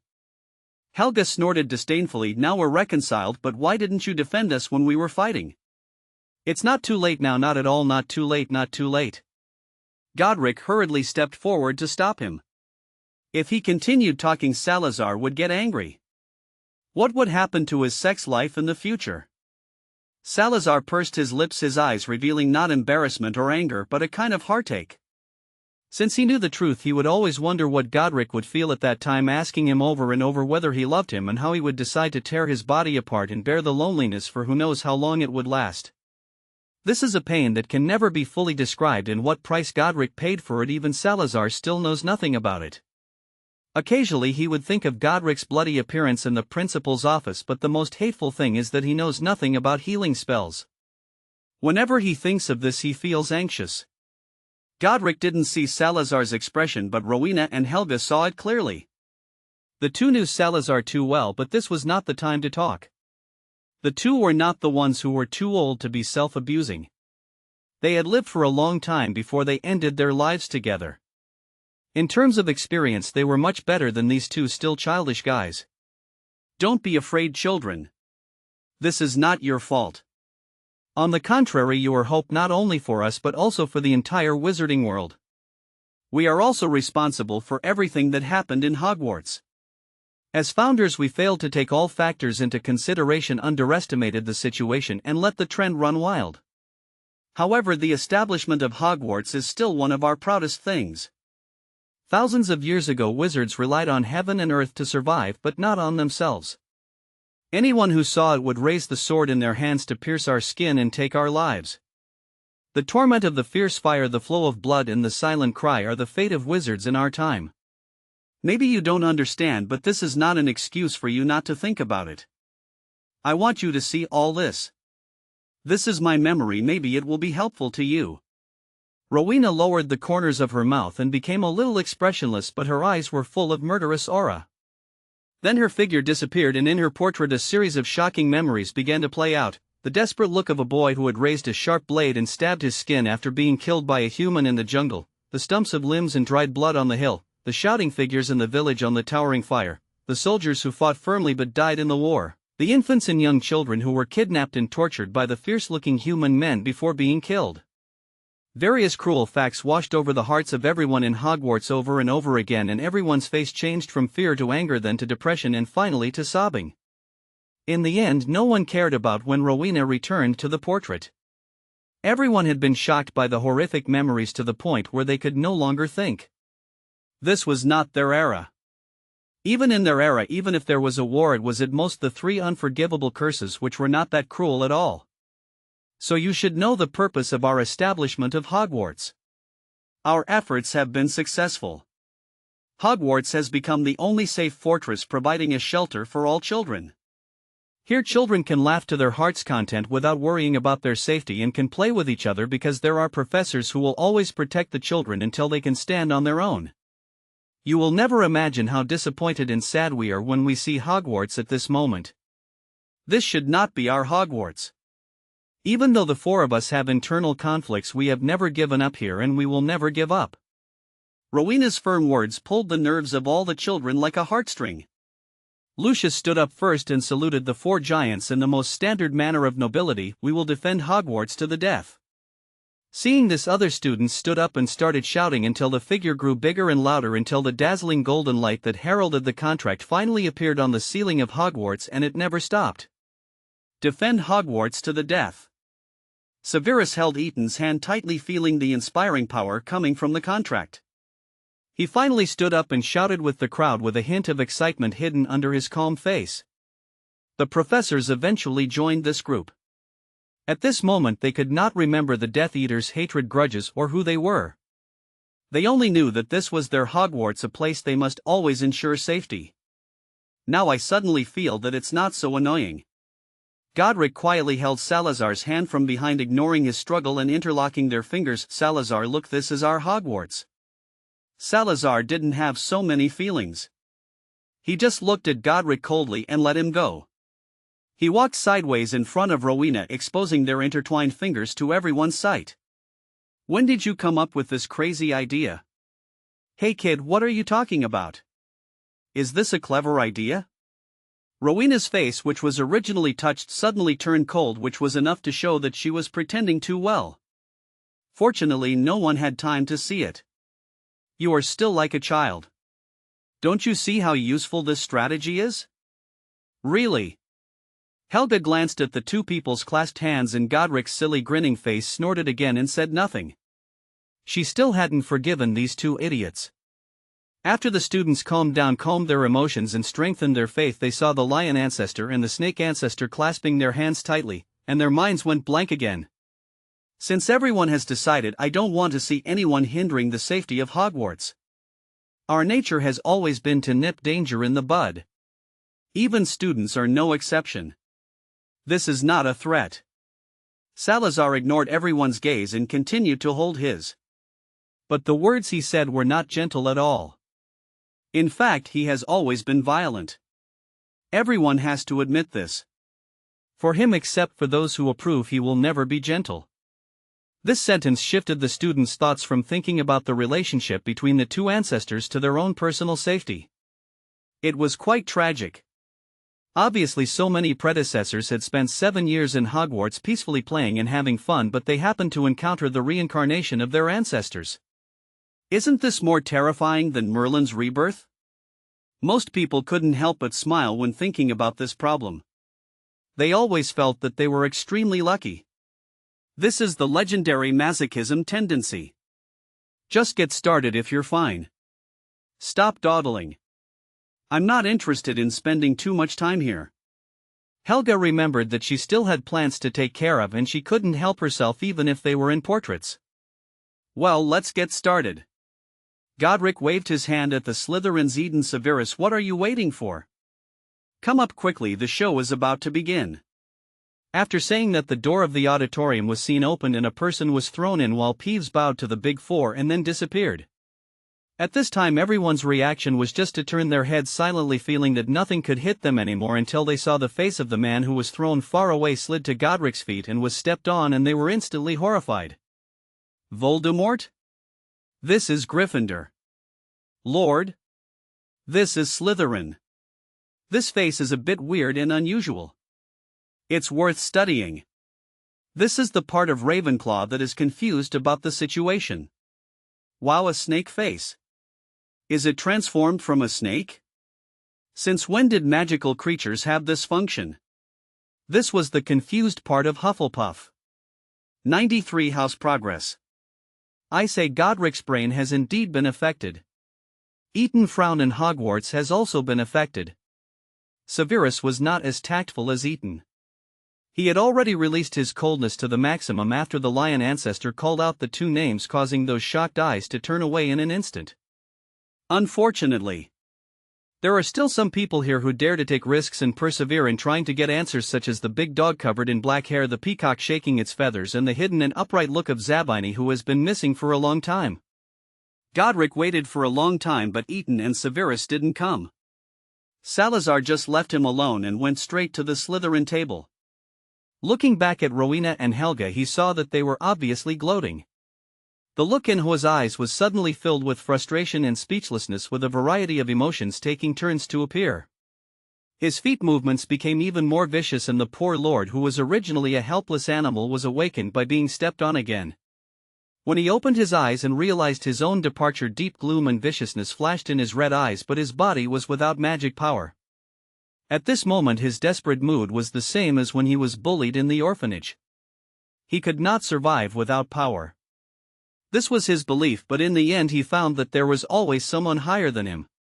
He thought that his strength was at its peak, but it was easily broken. His strength was not enough. He would remember this day. One day he would trample everyone under his feet. He won't die, he still has a secret weapon. He doesn't believe that these people can find those horcruxes. Salazar walked up to the two of them under the obvious rejection looks of Severus and Eaton. Are you two planning to hide your identities for the rest of your lives? We will have to renew the contract later.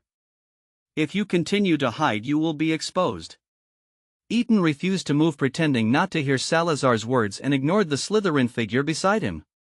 Severus glanced at Eaton and a dark light flashed in his eyes. He still had a strong hatred in his heart. No, so he stood up, threw away his robe, and left the long table with extraordinary momentum, step by step approaching Voldemort, who was in a miserable state but still had a fierce and unyielding look in his eyes.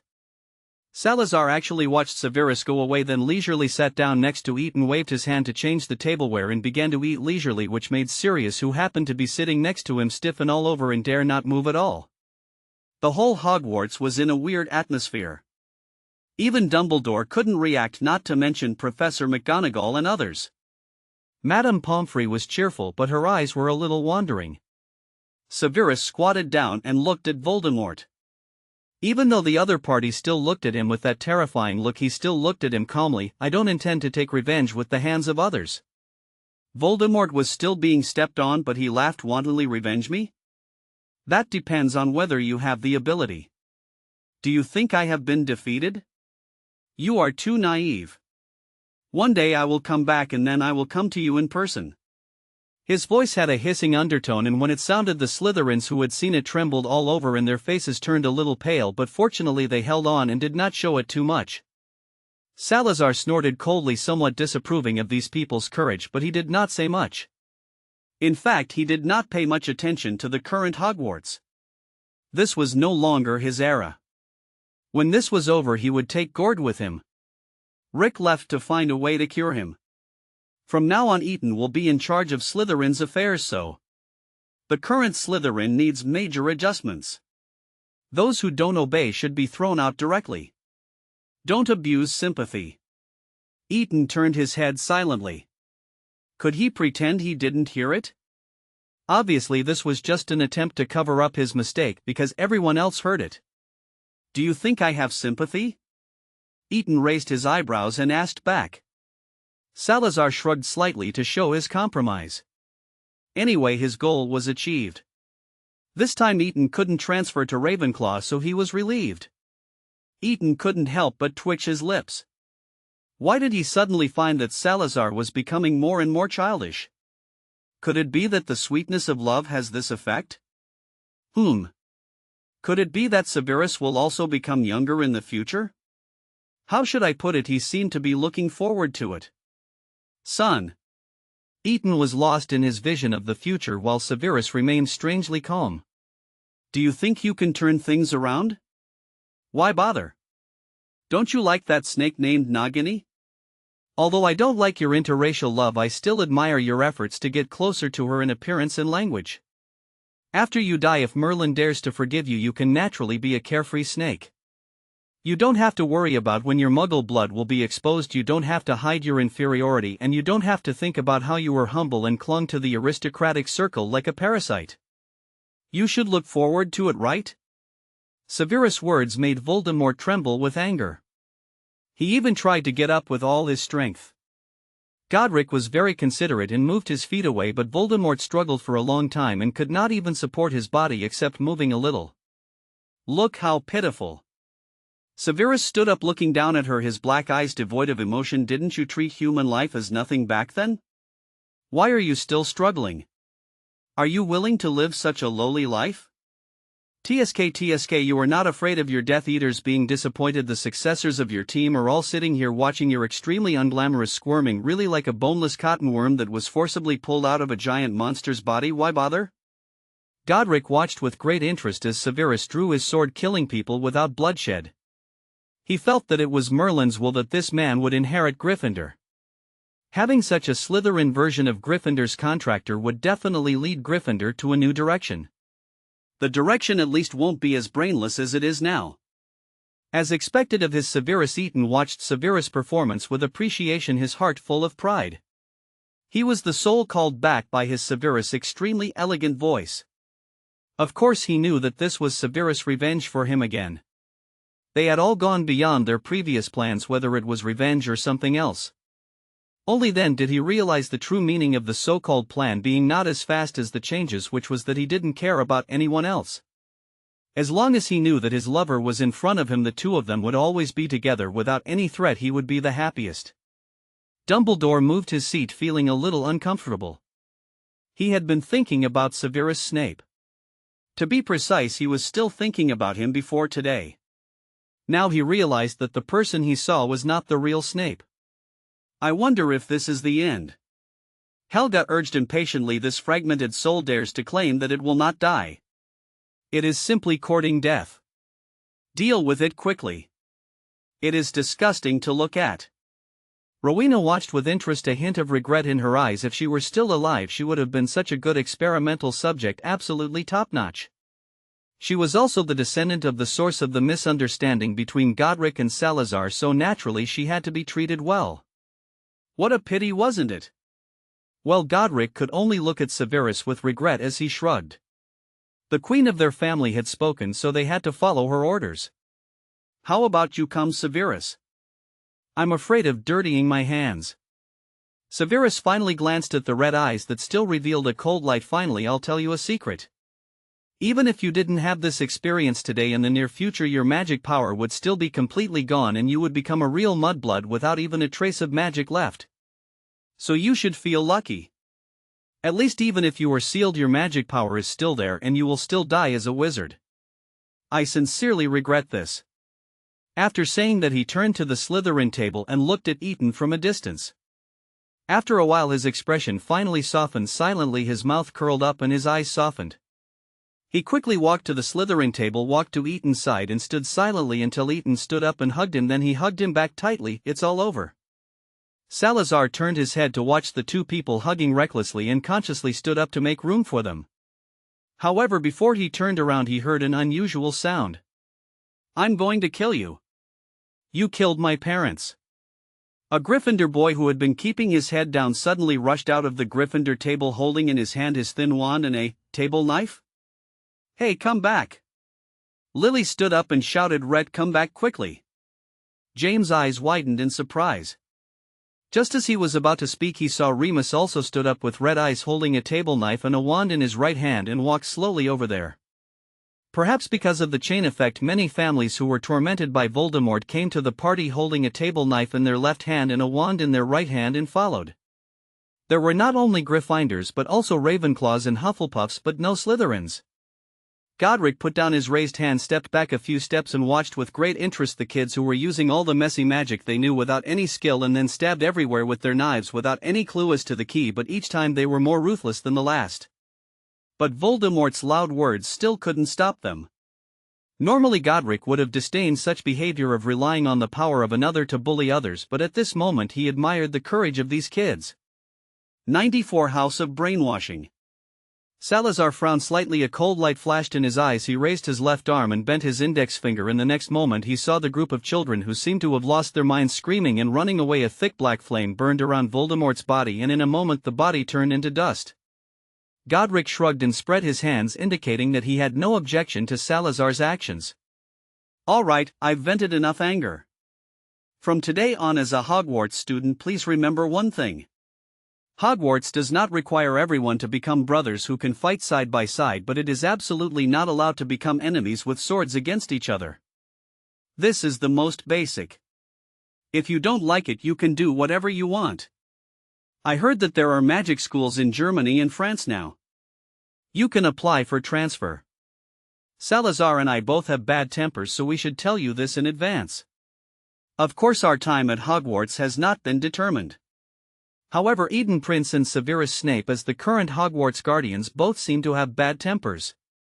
Please control yourselves and don't cause any unpleasant incidents. As soon as these words were spoken, there was an uproar at the scene. Everyone opened their mouths wide, eyes widened and tensed their bodies. All their eyes turned to the Slytherin table. Severus' face darkened immediately and he exploded with anger. He was only in the third year. What on earth was this Gryffindor doing? Was it planning to stop him from going to school? Ethan understood. He thought Godric was probably jealous because Salazar liked to be close to him. As expected, this kind of creature had to be dissected to understand its brain composition. Salazar paused for a moment, his eyes darkened, and he walked to the center of the hall, standing in front of the professors headed by Dumbledore. Students, go do what you need to do. I need to talk to the professors about something. The hall was still silent. After a long time, the students realized that they were being talked about. They immediately stood up and left. Sirius and Lucius did not forget to hold Eden and Severus tightly, whether by their hands or faces. The Slytherins also consciously surrounded these two people and prohibited students from other colleges from approaching and harassing them. Soon the auditorium was empty, leaving only the two portraits of ancestors, and the professors staring at the dust on the ground. Rowena sighed. They had been gone for too long. There were too many things that she could not do. Even the two living friends in front of her, if it were not for the memory, she would not even be happy. They did not want to see the current Hogwarts or the future Hogwarts. What was the use of sadness, pain, sorrow, and resentment? If it were not for the little hope that they could see these two people again, she and Helga would not even keep their portraits. They had long stopped believing in gods, let alone Merlin. The wizarding world will eventually decline one day. Rowena's eyes were filled with helplessness. Today's wizards only care about superficial peace and never think about why wizards are so completely isolated from muggles. In the two worlds, how many top wizards' souls and flesh and blood were sacrificed to forge the magic network that covers the entire wizarding world today? Now no one knows what it is. Some people are even thinking about living in peace with muggles, protecting muggles, or killing muggles. These are two extremes. Do they understand that this is their only corner and there is no place that will accommodate them anymore? Those who want to be let in or those who want to escape, the only way out is death. Humph, why do you care so much? We are all dead. What the magic world is like now has nothing to do with us. Helga curled her lips in disdain. Sal and Gordy don't hold out hope. You can't control it even if you want to. Godric also remained silent. He could say whatever he wanted to his students, but he was not without worries in his heart. It was just like Helga said, he didn't want to care. He just wanted to live a good life with Salazar. So far he had done what he should do. What would happen in the future was up to Eton and Severus. Dumbledore pursed his lips, not knowing what to say for a moment. He didn't understand why these four people were so pessimistic, but he could also feel their grief. Are you curious why you say that? Salazar suddenly spoke. He didn't know when all the tables and chairs in the auditorium disappeared. Instead, a comfortable silver and green sofa appeared under Salazar. He was sitting on it with his chin supported by his hand, his deep red eyes shining with a faint light. I don't think so. Dumbledore continued, every child in the wizarding world is growing up healthily. Even if there are twists and turns along the way, there is still hope. Godric ran over and sat down next to Salazar. After thinking for a while, he snapped his fingers again. Several red and gold sofas of the same style appeared opposite him and he motioned them to sit down. It looked like they were going to have a long talk. Rowena and Helga did not participate in this discussion. After they expressed their views on the future of the wizarding world, they disappeared on their own, leaving no chance for Salazar and Godric to stay. Eton and Severus, who were kidnapped out of the hall, were escorted all the way to the Quidditch field far away from the hall.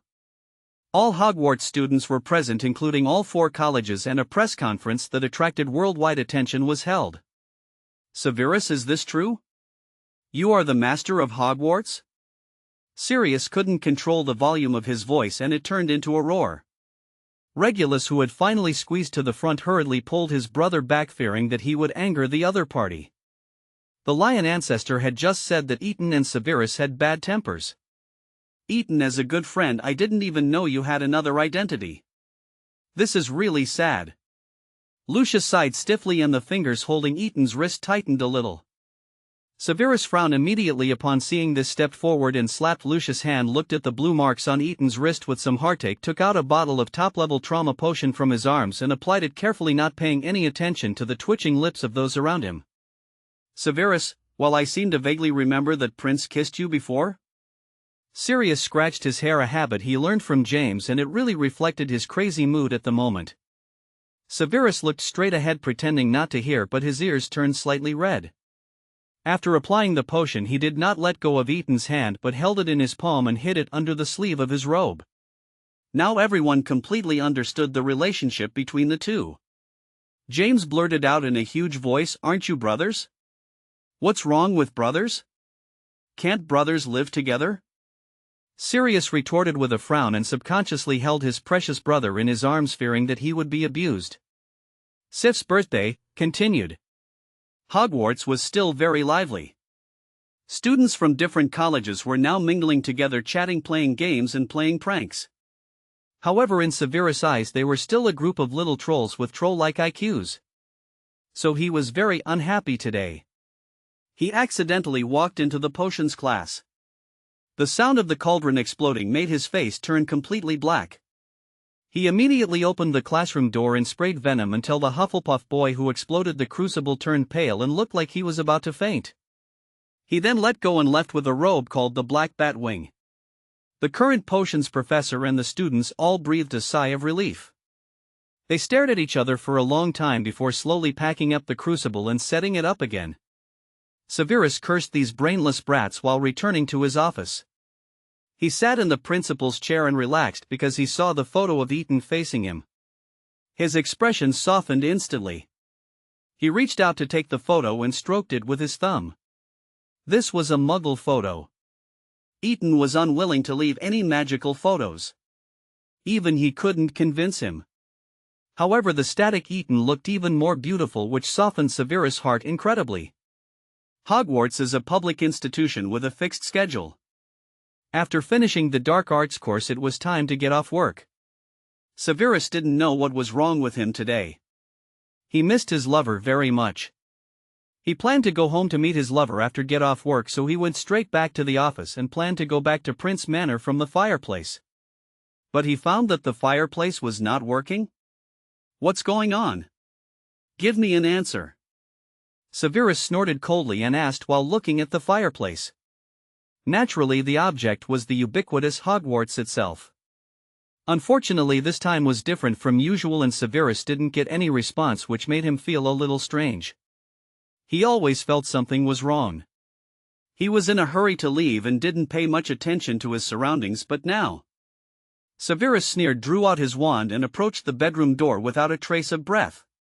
He cast a peeping spell, and as a result he felt a bit uncomfortable in his nose. His face turned purple and his fingers trembled. Putting away his wand, Severus coughed twice in a suppressed manner, then prepared himself mentally and pushed the door open.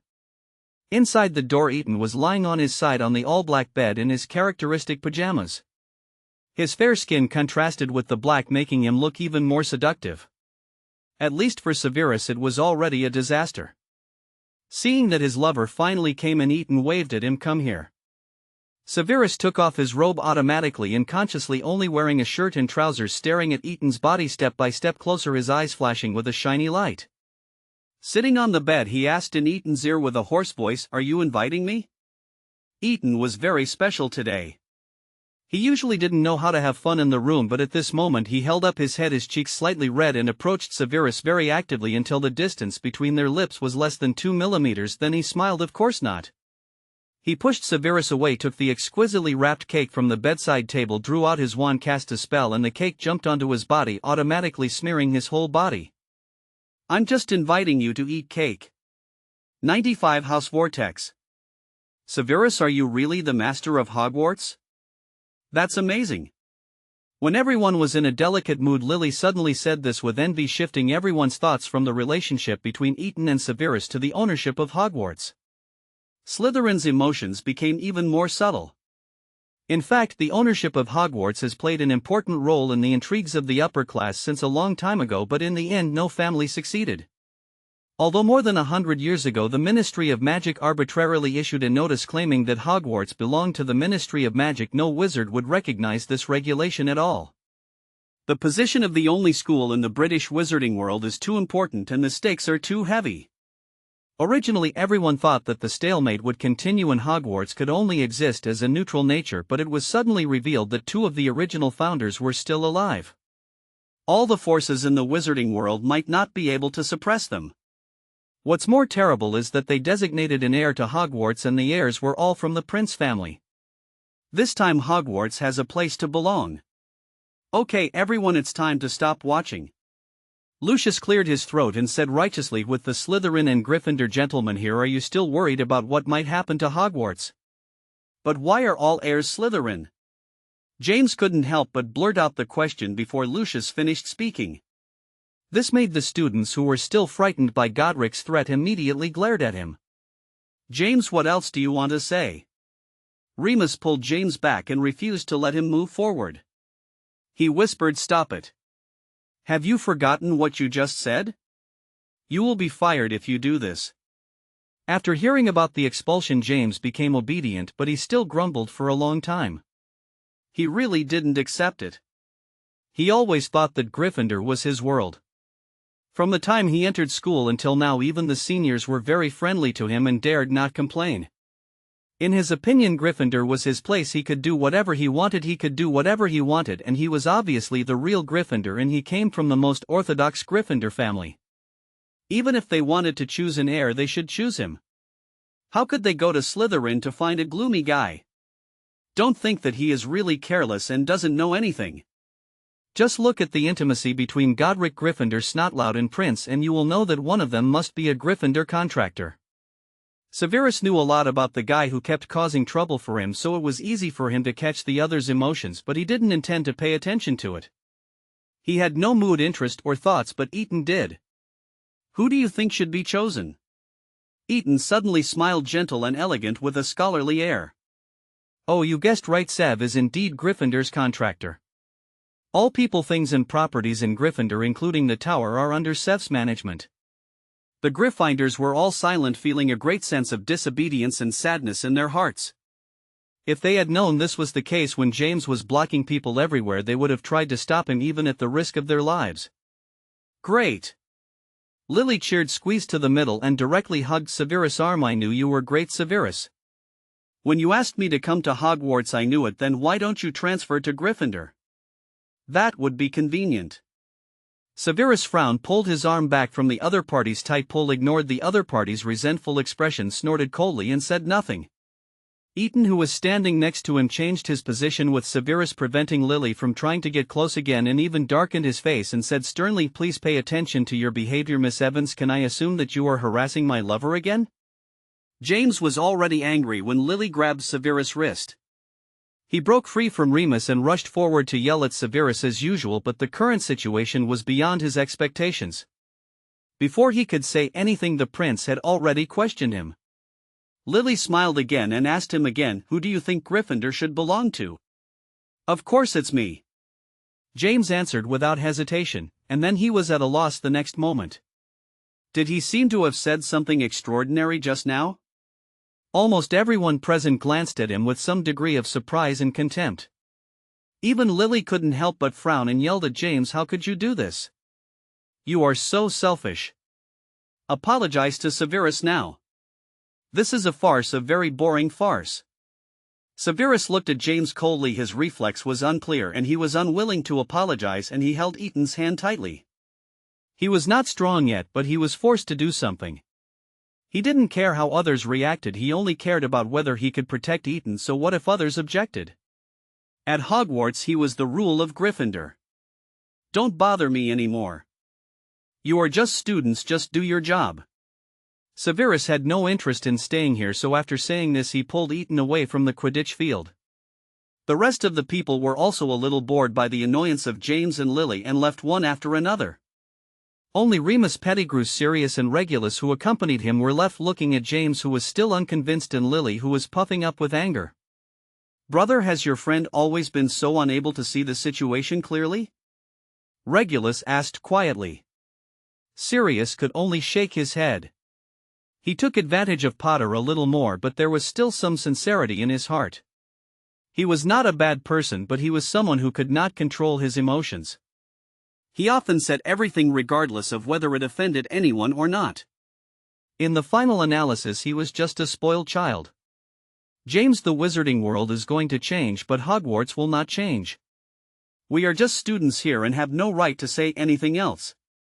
Sirius stopped there and pulled his brother away. He had no interest in Lily, a classmate with princess syndrome, let alone any hints. What does he mean by that? Lily was no longer angry but curious. What's the point? Just don't let me cause trouble for Snotlout. James waved his hand. TSK, then don't bother. Okay, let's go. We don't have classes today, so let's go and fly a few laps on the broom. Lily, just watch. I'm going to show you the highest Quidditch technique today. Eton was dragged by Severus all the way back to the dormitory and smiled secretly.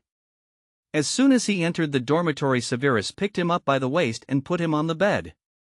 You haven't even recovered yet, but you're running around. Do you think you're getting better too quickly? Come and lie down with me for a while. Eton, who was content to be served by Severus, had long been accustomed to it.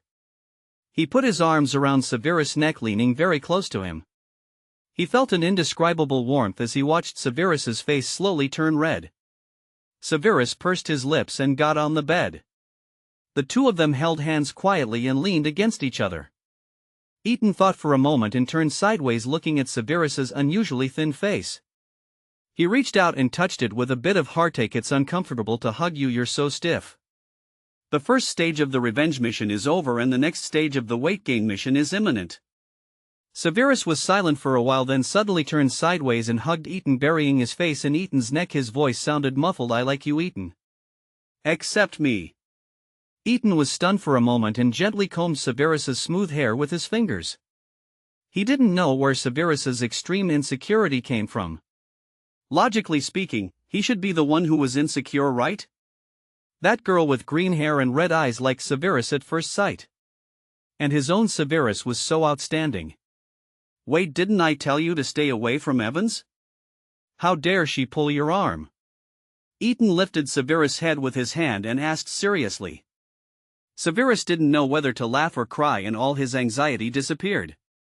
However, considering Eton's feelings, he still answered, I'm always with you. Eton snorted. He knew that being jealous was meaningless, but the threat from Lily was too great and he had to be on guard. So what you've learned over the years is just for show. You can't even get rid of a powerless guy. It seems that you still need to go back to school and start over. Severus felt happy for some reason. He always felt that Eton looked very beautiful when she was angry, and her thin pink lips looked extremely attractive when she spoke.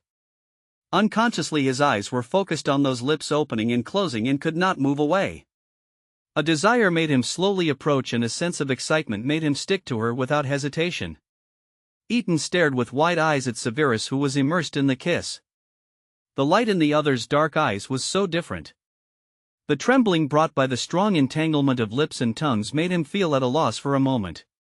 He wanted to push him away at all costs and refused to enter into an uncontrollable situation.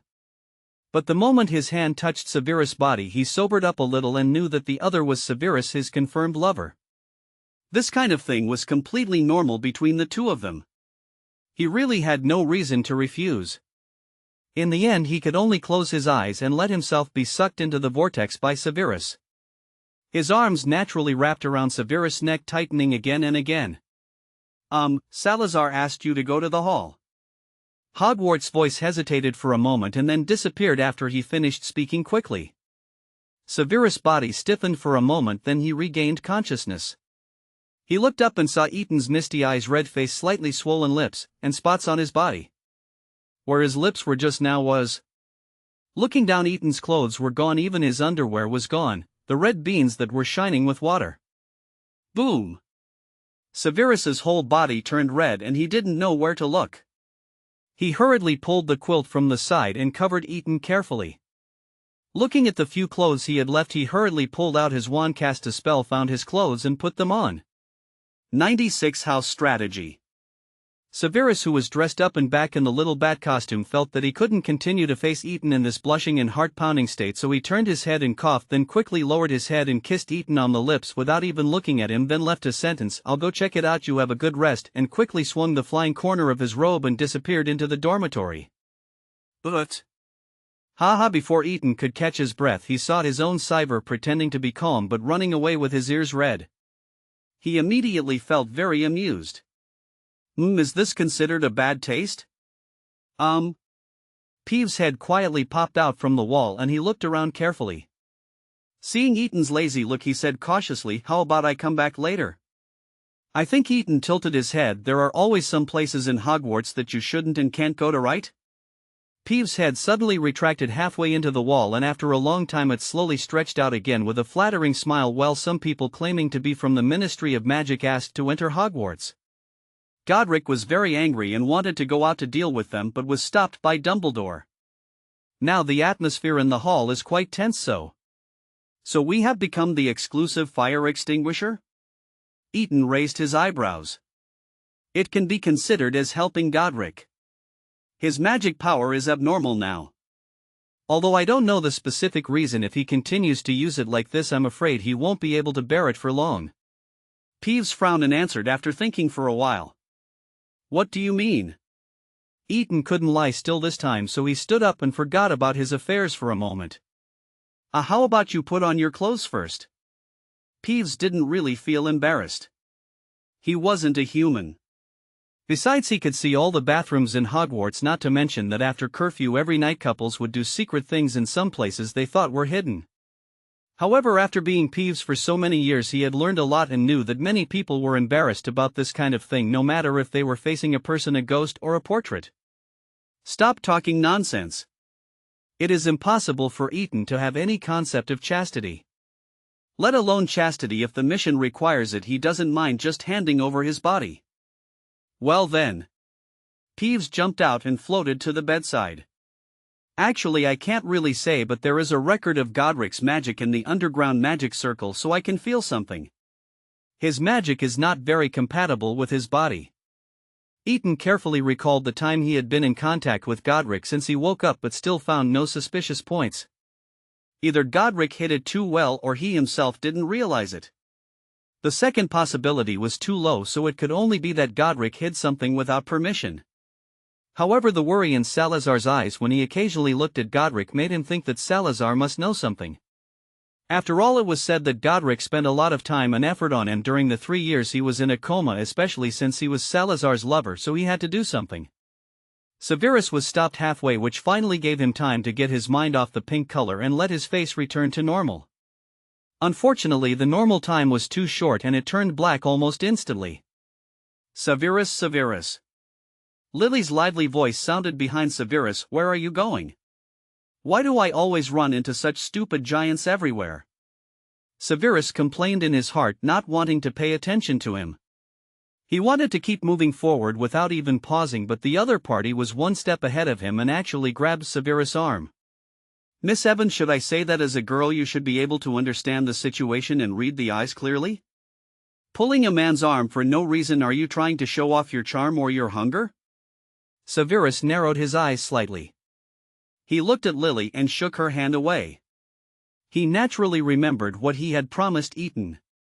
Although he didn't know why Eaton was so persistent in keeping a distance between him and Evans, as a mature man who claimed to have a family, a wife and a lover, he had to resolutely implement it. Carry out any request from your wife and meet any conditions of your wife.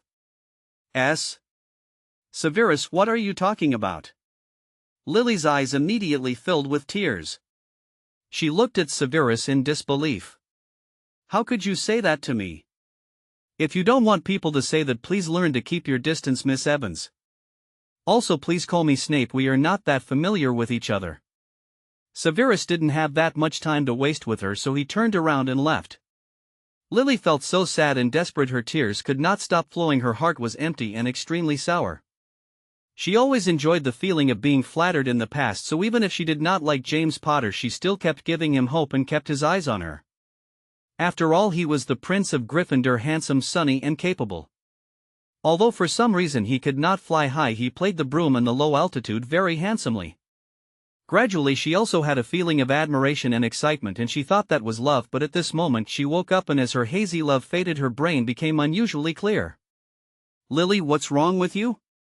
What happened? Who made you cry? James, Remus and Pettigrew came out with the brooms they had just stolen and saw Lily squatting on the ground crying. They immediately became anxious. Whoever dares to mess with you, tell me, and I'll make him pay you back 1,000 times. James threw down the broom, rushed over and hugged Lily, shaking her anxiously. Lily just shook her head and refused to speak. However, this immediately reminded James of his old enemy. It must be Snotlout. It must be him. Humph, I knew he was not a good guy. Lily, just wait. I will avenge you. After saying that, he turned around and ran towards the Slytherin common room. Remus and Pettigrew were unable to stop him. Lily was still crying and seemed to be completely unaware of James's actions, which made Remus a little angry. After all, he was still worried about James, so he directly handed the broom to Pettigrew, told him to wait here, and ran after James. Pettigrew opened his mouth but still said nothing. He squatted down and picked up the broom that James had dropped. He glanced at Lily, who was crying, and frowned slightly. You know James' character very well. Don't you know what Gryffindor said in the hall just now? You want James to be expelled, don't you? He said, here? Pettigrew looked at Lily's gaze and reacted half slowly. He decided to go all out. Anyway, it was like this. I hate you, Lily Evans. You have never known what true kindness is. You only know how to show off your so-called kindness hypocritically. You know James' feelings for you, but you have been using him to do this and that. You are acting like a noble lady who is high above you and have been stirring up trouble. Do you know what position you put James in? You can't see your own identity at all. You are just a muggle wizard. To put it bluntly, you are nothing in the wizarding world. And you complain about this and that every day. Do you know that? There are many people in Gryffindor who hate you. You can't even see that, and you still want to be a princess. It's ridiculous. Lily could no longer shed tears. She could only stare blankly at Pettigrew as he turned and walked away with a look of disgust on his face. Only she knew what she felt in her heart. When Severus arrived at the hall, Dumbledore's wand was held in Godric's hand, and Dumbledore himself looked a little embarrassed but still insisted on standing opposite Godric, and the situation remained in a stalemate. Oh, it's Severus. Dumbledore's eyes lit up. Mr. Gryffindor, you see, Severus is still young, the future belongs to them. The magic world has been passed down for 1,000 years, and the mechanism has undergone fundamental changes. The existence of the Ministry of Magic is reasonable. Moreover, this is no longer a war period. Every wizard is precious, and we should not take other people's lives easily. What do you think? Salazar was sitting in his seat at this time, waving at Severus, and seemed not to want to intervene in the confrontation between Godric and Dumbledore. What's going on again? Are people from the Ministry of Magic here? Severus walked over and sat down and asked. Salazar explained the situation in a few words, then glanced at Severus with interest, especially lingering on his lips for a moment, reaching out to touch his lips. You are still young, some things are better to be done slowly. Severus' ears turned red with embarrassment at the other party's suggestive gesture. The scene of Eton lying under him just now flashed through his mind, and he felt like his head was smoking. Fortunately, he always liked to keep a blank expression, so most people couldn't really tell. Mind your own business. Severus snorted and changed the subject uncomfortably. Why is Godric planning to kill everyone in the Ministry of Magic? Yes, I do have this plan. Salazar nodded without disguising, but obviously you and Eton would not agree. So don't worry, Gordy is just playing. Dumbledore obviously heard this, so he shuddered, looked a little embarrassed, and coughed twice awkwardly. So that's how it is. I'm so sorry, I misunderstood. Let them in so that we can see what kind of people in the Ministry of Magic dare to list Hogwarts as private property. Godric smiled and threw the wand to Dumbledore. You are a person who knows how to cherish life. You have a cold personality and a cruel heart. It's rare. Dumbledore remained silent about Godric's comments. He simply retreated to his seat, quietly ignoring the slightly worried looks of his colleagues around him. Not long after, a group of people came into the auditorium. Except for the one in the lead who had a calm expression, the others behind him all kept their heads down and dared not raise their heads. Gatler Grindelwald? Salazar raised his eyebrows. I never expected that you became a member of the Ministry of Magic? 97 House of Strangeness. A group of wizards with different expressions entered the auditorium cautiously. The tense-faced blonde man in the lead was none other than the Dark Lord, who had been completely excluded by Prince's family these days. Behind him stood several men in uniform with obviously respectful expressions. This made Salazar and Godric take a few glances with great interest. However, the two old guys' impression of Gettler was only that he was a daughter-in-law of Prince's family. Now that this guy had left Prince without knowing the consequences and had made his choice, there was really no need to take him to heart anymore. After Severus saw Gettler, his face turned pale and he pursed his lips and lowered his eyes. He and Eaton knew what happened between Wharton and Gettler. As juniors they couldn't say anything, whether to the elders of the family or to Gettler as a teacher, but this didn't mean that they could easily accept everything that had already happened. What is love? Severus still couldn't figure it out. Shouldn't liking someone mean being good to him regardless of everything, loving him and using all your power to make him have only you in his eyes? Why did Gettler go back on his words again and again when he had already made a choice? He couldn't figure it out, so he couldn't understand it even more. Gettler? Why are you back here? Dumbledore was startled. He frowned and looked at the saints behind Gettler. He stood up and walked quickly to the front, seemingly stopping these people unintentionally, and asked a question. Gettler had been looking around since he entered the door. When he saw Severus, his eyes lit up. Just as he was about to walk over there, he was stopped by Dumbledore. A trace of impatience arose in his heart, but he kept walking around Dumbledore. Stop.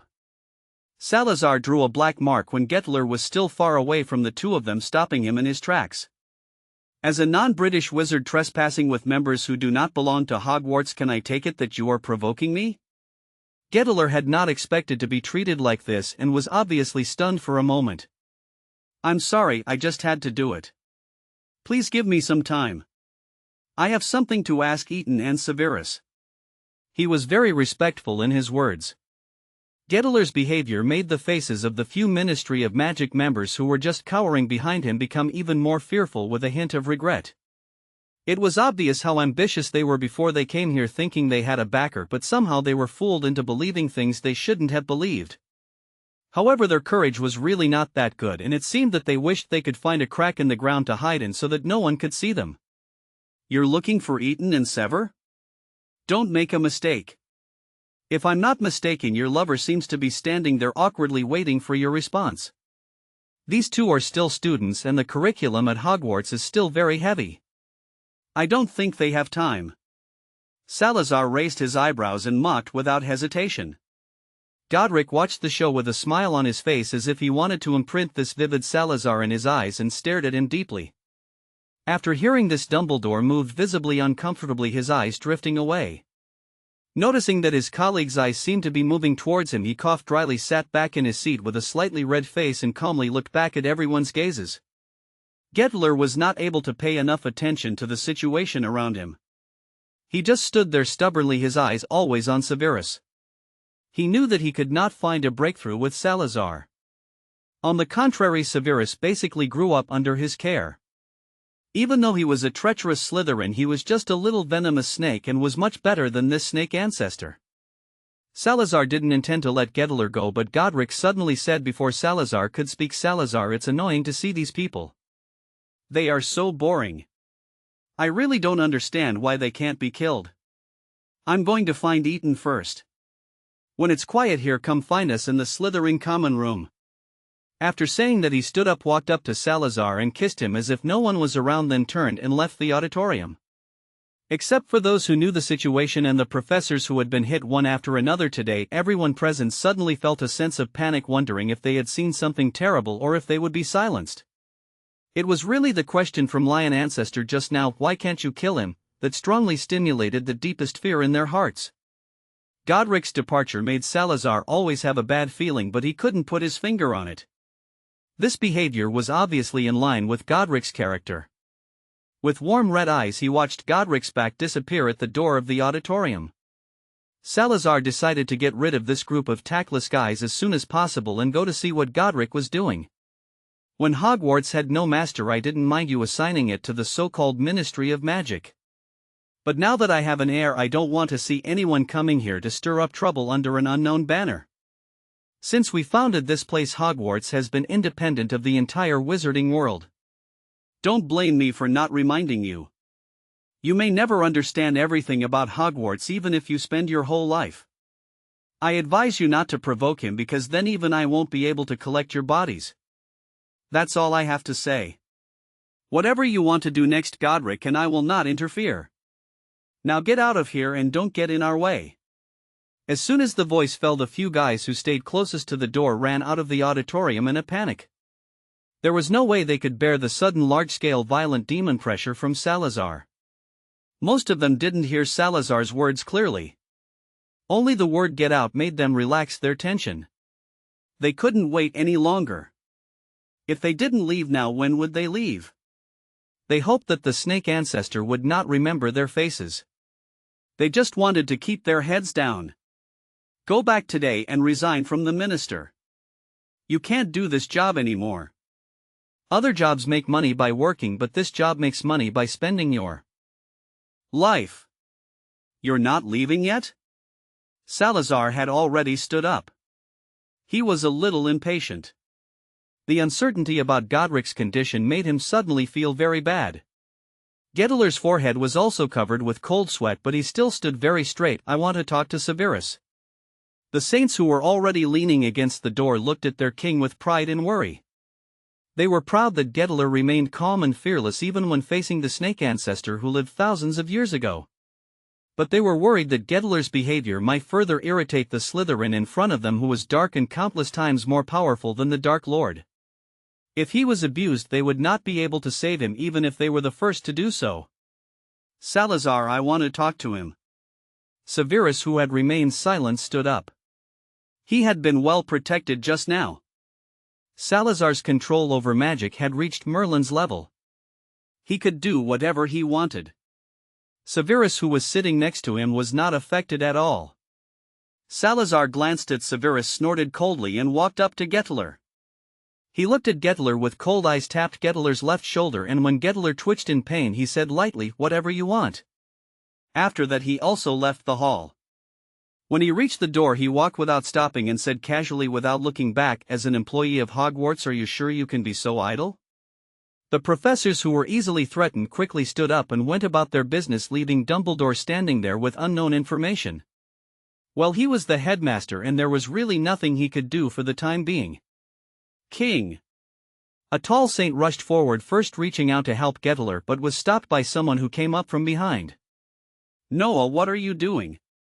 The man turned around and shouted angrily, struggling constantly, but Noah held him tightly and insisted not to let him touch the boss.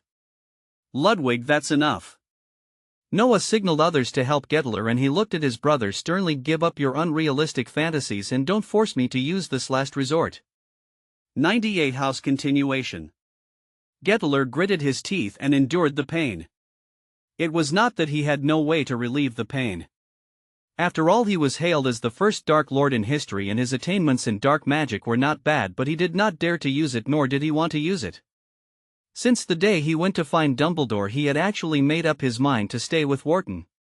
It was simple to make this decision, but it was not easy to implement it, so he needed to completely cut off those unclear emotions towards Dumbledore, otherwise it would be too unfair to his Wharton, and he wanted to give his lover a complete self, otherwise this relationship would not be able to continue.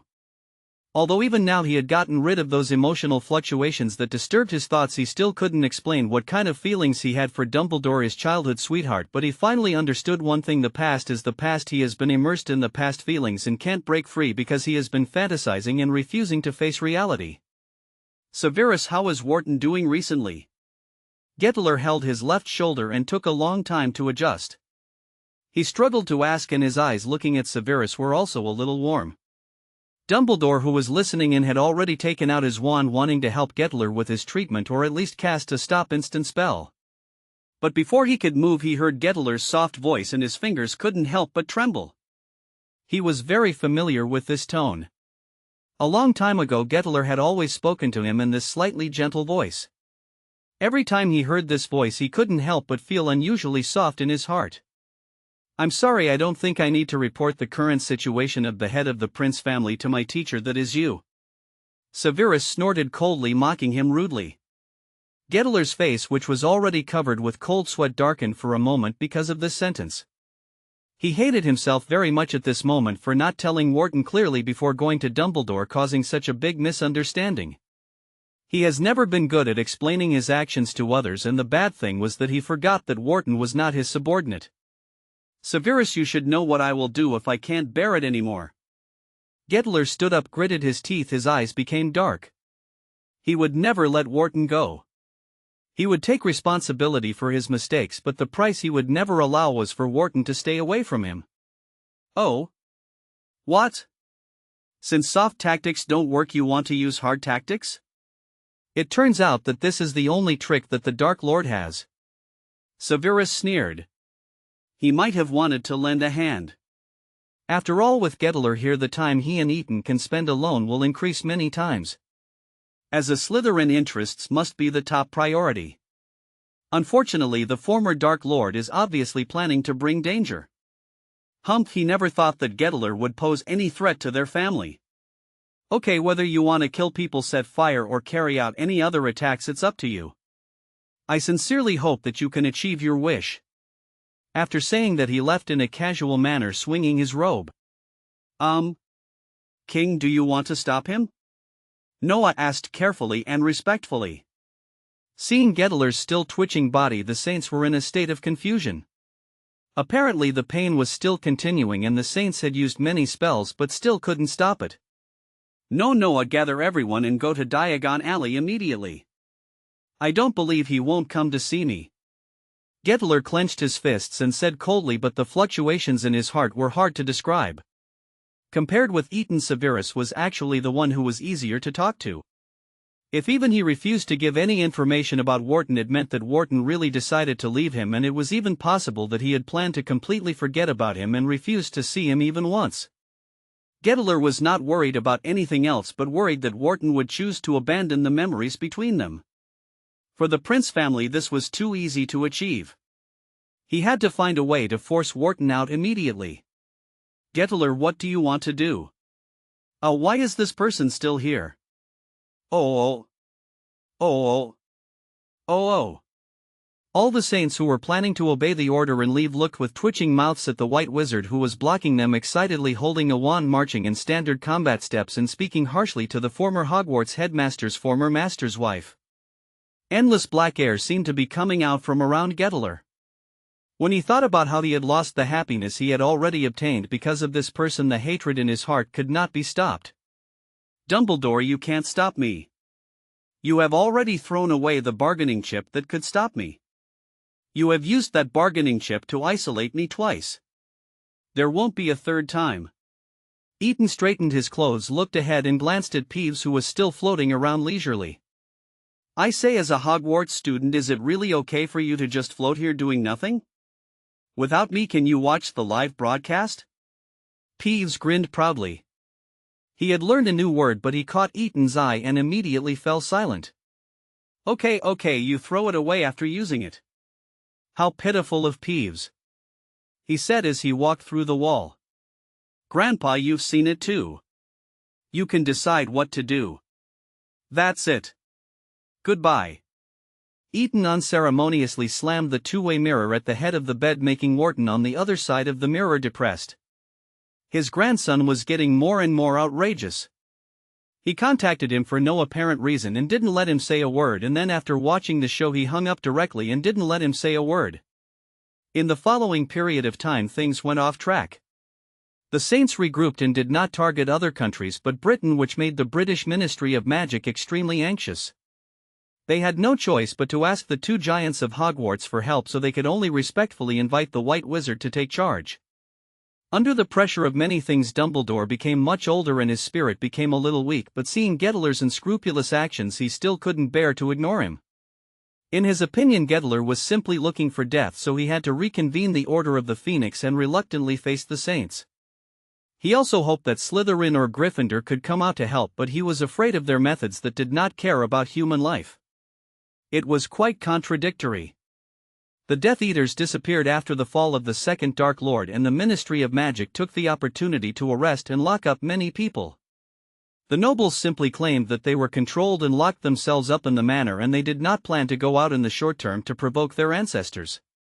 The students of Hogwarts never saw the two giants again after that day, but they still didn't dare to act unruly and lived their lives cautiously. Those with bad tempers didn't dare to lose their tempers, and those with small tempers didn't dare to make trouble. They studied knowledge honestly and seriously for fear that others would find out that they didn't like to study. For a while the atmosphere in the college was quite good. 99 Happy Mid-Autumn Festival. Mid-Autumn Festival Special. Severus was staring at the calm and composed Salazar with a frown on his face, his thin lips pursed tightly, his dark eyes filled with displeasure, his body tense like a black panther ready to strike, his hand holding the wand hidden in his wide cuffs, his fingers rubbing lightly. "Hey! What are you doing?" Godric passed by the door and saw this scene. He immediately changed his steps in surprise, glanced at Salazar's disdainful eyes, and then looked at Severus's already formed a dark wizard aura. "If you want to fight, hurry up. Can you add me in? It's getting more and more boring lately." Sigh. How come no one in the magic world is causing trouble? I can't even find a chance to vent. Do you want people to live? After saying that, he collapsed on Salazar, secretly stole a kiss. While Salazar still smells good, let's kiss him again. Severus looked at the couple opposite him who were kissing and being intimate with each other, and suddenly his eyes turned black.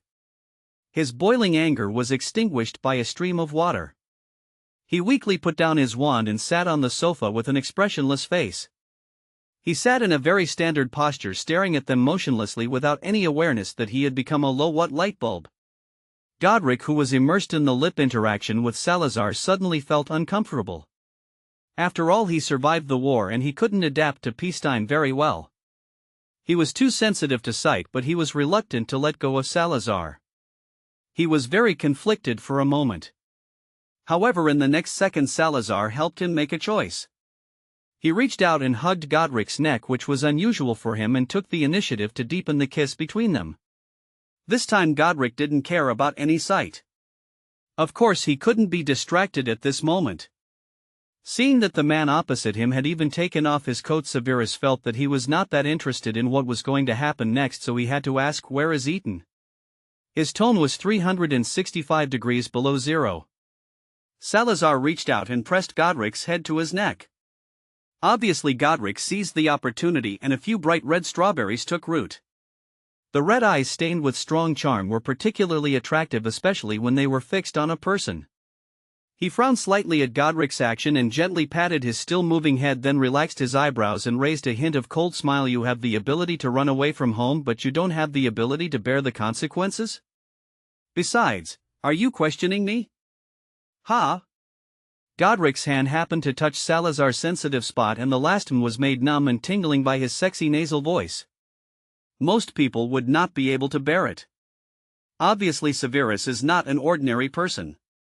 Therefore his heart is still as calm as a lake.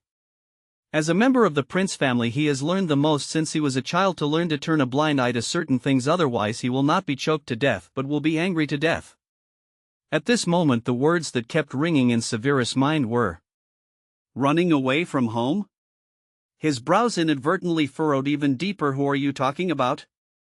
I never knew that the great snake ancestor also learned this word.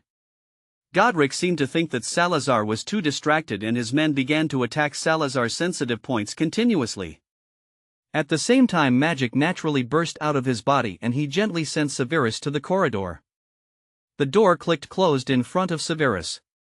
It turns out that even our ancestors who should have died long ago still care about what they do in front of outsiders. Aria 11y? Severus suddenly felt that the situation seemed a bit bad. A week ago his grandfather was lacking some materials for the ancient potion he was researching, so he went to the border forest to collect potion materials. Ethan locked himself in the laboratory to make some high-tech things. Severus was used to it and knew that he would not come out before the time came, so he did not say goodbye and left directly. Until yesterday, Gettler suddenly asked him to come back immediately today, but when he came back he found that Gettler, grandfather and Ethan were all gone. And Salazar said that he ran away from home. Although there were some things he couldn't figure out, his biggest thought now was to find Ethan, and he put everything else aside for now. He called out the house elves and asked them about what had happened in the past few days, but found that the elves knew less than he did. He immediately ordered all the elves to search for Ethan in all the places he could think of. As for Gettler and Wharton, Severus felt that if he met them now he could only control himself and not cast an Avada Kedavra curse on them. Obviously Gettler and his grandfather played a key role in this.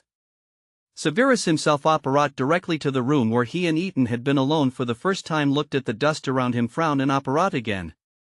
After the black shadow disappeared, a pair of timid big eyes emerged from the corner and heaved a sigh of relief when he saw that the person had left and then disappeared into the air.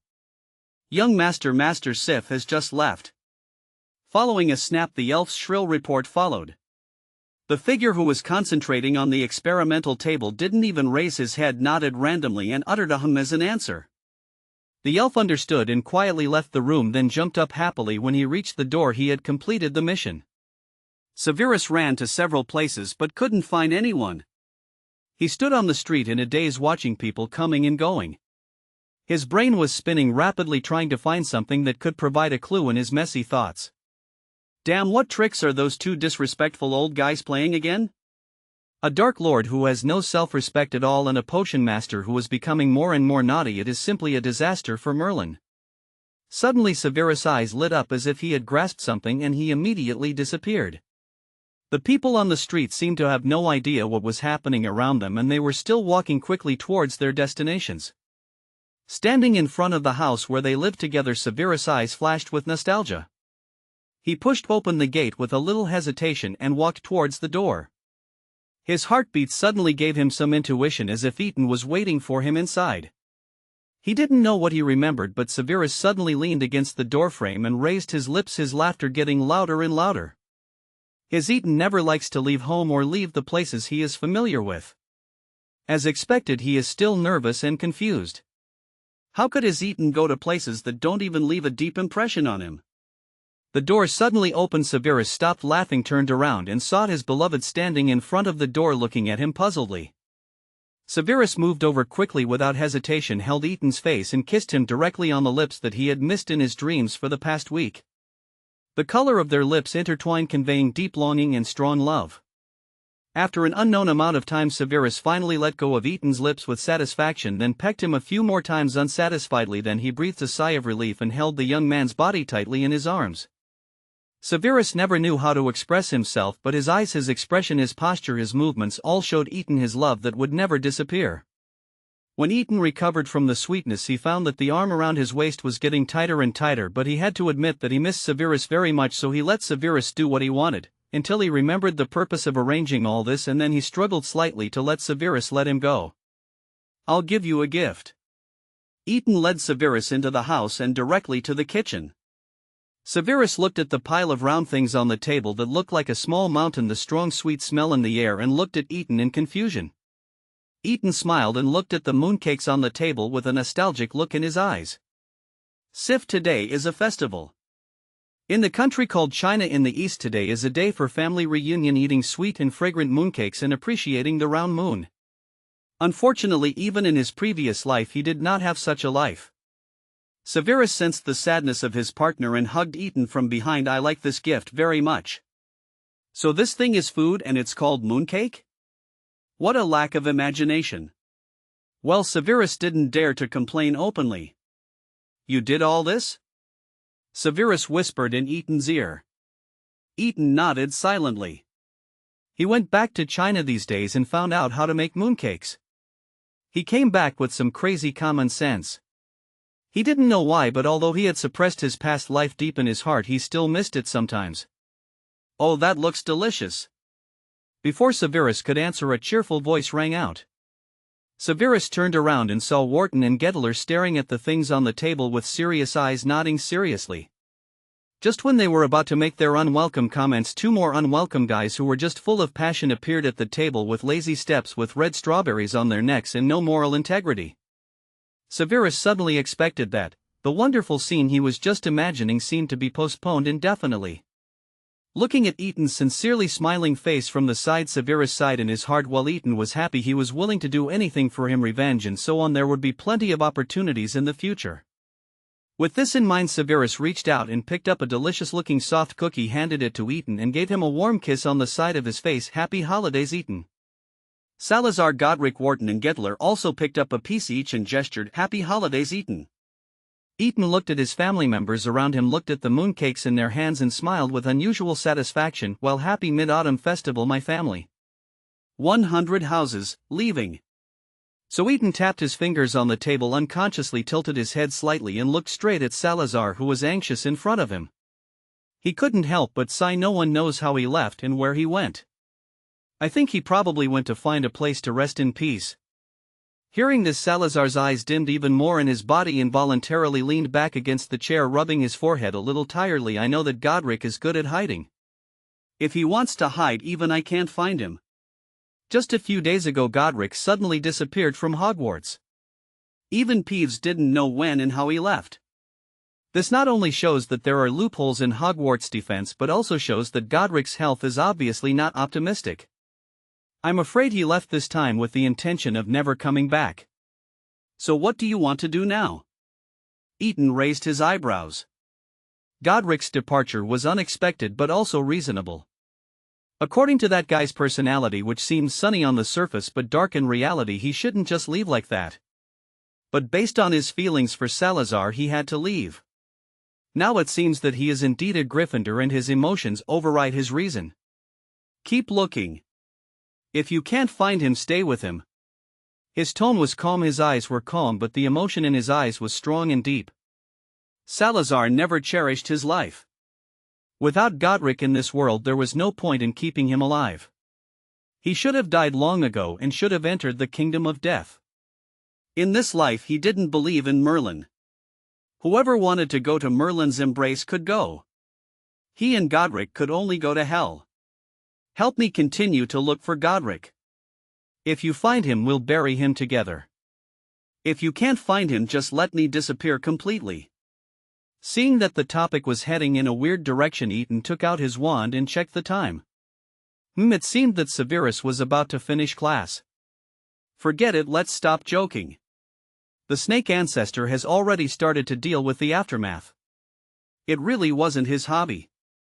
He still couldn't make jokes in the future. He took out a homemade tracker. Although it couldn't be made beautiful due to its age, it was still very powerful. Otherwise, he would be tarnished by his reputation as a research maniac. Since magic can't think of a solution, then let's use the Muggle method. Don't look at me like that. I just made it. I don't like to play tricks on people. I improved it so that it can track Godric's magic power. Godric's magic power is unstable and has been surging recently. It should be easy to track him. The direction of the arrow is where he is. If you find him, bring him back. Oh, let's go find Niall Flamel to gently borrow the Philosopher's Stone. Salazar rarely lost his composure and snatched the gadget from Eaton's hand. After learning how to operate it, he apparat. Of course, he did not forget Eaton's words. Some things seemed to be shrouded in fog, but when the breeze blew, they suddenly became clear. Thinking of this, Salazar gritted his teeth, secretly thinking about how to punish that guy in the future. Seeing that the people had left, Eaton immediately laid down on the bed, so tired. He had not recovered well in the first place, and he secretly went to study this. Although the tracker was the most commonly used item in their mercenary group, it was not easy to transform it into a tracking magic thread. Fortunately, Hogwarts still had Godric's magic fluctuations, otherwise there would be no way, and Godric might really have died in an unknown place.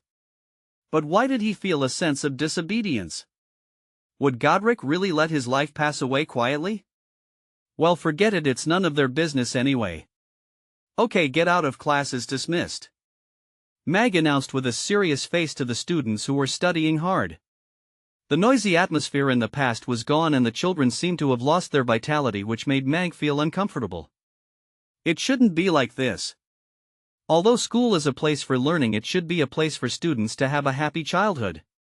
Lily was packing her things absent-mindedly. Her mind was not here at all. In fact, although Peter's words that day made her sad, they also made her realize her position. From childhood to adulthood she was beautiful, everyone was nice to her, boys loved to be around her, and even her parents treated her like a little princess. This made her develop the most important part of her character, but she really didn't mean it, she just never thought about it that way. She thought that her actions were all well-intentioned and everyone should understand. But as she grew up, she was woken up by others. In this world, everyone is a different individual. Don't ask others to understand you, just like you have never really understood other people. Lily, let's go eat together? James slowly walked to Lily's table and suggested with a bright smile. There was indeed a cautiousness in his eyes that could not be ignored. In the end, he did not cause trouble for Severus that day. The words he overheard took him a long time to digest. He also contacted his parents secretly and unexpectedly realized the heaviness and helplessness of his parents. It seemed to make him grow up a lot overnight. After all, he was just a child who had not yet reached adulthood. Lily looked at James blankly, then smiled and nodded. Seeing James smile suddenly widened in his joy that could not be ignored, she felt much more relaxed. She sighed, secretly picked up her things and followed James. Halfway through the walk she thanked Pettigrew, who was standing next to her, and left the classroom without paying attention to his surprise. Watching all this happen, McGonagall suddenly smiled with relief. Her students had grown up, which was a good thing. Perhaps she could consider Dumbledore's proposal. Diagon Alley. Gettler, won't you stop? Do you want to see the entire wizarding world destroyed? Dumbledore could not hide his fatigue. He no longer had the high spirits he once had, but he was still worried. Even though he knew the inside story, he didn't want someone to be hated by the entire wizarding world. Don't stand in front of me. Do you really think I won't kill you? Gettler was a little impatient. People say that when the feelings are gone, one will become cruel even to the former lover. He once thought that he would never forget Dumbledore in his life and would never raise his wand in front of him. But when everything became blurred, when he suddenly found that the figure in his memory had begun to fade, the promise he had made in secret became vulnerable. I can't let you endanger the entire wizarding world because of your own selfishness. Dumbledore still insisted on the light in his heart, and he didn't believe that Gettler would treat him like that. Gettler decided not to waste any more words and directly ordered the people behind him to continue. He then raised his wand and attacked mercilessly. He was good at black magic and Dumbledore was good at white magic, so let's see which one of black and white will win. Diagon Alley was already empty, with only the fight between two groups of people left. This made Eton and Severus, who heard the letter, sneer. This level of fighting was just a joke. The real casualties of war were always counted in tens of thousands, which was truly cruel. However, Wharton's behavior these days also made the two of them aware of it. It seems that he really can't let go. Really, is it possible that people become more energetic as they get older? How weird, isn't it? It's not a young love, so why make it so grand? 101 House, the end. Dumbledore was still the leader who valued the light in his heart more than any other feelings.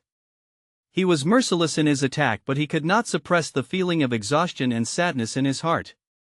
He finally realized that the man who drew his stick against him was really his partner in his youth. Now the sweetness and warmth were gone and only the sadness of opposition remained. For the light, he gave up his own life. He had no time to think whether it was worth it or not. The reality that he tried to avoid was inevitably revealed one by one. When romance first posting according to the rules, the situation that should have been a fight to the death was suddenly paused. Gettler stopped the attack immediately after seeing a figure flashing into a street and quickly retreated with his men. This made Dumbledore and others confused. They stood there blankly, still maintaining the fighting posture, and as the breeze blew by they had a petrified effect.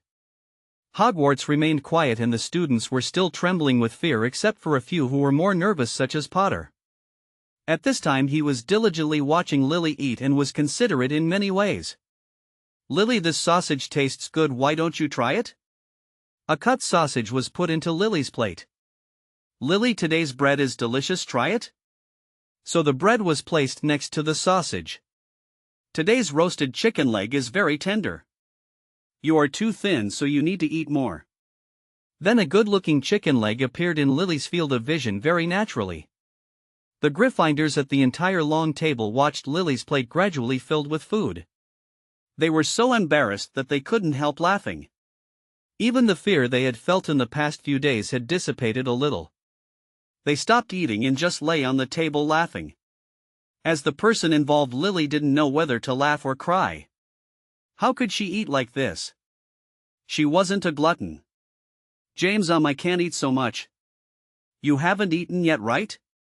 Since you like it, these are for you." Lily quickly exchanged James' empty plate with her own and then breathed a sigh of relief. James didn't feel that Lily was being perfunctory at all. Instead, he felt very excited. Lily didn't mind exchanging plates with him. Oh my God, Lily must like him. After all, plates are such private things? She didn't consider the premise that both plates were untouched. The rippling expression made the surrounding Gryffindors finally unable to hold back their laughter, and incidentally it also led to the laughter of other houses that were also paying attention, and the whole place was filled with deafening laughter. Sometimes having a brainless idiot around isn't a bad thing. Severus glanced at the Slytherin, who was smiling reservedly, and said this. Lucius nodded with a reserved smile but said nothing. This was totally not his style, which caused Severus to glance at him in surprise. Lucius completely ignored it. Could he tell others about the discomfort in a certain part of his body? Could he? Especially when a certain bastard didn't allow him to drink the potion. Sitting in the principal's seat, McGonagall was relieved as she watched the students become lively again. She used to think that inheritance was the most important thing. Their Hogwarts was inherited from thousands of years ago, which was something to be proud of. But when the snake ancestors and lion ancestors really appeared and showed their world, she suddenly realized that inheritance was not the same as copying. They had to carry forward the tradition of Hogwarts and inherit the educational philosophy of the Big Four, but they could not continue their educational model. Education must also keep pace with the times. Hogwarts is not only a fortress for students but also the most critical link in their personality shaping. The previous factional struggles in Hogwarts were naturally wrong and unity was inevitable. Learning to get along and cooperate with people of different personalities might be what they need to teach their students the most at the moment. But there is no rush, she still has time, especially. McGonagall looked at Severus Snape at the Slytherin table, then thought about Eton Prince, who had not yet appeared in the hall, and smiled. They were lucky to have two willful but responsible heirs. Ding ding ding. Dear students. Professor McGonagall knocked on the cup like Dumbledore and smiled, which startled some students who were used to serious professors. Now I have a news to announce. From today on, I will succeed the post of headmaster of Hogwarts. I will accompany you to complete the learning tasks of Hogwarts. Learn magical knowledge, learn to use your own magic, learn how to work in a team, and understand all the common sense you will need in the future, including how to get along with people of different personalities, how to look at people impartially and without tinted glasses. Maybe everyone here will easily find that the people around you have similar interests, but when you get to know them more deeply, you may find that the person who is most compatible with you may be the one you were unwilling to face before. Our Hogwarts is a school. Here you are the masters. You can play happily and be full of on-site learning. I and all the professors will do our best to defend your rights. I am happy to see everyone laughing and playing, but please note that there must be a bottom line for everything. We can quarrel because of different opinions, and we can confront each other because of a game, but we will never allow disunity outside. Please always remember that Hogwarts is a whole and everyone is a part of this whole. No one can do without anyone else. Never find out that you are wrong when you lose something, which will be a permanent regret. Oh, by the way, our respectable and lovely ancestors trusted us so much and left Hogwarts. We can't let them down, right? Children, not only them but also us, have always believed in everyone. After speaking, continue to study. Dumbledore blinked his eyes, conveying a message that can only be meant but not expressed in words. Maybe the previous words touched everyone, but the last few sentences made everyone excited. Wow, the ancestors are gone? Phew, it's time to relax. It was like a start button was clicked and the quiet and peaceful hall instantly turned into a noisy vegetable market with a buzzing sound. What exactly did you and Eton say to Professor McGonagall? Lucius didn't care about his body. Professor McGonagall's words were so targeted that he had to think deeply about it. You think too much. Severus wiped the corner of his mouth, stood up, said this lightly, and walked out of the hall quickly. He was really worried about Eton, so it would be more reassuring for him to go and make the potion. Hey Lucius, do you think this means that we have to get along with those rude Gryffindors from now on? Oh my god, I can't stand the thought of it. What should we do? How about transferring to another school? The girl who usually had a good relationship with Lucius looked depressed and quietly came up to him to complain. Of course, if her actions were not so obvious, I believe many people would not think that she was trying to seduce. Lucius calmly avoided the other party's contact, slightly adjusted his cuffs and put on his usual smile. I personally think Beauxbatons in France is more suitable for you. Believe me, they will be happy to accept a cute girl like you. The Malfoy family has a good relationship with France. I will remember to say hello to them and you can enroll at any time. No thanks. I think Hogwarts is still good. The girl, the youngest daughter of the Greengrass family, said awkwardly and retreated back to her original position amid the mocking eyes of everyone. Lucius was also very annoyed, because he heard someone's voice, which meant that because of this unfounded so-called cheating he would be tormented again tonight. The more he thought about it, the angrier he became. He cut a piece of sausage in hatred, thinking about how to escape the so-called punishment. Of course, before that he had to